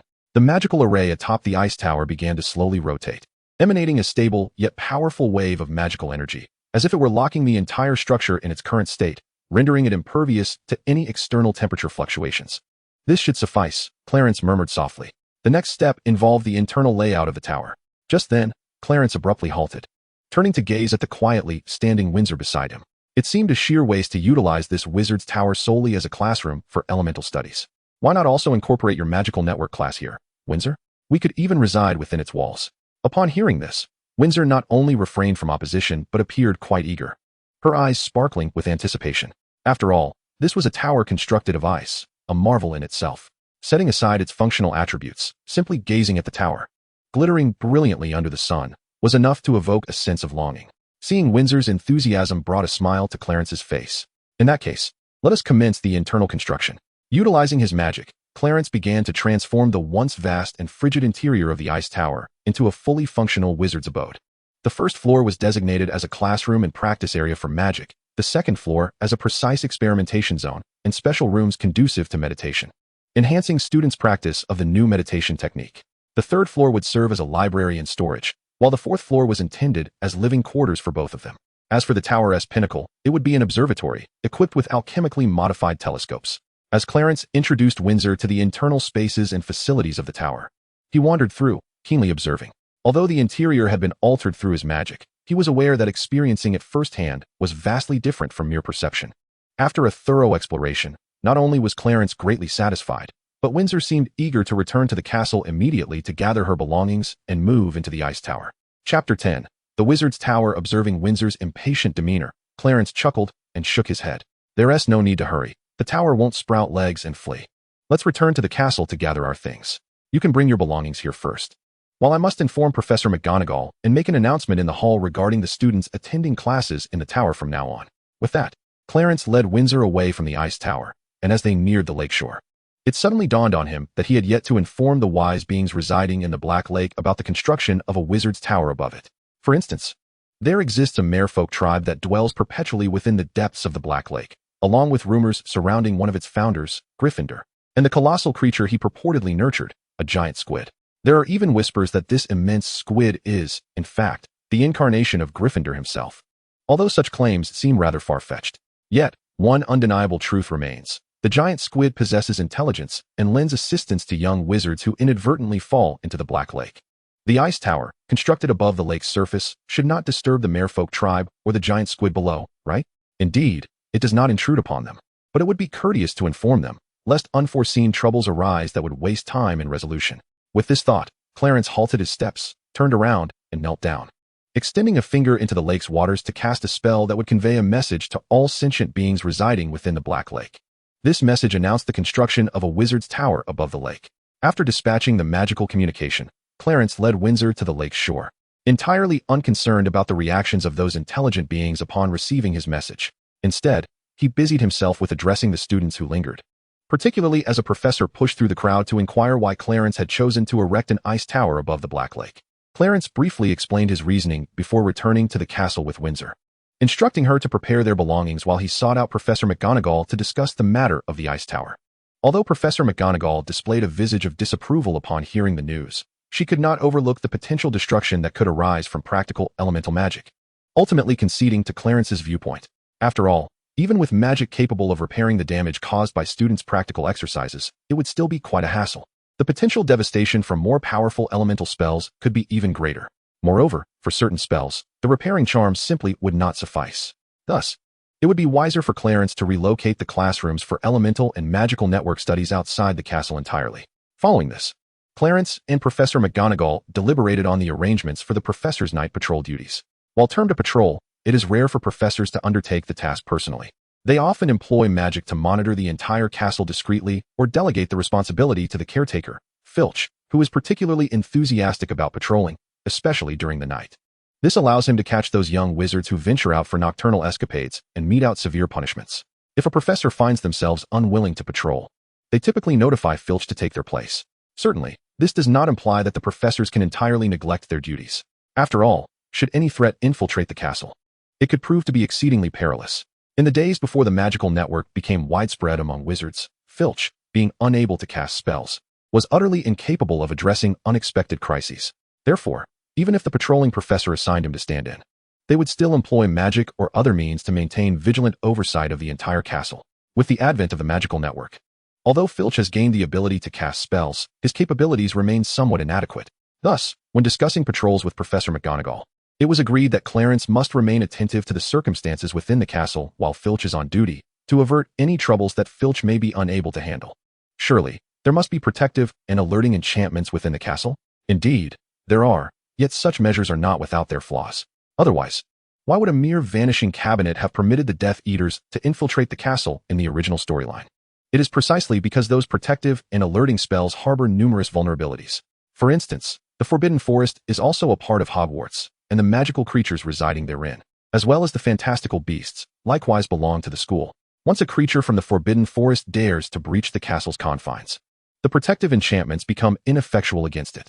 The critical issue lies in the fact that not all beings inhabiting the Forbidden Forest are harmless. Take the Acromantula, for example. Its danger level is exceedingly high. Not only would a young wizard be at risk, but even an adult wizard could meet their demise if ambushed by such a creature. The potency of its venom is indicative of its lethal nature. Beyond the Acromantula, the Forbidden Forest is home to trolls, venomous serpents, and werewolves, all of which could easily dispatch several young wizards. Has the school not implemented any protective measures against these perilous creatures residing in the Forbidden Forest? Indeed, measures exist, but they are limited to those beings possessing intelligence, such as the Centaur tribe. Because they possess intellect comparable to that of humans, they refrain from invading the castle. Even when encountering unruly young wizards in the forest, they would ensure their safe exit rather than resort to aggression. Even the Acromantula clan is restrained from entering the castle due to Aragog, a wise giant spider raised by Hagrid. However, should any young wizard venture into the Forbidden Forest, particularly intruding upon their territory, the Acromantula would not hesitate to seize the opportunity for a meal. Preventative measures prove to be of limited efficacy against magical creatures and fantastical beasts that are not only perilous, but also lack a high degree of intelligence. Historically, this issue has presented a considerable challenge for the professors at the school. However, the situation improved significantly after Dumbledore appointed Rubeus Hagrid as the keeper of keys and grounds. The half-giant's relentless hunting around the periphery of the Forbidden Forest has alleviated some of the concerns, albeit with Hagrid's lack of intellect leading to various complications. In summary, while it is not necessary to conduct nightly patrols in person, it is imperative to leave behind magical surveillance measures to prevent any potential intrusions into the castle. Chapter 11, Elemental Magic. After discussing the patrol duties, Clarence indicated that he would need Professor McGonagall's assistance in notifying the students about the change of classroom location to the area by the Black Lake. Although informing the students about the relocation posed no problem, Clarence mused whether the distance was somewhat excessive. Indeed, it was a considerable distance. Yet it also served as an opportunity for the students to engage in physical activity. After all, even wizards, endowed with magical abilities, do not possess significantly greater physical strength compared to ordinary individuals, especially the students. Professor McGonagall contemplated Clarence's perspective and recognized that it might indeed serve a beneficial purpose. Wizards, while predominantly relying on magic in combat, do not disregard the importance of physical prowess. The more powerful the wizard, the more they tend to value their physical condition. For instance, Professor McGonagall, who possesses the animagus form of a tabby cat, employs this advanced transfiguration magic to navigate dangerous and complex battles. This tactical approach allows her to seamlessly shift forms to evade attacks and enhances her agility in her animagus state. Similarly, Professor Flitwick, in the face of perilous encounters, often casts various enhancement spells to bolster his capabilities across the board. Even Dumbledore has mastered the art of apparition, augmented by his pet phoenix, which possesses the innate ability to teleport individuals across spatial distances, making him difficult to target with spells during combat. However, aside from the phoenix's innate abilities, it is worth noting that apparition itself imposes certain effects on the user during transportation. Gifted individuals can, through persistent practice, acclimatize their bodies to this discomfort, thereby integrating such magic into their combat strategies. In conclusion, the stronger the wizard, the more they prioritize their physical condition. After all, during combat, wizards do not merely stand like wooden stakes, but rather employ evasive maneuvers and footwork techniques to dodge incoming magical attacks. Otherwise, even if you can detect incoming attacks and your mind is capable of responding, if your body cannot keep up, you would still meet with disaster. Having spent considerable time with Professor McGonagall, Clarence emerged from her office just as it approached lunchtime. After some contemplation, she decided not to return to the ice tower, but instead proceeded directly to the Great Hall, intending to tidy up after lunch. As she settled at the high table, she noticed Windsor entering from the hall's entrance. "Professor, I have already taken your belongings to the ice tower," Windsor stated as she sat down, indicating that she had transported both their luggage and even tidied their rooms. "Thank you, Windsor. I have informed Professor McGonagall about the ice tower, so the students will be attending their afternoon classes there directly." Windsor nodded in acknowledgement, then inquired about the afternoon's lessons. "Will you continue to teach the Muggle students, focusing on their control over borrowed magical energy?" "Indeed. Only after you have instructed all the Muggle students, particularly once they have grasped the methods and techniques for exercising control. Can we proceed to the next phase of the teaching plan? Before Windsor could respond, Clarence continued, for the afternoon classes, I must concentrate on instructing the adult muggles. So unless there are significant complications with the online magic class, please refrain from any disruptions. Additionally, ensure that those attending the online class are promptly directed away from the ice tower after their lesson, preventing them from wandering into my classroom. Windsor hesitated, then asked, will the knowledge you impart to the adult muggles this afternoon pertain to magical warfare? Shaking her head, Clarence replied, we are not at that stage yet, but even so, the content will not be suitable for those young wizards, so you must keep a close watch on the students after your class. Understood, Professor. I will ensure the students are well supervised. After lunch, Clarence first sent Windsor back to the ice tower before making her way to the kitchen, where she prepared to grant a few familiar house elves permission to teleport directly to the ice tower. This would enable the elves to bypass the tower's defenses and transport themselves inside, though this privilege would only apply to the elves themselves, meaning they could not take others with them. This arrangement would spare them the trouble of returning to the castle for a simple cup of tea or a late-night snack. Once she had granted the familiar elves their permissions in the kitchen, Clarence leisurely returned to the ice tower, mindful that it was nearly time for the afternoon classes. Thus, she did not cancel the magical ice path she had created. Instead, she infused it with additional magical energy to maintain its stability. As it stood, no student could freeze the lake's surface and walk to the area where the ice tower was located. And even many professors might find such a feat beyond their capabilities. Certainly, it is only at this moment that, as the elemental magic course taught by Clarence deepens, there may be students who could achieve mastery. However, this is likely confined to the upperclassmen, for they are markedly different from Clarence. Her unique abilities have allowed her to command and manipulate the elements to such an extent that her use of elemental magic incurs virtually no expenditure. In other words, she neither depletes her magical energy nor exhausts her mental fortitude. Conversely, the situation is entirely different for others, particularly those who have formed contracts with the elements through the newly revised meditation method. When they employ elemental magic, they not only expend magical energy and mental strength, but also experience fluctuations in consumption based on their sensitivity and connection to the elemental forces. Even Windsor, a student of Clarence who has diligently practiced the new meditation technique for nearly a decade, finds that her use of elemental magic requires significant magical and mental expenditure. Although her unique circumstances enhance her proficiency with light-based elemental magic, the consumption is merely slightly reduced compared to when she employs other contracted elements. If Windsor, with her distinct advantages, experiences such consumption, one can easily surmise the challenges faced by others when utilizing elemental magic. Thus, Clarence believes that, despite the gradual deepening of knowledge through the elemental magic course, only upperclassmen will be capable of freezing the lake's surface and traversing to the vicinity of the ice tower solely due to their magical capacity. Chapter 12, Elemental Magic 2. Time flies, and in the blink of an eye, half a month has passed. On September 11th, Windsor has effectively instructed all the Muggle students in the Magical Network course. According to Clarence's directives, these Muggle students have at least grasped the techniques for training and controlling borrowed magical energy. Once they mastered these methods, they began attending Clarence's elemental magic classes to learn the new meditation technique and form contracts with the elements. After this brief period of instruction, Clarence's elemental course has successfully disseminated the revised meditation methods to nearly all students in the school. Approximately 80% of the students have successfully formed contracts with elements suited to them, with 10% having begun to contract a second element. The remaining 20%, unable to establish their own contracts, have directly contracted with Clarence, borrowing the power necessary to master and manipulate the elements from her. At this juncture, the instructional agenda for the Elemental Magic course officially transitions into its next phase. Within the elemental classroom, Clarence stands at the lectern, prompting the students to open their textbooks. The Origins and Future Perspectives of the Elemental Magic System. Indeed, the author of this tome is none other than Clarence herself. However, the content of this book does not merely boast of her creation of the Elemental Magic System. Rather, it elucidates the motivations behind her research and the sources of inspiration that initially guided her in the development of elemental magic. As the title suggests, it also encompasses a vision for the future of this magical system. The primary purpose of imparting the knowledge contained within this book to her students is to unveil the origins of the elemental magic system. Many might assume that it was solely her invention, which is a misconception. In truth, elemental magic has long existed within the traditional wizarding magical framework. Yet, few have delved deeply into its study, often misled by erroneous perceptions that have diverted researchers from the true essence of elemental magic. Many believe that in the traditional wizarding system, elemental magic either involves summoning elements or transforming them using magical energy.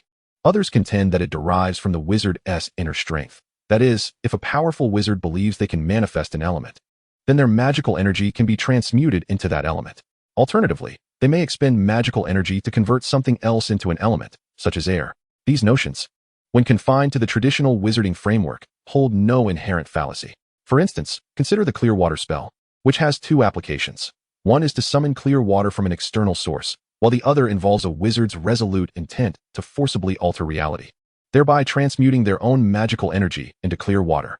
It is crucial to note that this is not a form of transformation magic. Rather, it is a transmutation, and there exists a fundamental distinction between the two.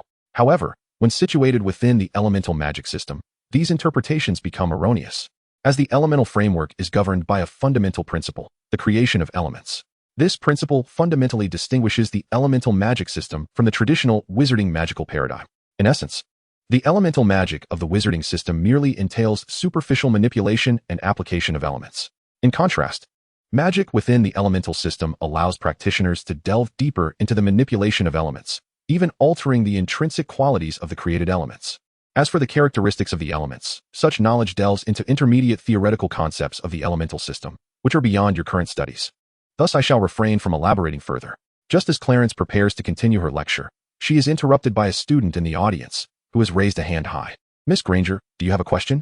Professor Stewart, I find myself perplexed by the fundamental distinction you mentioned earlier. I am uncertain of the exact differences between the two concepts. Might you kindly demonstrate this disparity for us? Hermione Granger voiced her query. Clarence sighed, indicating that matters concerning elemental characteristics would be elucidated during their intermediate studies of elemental magic.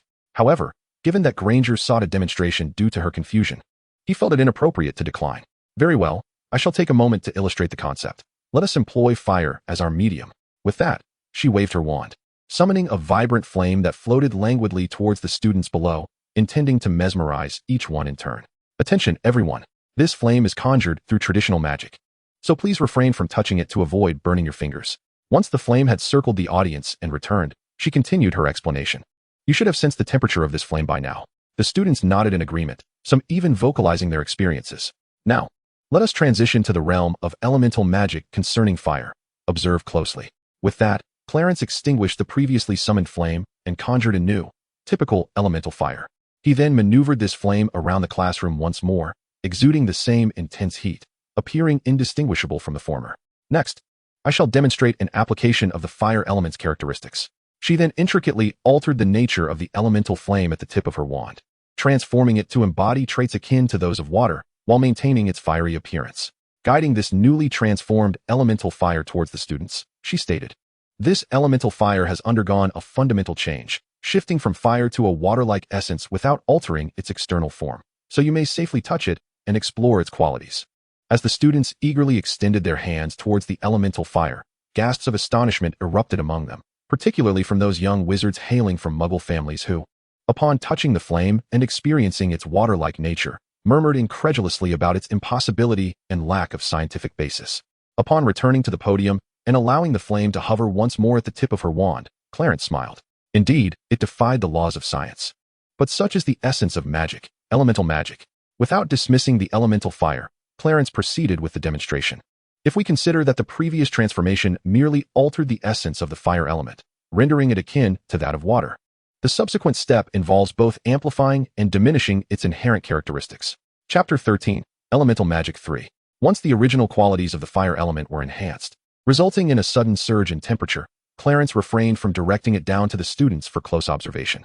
The elevated temperature posed a potential danger to them if they ventured too near. Thus, she simply levitated the flame above their heads. Despite the considerable distance, the students could still feel the intense heat radiating from that small orb of fire. Following this, Clarence diminished the properties of the elemental fire, causing a drastic drop in temperature. Although it retained its fiery form and a degree of warmth, it no longer posed any harm to human beings, merely feeling pleasantly warm to the touch. After retracting the elemental flame until it dissipated, Clarence declared the demonstration concluded. Naturally, the intricate manipulation and transformation of elements encompass far more than just these simple variations. Each element possesses unique characteristics that are not entirely alike.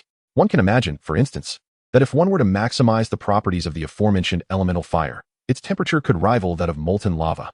Who could withstand such a blaze? Alternatively, one could enhance its traits without reaching the extreme, merely augmenting them slightly while infusing some characteristics of the wind element, thus elevating its speed and amplifying the fire's potency through the interplay of elemental attributes. There exist numerous other methodologies as well, but I shall refrain from elaborating further, for you are not yet equipped to grasp them fully. At that moment, a student from Ravenclaw raised their hand. "Professor, may I pose a question?" "Certainly, but I wish to avoid unrelated inquiries," Clarence cautioned, permitting questions but insisting they be relevant. "Professor, I would like to inquire whether the magical system of elements possesses greater power than that of traditional wizards." Upon hearing this, Clarence adopted a serious demeanor and responded. When considered solely in terms of destructive potential, elemental magic indeed surpasses that of the traditional wizarding system. The destructive capability of basic elemental magic often requires intermediate spells from the traditional system to achieve similar devastation, or even dark magic. Certainly, this comparison is confined solely to the magic itself, without considering the attributes of the spellcaster. It is essential to recognize that the same spell, when wielded by different individuals, can yield vastly different potency and effects. Such disparities are influenced by the caster's inherent magical energy, their understanding and study of the spell, as well as their mastery of it, resulting in varied manifestations. Some individuals may have delved deeply into the foundational spells of the traditional wizarding system, achieving a high level of proficiency through extensive practice. In such cases, their destructive capability may rival that of fundamental elemental magic. However, I implore you to grasp one crucial notion. This comparison pertains only to the destructive potential of the two, which is why elemental magic surpasses the traditional wizarding system in that regard. This does not imply that the traditional system is inferior in other aspects. In fact, the opposite may hold true. In terms of applicability, the traditional system far exceeds the elemental one. Perhaps in the future, as people continue to explore and refine elemental magic, it may gradually catch up to, or even surpass, the traditional wizarding system in versatility. Yet, at present, it indeed falls short, and there is no necessity to compare the two. When individuals juxtapose these systems, they inadvertently suggest that, in their understanding, elemental magic does not belong to the traditional wizarding framework. In reality, elemental magic has not deviated from, nor will it ever detach from, the traditional wizarding system. This principle encapsulates the true purpose of today's lesson, to instill the awareness that both elemental and traditional wizarding systems are forms of magic, merely differing in category and inclination. This is akin to the distinction between transfiguration and charms within the traditional wizarding system. Elemental magic is no exception. One cannot assert that the elemental system is devoid of magic. Thus, in the strictest sense, the elemental system can indeed be regarded as a significant classification within the traditional wizarding system. As soon as Professor Clarence finished speaking, the students began to engage in hushed discussions. One Ravenclaw student, without raising their hand, boldly inquired, "Professor, are you suggesting that some believe the elemental system is not a part of the traditional wizarding system, or even consider it not to be magic at all?" Upon hearing this, Clarence shook his head. "Not quite. However, during my previous travels around the globe, I indeed encountered individuals who espoused such views. It is inevitable that there will always be fools who voice such nonsense, and this is a reality I must guard against." The student who posed the question nodded thoughtfully, hesitating to articulate their thoughts, but before they could speak, the class time concluded. Observing the Ravenclaw student who had just closed his mouth, Clarence did not overlook the hesitant expression on the young man's face, despite the approaching end of class. "From your expression, do you have any lingering questions?" The student nodded, indicating that they had been attending elemental classes for over half a month, primarily practicing the new meditation techniques and studying basic theoretical concepts. Today, however, was the first time they had encountered an incomplete elemental spell. His intention was to witness the true power of elemental magic and grasp its immense potential. In fact, it wasn't just this single Ravenclaw student who felt such curiosity. Many students from the other three houses shared the same intrigue. Yet, no one had dared to voice their inquiries during elemental classes. Outside of class, Clarence maintained a friendly demeanor, his attitude gentle and approachable. However, once class commenced, his serious expression rendered the students too intimidated to entertain any notions of mischief. Even the notoriously troublesome Weasley twins refrained from engaging in any antics during these lessons, maintaining a respectable demeanor in the presence of other professors as well. It was only during today's class, when Clarence had demonstrated elemental magic, that this Ravenclaw student mustered the courage to speak up as class was drawing to a close. Chapter 14, Elemental Magic 4. "So, you wish to witness the true power of elemental magic?" The student eagerly nodded, suggesting that not just he, but everyone present, yearned to see what authentic elemental magic entailed. Clarence glanced at the clock before addressing the students. "In that case, I shall demonstrate. Everyone, please gather around the podium." Once the students had assembled at the front, Clarence used magic to transform the classroom into a compact training arena. He then positioned himself a short distance from a specialized target and turned to face the students. All right, gather here. I will now demonstrate the essence of elemental magic, albeit limited to the basics. With that, Clarence began his demonstration. He commenced with fire elemental magic, specifically the foundational fireball spell. As he spoke, he conjured a blazing fireball the size of a human head and directed it towards the target. Upon striking the target, the fireball detonated with a resounding boom, engulfing the target in flames, scattering wood chips, and melting the metallic components. The center of the target was left with a charred circular hole, with wisps of smoke lingering in the air. Observing the destruction wrought by the fireball, Clarence's expression remained unchanged, for this level of fireball was executed precisely according to the standards of the fireball spell. Otherwise, with her fully developed element special skill effects, the power of the fireball she conjured would have been even more formidable. However, the students, upon witnessing the target struck by the fireball, were far from as composed as she. They erupted with exclamations of astonishment, some even gazing with wide eyes, as if envisioning the grandeur they would possess upon mastering such a spell. This was merely the most fundamental fire magic, the fireball spell, yet due to my unique circumstances, the potency of my fireball was somewhat excessive, deviating from the norm. Nevertheless, once you all master this spell and engage in rigorous study and practice, you too can attain such power, or perhaps even surpass it. Subsequently, she demonstrated 2 additional fire spells, the firebolt and the explosive fireball. It should be apparent to everyone that both the firebolt and the explosive fireball are fundamentally based on the fireball spell, merely altering its characteristics. For instance, the firebolt sacrifices the burning and scorching qualities of fire in exchange for increased speed of attack. I believe everyone is familiar with the Muggle weaponry, and the speed of the firebolt is akin to that of a bullet. Conversely, the explosive fireball exhibits an entirely opposite nature. Following this, Clarence showcased 3 other elemental magics, the water sphere and water bolt from the water element, along with the control-oriented water rope spell, the earth spear and earth spike from the earth element, as well as the defensive earth wall spell and the wind blade and wind bolt from the wind element, complemented by the auxiliary lightness spell. Finally, she presented a unique light magic, the holy light spell, casting it upon all the students, after which she declared the demonstration concluded. During lunch in the Grand Hall, those who had witnessed Clarence's elemental magic demonstration eagerly boasted to their peers. As for the reactions of the students who had merely heard of this event, Clarence remained unaware, as she and Windsor did not join the others in the hall, but instead sent the castle's house elf to deliver their meal to the ice tower. However, when they returned to their elemental class, many students were keen to request Clarence to demonstrate again, only to be met with a cold refusal. According to her reasoning, they had yet to complete the theoretical portion of their studies. What purpose would a demonstration serve if it merely incited envy? Thus, she resolutely rejected their requests for another demonstration. Of course, some students still dared to ask Clarence to teach them a basic elemental spell right then, but after receiving a stern reprimand, they fell silent. Her demeanor effectively dissuaded any other students harboring similar desires from voicing them. Clarence had initially believed that after her admonition, the students would focus on learning the foundational theoretical knowledge at a measured pace according to her teaching plan. However, she was unprepared for the hindrance posed by a certain professor. A professor, unable to withstand the earnest pleas of her students, reluctantly imparted the most fundamental of elemental magic, an innocuous water ball spell. However, this disruption to her teaching agenda left Clarence in a quandary, unable to chastise the professor who had caused the delay, especially since it was none other than her esteemed Flivy. Aware that her actions were somewhat unorthodox, Flivy refrained from dining in the Great Hall for several consecutive days, opting instead for meals delivered to her dormitory by the house elves.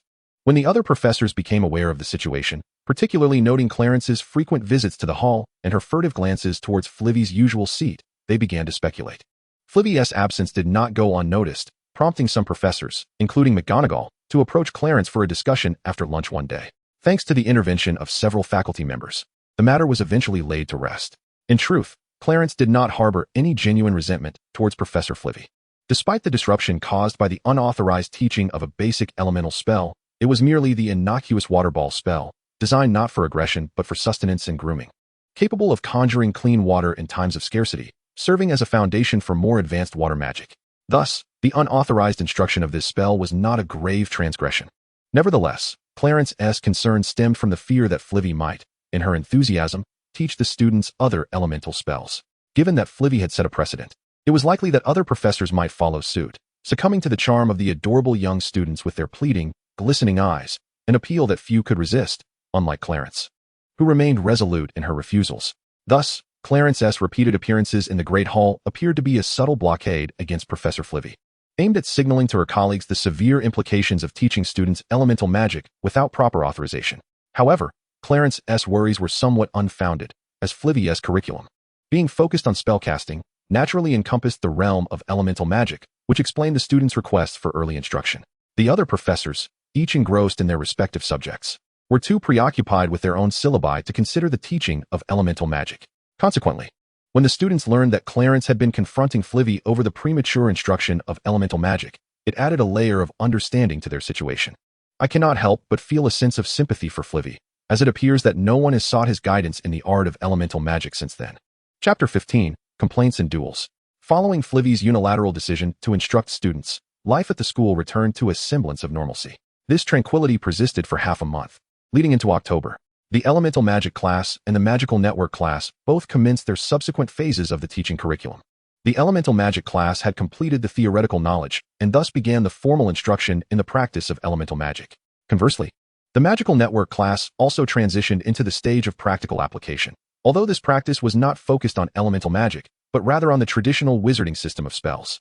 In simpler terms, these Muggle students, due to their unique circumstances, began their practical training a month later than their young wizard counterparts. Prior to this, they had merely absorbed theoretical knowledge and participated in the Magical Network class, where they were instructed by Windsor, honing their control over magical energy and practicing the new meditation techniques. Hence, they had not engaged in any practical exercises. Such a situation was unavoidable, and to commence practical training within just a month is already commendable, especially considering that prior to the emergence of the Magical Network, they were merely ordinary Muggles devoid of magical ability. As for Clarence, had he not developed 2 additional versions of the Magical Network, enabling individuals of all ages to utilize it? It is indeed true that these Muggle students had not practiced prior to arriving at Hogwarts. For the toddler and adolescent versions of the Magical Network did not entail the borrowing of magical energy or spellcasting capabilities. It was only after these students were selected to attend Hogwarts that the version of the Magical Network they were contracted to use was upgraded to the fully functional official version. Why then do the other 2 versions, aside from the official one, not involve the borrowing of magical energy for spellcasting? This is naturally due to the fact that ordinary individuals without magical energy rely solely on their mental strength when using the Magical Network.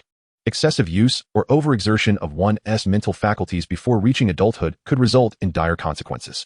This explains why, prior to the development of the adolescent and toddler versions of the Magical Network, Clarence refrained from allowing individuals in these age groups to contract the official version. One day, after Clarence concluded an elemental class, before he could exit the classroom, he was intercepted by Hermione Granger. However, the young girl did not approach him with inquiries born of confusion, but rather to report a matter of concern.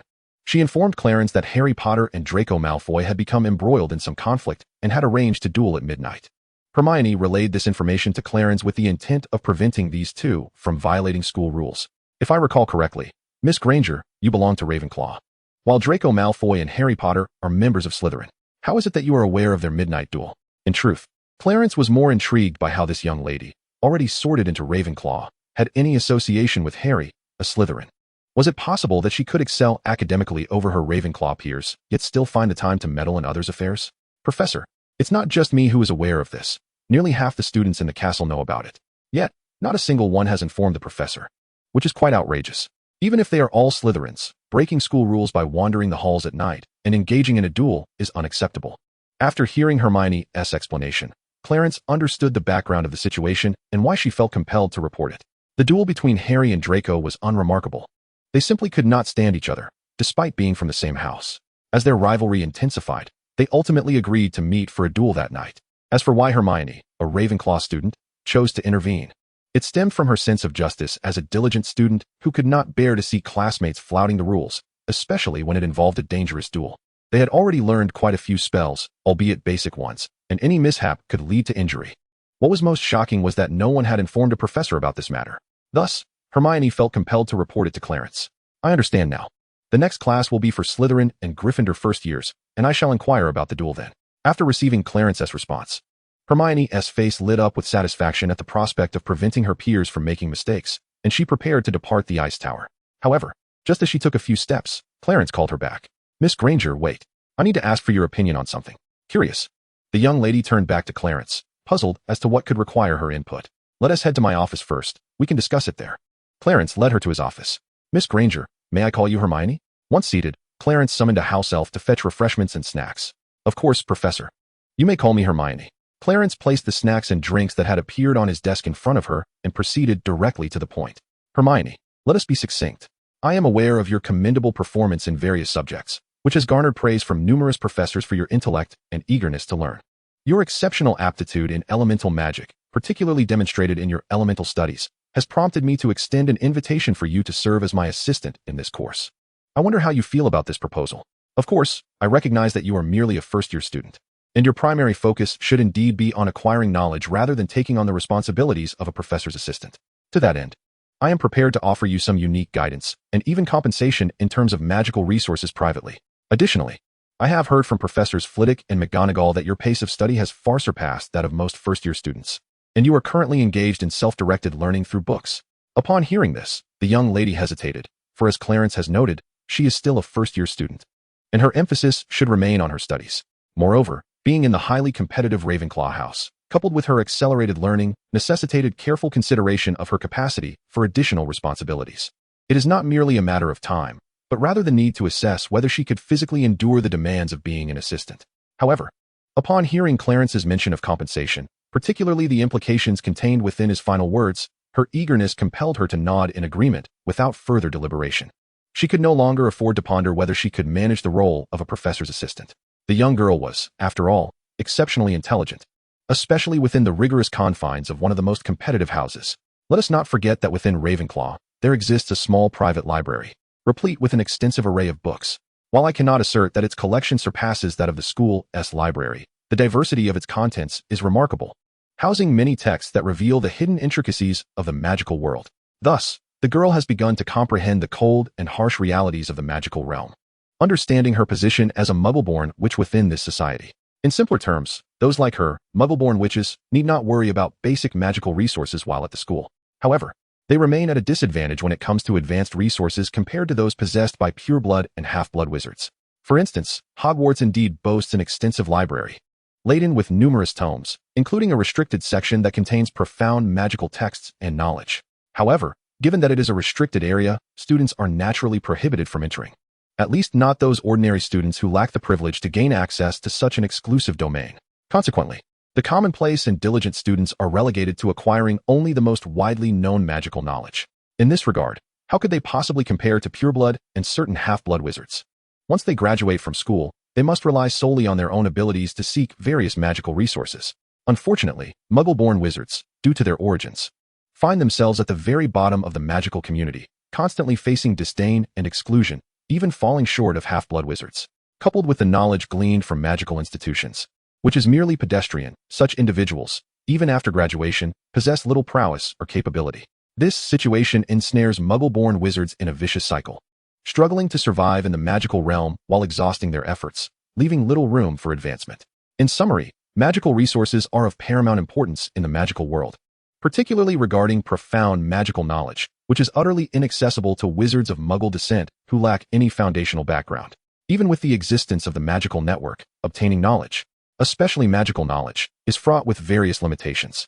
Thus, when presented with an opportunity to acquire advanced magical knowledge and high-level resources, how could Hermione possibly decline?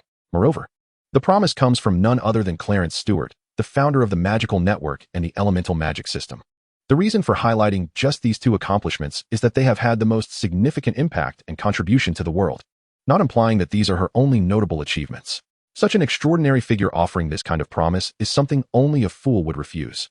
To put it another way, even if Clarence offered no compensation, Hermione would still, albeit with some hesitation, ultimately agree. Simply holding the title of Clarence's assistant would bestow unimaginable benefits upon her, providing an opportunity to alter her destiny after graduating from Hogwarts, thus sparing her the plight faced by other muggle-born wizards struggling at the bottom of the magical hierarchy. Of course, Hermione's perspective is shaped by her youth. Despite having gleaned certain information from books containing various secrets, her understanding remains limited.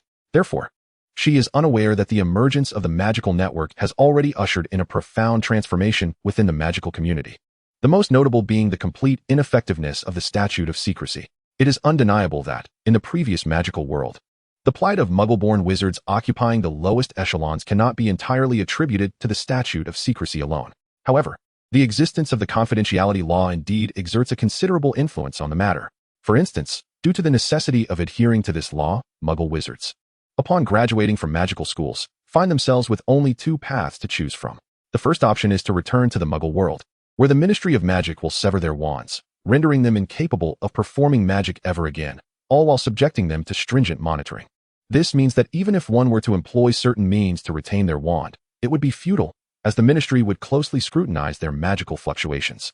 Given such restrictions, how many would dare to practice magic, even if they managed to keep their wands?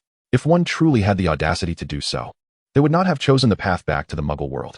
The second option involves remaining within the magical realm, yet prior to the advent of the magical network, Muggle wizards occupied the lowest tier of society, with little hope for advancement. Thus, it could be said that the position of Muggle wizards, while not entirely attributable to the existence of the confidentiality law, was indeed influenced by it to some extent. However, with the emergence of the magical network, the confidentiality law has become almost obsolete. After all, Muggles, utilizing the magical network, have already acquired the ability to cast spells, thereby relieving wizards from the obligation to comply with any confidentiality rules.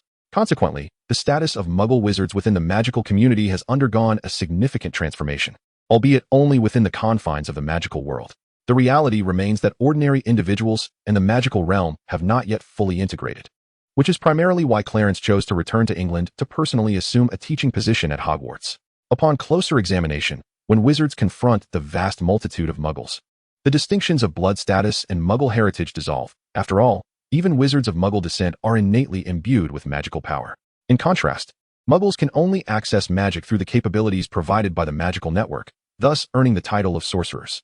Therefore, simply comparing these two facets naturally fosters unity among the entire wizarding community, regardless of their origins. Unfortunately, Hermione, due to her youth, is unable to comprehend this situation fully. Her understanding of the magical world remains rooted in the harsh and indifferent societal environment that existed prior to the emergence of the magical network. Nonetheless, while it is true that the status of Muggle wizards has significantly changed, this transformation pertains only to certain aspects and does not imply that they will gain access to more advanced resources, particularly profound magical knowledge. Therefore, even though Hermione has yet to realize this issue, her decision to agree to become Clarence's assistant is indeed the most prudent choice. Chapter 17.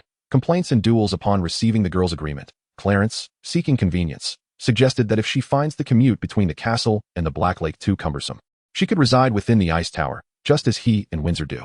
He assured her that he would discuss this matter with Flitwick and Professor McGonagall. Upon hearing the news, Hermione immediately agreed to move into the Ice Tower without a second thought. Although she had not yet finished exploring the private library within the Ravenclaw common room and greatly appreciated the scholarly atmosphere of the house, even if it was quite exhausting, she understood that living with Clarence in the Ice Tower would yield even greater rewards. Subsequently, Clarence used magic to create a new room on the 4th level of the Ice Tower, complete with a bathroom and all necessary furnishings, allowing Hermione to move in with just her luggage. He also granted her exclusive access to the Ice Tower, limited solely to herself, to facilitate her movements around the castle. Clarence even added a special permission for her to use the disapparition charm directly through the magical network. This meant that, despite Hermione having never learned or comprehended the principles of this spell, she could still perform it through the magical network. However, it is important to note that while this special permission allowed the young girl to cast the disapparition charm without worrying about failure, it did not imply she could wield the magic with complete ease.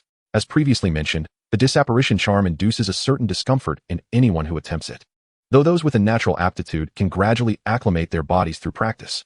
Thus, even though Hermione could use it now, she would still need to practice diligently to adapt. After completing these arrangements, Clarence took Hermione to the shores of the Black Lake, seeking a clear spot to instruct her on the principles and methods of the disapparition charm. While Clarence had already granted Hermione special permissions, the necessity of learning remained.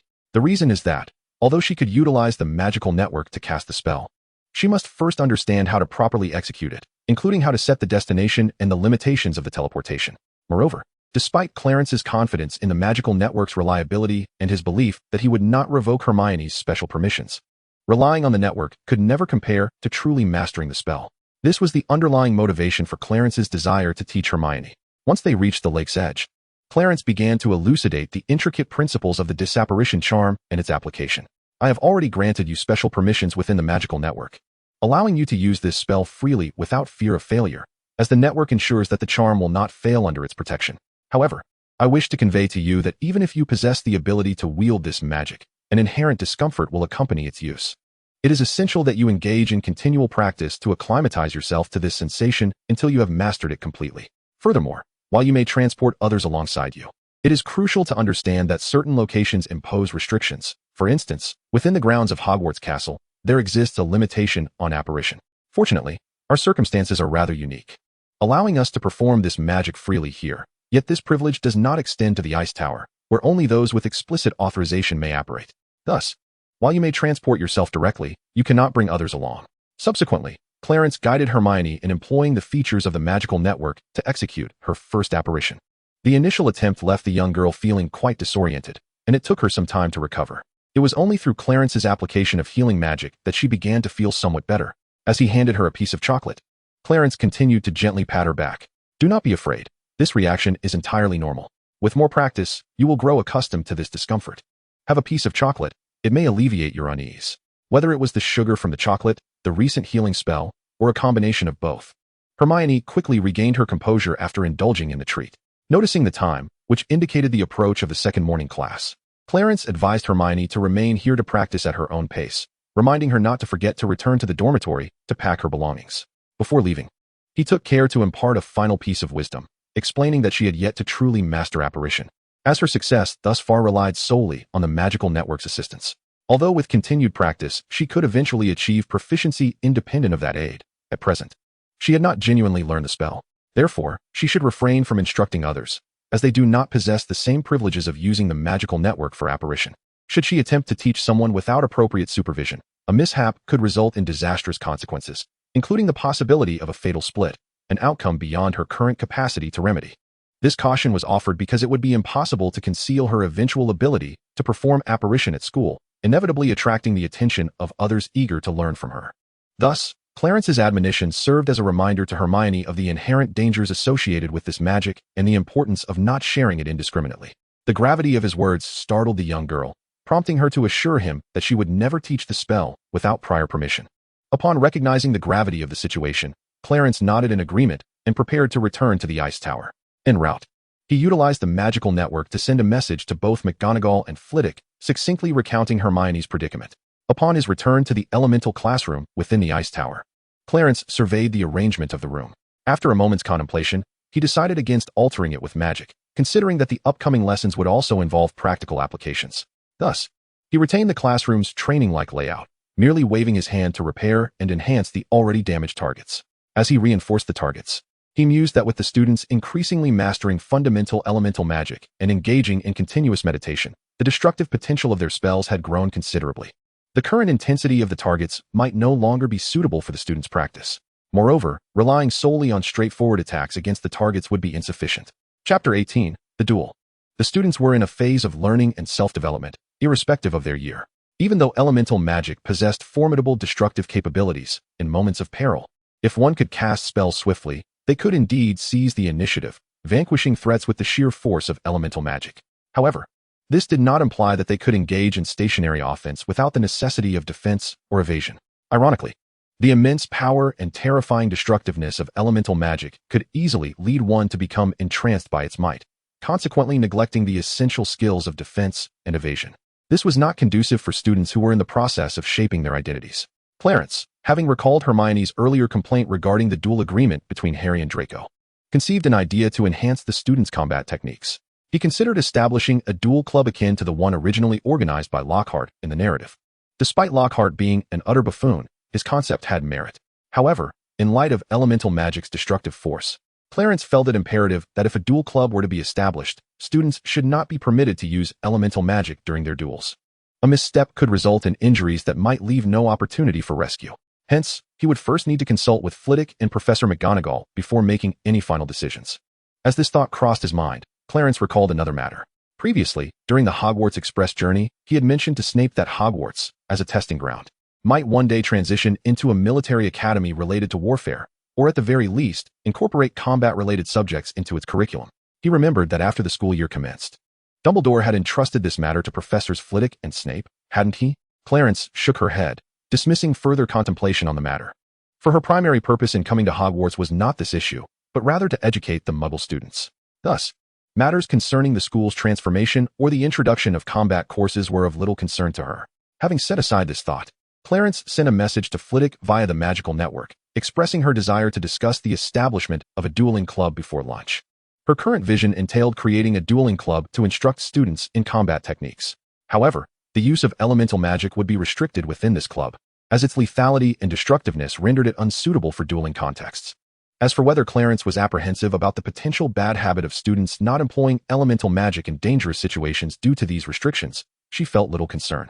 She could always establish an additional club focused more on practical combat, which would gradually address this issue. After all, students would spend 7 years at the school. Ample time for them to adapt to employing elemental magic in real combat scenarios. Just as Clarence finished sending her message, students began to enter the classroom in succession.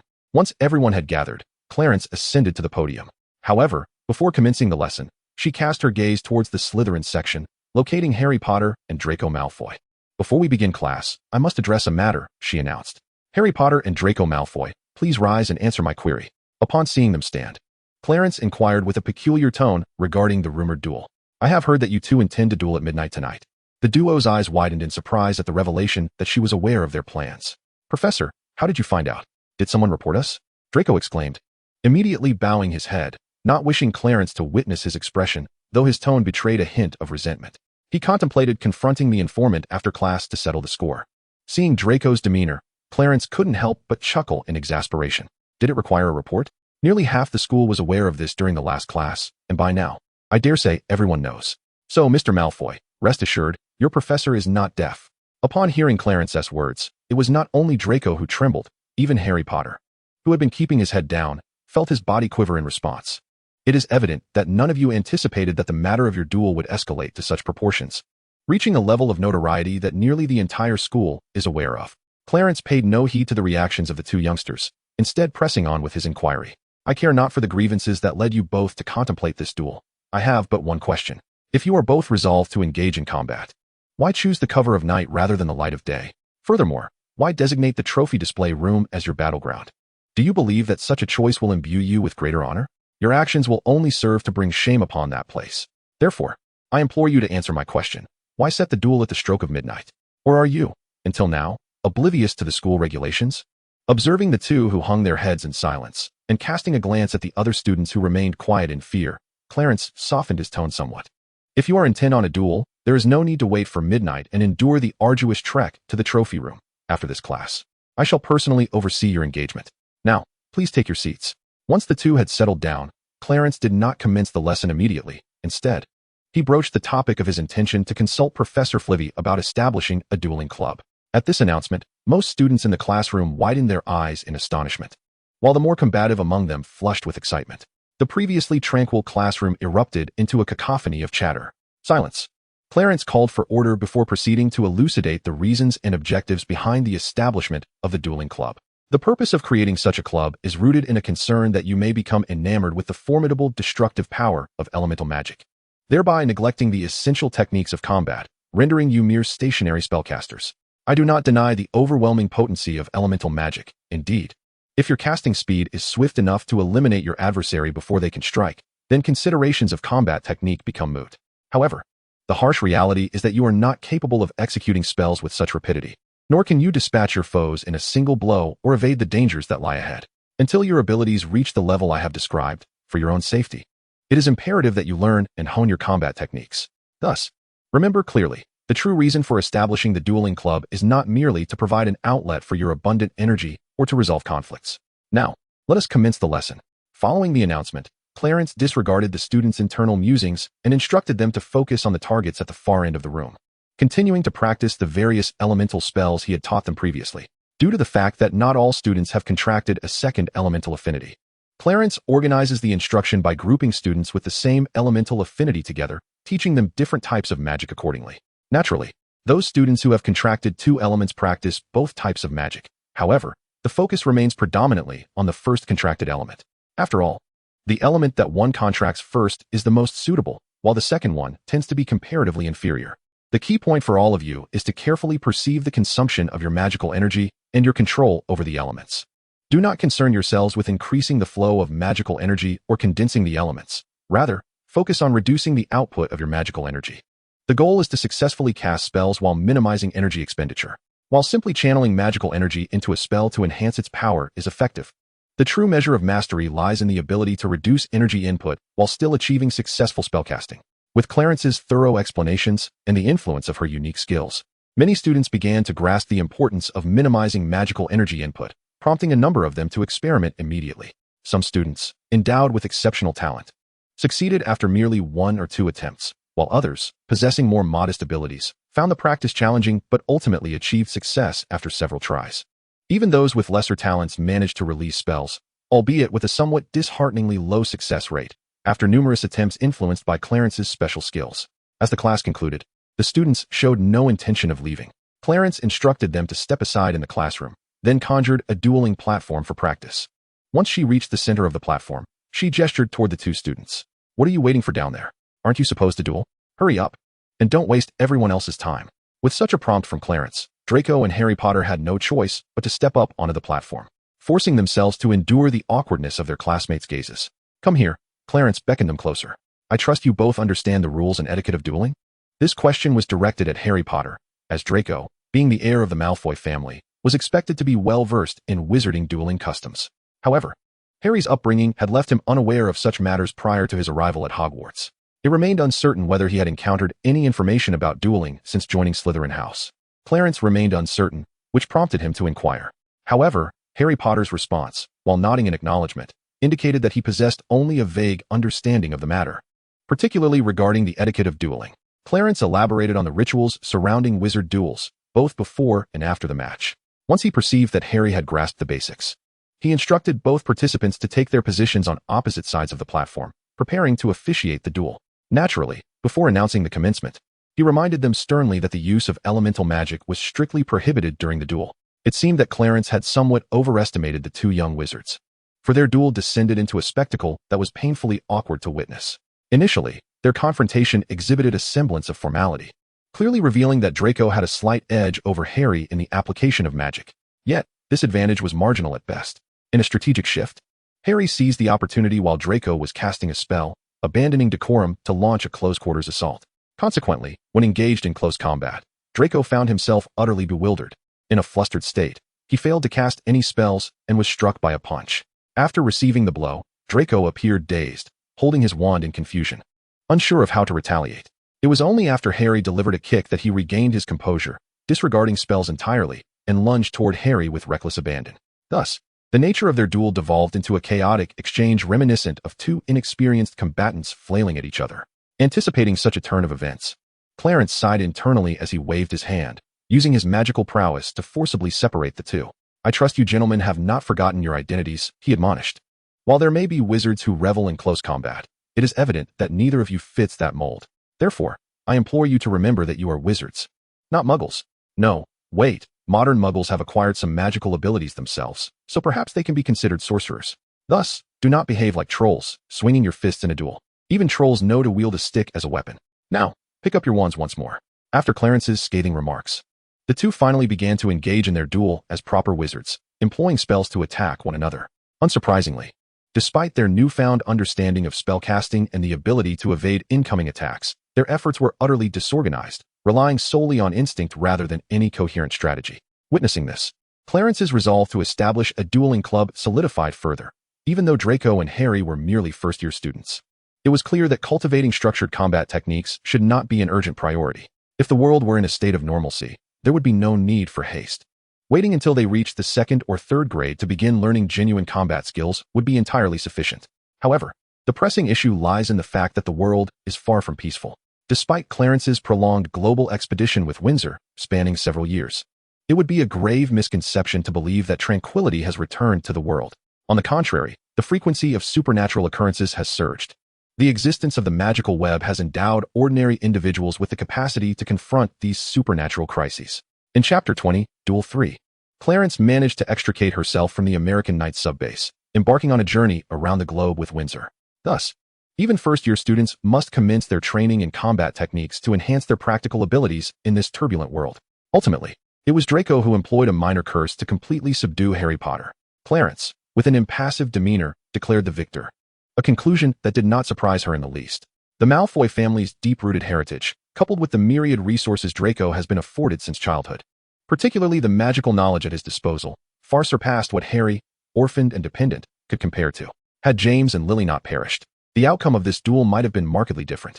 Nevertheless, it must be said that Harry's performance was commendable. He had indeed grasped some magic.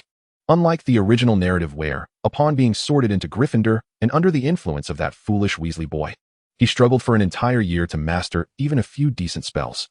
It was not until his second year that circumstances improved somewhat. His performance has already exceeded that of many of his contemporaries, though unfortunately, he faced Draco. It appears that being sorted into Slytherin has significantly altered Harry Potter's trajectory. At the very least, he has already acquired the skills expected of a second-year Gryffindor student while still in his first year. After allowing Draco to descend from the platform, Clarence offered a word of advice to Harry. While Slytherin may not provide the same academic environment as Ravenclaw, it possesses its own unique characteristics. Thus, he should not solely indulge in frivolities. Rather, he ought to contemplate the distinct advantages of his house and draw upon them for personal growth. Spending additional time in the library studying would undoubtedly strengthen him beyond his current capabilities. Upon descending from the platform, Clarence cast a spell to restore the classroom to its original state and instructed the students to return to the castle. Following them, she proceeded to seek out Professor Flitwick to discuss the establishment of a dueling club. Within the confines of Flitwick's office, as the two settled onto the sofa, Clarence eagerly articulated her motivations for establishing a dueling club, along with the concerns that weighed on her mind. Upon hearing her, Flitwick grasped her intentions, particularly in light of the myriad supernatural occurrences and phenomena erupting across the globe, which further solidified his agreement with her perspective. Your apprehensions are indeed valid, Clarence, he acknowledged. The formidable power of elemental magic can easily lead one to become entranced, often at the expense of honing combat skills. However, imposing restrictions on the use of elemental magic during duels could inadvertently cultivate poor habits among students. When confronted with adversaries or perilous situations, they might instinctively refrain from employing elemental magic. Clarence was not surprised that Flitwick had swiftly identified this dilemma. Thus, she proposed an idea to utilize the dueling club as a foundation for a more advanced, practical combat-oriented club, which would gradually correct the students' spellcasting habits. Upon hearing this, Professor Flitwick nodded in agreement, noting that her suggestion for a club focused on enhancing practical combat abilities indeed aligned with the school's evolving vision. He believed that it would be entirely feasible to incorporate both the dueling and practical combat clubs as formal, mandatory activities within the curriculum. The dueling club presented no substantial issues, aside from safety and healing concerns, which could easily be addressed by enlisting Pomfrey's assistance. However, the practical combat club raised numerous considerations. Do you have a detailed plan for this, Clarence? He inquired. Clarence shook her head, admitting, not yet. Nevertheless, there is no need to rush into the practical combat club. We can take our time to devise it. For now, we should focus on establishing the dueling club to teach and cultivate the students' dueling techniques. Once the practical combat club is ready, we can provide guidance to help them transition their dueling skills into practical experience. Flitwick initially furrowed his brow, contemplating the feasibility of this notion, but soon his expression relaxed. He began to believe that Clarence's idea might indeed be viable. After all, the practical combat club would not entail life-or-death battles, nor would it expose students to genuine danger, especially with faculty supervision in place. It could effectively allow students to gradually transform their acquired dueling skills into practical experience. Very well, let's proceed with the establishment of the dueling club. As for the practical combat club, we can confer with Severus and Minerva regarding the details. He suggested, we can discuss this matter with them during lunch. With that, the two companions made their way to the Great Hall, taking a seat at a high table near the center. As McGonagall was accustomed to sitting beside the headmaster, she planned to summon Snape later to discuss the organization of the dueling and combat club during their meal. Upon spotting Snape entering the hall for lunch, Clarence immediately gestured for him to join her at her table. It was indeed a rare occurrence for him to dine in the hall, especially in such proximity to Dumbledore. Snape, equally surprised by Clarence's unusual presence in the Great Hall, especially so close to Dumbledore, raised an eyebrow in curiosity. With a smile, Clarence explained, Professor Flitwick and I have matters to discuss with you and Professor McGonagall, which is why I am here. Though Snape did not express any verbal inclination, Clarence, having known him for years, discerned that her words had piqued his interest. Without further ado, she directly broached the subject of the club's establishment. After a moment of silent contemplation, Snape echoed Flitwick's earlier sentiments, agreeing that the proposal was indeed commendable, particularly in light of the school's anticipated transformation. When McGonagall and Dumbledore eventually arrived in the hall, their surprise at seeing Clarence in such an uncommon location was palpable, yet they refrained from commenting further. After all, professors had the liberty to choose where they wished to dine, and the school had no authority over such trivialities. Once the two professors settled in, Flitwick promptly initiated a discussion regarding the club. Clarence and Snape paid little attention to Flitwick's conversations, unaware of how he had articulated this matter to Dumbledore and McGonagall. As they enjoyed their meal, they conversed about the combat club. Snape, intrigued, inquired how Clarence intended to organize such a club focused on practical combat. At present, it is merely an idea, Clarence sighed.